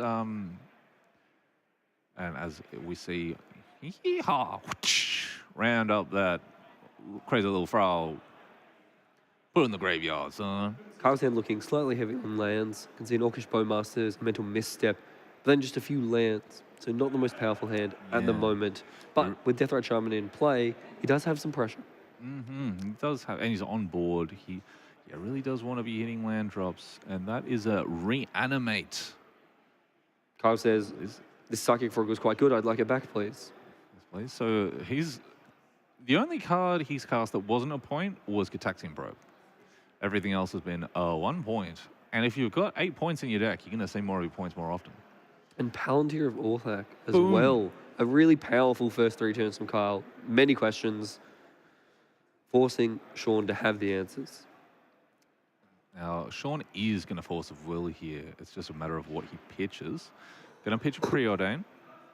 So this Palantir gets downgraded to a Mind Rot. Still pretty good. Yeah.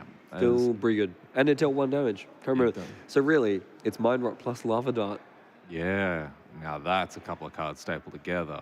As we see this... That'll be March of Otherworldly Light from Sean to exile the Psychic Frog. That's enough funny business from the Funny Frog. So we've traded back and forth. We're going back and forth, back and forth. Ooh, Kyle has top-decked a Unlicensed Hearse. He's got Unlicensed Hearse. He's got Psychic Frogs. Nothing in his deck is what it seems. Everything's a little crazy around here. So we'll be Unlicensed Hearse hitting play, Deathrite Shaman, ready to activate, get in for 2 virtually, and the land from Kyle. But we know his last card is just a Mental Misstep, and that will not deal with the Teferi. The Teferi just resolves. It's not super good on this board, but it's 1, turned off Kyle's hand, and 2 is going to leave Kyle with a lot of blanks to top deck. And then... So 2 cards now under that Unlicensed Hearse, the potential for it to become a creature and get into the combat zone, depending on what Kyle draws. Kaito there. That is a big draw. Very good card. Very powerful card. How does Kaito work with Teferi? It's an activated ability, right? It is. No? So Ninjutsu is an activated ability, therefore not affected by Teferi, in fact. And can't be countered either. Yeah. So we may see that Not by normal means. So that could be a big swing. It's a very powerful card. And we see a very funky Supreme Verdict in Sean Henry's hand. That's not going to do a lot against Kaito. Well, not if he has to cast it at sorcery speed, that is. Well, that's very interesting, isn't it? Very interesting you should say that. should have blocked Sean. I'm just messing. And now Kyle will start to get some card advantage going. This is what he needed. This is one of the top end of his, curve. Absolutely. So we see Kaido come in there, hit the Teferi, which does turn off the 0 of Kaido. Kaido only drawing a card on the 0 if an opponent has lost life this turn. So it will be just Surveil 2. And he'll bin both cards there, a Murderous Cut and a land, and replay the Deathrite Shaman. So Kyle, they're really prioritizing knocking the Teferi's loyalty down over getting to draw a card himself. Yeah, that's one thing I missed. I thought he would still be drawing cards, but no bueno.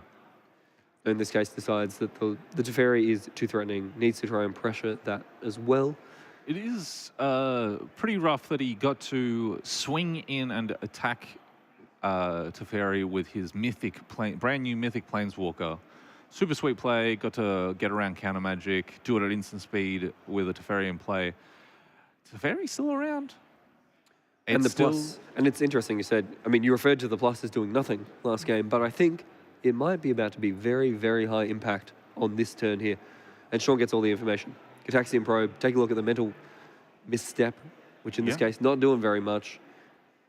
And if that is indeed a Supreme Verdict, which I think it is, I think you're right, could be very, very devastating. We forgot to uptick Teferi. That's big. That's big. That's one of the cruel things about Magic at this time of the day is you need to play your best, and sometimes a little. And I think Sean is Sean's, which is brutal. I think Sean has noticed that. Yep, he's realised. Didn't tick it up. Didn't change the die. He's not happy always with tough himself. to see. Yep, and that is a big deal because now that Kaido will get to attack. We could see the Teferi taken out, and then it becomes very difficult to deal with the Kaido. And in fact, we will go to the next game there. Sean realising limited answers to the Kaido, and once it gets rolling, that Kaido is very difficult to remove. Yeah. And it's very, very powerful. That's what Kyle learned. Yeah. That's what he learned from this match. We saw him turn 1, Deathrite Shaman, turn 2, Psychic Frog, turn 3, reanimate the Psychic Frog, put back in play, and play a Palantir.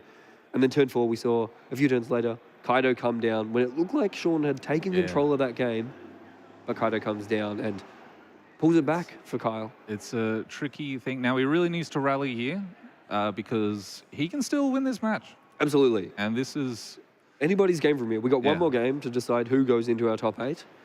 And it is important here. Got to collect yourself, find a way to center yourself, get your head back in the game, and go again. Because Sean is now on the play. So still in good position to take this game. Kyle as well. Both these players will be feeling the pressure mount. And quick tap land and pass back to Kyle. Look like a few lands in hand there from Sean, but as you said, in this sort of control mirror almost, making land drops very important. Kyle with no turn 1 play, it looks like. I think I saw a Harbinger of the Seas in his hand there, potentially a Daze, some interactive spells. But for Sean, it'll just be a land and a pass pack as well. And now, a lot of shuffling coming up. Sorry, chat back at home.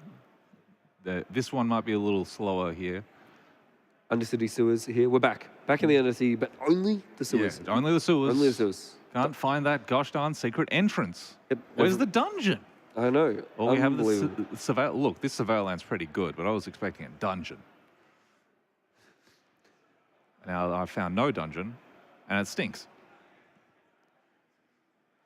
People don't think about that when they sleeve up in Undercity sewers. The sewers tend to smell. That'll be the next frontier of Magic, is cards that smell appropriate to their flavor, We had sticker cards. What about scratch and sniff cards? That's it. Smell like you're there. What's he hire us? We've got so many good ideas. So Kyle here plays the island and passes back. Sean's going to also venture into the Undercity sewer. Yep. None of our gamers are venturing into a dungeon. They're close, but no cigar. No cigar.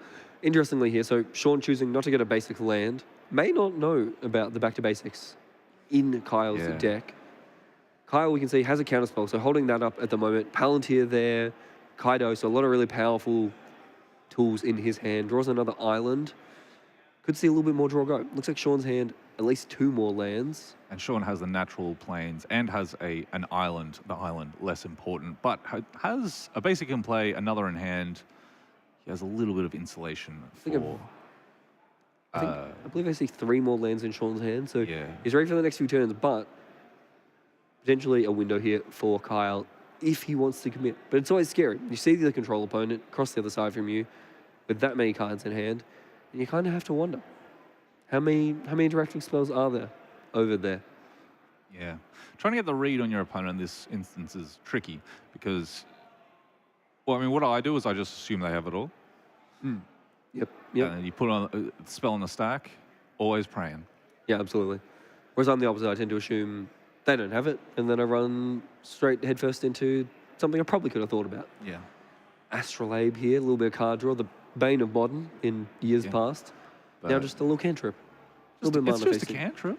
Just a little guy. Just a little cold mana thing. And as we see Sean Henry sacrificing a Scalding Tarn, probably going to get a Surveil Land of his own. A lot of draw go from these players, as we expect, as we sort of talked about in game 1. Both these players jockeying for position in sort of micro ways that are not always the most obvious. Well, that's why we're here. We're here to illuminate that. Fill in the dead air. Absolutely. That can definitely happen here. And these Surveil Lands do matter, right? They're helping each player shape their draws a little bit. Sean here looking for action. As we see Sophorificis Springs. Correct. Whatever that card is. It's a Seeker to Stupor, but the backside is good luck guessing that first, right? So draws there, a Force of Will. So Force of Will, Force of Negation, Palace Jailer, and a couple lands in hand for Sean. He's got a fair bit of interaction. Yeah. And then he's got Palace Jailer to try and pull ahead at some point when he chooses. So For Kyle, it's a matter of sequencing his threats. Because he has to assume the first one's going to get countered. So try to sequence through it, maybe try and play multiple spells in a turn. Baleful Strix, a nice one. Baleful Strix is something he's happy to get countered, even happier if it resolves. As we see, was that no land drop from Kyle? Or did he? I believe he did hit his land drop. Did make a land drop. Played the Prismatic Vista for turn here. So both players hitting all their land drops. Yeah, this could be a super long... Yeah, Sean drew, Strap in, folks. Sean drew another land for turn there, so continues to posture, continues to look confident. That's the key. Got to put the fear in your opponent. Kyle, meanwhile, has a thrilling clock of 1 a turn with the Baleful Strix. However, nothing. You know what that does mean? He's going to have an unblocked creature attacking. Ooh. You know what Force of Will and Force of Negation can't do? They don't do Diddly Squad. They cannot stop a Kaito Ninjutsu. Ooh, and an end-step opposition agent as well. Kyle really applying the pressure here at instant speed. Try and make it awkward for his opponent to hold up interaction, to control the game. And Sean has to really think, because it's in his end step, and we know he has 2 forces, right? Can't cast both of them this turn. Can only cast 1 spell. So if he counters here, he knows that he can't stop whatever Kyle wants to do on his turn. So it's a big decision. Now, and also, the opposition agent looks scary. Now that Sean has cracked his fetch land, it's not actually the scariest card once it hits play. You do have to watch yourself. Don't crack your fetch lands willy-nilly. But it looks scarier than what it is. It is a 3-2. That does apply pressure, but it's one of those threats you can maybe let resolve. As we see Sean Henry let it resolve. Just did crack his fetch land to not let that happen, as we see, oh my gosh, a ninja and Kaido Sean. And Sean skips up. No way to answer the Kaido. Sees the writing on the wall, knows that he has only forces in hand. Palace Jailer can't take care of the Kaido either. And that'll be it. Kyle there, we think, locking his spot in the top 8. Really tight game there, back and forth. But in the end, power of Kaido there. As we bring you back to the booth, we're here. Ian, Alec, you've been listening to us all round, but now you get to see us as well. Yep. What's better than that? As we see an interesting one. Absolutely. But Kyle went on to win that one. He is looking like, very likely, he's locked for top 8. We think should be. And 6 wins, 1 draw, 1 loss. Should be good. Sean can definitely hold his head up high. 6-2 record is fantastic. I'm sure there'll be heaps of prize tickets. He'll be upset with himself. I know he expects a lot of himself, and he should. He's got a lot of talent in this game to expect a bit more of himself, but I can imagine he'd be a little cross with himself now. Always hard in the moment, but yeah, 6-2 on the day. A really good result for him, for both of them. Yeah. So Kyle, he joins Trent Clark in our top 8, I believe. Yep. He's on the colourless Eldrazi Artifacts Bots aggro deck. Yep. We've got James Larson Scott. He's on Grixis. JLS. We'll refer to him a lot as JLS. Yep, JLS. Nathan Smale, we believe. We saw him win last round, what we think was probably win in, so long as he could get a handshake this round. Yeah. He's on 4-colour Very Walks. likely. There's a few names floating around the top. Yeah, those are the ones we're pretty sure of. Yeah. The other 3 or 4-ish names we're not entirely sure of. And we don't want to go saying someone's name and then be an absolute heartbreaker for them. But through 8 rounds now, we've seen a lot of really good Magic. It's been really good. Still a lot of powerful cards, guys. I have to say, card of the day for me might be Stock Up. Stock Up has been pretty really good. impressive. It's been really impressive. Corey Steelcutter has also been awesome. Yes. So these brand new cards. Absolutely. And I've got a soft spot in my heart for Daredevil as well. Daredevil, it looked interesting. Good? Yes? I think I just enjoy the chaos. Yeah. The idea of the new combinations of what's the coolest text box I can steal, you know? Yeah. That's going to be a lot of fun to play with in paper, with text boxes mattering, but also being confusing and not always intuitive. But definitely an interesting card. Absolutely. A lot of powerful cards, a lot of really fun cards, interesting cards. And it's dope that it's been injected into Eternal formats and it's seeing play. Absolutely. And so we've seen a lot of different decks. Sounds like a pretty diverse top 8.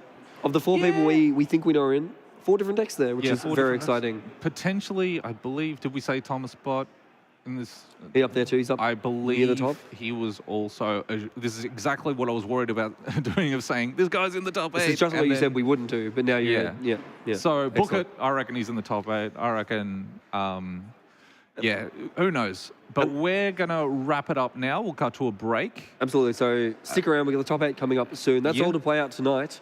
That's it from Alec and I. We're done. We're clocking off. We're out. But thank you all for hanging around with us. Yeah, we're going to cut to a break, and we'll be back with the top 8 very soon. Bye-bye. Perfect.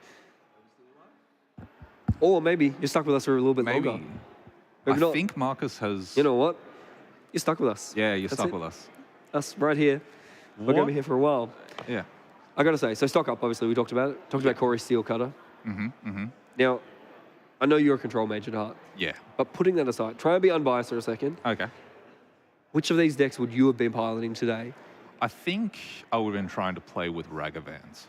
Ragavan at one point is really good. We did see a Ragavan on turn 1 at one point. It was very good. It was quite good. Yep. So some powerful cards there. Yeah. Ragavan, nice. I did really enjoy, we got to watch Dougal Wally play a couple rounds with his very interesting lands deck. Yeah. A lot of really powerful lands. We saw Talon Gates of Madara look really good. We saw Tabernacle really dominate a game. Yeah, Tabernacle was sweet. Attacking mana was definitely a theme of the day. Definitely. If you couldn't make a bajillion mana, attacking mana was pretty handy. So a lot of slightly different strategies to the 2 big players in this format, in the Eldrazi and the or Eldrazi robots and the Grixis or 4-color, those types of decks. You want to be attacking their mana. And there's a couple of different ways to do that. Basically, 1, your lands aren't safe in this format. The Strip Mine Wasteland, they're out there. They're coming for your lands. And 2, there's a couple of very interesting things you can do. Yeah, absolutely. Definitely some powerful decks out there. Really cool to see all the diversity. Really cool to see such a great turnout here for Mana Clash, the first Mana Clash of 2025. 160 players, 8 rounds. It's been a big day. Yeah, it's been a big day. 160 is pretty sweet. It is. It's a good number. We want to pump those numbers up next time. I think we should go bigger and bigger and more and more. Yeah, absolutely. Looking for even more and more players in the future. We've had Commander players here as well. The whole weekend we had players, some Mystery Booster draft. I saw some very sweet looking decks. Yeah, Mystery Booster, I don't understand.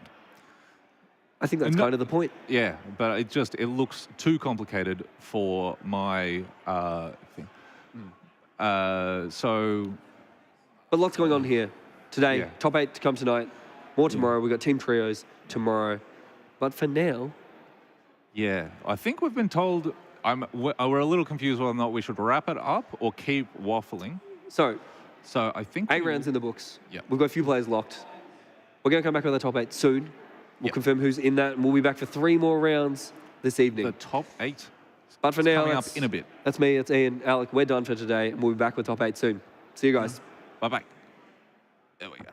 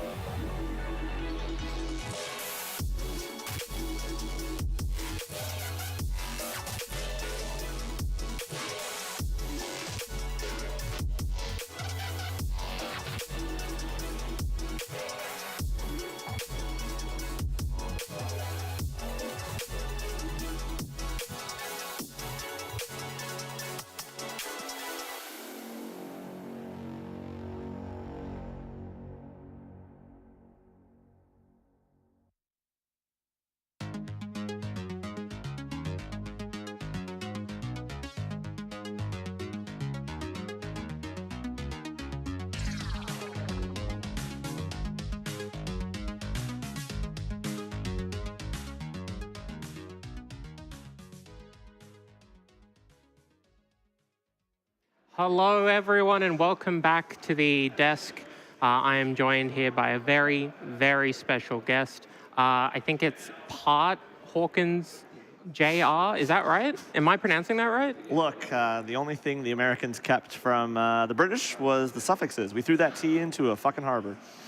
No, in all seriousness, I am joined by Pat, who is our lovely host for this weekend. Mana Clash literally wouldn't be possible without him. Today's event, tomorrow's event.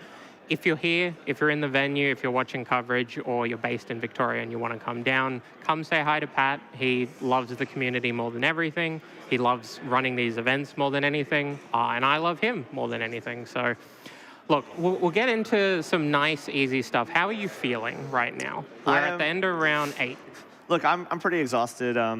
Running events for me is, how would I put it? It's a lot of work, but the work isn't the problem. I get stressed out because it means so much to put something on good. So this week I probably didn't sleep more than 4.5 hours any night. I'm grinding, getting everything last minute done. I guess unlike a lot of other TOs, when I'm here, I'm also TOing. I'm planning travel for my team. I'm running a booth. There's a lot of things that go on, and I love it. Don't get me wrong, but it's like a very exhausting process. And by the end of it, I am spent. I go home and I hibernate for a few days. So it's been a lot of fun. It's been a great day. Great yesterday too. It'll be great tomorrow. I start to run out of steam though. I'm not gonna lie. I'm getting old. 38 ain't what I was when I was 18. So I feel it. Look, if you want a pro tip at home for talking to Pat, there are 2 good times to do it. It is day 1 of the event in the morning when he is fresh, and it is the Thursday after the event after he's slept everything off. Those are the only 2 times that you should be talking to Pat. Not inaccurate. Look, it means everything that, you're here, you're holding these events. We have multiple events throughout the year that occur for 7 Point, but the breadth and scale of these events that are associated with Josh and Pat's MTG Bazaar are unlike any others. Every time I talked about it on stream, I mentioned that Mana Clash would be the biggest event of the year, because that is something I believe in wholeheartedly. We have a room full of people. We had a room full of people yesterday, and tomorrow it's going to be full of people. Look, it's going to be packed. Tomorrow we have less people playing the main event than today, but inevitably that space will fill in with Commander players. Drafts will fire. We still have some Mystery Booster 2 left. Not much. I think there's maybe like 3, 4, 5 boxes left to fire, but things will fill out. They always do. And like I said, we had 160 today. That's more than last year. Happy to see it. It's real good. Now, this is a bit of a sticky question. No, it's not that sticky. What I want is to reframe in the minds of the people at home who either play these events or watch these events or travel for these events.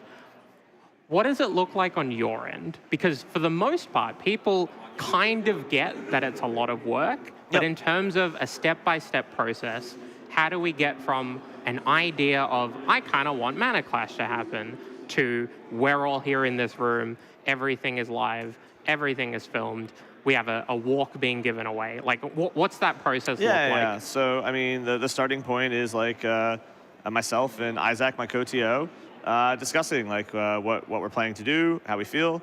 We talk about what we did last year that we liked and didn't like. And so we're having these discussions, and these discussions might go on from basically debriefs that were as early as the Saturday night. We're already debriefing, giving ourselves our thoughts about what we think we did well and didn't do well.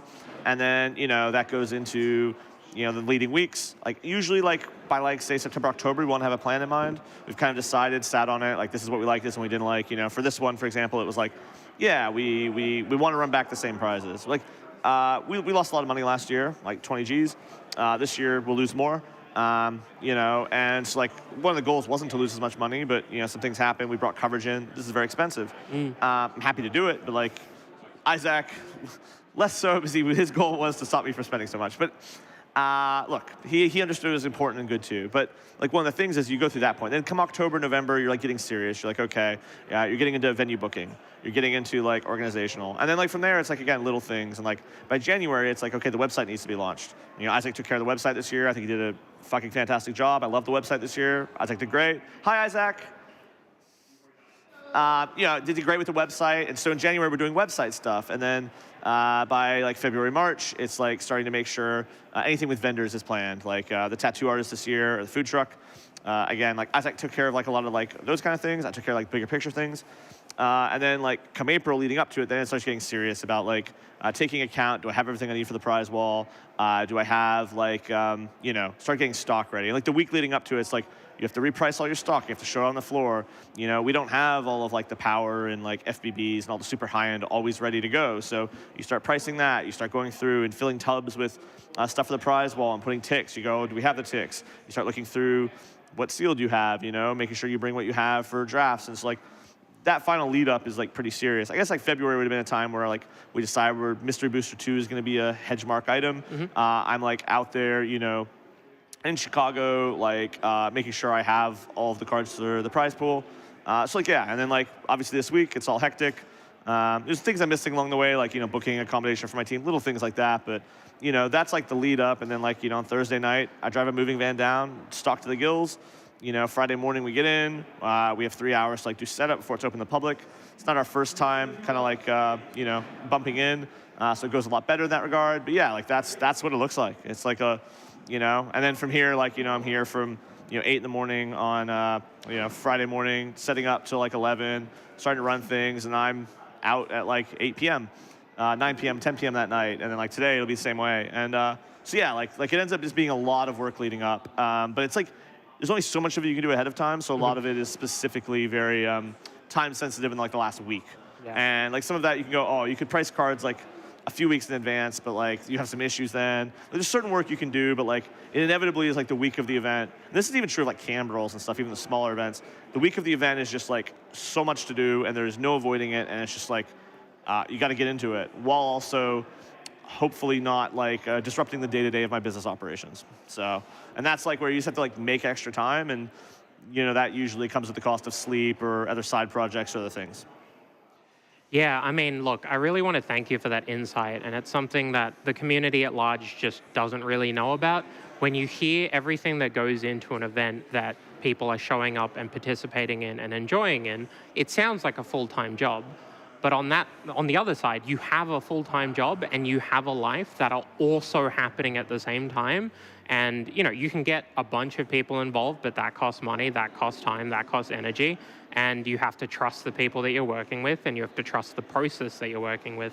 And it's something that I've always admired about every TO and every high-level, event person. When it comes to, say, the GPs of old, is one thing to be the head judge who organizes all the judges and does the judge apps and makes sure that the team's running. And it's another to be like, okay, I need a hall that can fit this many thousands of people, and I need chairs to sit them all in. That's step one, and that is 8 months in advance. And that is crazy to me. It's just something that I admire about you. It's something I admire about all the TOs of old. And it's something that's very impressive, but so easily overlooked. So realistically, if you play in any event and you enjoy the event, or you enjoy the atmosphere, or you had a good time, please tell people that you enjoyed it. It's one thing to tell your friends like, hey, this event was hype, you should come next year. It's another to reach out to someone who has sunk thousands of hours into this event and be like, thank you. Well, it's not thousands of hours. It's a lot of hours, but like, I think the reality is like, I give this speech to a lot of people all the time. Like, I get messages, multiple times a week going, Pat, I'm not happy. I don't see good events where I'm at. And like, the reality is like, yeah, events don't have a feedback loop. If events were like super profitable for stores, we'd see great events all the time. The reality is events are loss leaders. They're advertising. They're difficult to run. They often don't lead to the economic results that you need from your time to run a successful business. And that's like one of the reasons this space is like sometimes lacking, is because like there's just not the economic feedback loop to make it function.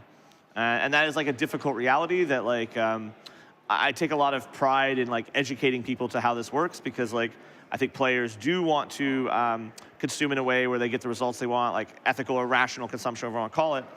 And oftentimes when players come to me or people go, hey, I want better events, it's like there has to be a way in which this works, and like how you measure the success of this event. Obviously, if I measure it in dollar figures, like, that might not work. You have to like go, okay, what's the marketing value worth of it? What's it mean to the community? Like, do all ships rise? And like, there's like a lot of tricky bits to that. And it's like, it's a challenge. And I mostly take my quant kind of approach to things, where I trust the process and ignore the results, which is, very much Moneyball kind of theory. So. Yeah, I mean, another comparison that I find myself thinking about are things like music festivals, right? You have one big day or one big weekend where everyone pays some amount of money and gets to just have a good time and not think about all the back work. The difference being that if you hold a music festival, you are up hundreds of thousands of dollars, and you have done this every single time. Didn't famously one of like the old famous music festivals, like someone didn't like end up going under? Hello, Trent? Yeah. You're back for the top 8? Back for the top 8, excellent. But yes, that but like, does also happen. Soundwave didn't like famously like end up in tens of millions of dollars of debt when it all. One of the companies. I don't know if it was Soundwave. Don't quote me. But like, I mean, that's literally the point. Like, like Warped Tour took many years off when it became like Warped Tour being very famous, and like I love Warped Tour. I used to go to Warped Tour every summer. Like I would go to every fucking Warped Tour within like 3 hours of my house. And Warped Tour was like famously toward the end like not very profitable. Yeah. Like not at all. And it doesn't mean like the experiences I had, those were life-defining as a kid. Like getting into a pit for Under Oath like is one of like my favorite memories.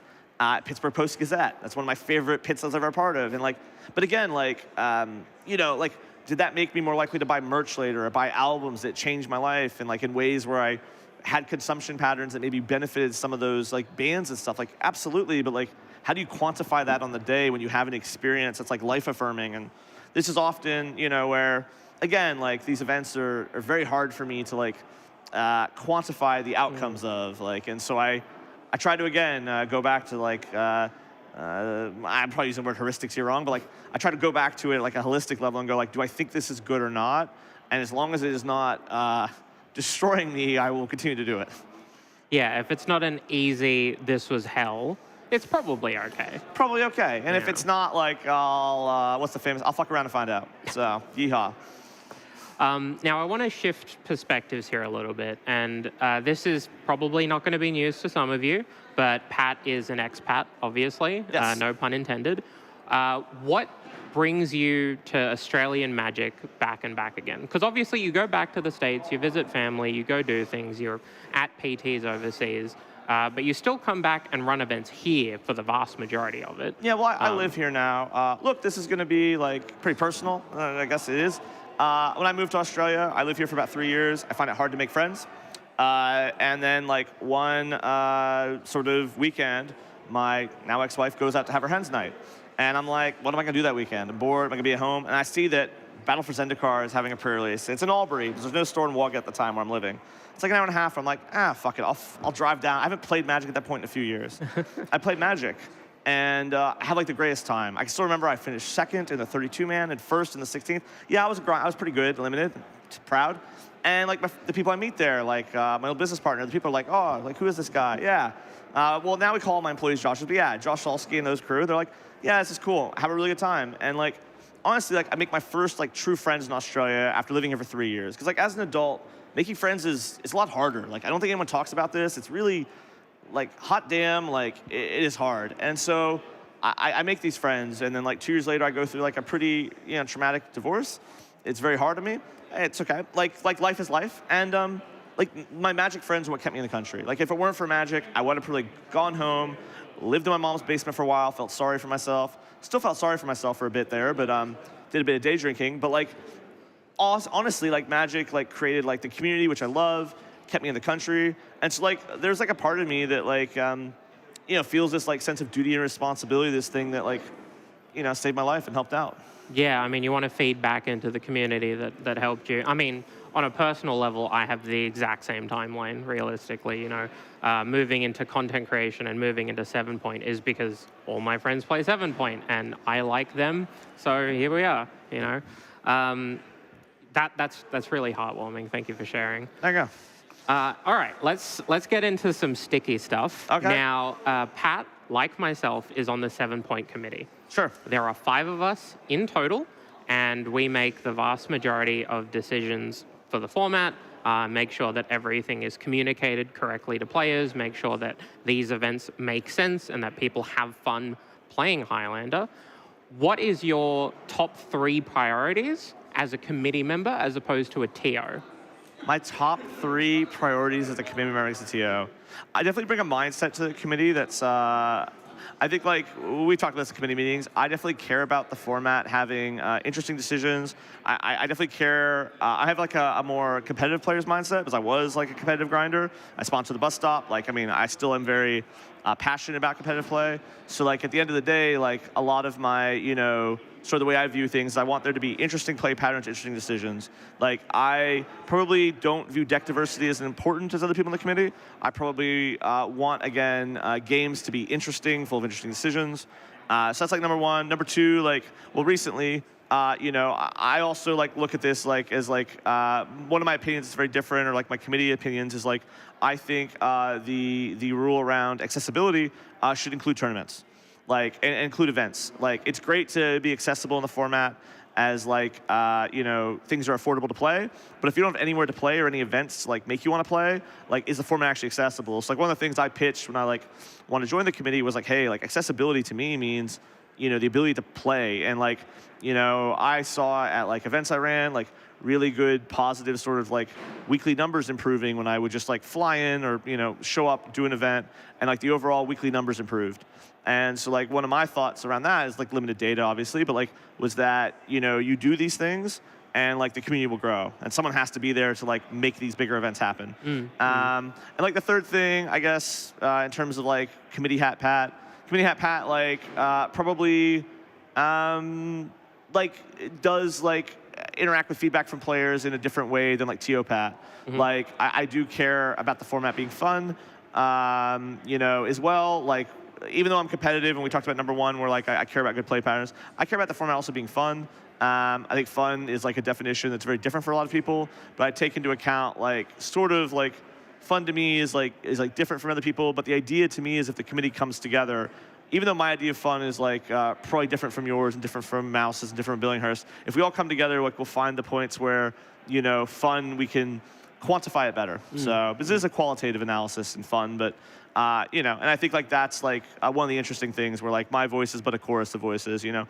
As you and I have experienced, like the committee doesn't always agree on something, but we're there trying to, you know, offer our opinions to the other people on the committee and trying to make a case.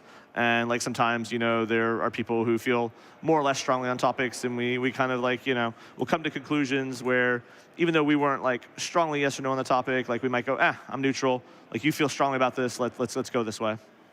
Yeah, I mean, fun fact for those at home, Pat and I rarely disagree, but when we do, it is pretty heavily, I would say. Yeah. Across committee decisions. Like, yeah, when we are, usually if we do disagree, we're usually like within like, if we say like from very positive to very negative, like an opinion on something, we're usually within like one differential on each other, but then occasionally we're at like literally opposite ends. I think it's like once or twice, yeah. Yeah, which is like very fascinating. Because again, like I think it's like a collection of like, experiences as players and interacting in Magic that like leads us to these opinions. So, yeah, I just think it's an interesting dynamic to have 5 people where you could easily have 3 2s and 4 1s when it comes to decisions. But you know, there have been a bunch of times at all points, and we've been on the committee for what, a year and a year now, not even a year, months, maybe? Where you find yourself agreeing completely with someone and then disagreeing with them completely on another card. And, you know, it's so fluid, it's so dynamic, and I think that's really interesting. That's why all of our committee meetings go for 3 hours longer than they should. Look, they do tend to go long. Like, and usually what ends up happening is, like, early we're trying to, like, define sort of what we think we need to do, and then by the end it's like the jigsaw puzzle's built and we're just, like, plugging in last pieces or... Like the early decisions are like the hardest, and then from there the cascade effect. Usually once the cascade effect starts, most of us then come to agreements easier because I think, you know, once a bunch of pieces are in play, there's like a little less room to disagree just inherently once you start pulling some of those triggers, so to speak. Yeah, it's just it's something that I haven't really sat and thought about for a while. I don't know if you have, but you know, it's a cool dynamic. I think, you know, current committee is very, very diverse in terms of what it's offering. You know, we have varying levels of competitiveness. We have varying levels of event organizer T-onus. Like, it's pretty cool. And if that is one of the factors that helps with 7 Point, I think it's probably not as big of a factor as things like the Mana Clash, which is a much bigger factor for the format. I mean, I think all of these things come together. Like, I think if the format was really, really dog shit at the moment, I don't think it'd be a good thing either. So, like, I mean, like, honestly, like I think the format's actually in like a relatively reasonable place, you know. I think the thing that like we talk about in the committee most right now is like deck diversity, and it's like this weird, interesting moment where I think the format's in a very good place, but there are differing opinions on how to apply more deck diversity to the format, and well, even frankly, whether or not it's super important. And like that's probably where like most of the discussion points happen. Like again, I myself am much more focused on interesting decision matrices and play lines. Like that is far more interesting to me. I want like players to have to make tough decisions and go after a game and go, how would I would have won that game? Not like 1-drop, 2-drop, 3-drop win kind of energy. So. Yeah, 100%. I'm going to get you to switch hats again. Sure. Now, we talked to Jim earlier today about Team Bus Stop and the pro Magic scene. And obviously, this time, instead of the school teacher, we have the bus driver. What is it like, from your perspective, to be managing Team Bus Stop? Well, I wouldn't say I manage it entirely. I'm like a mixture of crazy uncle and angel investor. Like, I'm definitely not Team Dad, because Team Dad wouldn't cause you to make so many bad life choices. So I am like Team Crazy Uncle, right? Like, I'm definitely like on the looser end of the spectrum. I'm the one most likely. I tend to be like someone who, for better or worse, lives my life very like openly and honestly and authentically for me, and that tends to lead to me more likely making decisions that some people go, what the fuck is Pat doing? But like again, why do I sponsor the team? Like, I know Jim and them for a while. I was closer to like certain members of the team, like Kakao and I were pretty good friends. And I decided to get involved because like I thought they were doing great things. I wanted to support Magic in Canberra because I was vending out of Jolt in Canberra. And, I wanted to support the local community. I thought, hey, this is a cool way to do it. I like professional Magic. Like, we were coming out of COVID. The RCs were, like, kind of hiccuping in their startup. And I was like, hey, I'd like to help you guys out. So we talked about it and went, hey, let me help with some commendation, maybe do this. And like, let's see if we can help and let's see if we can make things better. And so that was the idea. And it kind of like was very loose at first. Like, again, I think in this space, like you would experience with it, there's not a lot of money flowing around to sponsor things. It's like, again, like, I don't know. I have opinions on whether it's myopics or like people are myopic or whether they're greedy or whether they're lazy. I don't know. Maybe those are all negative words I shouldn't associate. But there's not a lot of investment in this space. But like, again, I went, hey, I used to sponsor some content streamers at the time. I was kind of like, one of those, like with Magic Beans, they were like starting to slow down. So it was like, okay, cool. Let me like move my investment or marketing dollars into something different. I thought, hey, let's help a group of guys who are like really working hard and trying hard to make Pro Tours. Let me see if I can financially make their life a bit easier. And so yeah, I did it. And like I said, but my role within the team, like, I try to help the team like wherever I can. But like, I obviously don't really play that much anymore. But occasionally, like I'll play Last Chance Qualifier and play an RC. Look, interestingly enough, at RC2, I finished 16th or 15th. I was like 3 spots off a Pro Tour, which is kind of funny. I never made a Pro Tour. At my peak grinding, I missed a few like PTQs. I did quite well, but top 8'd, but then lost. Finished twice in Swiss like one weekend, and it was like wild. I lost both, but anyway, long story short, like yeah, like I really like professional Magic. I really like competitive Magic, and again, like coming out of COVID, it felt like everything was being devoted to Commander, and I wanted to go against the grain and try to do something to help out. I think the timeline especially is really interesting for anyone who isn't in the know about Australian Magic, especially at the highest level. I distinctly remember, like, I've been friends with, Jim and JLS and Brennan for ages and ages, and I suddenly find out that they have a team, they have a name. I find out about this deck called Bus Stop Grixis, and I'm like, there is a thread I need to pull here. But I think it's so critical that, at the time when we were leaving COVID and Pro Magic was in the distance and we were kind of trying to like eyeball it, that someone actually had the guts to pull the trigger and help things out. Because I think without that and without the establishment of, if you make a PT, maybe talk to these people, as opposed to the days of old where it's like, okay, everyone who made this PT, get in a group chat and someone will be the responsible person, to pull the trigger. I think like the idea of a team is like a really interesting concept in Magic. I know like our wonderful head of content production here, Sloy, is very against the concept of teams. But like, yeah, looking at you, Sam. But I still think they can be great places where like people can come together. You can have like a shared journey of like trying to get better. Like, again, like improving at Magic is part of the joy of it to me. Like I would hate to go like I've peaked at Magic and I'm never going to learn anything new. Like that's what I think those are the beauties of Magic is you're always learning, you're always experiencing something. But like again, like my idea was like if the gathering is the important part, which I think after COVID when I get back together at my first sort of RC, I realized Magic's fine. I missed seeing everyone. I miss like going out for drinks afterward. I miss going out to dinner. I miss like the stories we created. Life is like, the stories we create. And so like I realized like, hey, like this team is trying to achieve something together. There's like this shared camaraderie, this shared experience. And like that helps the gathering. And like it also, again, if the team did well, which the team was doing well, it was like cool, like maybe this would be a road path where like, again, like you saw other teams start to pop up and like, some other teams started to do shirts and everything. You saw like these groups form. And like, I think that was like a really positive thing because like, I think, laughing and crying, like, missing out on top 8s and having people achieve and experience it all together as a group. Like when one day I leave Magic, like those are gonna be the memories that matter. Like the games I played, outside of a few, mostly unimportant. The friends I made and the experiences I had, that's what's important. Yeah, 100% true. I think the idea of teams creating other teams and, little groups begetting other groups and those groups combining and becoming bigger and bigger. Or having rivalries, Or having rivalries. Something beautiful about that too. Telling storylines. I think it's so critical when we get to a point where everyone at an RC knows each other and knows what their goals are. That's the end game, right?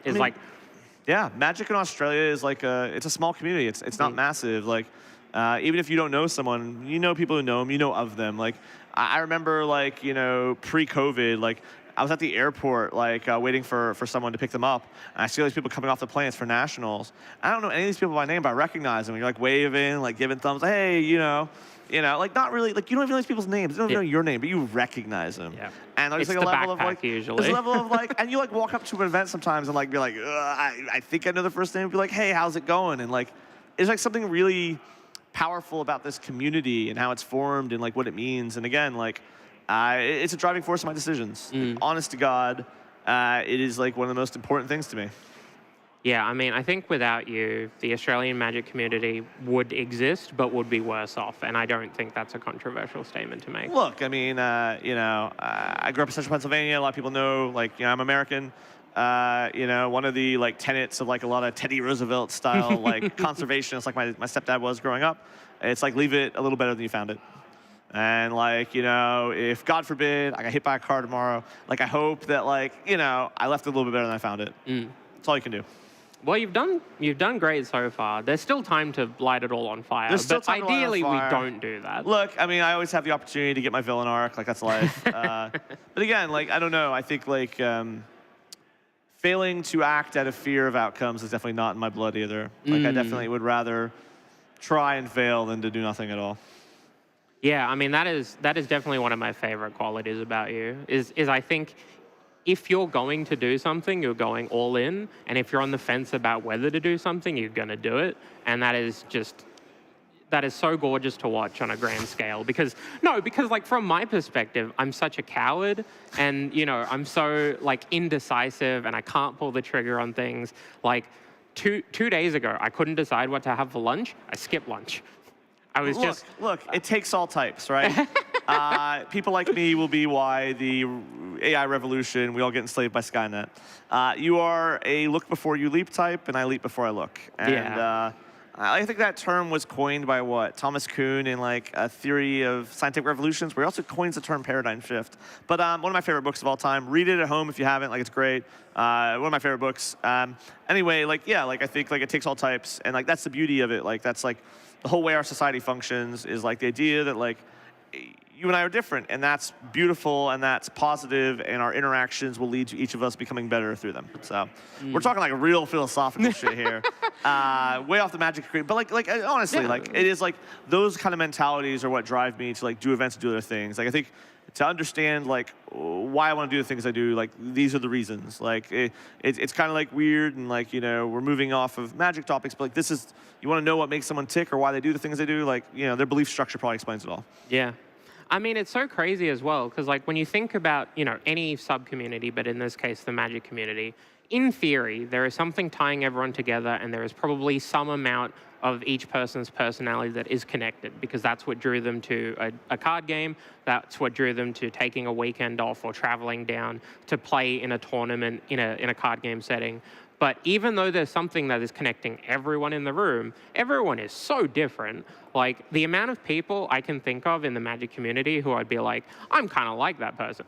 4 tops, and there's hundreds of people in that room. But I also know that all of us know what a basic swamp is, Yeah. Everyone knows what a fetch land does. And that's really cool and also very terrifying. That is almost Black Mirror level stuff when we realize that we're all the same person, but we're not actually the same person. Well, yeah, I mean, like I said, like, that's part of what makes this weekend great. Like, I get to see hundreds of people who all have like a shared belief and love in this game, and that's what brings them together. Like it allows them to interact. Like I know a lot of people who like without Magic, like they would lose like half their social circle. It like gives them sort of armor to go out and be social with easier. And like certainly again for me, like I said, like literally without Magic, I probably wouldn't still be living in Australia. Like full stop. So that is very powerful. Am I getting pulled off now or no? Okay, cool. I think no, I was just waving at you. Okay, wasn't sure. Thought I should double check. If I had TO duties I had to run to, wasn't sure. When you're done, I need to sign up for tomorrow. Okay, cool. Sorry guys, like I have a lot of hats to wear. Yeah, Pat. So Volty has 4 to 5 hats for this weekend, and I think you're at like 13. Like it's like a Doug Dimmadome hat. Is that about right? No, I actually think I have the same number of hats you do. I think each of those hats weighs more on a weekend like this. That's probably what it is. Yeah. Like each of those hats, like some of my hats are very demanding. So like. Yeah, I don't think I have any hats that are as heavy. You know, the crowns that you wear are heavy as real the weight, gold and mine are paper. But like I said, like yeah, like I said, it's been a great weekend. I'm very excited to see this top 8. I'm very excited for teams tomorrow. You know, there'll be data to go over next week, like from the event for the rest of the committee. You know, and then 2 weeks after, like there's another big event at the RC that'll create some data. So like, yeah, like and then there'll be like a little bit of a lull period for a while, like we tend to do. Like it's very boom or bust, but like I said, this is how it is. Yeah. And anyone out there who's watching this or watches this later, please feel free to reach out to me, give any feedback you have. If you participate in the event, feedback. If you just came in to see me, feedback. Coverage feedback. Like I am happy to hear any and all opinions and thoughts, especially over whether my rambling is interesting or not to you. Because I definitely ramble. Your rambling's interesting to me, at least. Look, if there's one person out there that gains something from this, I made the world slightly better, right? We're back to that idea, so. Look, I think we've got a little bit of time to fill, but I don't want to overtax, and also I feel like we've covered the topics that matter. In terms of wrapping up here, we're going to be cutting to the preparation for top 8 at some point soon. I believe we have Isaac and Kakawa back on commentary, so that's really good. In the meantime, there's a couple of things that I need you all to do if you're in chat at the moment. One, there should be a link hopefully down below to Josh and Pat's MTG Bazaar. That is a Facebook group where you can see auctions, you can see cards. A lot of the cards that you would normally be buying on the website are currently in a folder out there, but hopefully there's enough still. And, you know, worst case, if they don't sell here, they can sell online. That's step 1. Step 2, in preparation for tomorrow, twitch.tv/Bazaar coverage and youtube.com/Bazaar coverage are the 2 places to be. If you're watching this retroactively, make sure you're on both of those channels. So you want to be following the Twitch channel and you want to be subscribed to the YouTube channel. Additionally, again, there are a couple of places you can find Pat and you can talk to Pat or talk to me, for example. The 7-Point server is a great way if you're trying to get into this format. If you've seen some 7-Point today or this weekend and you think it's a really cool format, how do I find out more? You can get a Discord link, and worst case, we can make sure. But otherwise, if you type in 7PH into Google, you'll find the website. That links to the Discord. It's super easy. So the 7-Point server is where you can find everyone who cares about this format. You'll be able to see the committee hats and the committee members. So that is me, Pat, Mouse, Raj, and Billinghurst. Yep. We also have Vance, who's here, and it's been lovely to catch up with him as well. Koki's here too. Yeah, Koki's here. We have quite a few MRS members. I mean, Isaac is a former committee member. So I think Jimbo, yeah, I think we have. Am I missing anyone? Or do we have 9 here this weekend? We don't have Sav. No Sav, Kate's no Glenn, obviously. no Kate, no Anatoly. Yeah, no Tolly. I don't think. I think that's it. Yeah, I feel like just one person we're missing. Yeah, there's probably. There's too many people, and it only matters who's currently on the committee. Anyway, we're being told to wrap up, which is great. That means I get to go announce some top 8 stuff. So, look, stay tuned. There'll be some top 8 coverage here shortly. Adios. See you soon.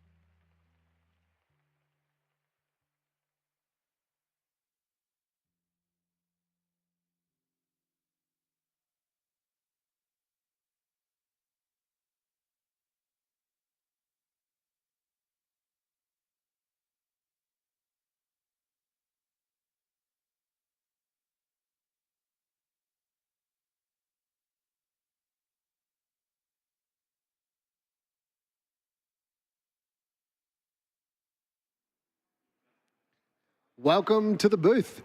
We are about to start the quarterfinals for Mana Clash 2025. I'm really excited about this. It should be a really good match. We've got two veterans of the format, Luke Mulcahy and Justin Chung, both with a lot of Highlander success and just a lot of Magic success in general. Yeah, hell of a lot of success from both of these players. Mainstays, if you're going to bet for somebody to make the top 8, Juzza and Mulch are two people that I would definitely put on that list. I think if you were to look at the entirety of Highlander events, they probably have the best top 8 percentage across all major events. So let's talk about these two deck lists, because I think that they're really interesting.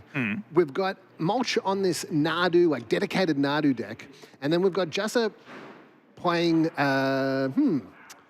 what do you think Juzza's playing? This is like a Grixis list, but with Deadpool playing? Yeah, Deadpool has been really good in the Grixis list from what we've tested and stuff, and I've heard some really insane stories about the card today. I heard someone show Intelligent an Emrakul, and their opponent untapped and Deadpooled it. And that's just horrifying to think about. Oh. So Juzza getting on the blue-black. Now, we've seen like a splash for green activation on Deathrite Shaman and the enchantment as well. Carpet of Flowers. Carpet of Flowers by JOS. Yeah, Juzza's omitted the Carpet of Flowers at this point. Doesn't look like there's a Deathrite Shaman either, so no green splash, just pure Grixis. Yeah. Mulch is on this hyper-focused Nadu deck with a hell of a lot of tutors to get Nadu into play and then to activate a bunch of things. And then one of my favorite cards, Crater Hoof Behemoth. Crater Hoof Behemoth is a fun card indeed. And we got the players shuffling up here. Big hoof. Big hoofs. Yep. So Mulch, Luke Mulcahy, he is on the play, being 4th seat, going into the finals here. Always a huge bonus being on the play, especially in a format such as Highlander, where like turn 1 plays can be so important.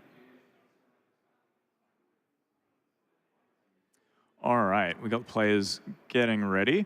I'm curious to see what kind of hands like Mulch is looking for or trying to sculpt in his hand. What cards do you think he's looking for, given he knows the matchup? Yeah, so he's going to be wary of Juzza having a lot of removal and early interaction in Thoughtseize and Inquisition and Duress. So I think that Mulch really just wants to start with a little bit of fast mana. So a mana dork like Arbor Elf, Avacyn's Pilgrim, Birds of Paradise, Delighted Halfling, Noble Hierarch. Yeah, he's got quite a few of these. And so he just wants to start with one of them so that he can really get ahead of the curve. Because if he can somehow manage to land like an early Ranger Captive Eos or an early Nadu or even like some kind of threat that can create a situation where Juzza's behind the 8 ball, that's really where Luke's going to shine. Yeah, absolutely. Being able to cheat on mana is something that the Grixis deck generally doesn't do and is hard to keep up. Even though their spells are still really efficient, you can't cast enough of them sometimes when your opponent's got that much mana. Yeah, totally.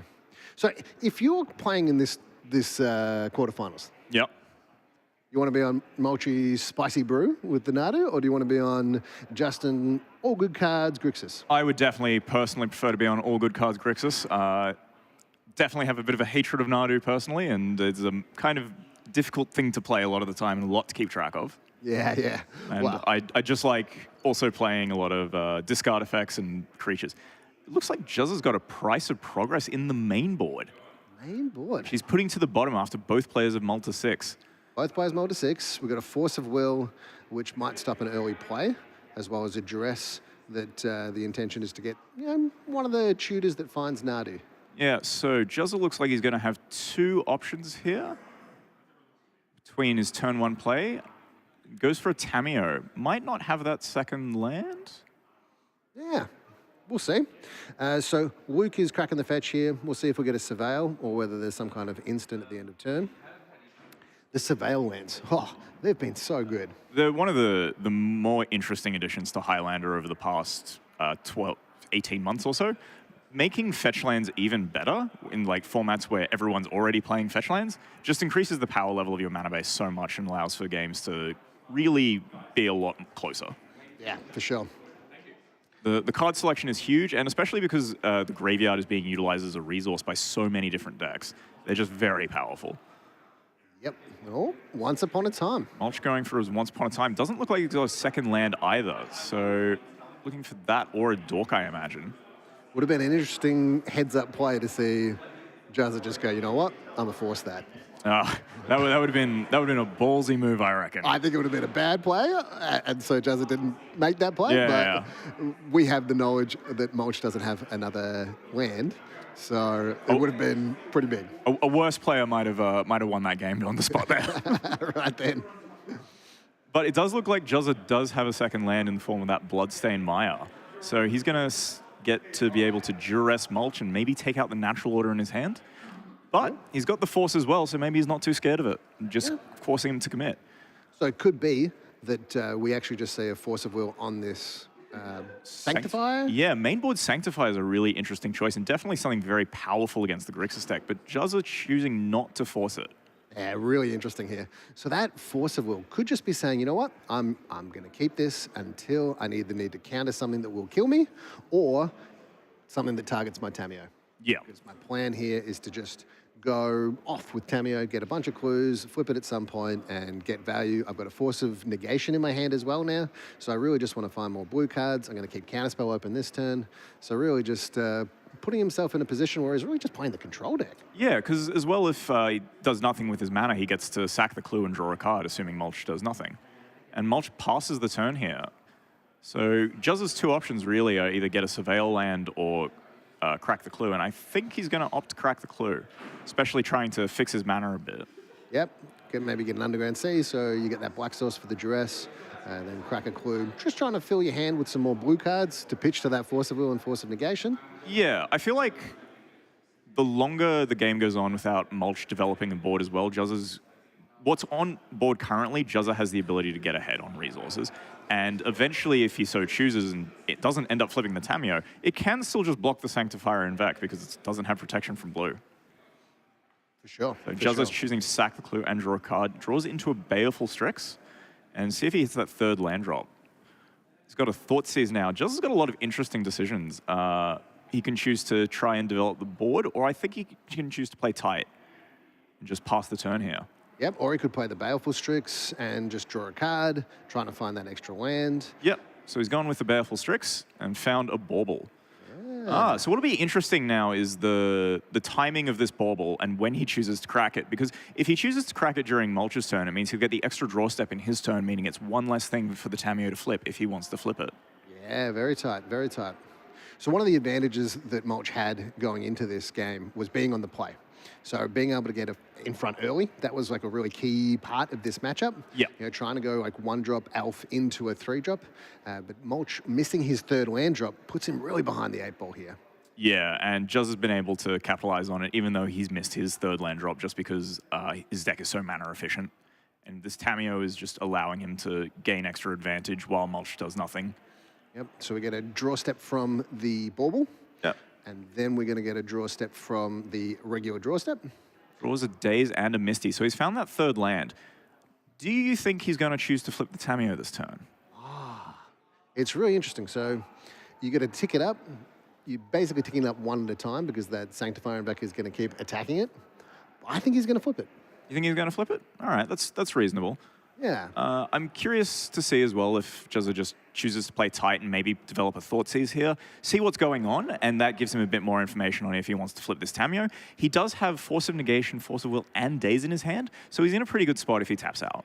I reckon you're right. He'll start with that Thoughtseize, and then I think he's going to flip that Tamiyo. Yeah. Cracking a fetch land. It's a shame there's no second Underground Sea. So he might choose to unlock red mana here. Doesn't give him access to double black, but I don't think he needs it. Yeah, so I think a really tight play here, getting the lands into play in order to then play something, and if he needs to respond by cracking a clue and flipping the Tamiyo, then he can, rather than waiting until the fetch land, like waiting to fetch the land afterwards. Yeah. He wants to have 2 untapped lands as he plays this Thoughtseize, knowing that he can respond by cracking the clue and flipping that Tamiyo. Mulch answers the Thoughtseize with a mental misstep that he's paid full retail for. And Justin decides to flip the Tamiyo. I think fetch lands as well are a very skill-intensive card in terms of knowing when you need mana, knowing when to crack them. And I think it is a point of play that is often very contested.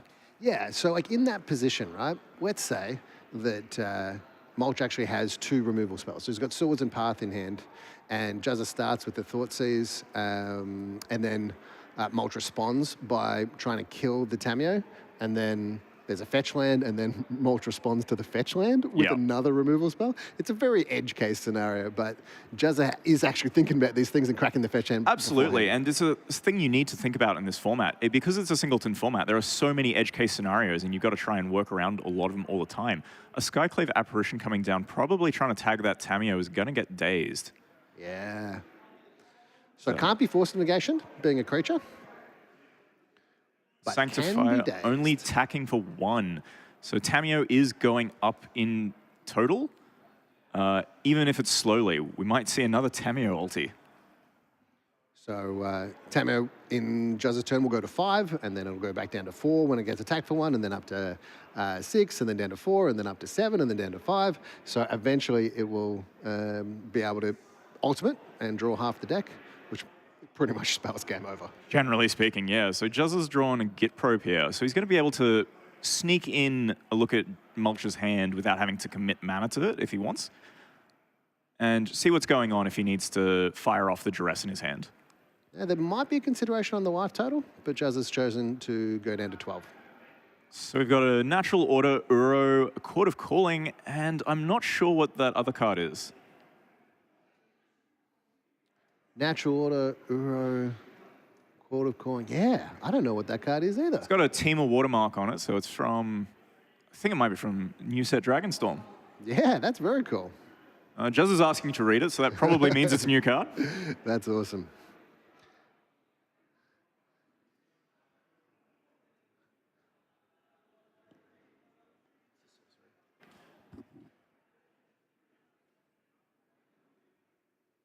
It's a Nature's Rhythm, if we get Nature's Rhythm up on the screen. Nature's Rhythm. Very interesting.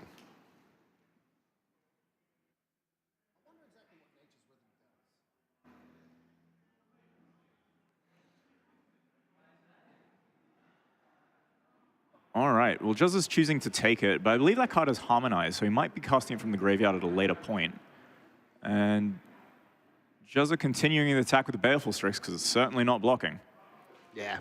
This is a spot where Luke is definitely behind, but he's not out. He's certainly not out, and his deck can do some powerful things to get this. But Juzza has deployed a Murktide Regent here. Ooh. Quite a large one. It's going to start to really put a pressure on Luke. So Luke really just needs to get a Nadu into play, along with something that can target it. And then he's going to draw a bunch of cards, and it's going to be great. That's what's going to happen, all right? But he's going to have to fight through a Force of Will, a Force of Negation, and maybe a Counterspell. Yeah. Or even the Drown and Lock. Juzza's hand is just full of Counterspells. Yeah. Half of them free. Yeah. Oh, it's not looking good for our hero. No, Mulch is going to have to pay mana for his spells, and that may not go well for him. So Uro coming down to pad Mulch's life, put it in the bin, and draw a card. 2 points. 2 points on Uro. It's a good card. Yeah, look, it's a great card. There's 3, 6, 7 cards in Mulch's graveyard here.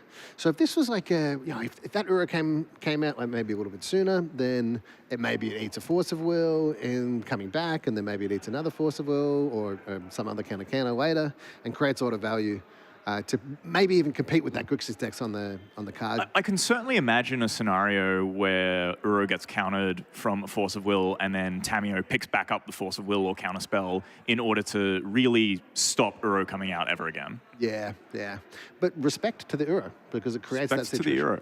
We also, I believe, have the fun little interaction of when Tameo returns a card from the graveyard, it makes the Murktide bigger. Ah, explain that to me, Dylan. So whenever an instant or sorcery leaves the graveyard, you put a +1/+1 counter while Murktide is in play. So Tameo returning the card from the graveyard to hand will trigger this ability that Murktide gets bigger. Interesting. So we see a Surveil land putting a Warren Revealed into the graveyard, and in that situation, Tameo could have gotten it back and put a +1/+1 counter on the Murktide Regent, putting it from a 5/5 to a 6/6. It looks like it wouldn't actually change the clock at this point, though. Probably not with the Baleful Strix, but it looks like the Murktide Regent is going to be on defense and not let the Sanctifier take out this Tameo. I think Juzza is committed to this Tameo and making it flip. Oh, yeah, baby. And that could be very dangerous for Mulch, especially with Juzza already having 2 free interaction spells in hand, and probably drawing a land in the top card of his deck to leave open some mana for more. What do you think the win percentage is like when you manage to pull off a draw 25 cards? Usually pretty high. Yeah, I'd say it's pretty high. above 50%. Yeah, yeah. Look, personally, I actually haven't done it yet. So Yeah, well, one day. yeah, look, one day soon. Tamio recently gone up from 0 points to 1 point. Yep. Being identified as a powerhouse, often given a bit of time in the sun when it's a new card to actually explore and see if people can adapt. At this point, the committee has, given it a bit of time in the sun and then going, you know what, this is actually really powerful. Yep. So Mulch has casted Eladamri's Call. He's found a Solitude. Yeah, you can't have all the free spells, Jezza. I also want free spells. I think the Solitude is going to be met with maybe a Drown in the Lock. Yep, Drown in the Lock could be a good option here. Yeah, you want to use that before the Uro escapes, because Uro taking cards out of the graveyard, not particularly good for Drown in the Lock, as it gives it fewer things to target. For sure. But Mulch is going to have to live with the reality now that this Tamio is going to ulti. Which is going to make it really hard for Mulch. Really hard. Yeah. But Mulch is one of those players that goes, you know what? Never give up, never surrender. He's going to fight to the bitter end and say, you know what? Jezza might just draw 25 lands, you know? Yep, he might. He went to put it into the graveyard instead of flipping. Oh, he did go to the graveyard. He ultied it, of course. Yep. Ran out of counters. The other thing is that Mulch is playing a combo deck, a dedicated combo deck. So there is a chance that Jezza actually just runs out of ways to stop the combo from going on. I think that's incredibly unlikely, but I'm still rooting for Mulch here. And I know he's going to play it out, see how far he can go. Yeah, for sure. Mulch is a combo deck, so you can still answer with ABC. He also doesn't know that Juzza's got both forces in his hand, so he's going to play it out, play to his outs like the player he is, and it's won him plenty of games in the past. Yeah, definitely. Also, it could just be getting a little bit more information. That's true. Where we have closed deck lists, so we don't actually have like full lists as to what your opponent's playing, and so over the course of the next 1 or 2 turns, maybe, yeah, sure, Juzza's highly likely to win, and Mulch can acknowledge that. But maybe he actually doesn't know about Force of Will. Maybe he doesn't know if Force of Negation is in Juzza's deck, and playing a couple of games, like a couple more turns, gives him a little bit more information about what to play around. Absolutely, and always valuable when you see your opponent's points. But Mulch decides to pack it up there after Juzza has drawn so many cards. I'm shocked. I'm actually shocked by it. I'm shocked and I'm disappointed in Luke. What's going on here is being far more reasonable in his assessment of the likelihood of him being able to win, and then appropriately conceding. But I don't know. I don't know how I feel about this. I think these two players have played many matches against each other, and I think Luke knows how it goes, and I think both these players have got enough bad beats on each other. Yeah, okay. I guess it's fair enough. I'll give him a pass. So let's look at these sideboards. We've got Luke Mulcahy on this dedicated Bant combo deck with an ultra focus on Nadu, but also, like Craterhoof with Natural Order and some Uro in there as well. What do you think you'd be looking at siding in if you are Mulch? Looking at maybe competing with Grixis in terms of that card advantage, or just trying to get in front in terms of like speed? So the first thing that I see in this sideboard that my eyes just light up is the Dragon Lord Dromoka. And I don't know if this card is going to be particularly good against Grixis, but it seems very difficult for them to actually remove. Dragon Lord Dromoka. Now that is a card that I haven't seen in a long time. It has the very important text in this matchup that it can't be countered. That's a really good one. It also stops your opponent playing spells on your turn and is a 5/7 flying lifelinker. Yeah, that can certainly beat up some Grixis players pretty damn good if you can get into play, which is a big if. Big if.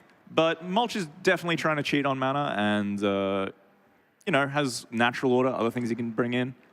Or ways to search for him. For sure.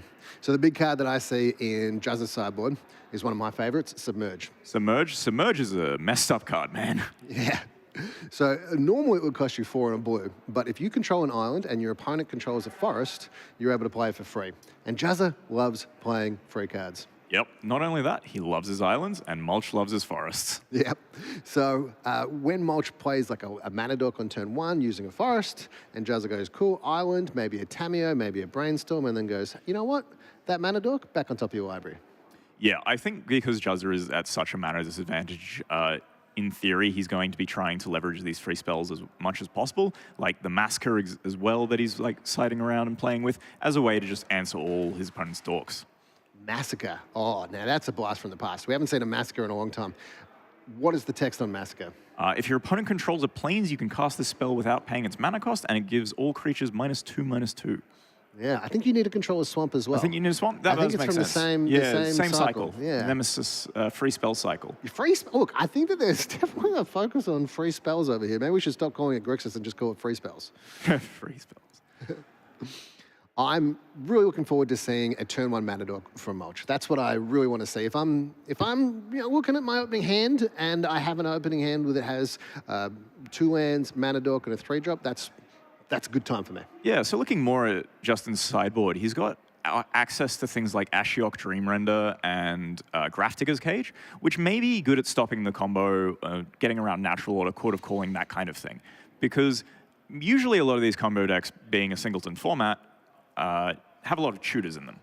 So Ashiok being able to shut off all those tutors, and also the minus on Ashiok exiling cards from Luke's library is super relevant in singleton formats, as well as those resources are no longer accessible for the rest of the game. Yeah. So Ashiok saying that your opponents cannot search their libraries. So it turns off fetch lands, it turns off natural order, it turns off Green Sun Zenith, it turns off breeding. Eldamary's Call. Eldamary's Call, Birthing Pod, a number of different tutors like Court of Calling as well.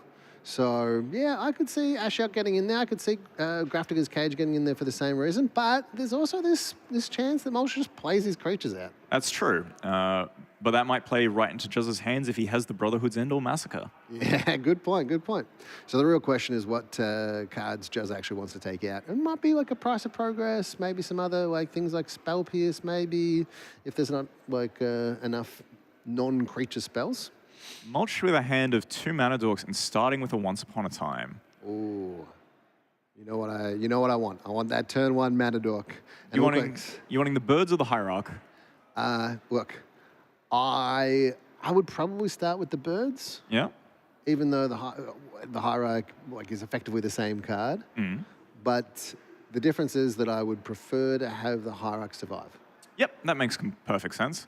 It is more likely that any removal spell is going to be pointed at the mana dork, and Hierarch is definitely a bit more useful late game. However, the flying on Birds of Paradise being able to block can be quite relevant, especially in a matchup like this when you're being hit by Murktides. Oh, being able to block Murktide is big game. It also blocks Tameo quite effectively. Yeah, good point, good point. By good point, I mean... Yeah. Nothing happens, but it blocks it. Yeah, totally. So we see Mulch opting for the Noble Hierarch, going, you know what? I have no fear for mental misstep, no fear for a turn 1 removal spell. I'm going to put my best mana dork into play. Well, Justin does have that Murktide in hand, so maybe if the Hierarch dies and the bird ends up blocking, could be very relevant. Could be very relevant. Maybe that's Mulch's thought process, and he wants to be more defensive because Justin is going to have to try and beat the beatdown, and Luke's just going to combo off otherwise. Yep. So we see the Birds of Paradise come down now. And Luke, very importantly here, hasn't played a land. So why is that, Isaac? I reckon that Mulch was hoping to say, hey, look, I might be a bit mana screwed here. So maybe you want to spend some resources and counter this Birds of Paradise.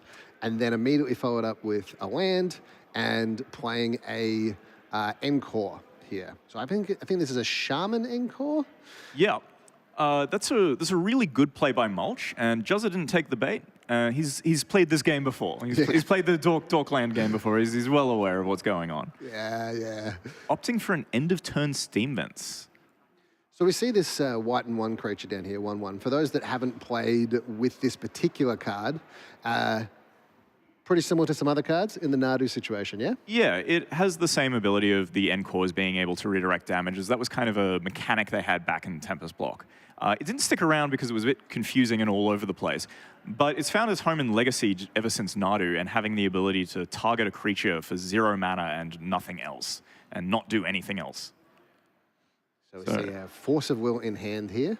Ledger Shredder coming out, and Juzz has got to be feeling a lot safer now that that Force is in play. Yeah, and especially that he's got the Ledger Shredder in play as well. Luke is going to be incentivized to not play 2 spells in a turn because he doesn't want to dig Justin to the spells that are more important so he can shape a hand and close out the game in a way that is really difficult for Mulch to answer. For sure, for sure. So Mulch currently has 5 permanents in play, and with just this little tiny little bird, he said, you know what? Those 5 permanents are now completely irrelevant. Yep. So you're going to have to add something more to the board, Mulch, and if it's too scary, I'm going to Force of Will it. Juzza choosing to lose one of his points there by discarding the Murktide Regent to the Ledger Shredder because it doesn't quite fit in with the rest of the context of his hand. He doesn't have his double blue source yet and goes for the bauble. And has drawn a Ragavan. Yeah.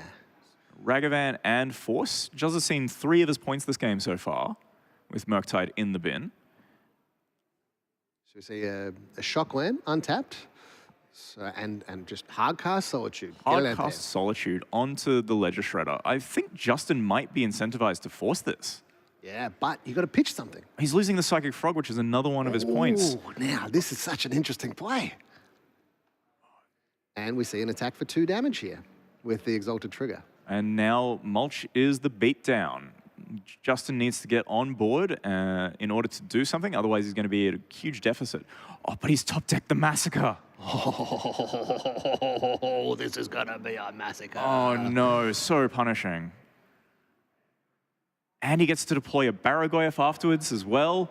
Oh no. Mulch having a good laugh about it, like, of course you had it. And the Baragoyf to follow it up, that is so devastating. So devastating.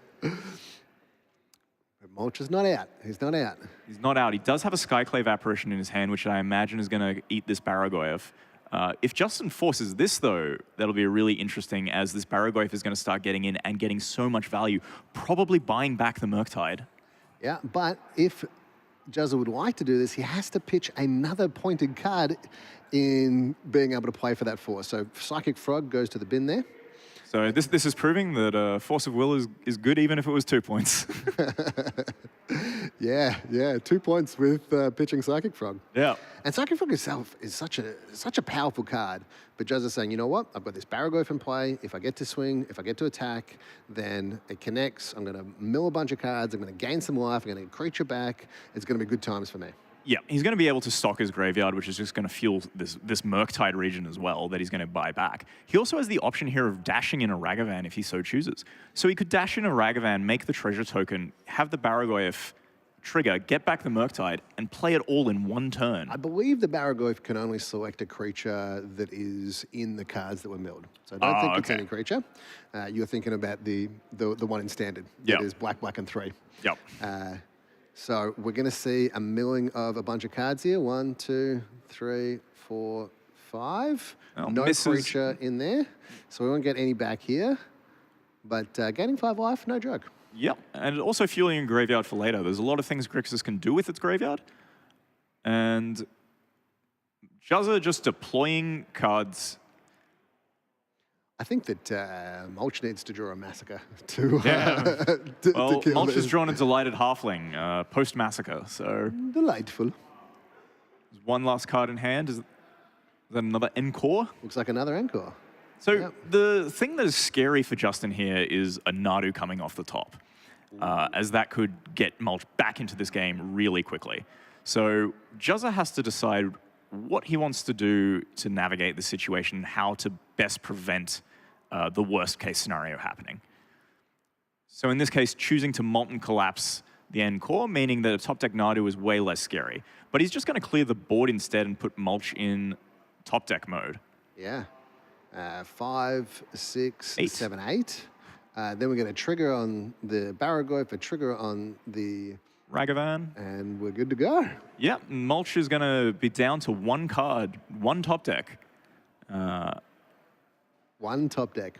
And I don't know if there's much that Mulch can draw here, but I'm excited to see what it is. Well, the best thing is it's not even the top deck, it's the second top deck because and Pyroglyph off the... So if he does manage to draw the Wrath of God off the top that doesn't exist in his deck, then unfortunately Justin's going to untap and play that Pyroglyph and go straight to the Dome.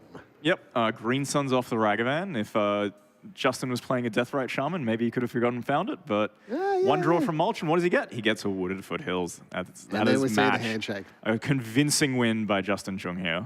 Yeah. That massacre. That massacre. That was a massacre. Yeah. Yeah. Certainly brutal. So we'll come back to the booth. I tell you what, free spells.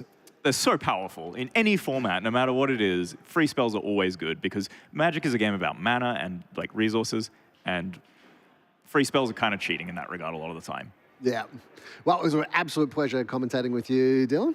I think that we're good to wrap this up for now, and we'll come back to you with either another quarterfinal match or we'll go straight into the semis depending on what's happening. So speak to you soon. Thanks for joining us at MTG Bazaar coverage for Mana Clash 2025.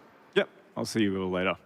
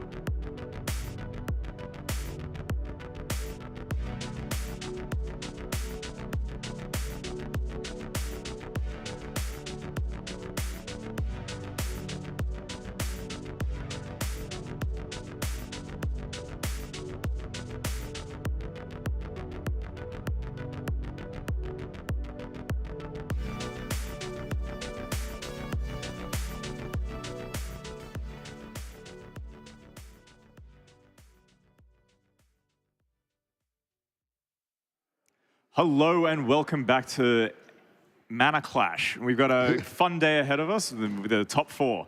It's been a long day, but we're getting through it. Yeah, I'm really excited about this. We've actually got a very special treat for you.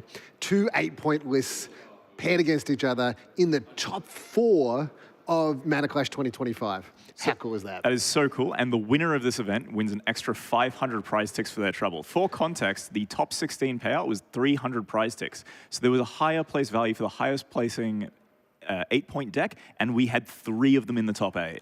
Yeah, so they're still playing for that extra 500 tickets prize for whoever is the best 8-pointed deck in the room. But they're also guaranteed a Volcanic Island here, and whoever wins this is then going into the finals to be able to get a Time Walk or a Mox Pearl, depending on how they go. So if you win this, it's going to be a piece of power, which is pretty fantastic.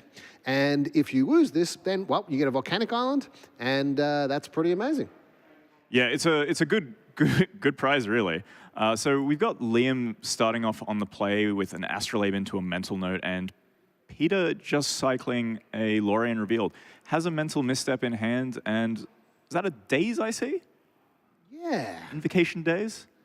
Invocation. Oh, hang on. Is that All right, so mental note, swords to plowshares, it looks like, Misty Rainforest, and then something underneath there. Not sure, but we'll find that out at some point. Peter's hand. Yeah. So, Warren Revealed. There's a lot of stuff going on when we were talking about these 8-point stuff. Yeah. Fourth Duralingus for 1. This is the card that I really think is amazing here. So, all right, we've got Tap Island for mana, and then Daze, making sure that if you daze me back, I have the ability to pay for that daze. So very smart play there by Peter. Yep. He's going to play second land, leave open a counterspell. This matchup is going to be a bit slow to get things started, I reckon, as both players searching for basics and trying not to get mooned by their opponent, but shouldn't be too hard for them to do. Well, one of the things is that when you're both playing moons, you're both actually playing a whole lot of basics. So even if a Blood Moon comes down here, for instance, well, William's still got a basic island, a basic plains, and then it'd have 2 mountains, as well as that Astrolabe. So really, it's not really worth investing the 3 mana into playing a Blood Moon, even if Peter has one. It's generally not, but back to basics, on the other hand, could do something if it catches someone off guard at the right point. Yep, for sure. So we've got 2 basically like very similar decks here, but the difference is Peter is on red-blue, straight red-blue, whereas Liam is on Jeskai, so having some extra white cards. One of those is one that we've already seen counted, which is the 4th Uralingus. If you're like, do you want the extra color here, or do you want a little bit more consistency in your mana base? I feel like I personally want the extra color here. Having access to Lutri is a very powerful use of points, and probably a bit harder to justify in the Jeskai deck. Yeah. Okay, so Peter has access to Lutri in the sideboard, which is pretty fantastic at long, grindy games, particularly if you're going to have like, even just something as small as like a mental note or a thought scour that you're copying, as well as putting a 3/2 into play when you're just battling back and forth on these small resources, because you're playing these decks that are disrupting people and trying not to blow people out, but instead get a little bit of value, edge them out with some Blood Moons or Magus of the Moons or Harbingers. And then just winning with that, little 3/2 here, little 3/2 there. Yeah, this is going to be a game of like fine edges. I think there's going to be a lot of 1-for-1 trading going on. But it's going to take a while to get to that point, as both players choosing to leave open mana to be counterspell and play really tight. Yeah, playing tight here. So Ponder from Liam, looking at the top 3 cards. Looks like to be like maybe 10 cards in the graveyard there. So there's quite a lot, and if Liam is utilizing his graveyard and has a way to get some value out of it, that puts him slight advantage. Yeah, so the cards that Liam is looking for here are things like Murktide Regent, and the big one really is Flage. Because the thing about Flage is that you can cast the Flage and then be able to like get it back and get it back, and then you can get it back. Yeah, Flage definitely seems like a very powerful card in this matchup, which is part of the reason I think I'd rather be in Liam's spot on the extra color, just because it gives you a bit more raw power in your card choices. And as we can see, the Mystic Sanctuary putting the 4th Aerolingus back on top. The question I think is going to be if he chooses to run it out or save it for a bit longer. Yep. Or do you pay X as 1? Do you pay X as 2? Do you play X as 3? I think it depends a lot on the counter magic you have in hand in interaction, because if you walk into a counter spell and you have the interaction to back it up, then maybe you can resolve that 4th. And I think the thing about 4th Aerolingus, especially in this matchup, is that getting the Monarch is going to be very powerful, because it seems very hard to take it off someone once they've gotten it. Yeah. Although Peter does have access to that Lutri, so there might be some ways to like go, okay, bolt your guy and then copy it with Lutri and then have a 3/2 in order to get the Monarch back. And then that could spell some defeat for Liam. Yeah, Liam is always going to know about when the Lutri is in hand, though, so he is going to have some agency over how to play with it. Yep. I think that looks like is that a Pyroglyph in Peter's hand? Yeah, Peter's top decked a Pyroglyph for the turn, fetching with a Bloodstained Mire to probably get another mountain, but might choose something else because I think neither player is particularly looking at landing moons. Yep. And having the extra blue sources, Peter has a lot of counter spells. So a lot of interaction, reverse polarity, obviously Spell Pierce, Daze that we've already seen. Got Counterspell and the Spell Pierce in hand. Force of Negation, Force of Will. Tapping 3 mana here, maybe looking to deploy this Harbinger. Just to get on board. Okay. Little 2/2 coming out. So this is interesting. Peter didn't choose to search for the mountain there. So he's cut himself off double red. Is double red important to Peter's deck? It doesn't look like it. Looking at his deck list now, really all the red spells basically just cost single red. So Harbinger being met with a bolt here. Peter choosing not to counter it, as he knows about the 4th Aerolingus in Liam's hand. So if Liam can maybe sneak in a 4th Aerolingus here through counter magic. Okay, so we've gone X is 2 on the 4th Aerolingus, met with a counterspell, and do we have the backup? Looks like lose focus. With replicate. Oh no, that spell snare in Peter's hand looking kind of embarrassing now. The replicate actually being relevant. Yeah, the replicate there, and choosing deliberately to have the replicate with the 3 mana rather than going X is 3 with the 2/2s here. Very, very heads up play there by Liam, choosing to play around spell snare, spell pierce, and everything else really. Yeah. This is the reason why these players are in the top 8. That's certainly true, especially after a long day like this. So Liam's got the Monarch now and gonna start snowballing advantages unless Peter can get through this. This is where we see that Pyroglyph being something that's really important. So Mystical Sanctuary putting Counterspell back on top. What do you think that means, putting Counterspell back on top there? Well, he's got the Brainstorm, so it means he has access to Counterspell if he really needs it by firing off the Brainstorm. I think he's going to try and take the Monarch in this game by dealing with the tokens. Subtlety pitching Counterspell. Yeah. And then we see the Brainstorm in response. Liam with the knowledge and putting the subtlety straight into the bin. Yep. That should be on the stack right now, but that's okay. We're going to see a counterspell here, considering we just saw the deliberate play of putting that counterspell back on top, knowing that Peter has the Brainstorm, and being able to then play that counterspell into the subtlety and make sure that Pyroglyph resolves, killing one of the tokens. But really importantly here, still got 1 token left in order to jump on. It will be on blocking duty for this Pyroglyph, because if Liam loses the Monarch, it could be very difficult for him to get it back. Yeah.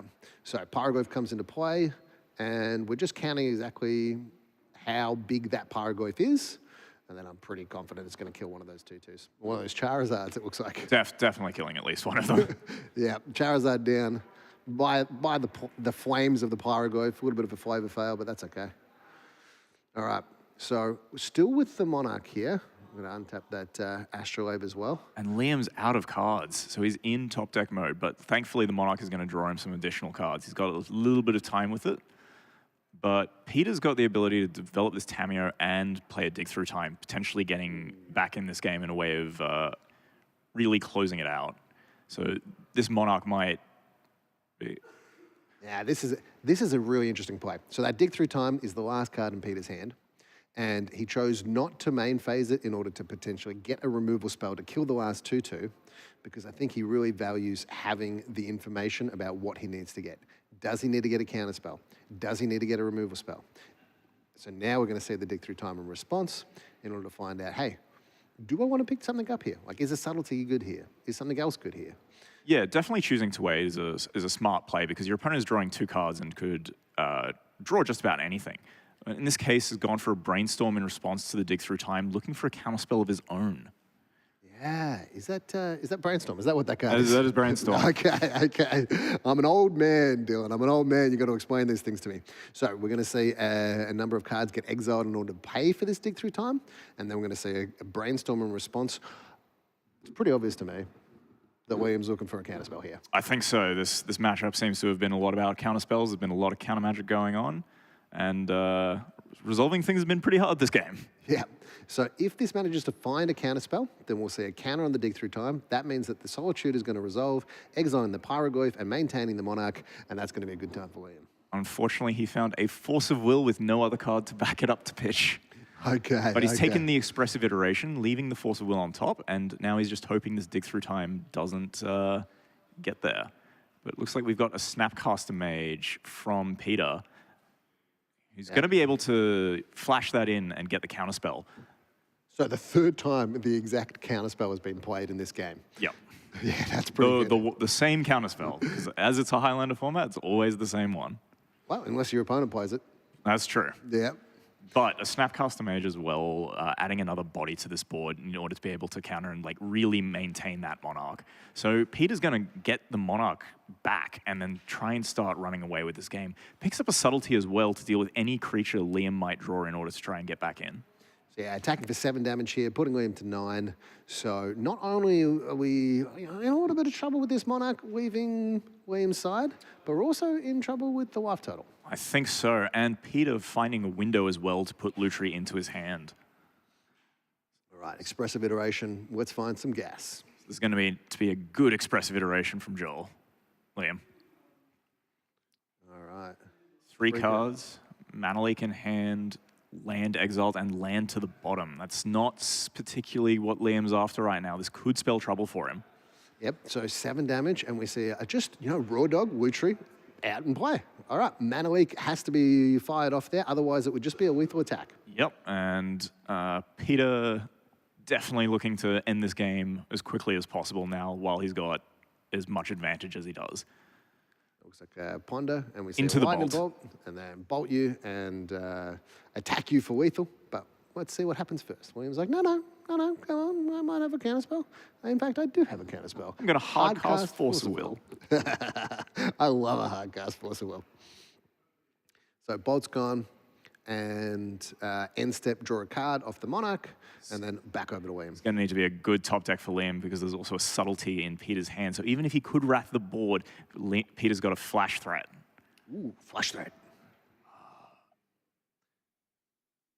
This is exciting. This is exciting. Can we draw something here? Can we get into the game? Can we get back into this game? Maybe kill some Pyroglyphs, maybe put something to play that can take the Monarch back. What can we do? Well, it's going to have to beat through this subtlety as well. Yeah, look. It's going to be hard. I'm not going to. I'm not going to deny that. I imagine maybe a Ragavan could get something out of this point, like a dashed Ragavan, maybe a bit hard.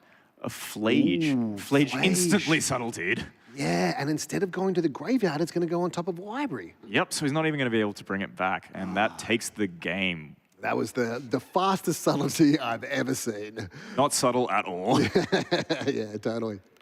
So let's consider the sideboards here. If we go over to both Peter and Liam, there's a couple of different options that they have available to them. Liam has a couple of different options with the white available. Yeah, so the white gives him access to, in his sideboard, a Celestial Purge, Sanctifier and Vex, Stony Silence, and Supreme Verdict. What number of these cards do you think are coming in this matchup? Oh, honestly, we know that the Pyroblast, the Red Elemental Blast, and the Flusterstorm, and probably the Hydro Blast, those 4 are definitely coming in. Really cheap spells, interact really well. But I don't know if the Supreme Verdict comes in. That's the question mark I have. Yeah, probably not. It's a way to maybe shore up a losing board, but I think in these matchups, you don't actually have to commit a lot to the board in order to force your opponent to act, because a lot of it is about forcing your opponent to act in a bad spot, and you can slowly do that by just not overcommitting. Yep. And then from Peter's side, looking at this sideboard now, obviously we've got the Pyroblast and the Red Elemental Blast. What else are you thinking here? I'm thinking a delayed Fireball. Delayed Fireball. Delayed Blast Fireball. Yeah. Really cool card. Red, and 1 instant Pyroclasm. Yeah. And if you cast it from exile, it deals 5 damage. Yeah. It also hits the player. It also hits the player. And that you can exile it in a few different ways with this. So expressive iteration I've seen. Oh, really? Yeah, because it's still cast from exile and still cast for the normal cost instead of the foretell cost. Ah, so if you exile it via some other method and then just pay red, and 1, then it still does the 5 damage. Yeah, because it's being cast from exile. It doesn't care about how it was cast, as long as it was cast from exile. That's why they pay you the big bucks, Dylan. So Delayed Blast Fireball, really important text here. It kind of says, counter 4th Eurolingus. It certainly does. Being an instant speed as well means that you don't have to counter it, and you've got an extra counter spell that you can use for a more generic answer. For sure. I think the biggest card that I want to see, if I'm Liam, I want to get a Teferi into play. Yep. Yeah. That's definitely a hammer in this matchup. It's so difficult to remove. You're relying on your red elemental blasts, either snagging it as it comes down or after it's come down. But even if it's resolved, you're then having to fight through the counter magic that exists. Yep, 100%. So if you can manage to sneak one of them in, maybe with a Force of Will backup, it kind of dramatically changes, like maybe 20 cards in the deck for Peter. Interestingly, it kind of plays similar to how Blood Moon plays against other decks, and Teferi kind of fills a similar role as a 3-drop hammer that kind of locks your opponent out of doing what they're trying to do. For sure, for sure. And one of the bonuses of playing the extra color in white. Yeah. So what are you citing out here? Because I think the first thing that's coming out are all 4 moon effects. Yeah, that's an easy cut. So those 4 are coming out. So Harbinger of the Seas, Blood Moon, Back to Basics, and Magus of the Moon. And then from there, you got to think about like, well, I've got a Triumph of St. Catherine. Is the life gain relevant here? Not so much, but like a threat that I can pay for white and 1 that is pretty big and hard to kill off the top. Could be quite good. So it's there's definitely some interesting decision points here for both players. Absolutely. This should be a good match. The games get more interesting post-board because the blasts change the dynamic so much by being so efficient. Yeah, yeah. As a result, mental misstep as well, huge amount of increase in value just because it's got extra targets and allows you to fight on these interaction points, especially because your opponent isn't able to gauge necessarily how many interaction points you have in your hand, so you can really swing an advantage if they commit. Yeah, for sure. I want to say, shout out to both Peter and Liam.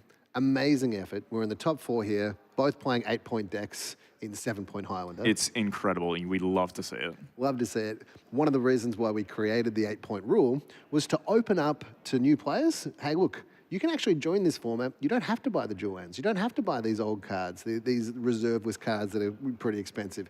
You can actually build an 8-point card, right? Just don't put those dual lands in there. Don't put the null rod in the sideboard, and we'll give you an extra point.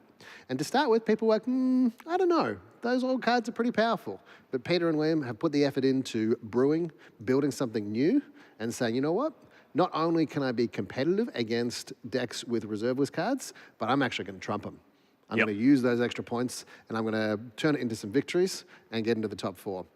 Minimum, Volcanic Island here. Walking away with a Volcanic Island. Oh, yeah. Which is a fantastic prize. One of them's also walking away, again, with those 500 ticks for the best performing 8-point list. We are going to have an 8-point list in the finals at Mana Clash 2025 here. That's amazing. That's amazing. Although, I will say, a bit of a flavor fail here, because the prizes that these players are walking away with, they can't put in their deck. That is true, as much as they'd love to. Maybe they'll go back to 7 points, or maybe they'll continue with 8, but I guess they have that option now. Yeah, yeah. That being said, Liam needs 2 more dual lands if he wants to continue playing Jeskai. Yep. So maybe Liam needs to just get to the finals, then trade in to one of the vendors that are here, that piece of power, and then walk away with that set of dual lands and be able to open up the possibilities. Probably more than just the 2 he needs as well. You could probably trade into quite a few dual lands with a bit of power. Yep. So we see a fetch land from both sides and a probe, and then we get to see that Teferi in Liam's hand, plus a Mana Leak and a Flage, as well as a couple of other lands there. So Steam Vents, and I'm not sure what that card on the end there is. Ash Barrens. Ash Barrens. Oh. Old school Pauper All-Star. Yeah. So it's got basic land cycling for 1, which allows you to search for any basic. Particularly good when there's a Blood Moon in play. He's particularly good when there's a Blood Moon in play. I'd be surprised if we see some of these games, but Liam having in his hand both the Flage and Teferi is a good sign for him, as they're both really powerful cards. Unfortunately, Peter knows about this Teferi, so he's going to try and play real tight around it. Yeah, but the interesting thing is that Peter knows that Liam knows that Peter has, that William has the Teferi. So it becomes this little bit of a weird mind game where Peter can just go, you know what, I'm going to keep mana open. And even though I don't have a counter, I reckon Liam's going to go, you know I have a Teferi, so you've definitely kept mana open for a counter spell. Absolutely. So Liam opting to cycle the Ash Barrens here and find a mountain. So he has a basic plains in play and a mountain, which does make this Mystic Sanctuary look a bit weaker, but as the game progresses is when you're going to want to be casting it later anyway, or playing it anyway. A shock land with Steam Vents coming into play in order to keep Mana Leak open. Yep. But it's a no Mana Leak. It is a known Mana Leak. With a Teferi. Yeah, I think it is a bit interesting to keep Mana Leak open here, as if your opponent plays anything, you just get untap and play it to Fairy, presumably. So maybe not needing to counter whatever does get played, but still like good to be safe anyway. Yeah, and the other thing is the 2 points of damage going to be relevant here? I think it could be, especially with Flage. It could be. It Like, totally could be. These games are often won on like fine margins. That is true. That is true. So it'll be an interesting story as this game develops, whether that 2 damage is going to be relevant. Okay, so Peter choosing to surveil a land to the top to hit his 3rd land drop, which is very important to make land drops, especially in the early game in these kinds of things, because when you fall behind on mana, you fall behind so exponentially. Yep. So Peter choosing not to take the 2 damage here by playing the Steam Vents tapped and saying, you know what, I know about the Teferi, but I'm going to have this Pyroblast, this Red Elemental Blast up, and go straight to the bin. And Liam just making him have it. Peter as well playing the tap land means the options of counterspells available for the Teferi is much lower. So I think that could have been a little bit of a mind game that Peter was also playing. Yeah, so if you play the Steam Vents untapped there, right, take the 2 damage, then you're kind of signaling to Liam, hey, don't play that Teferi because I have a counterspell here. Yeah, but Peter had the counterspell anyway, and Liam tried to go for it because it would have been very good if it had resolved. Yeah, look, I like going for it there, you know? Just keep him honest sometimes, you got to do it. Yep, that's completely reasonable.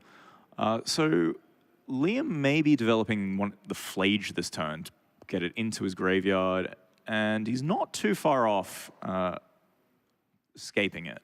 Yeah, okay, another non-island here. Yeah, getting a basic planes to not take damage and be able to escape the Flage for later could maybe get the Hallowed Fountain, but maybe he already has it in his hand. Yep. So, Flage coming down, and Peter's going to go, you know what, yep, Lightning Helix for 3 mana, that's totally fine. If I'm going to counter something, it's going to be on the way back. Yeah, and Liam opting to not leave the Mana Leak open this turn, probably thinking that there's nothing hugely scary that Peter can tap out for. Or he could be doing the same trick that Peter just did. And he's like, I've actually got a Pyroblast. Maybe that would be quite a cool thing to happen there. Yeah, for sure. It's like, I'll take a trick from your playbook and make it mine. All right, so we've got 3 mana here. Is that just like a Brazen Borrower? Hard cast Brazen Borrower. Yeah, just end of turn 3/1 flash. These flash threats are so good in this matchup because they can force your opponent to tap out at weird times if they want to interact with it, and you can really utilize the mana advantage you gain from being able to untap immediately. So Peter just drawn a Flame of Anor by the looks of it. Has Expressive Iteration, Dig Through Time, Lightning Bolt, and Mental Misstep, I believe. All right, so Expressive Iteration here, and we see the Hydro Blast. So it was the same thing. It was the same thing. Peter, however, with 1 step ahead with the Mental Misstep, choosing to pay life in order to try and get more value out of this Expressive Iteration. So hits a land drop with it, and not quite sure what he's drawn off it. I think that is a Pyroblast. Wow, amazing. All right, so William's now in this spot where he's got the Flage in the bin for some recursive threats. We're going to maybe see a tapped Mystic Sanctuary here. Do we keep the Mana Leak open? Do we do something else? Lots of different options available. Well, Flage is coming down. Looks like it's going to be met with a counterspell. Yep, but the threat's still there. Daze! Daze! So those free counters just being so crucial here. This Flage having resolved, eating the Brazen Borrower, and Liam even gets to play his Steam Vents tapped again. Yeah, not paying the 2 damage this time. No. Oh, Peter's drawn an Invert Polarity. I think he wished he had that last turn. Yep. That would have been 1 mana less. No, still wouldn't have been able to play that one. So looking at the graveyard now, just working out, okay, what am I going to exile in order to play this Dig Through Time? And hopefully I find a Hydro Blast in order to be able to kill this Flage. Well, there's one in the top 7. We saw one already? Yep, he saw one. There's a Hydro Blast just at the top. All right. Other card he takes is maybe a bit more up for question. Yep. And if the Hydro Blast wants to be played, it's going to be played in that main phase because that Mana Leak is still sitting there. Absolutely. The information that Peter has about that has been quite helpful. It's a really interesting game, just going back and forth. One of the things I like about this Flage, though, is, okay, Peter, if you deal with it, that's cool. But guess what's going to happen in 3-4 turns' time? It'll be coming right back. It is going to escape the underworld and go back to helixing. Uro is 2 points. So the green-blue version of the Titan, 2-pointed card. Flage, not quite on the same power level. In fact, a fair chunk lower. But, oh my God, is it good. Different cases, different scenarios, I think. Flage definitely can do a lot more on its first way down, unlike Uro. Uro can draw you a card, gain you land, and it is like up on resources, but Flage having the ability to remove a problematic threat and pad your life total as well can be very good.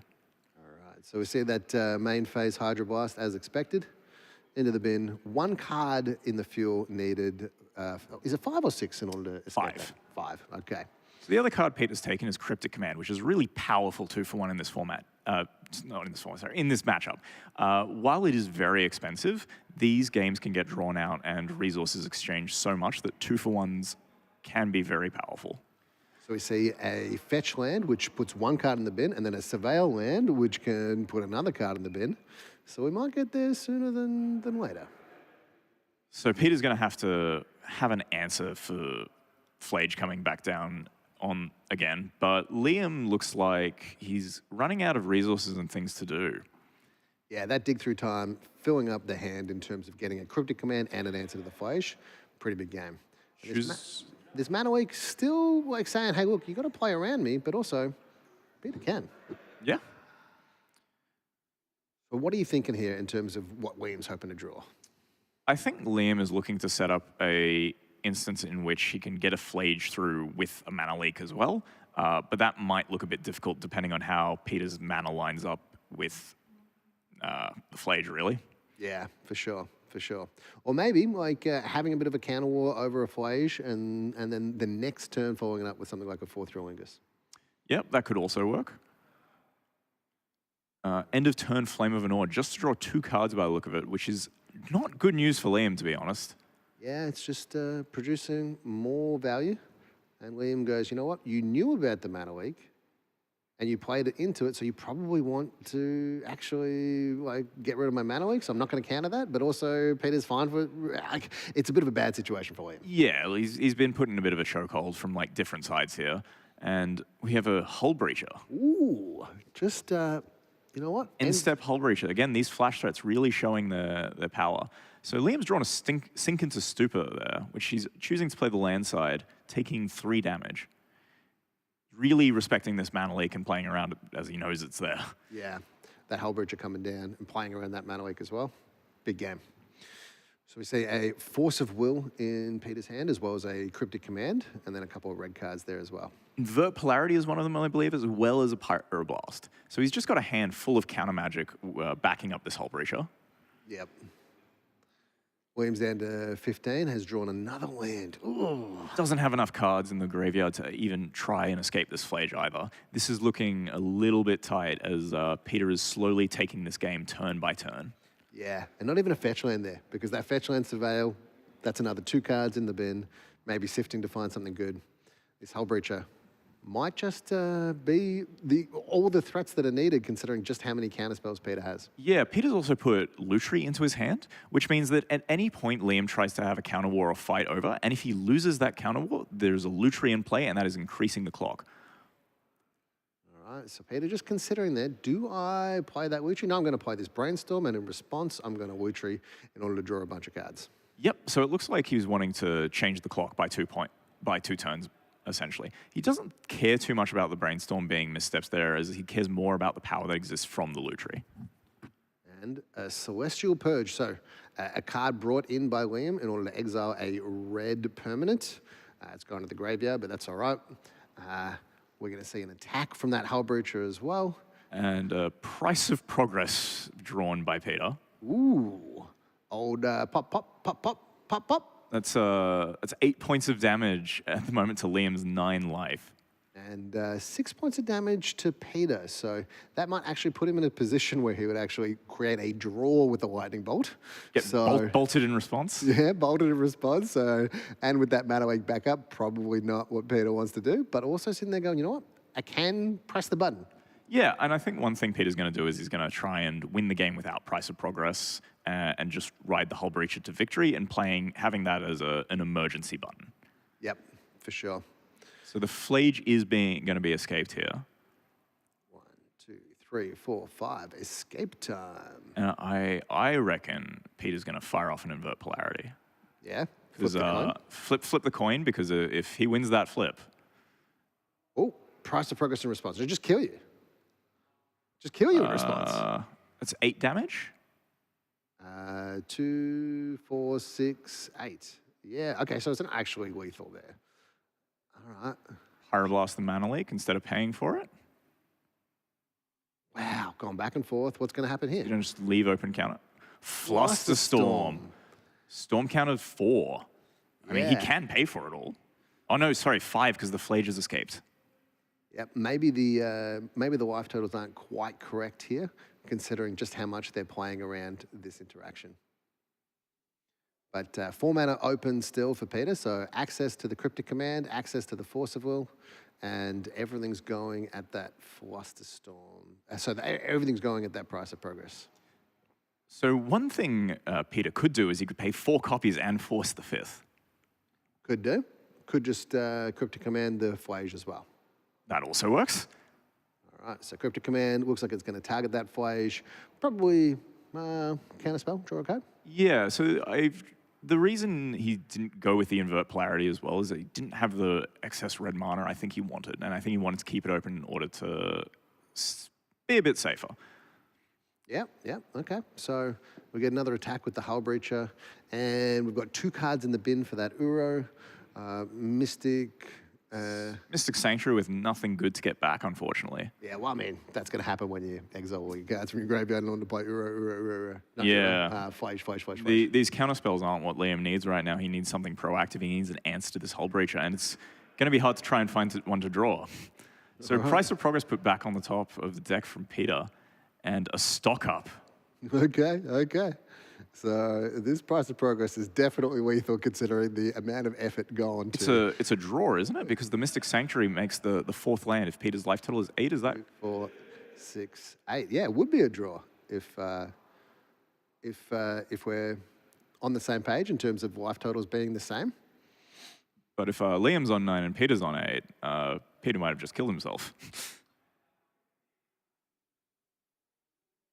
Yeah, okay, so we might be looking at a judge call here, because I think that William said, look, it's resolved. I've told you that I don't have days, that I don't have a force and a blue card, even though we know one of those cards. So it can't be that force and blue card. And I think there might be a little question here, like, can Peter, now that he's maybe realized that it's going to kill himself, can Peter respond and kill his own, counter his own Price of Progress? A really interesting question here. Oh, let's see what the judge has to say here, Peter. Slight misstep. All right, we're seeing a pack up here, but we don't know. I don't know exactly what's happened here. So we're going to have to ask the judges exactly what's happened and get back to the coverage. All right, it sounds like it's a draw. Yeah, okay. Peter just lamenting that a little bit. I think he didn't take into account the extra damage from the Mystic Sanctuary. Yep. So the thing is, 8 rounds in Swiss. 8 rounds in Swiss, then an extra round in the top 8, and now we're playing, and it's just your brain kind of turns to jelly. Oh, it turns to mush at that point, like especially when you're playing such high level Magic all time. So Liam was on 1 life and has taken the game. So we're going to a game 3 from that. Oh, so it was on 9. Yep. And it did 8 damage, putting Liam to 1 and killing Peter. Yep. Wow. Okay, so not attacking with the Hull Breacher there for the extra 3 damage, not playing the Lightning Bolt for the extra 3 damage, because, and that's what Peter was saying. Can I respond to this Price of Progress with a Lightning Bolt to deal the exact, to make it a draw here? And William's like, well, hang on, no, come on. Hey, look, I've managed to, I've said that it's resolved, so, and we're playing high competitive Magic here. We're playing for they're already guaranteed a Volcanic Island here, and we're playing for a piece of power, as well as the extra 500 tickets, and you got to be on your A game. Got to be on your A game for these events. There's very little room for error, especially at these higher tables. Yep. But look, shout out to Peter for taking this in his stride and being like, you know what? Look, I'm going to start shuffling up. Yep. And I'm going to start looking for game 3. Yep. Maybe Peter can win game 3. He's had a good shot in game 2, almost had it locked up, and won game 1 still. So maybe his chances are still good. Yeah, for sure. All right. So a really interesting game here. And going to game 3, Peter's going to be on the play, though. Peter is going to be on the play, which is always a good advantage. However, these matchups are a bit slower. So sometimes, even though it's not ideal, that extra card can really be relevant. Yeah, true. Because the counter magic is trying to get over the advantage of being on the draw, or disadvantage of being on the draw, the counter spells are usually cheaper than the threats. I agree with that. With the only exception being that real big threat into fairy, much better on the play. Yeah, that's true. However, Peter being on the play and has a Tameo in hand that he's going to be able to deploy. So unless Liam's got the misstep, which he does not, this could be a real problem. Yep, spicy use of 1 point here of the 8 points available to Peter. So Tameo on turn 1. And then Liam's going, well, what do I do here? All right, we're going to see a fetch land, and I need to fire off this Pyroblast. Yep, okay. That makes sense, especially while Peter's tapped out, forcing him to either have the day's misstep or force if he wants to keep his Tameo alive. But we'll have this early exchange of resources like we were talking about. So let's see what happens next. Turn 2 for Peter. He's playing his land and passing. So with a misstep here, just hypothetically, right? If that misstep was there and the Tameo was the land, that game starts snowballing out of control so wildly. Being able to sack those clues and draw extra cards is so powerful in the matchup where everyone's trying to like trade off resources. All right, so we're seeing a main phase Thought Scour targeting me, looking for a land, finds the land, and then sees the Surveil. Or potentially Liam actually already had the land, but it was a Surveil land, and he wanted to play the Thought Scour and then play the Surveil land. So interesting spot because Peter doesn't know, hey, look, are you light on lands? Or are you actually just playing the Surveil? Hard tell. Hard tell. Tapping out of mana as well. I think Liam isn't afraid of what can possibly come out of Peter from like 3 mana. Maybe he's got a force backup or something that he can utilize. But Peter going for an end step, taking the Thundering Falls just to try and sculpt his hand a bit better. So looks like he's got a Hull Breacher in his hand as well as a Pyroglyph, both very powerful threats. Hull Breacher again with that flash being particularly powerful because there is a world and scenario in which Peter taps for Hull Breacher end of turn, Liam responds to it, tapping out with counter magic, and then Peter untaps and plays a Pyroglyph. When that thing lands, it's pretty hard to deal with. Yeah, Pyroglyph's big. It is big. The burn spells aren't going to cut it, but Liam does have access to things like Celestial Purge that he's brought in and to Blue Blasts. Yeah, that is the amount of respect that Liam shows things like Pyroglyph, by bringing in something like Celestial Purge, saying, you know what, this is better than some of the other cards that I have in my deck, so I'm going to bring in the Celestial Purge so that I can answer things like Ragavan, like the Goyf that we were just talking about, and in a pinch, I can also just target that Lutri. Yeah, it's never a dead card. All right, so Flage comes down, just Lightning Helix. Just a Lightning Helix. And just a little overcosted Lightning Helix even. Not by much. Yeah, well, not by much. I suppose there are some additional texts on that card that means that it's maybe slightly better than Lightning Helix. If there's a Thalia Guardian of Thraben in play, I'd rather have a Flage. Yep, okay, you got me. So that one just gets resolved and then past turn, and then we're seeing an end step Hull Breacher, which, I'm going to spend my mana here. Ooh, Peter's drawn a Git Probe, so he's going to know exactly what's going on in Liam's hand and how to try and best navigate this scenario. That's my favorite card in Liam's deck, 4th Uralingus. 4th Uralingus. We've also got Expeditive Iteration, Thundering Fall, Snapcaster Mage, and Arid Mesa. And plenty of cards in that graveyard for that Flage. So Peter's going to need to have quite a few answers in his hand. We've got a Red Blast, Lightning Bolt, Stock Up, Pyroglyph, and I'm not quite sure what the other one is. Hornlock Whale, maybe? Yeah, could be. That's sick tech. So, Stock Up, which is the 3 mana dig through time, as we've been calling it. Looking at the top 5 cards, getting 2 of them into hand, and the rest on the bottom of your library. Really just finds you what you need. Yeah, it's found both Mana Drain and Counterspell. Choosing one card already, and then probably deciding what best next to take. Yep, and it could be that it's a priority for the land, knowing that he wants the land, and then going, all right, what else do I take? So having to tap out is a bit scary because Liam does have the 4th Uralingus and does have the Flage, so I think he was looking for a Force of Will here or a Force of Negation. Yep. Or some kind of interaction to be able to counter that Flage. Interesting little interaction here, though. that Monarch, obviously pretty good, but not when it really just gives Peter an additional treasure.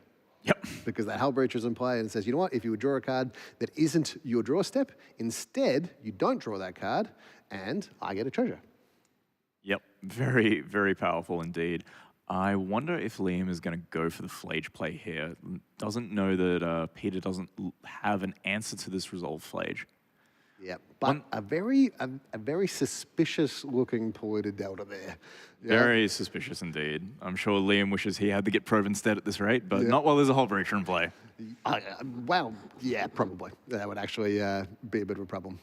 And honestly, that Hull Breacher, it's sneaky. You sometimes forget about it, right? When you've been playing 9 rounds of Magic, then remembering exactly what the text on Hull Breacher does can be quite difficult. So William has played the land and he's hidden the tank. So the other options you have are to leave the Snapcaster open, but Peter's going to have open mana next turn if Liam chooses to pass here. Although Peter's picking up that land and going, do I do this? No, he's actually passed turn and said, you know what, I'm going to keep this Snapcaster open. I'm going to say, you know what, if you want to attack, then I'm going to play the Snapcaster potentially. Maybe target that Thought Scour. All right. He says, hey, I want to be able to draw spells in the rest of this game. All right. Snapcaster being met with a red Elemental Blast. So this Hull Breacher is going to get in and stick around and be annoying. Mystic Sanctuary putting red Elemental Blast back to the top by the looks of it.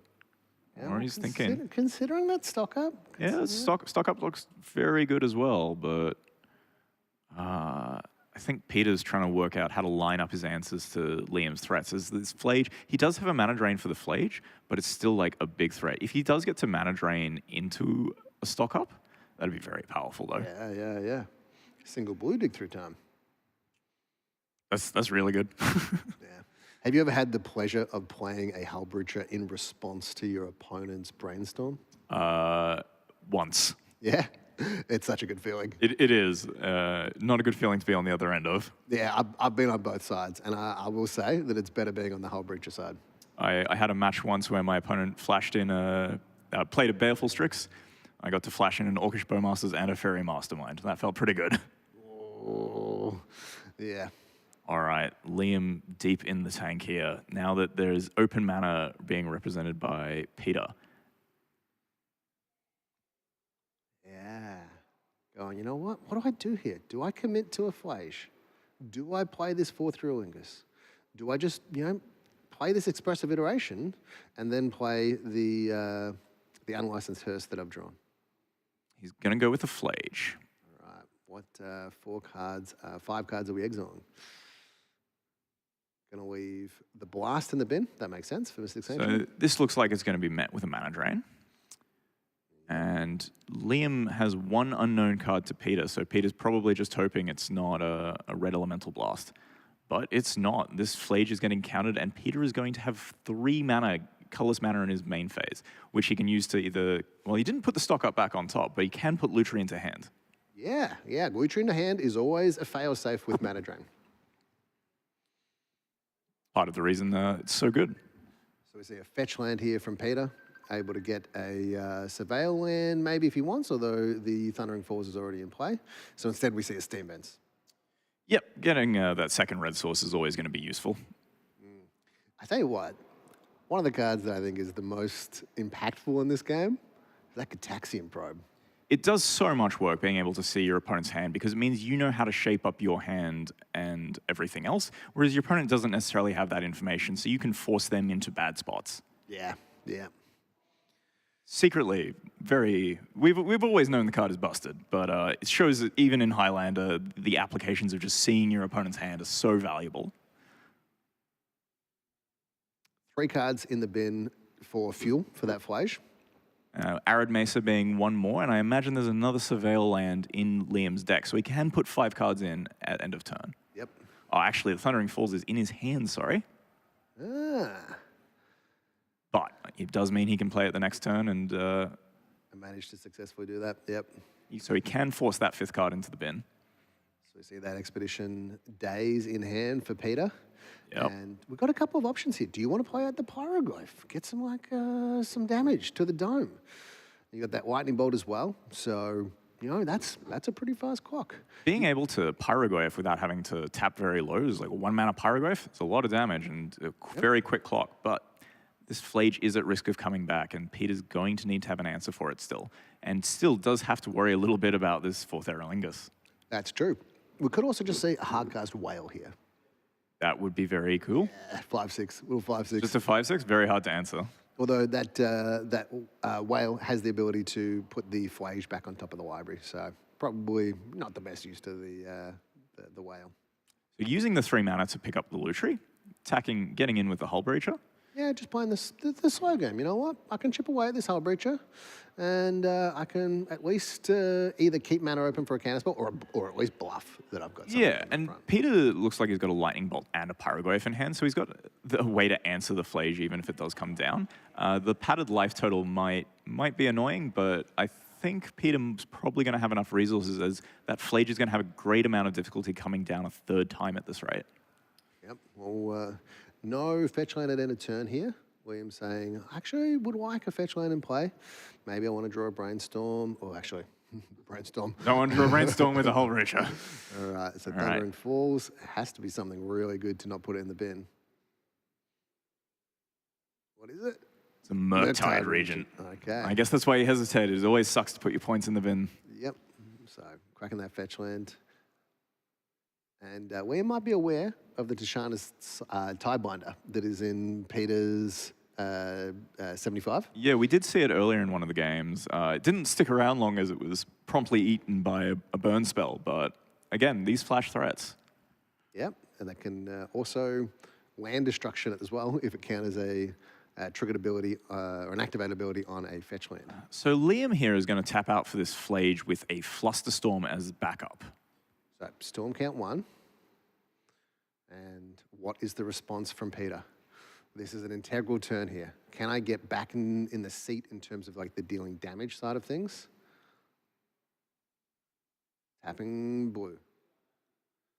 Saying, Casts a Daze, picking up the Sanctuary. all right. And then Lutri copying the Daze. Lutri copying the days. So will we see? No, you can't do it. I don't think you can do it with the Flusterstorm. And William's just thinking about it, saying, can I put 2 copies on both of them? No, Flusterstorm, but okay, so Flusterstorm targeting the days. Storm's at 4, so he can put 2 on both of them. Yeah, but it's actually targeting it right now, and the second copy isn't being put on the stack. So we can put all of the Flusterstorms on that original days before the Lutri's ability resolves. Ah, that's even better. All right, yep, it gets counted. And then the Flage resolves. The Flage resolves. All right, back up to 12 here, an additional 3 life. And now William is in the driver's seat in terms of that damage. The Lutri's in play, so still a 3/2 there, but 6/6. Oh, that's a big one. Yeah, the Mystic Sanctuary being taken back to hand as well is going to give Peter some really good things he can do later. All right, Lightning Bolt to the dome, putting William down to 9 and saying, you know what, maybe this Pyroglyph's big enough. Although William's not contributing to the size of that Pyroglyph with a single Flusterstorm in play. I feel like I might have tried to save the bolts and maybe try and double spell, like bolt the Flage and Pyroglyph it. But at the same time, he might be saying, look, I'm going to attack with this Lutri, and if he blocks, then Pyroglyph, bang, bada bing, bada boom, bada ding, bam, boom. But if he doesn't, then William's going to go down to 6, and I'm going to Pyroglyph the face and play the Mystic Sanctuary and put Lightning Bolt back on top of my library and say, you know what? Now you can't even deal with this this board state. Yeah, and the Pyroglyph is going to be big. This is complicated. This is getting really complicated. Playing 8 rounds of Swiss, already played the quarters, you're in game 3 of the semis, and you're trying to work out these exact differences when you've got a card like Flage that gains life, deals damage, is a 6/6, Peter's on 12, that's 2 attacks. What's going on here? 4th Aerolingus in hand as well, so you've got to be wary of that. This is a big block. This is a big block. Liam's saying, oh, hang on a second. Last game ended because of price of progress. I currently have 1, 2, 3 on That those would be 6. lethal if he chooses to let this Lutri go in, if Peter has a price of progress. And Peter bolted at end of turn here. Why would you bolt at end of turn? You know, if your plan is to attack Lutri into the flage, the bolt would be pretty good here. Yeah. But you bolted at end of turn, so Liam's got to be scared. He's got to be scared here. I think he's almost forced to block. I'd be going, oh, I don't know what to do here. I'd be wanting to roll a dice almost. just take the decision out of my hand. Randomly determine your outcome of your match that way. Yeah. Like, Liam's got to know that if he blocks, this flage is dying. Right? Like, I think that I'd be pretty safe on that assumption. The real question is, if I block, do I die? So if I don't block, do I die? Yeah. Yeah. And Liam has used a lot of resources getting this flage out a second time. It's going to be difficult for him to get it out a third time. True. But you've also still got that expressive iteration and the 4th Ruingus. So you've got a lot of gas going on here. So that makes me inclined to go, you know what? I'm going to have to block. That's what I'm thinking. I think I'm blocking here, but Liam's still going through it, still working out the lines. I think he's still trying to work out everything, and that's completely reasonable, to be honest. It's a high-stakes game. High-stakes game. If I take the 3 damage, I'm going to go from 9 to 6. Then is Pyroglyph lethal. So that's one of the reasons why Liam keeps going through that graveyard. He's just counting exactly what's going on there, as well as knowing that the Mystic Sanctuary is in hand and saying, well, okay, Pyroglyph plus this, is that lethal? Oh. So another thing Liam is probably considering is he knows about the Mystic Sanctuary, thinking that Peter might have a draw spell, so putting the Lightning Bolt back on top and... Very quickly putting that in the bin. He's like, come on, I know it's going in the bin. I know it's going in the bin. Just ready to do so. Peter using the Mystic Sanctuary to put a... Yo-yoing in and out of the bin. Yo-yo. Yeah. Come on. Mystic Sanctuary targeting maybe that stock up. It looks like he's still deciding. He also still knows about that 4th. Still knows about that 4th, so he's got to respect that as well. Yeah, but that stock up might be able to find the card that we were just talking about when we were talking about the sideboard. Delayed Blast Fireball in order to counter target 4th Ruingus. And if the Pyroglyph is still around, that could be exactly what he needs. So maybe it's Pyroglyph, Mystic Sanctuary, put the stock up on top of my library. So he's opted to not put anything on top of his library. Yeah. Look, I think that that's reasonable. Yeah. If you're saying, you know what, I'm good. Yeah. Maybe that's actually a little bit of a bluff as well, saying, hey, William, don't worry about that 4th, mate. Don't worry about it. You don't need to play it. You don't need to play that 4th. Could be forcing Liam into a position where he might have to tap out for 4th, but... Got a fetch land as well as a unlicensed hearse, it looks like, in hand, plus the 4th Ruingus and the expressive iteration. Peter with Hornlock Whale and Lorien revealed in hand, so potential way to gas up, but this 4th could be quite problematic if not dealt with. William's got to be sitting here thinking, well, hang on. If he's got the blast, would he have just blasted the flage or not? The normal answer is he would have just blasted the flage. Yeah. But William also knows that Peter knows about the 4th. Yeah. This is where that's Gitaxian probe mind games are just next leveling and previous leveling. That's the thing. If you're the player that casts the Gitaxian probe, you're the one that gets to play the mind games. Yep. All right. We are going with the expressive iteration. Does that resolve? It's resolving. It does playing resolve. tight. So Mental Note, Ponder, and Ragavan. Okay. So a lot of different options there. The Mental Note gives the ability to fuel the graveyard and get the flage back a 3rd time. Yep. The Ragavan provides the ability to block that Pyroglyph when Liam is deciding, pretty appropriately, to protect his life totals, considering the plays that Peter has made. Yep. Pyroglyph is also quite large. Yeah, it's a big one. Yeah, Liam on 9 life as well. There's probably 2 hits from the Goyf. Exiled Mental Note, Ragavan in and he's choosing. Oh, Got a tough choice to make. No. Goes with the ponder. goes with the ponder. He's like, you know what? I don't want to just find a chump blocker. I want to find an answer for this pyroglyph. Yep. So gonna fire off the mental note. Yep. Mill 2 cards. There's the Hydroblast he was looking for. Finds a brainstorm. Oh, he's got to be a bit scared here because Past the ponder. Imagine he's looking now for a Celestial Purge. Celestial Purge or a Swords to Plowshares. He did side in that Supreme Verdict. Supreme Verdict. So does he want to keep the Supreme Verdict? No, and I can definitely kill Pyroglyph next turn. That's after I take an amount of damage that I figured that I was going to die to at the end, at last turn. So he also does get to deploy the Unlicensed Hearse here, so it might be able to cut off some of the power of the Goyf to stem the bleeding. It might do. It might do. All right. So put that one into hand. So the other 2 go back on top of the library. That's what happens with Ponder. Thinking very methodically about this. Yep. And Unlicensed Hearse into play. All right. So now we get to find out whether Peter was bluffing you last turn, William. Well, William gets to find out. Yeah. So Peter looking at his graveyard to see what the power of the Goyf is and if this Unlicensed Hearse is going to affect it. Liam has also stocked up his graveyard very quickly. Yep. So we see a cycle on the Warrior revealed.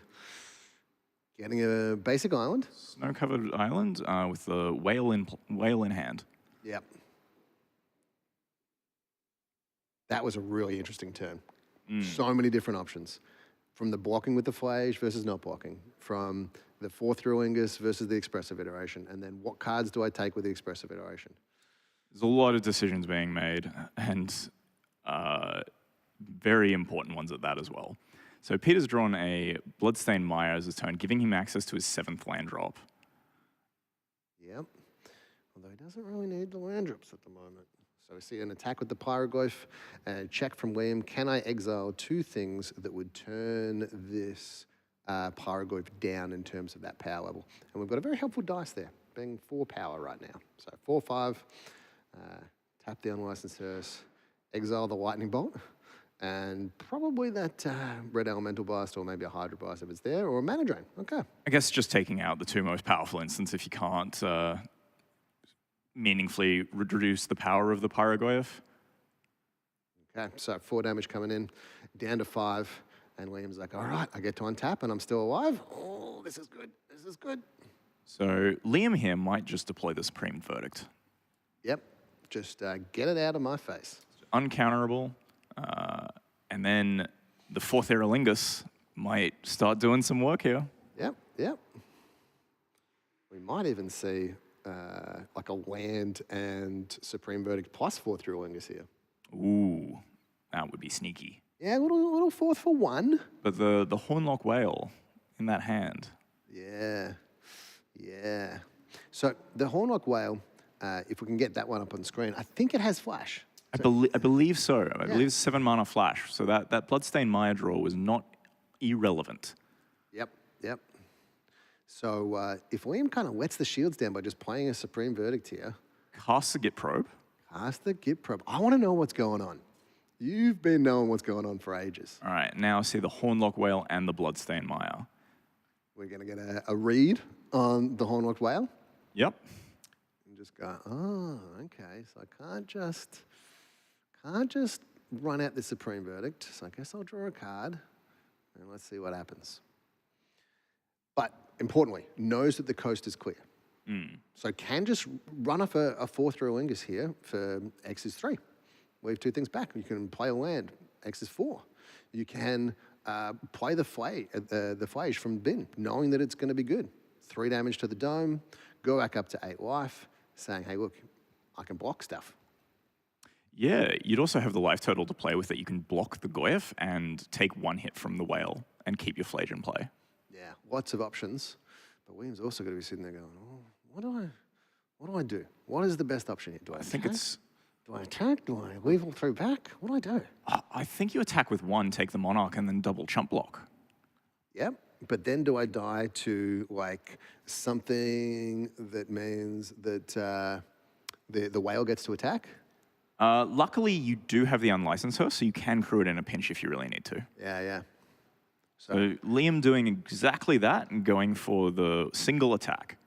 2 damage, putting a Hydro Blast back on top of my library, a 1-cost answer to thing. Oh, getting to draw it end of turn, and then going, you know what, get out of here, Pyroglyph.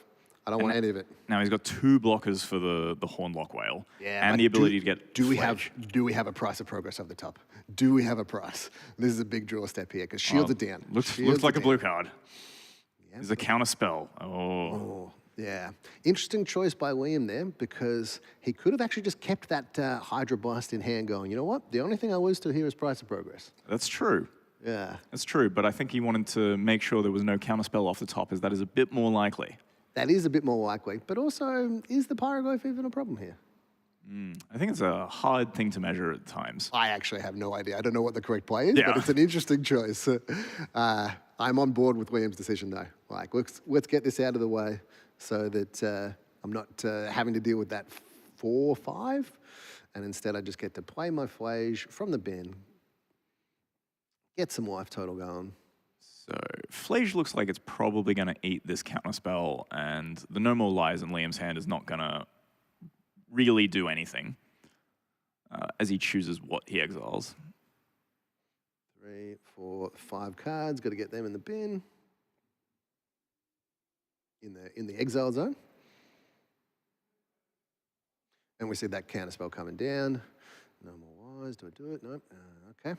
So in the bin. We still have the Monarch, though, so we've got some resources going. Brainstorm. 1, 2... No, Preordain. Preordain. Does look like a Brainstorm, though, doesn't it? It does a little bit. What's he drawing? Solitude by the looks of it. That Hornlock Whale has Ward 2. Now, really, really tight play here. We've got 1, 2, 3, 4 non-basics, so that's 8 damage. The Solitude coming into play, you could actually animate the unlicensed Hearse, make it into a 6-power, and then be able to Solitude your own creature to get yourself out of that price of progress range. Yep. Hard play to see, though, if I'm being honest. Yep. So we'll see how Liam navigates these last couple of turns in the game, but also Peter's holding on hope, because maybe I can get that price of progress. Maybe you can draw it. He did choose to keep it in, and price progress, as we've seen against Liam, quite good. Quite good at finishing the game. Yeah. Yeah, very good at finishing the game, for sure. So, and something that Williams was really scared about, that price of progress. Yeah. So. 4 cards in the bin aside from the Flage. Liam's drawn a fetch land. Yep. On 5 life Days at the moment. back up. Fetch land with a day's backup, although there's a lot of There's a lot of mana, yeah. Yep. But he could put the Solitude into his bin, for example, choosing to exile the No More Lies, paying the ward cost for the Hornlock Whale, and then getting the Flage back. Yep.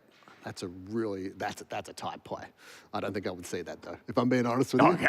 I think it's a cool play, but not something that I actually intuitively saw there. So I think at this point, Liam is wondering, how do I lose this game? And that's just and playing there's actually a multitude of ways. So making sure that you don't lose this game in this kind of situation, and just going, you know what? Take a breath. Take a breath. Play it a bit slow. Peter having a couple of blanks being drawn in the form of lands here. Yep, just making sure. Yep, I can fetch this Sacred Foundry with that Bloodstained Mire. Yep. We're going to see the Flage come back out, escaping the rest of the graveyard. Yep. Exiling everything else. Flage goes to the bin. Did you draw another counterspell, Peter? That's the question I'm asking. I think Peter's got an Arid Macer in hand. Yep. Okay, so back up to 7, and now we can just relax a little bit. All right.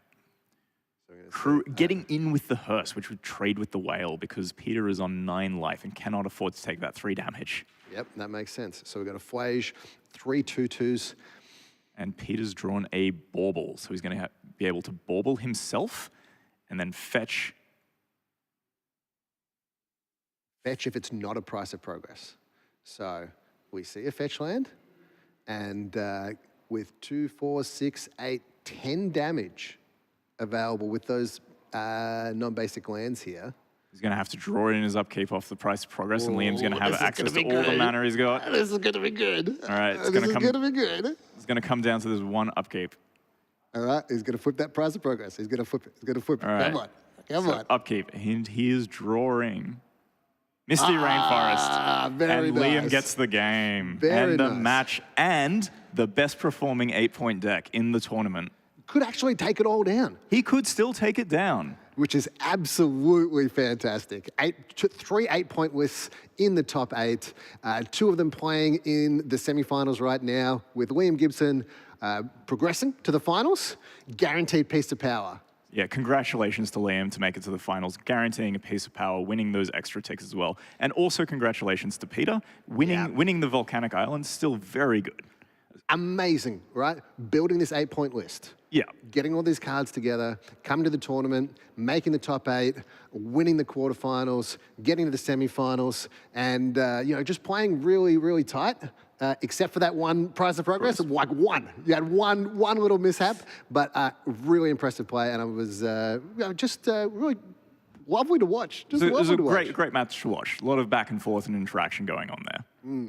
Well, we're going to get the finals set up as soon as we can. I'm not entirely sure if we've got the other finals, but considering how long that match went for, I reckon the finals is going to be good to go. There's a good chance. I reckon so. Yeah, so it's either going to be Ed Nurse on Reanimator or Jazza on Grixis. Yep. And that's going to be playing against Liam on the 8-point Jeskai Moon deck. So exciting stuff. We'll see you very shortly, and thanks for watching. Thanks for watching.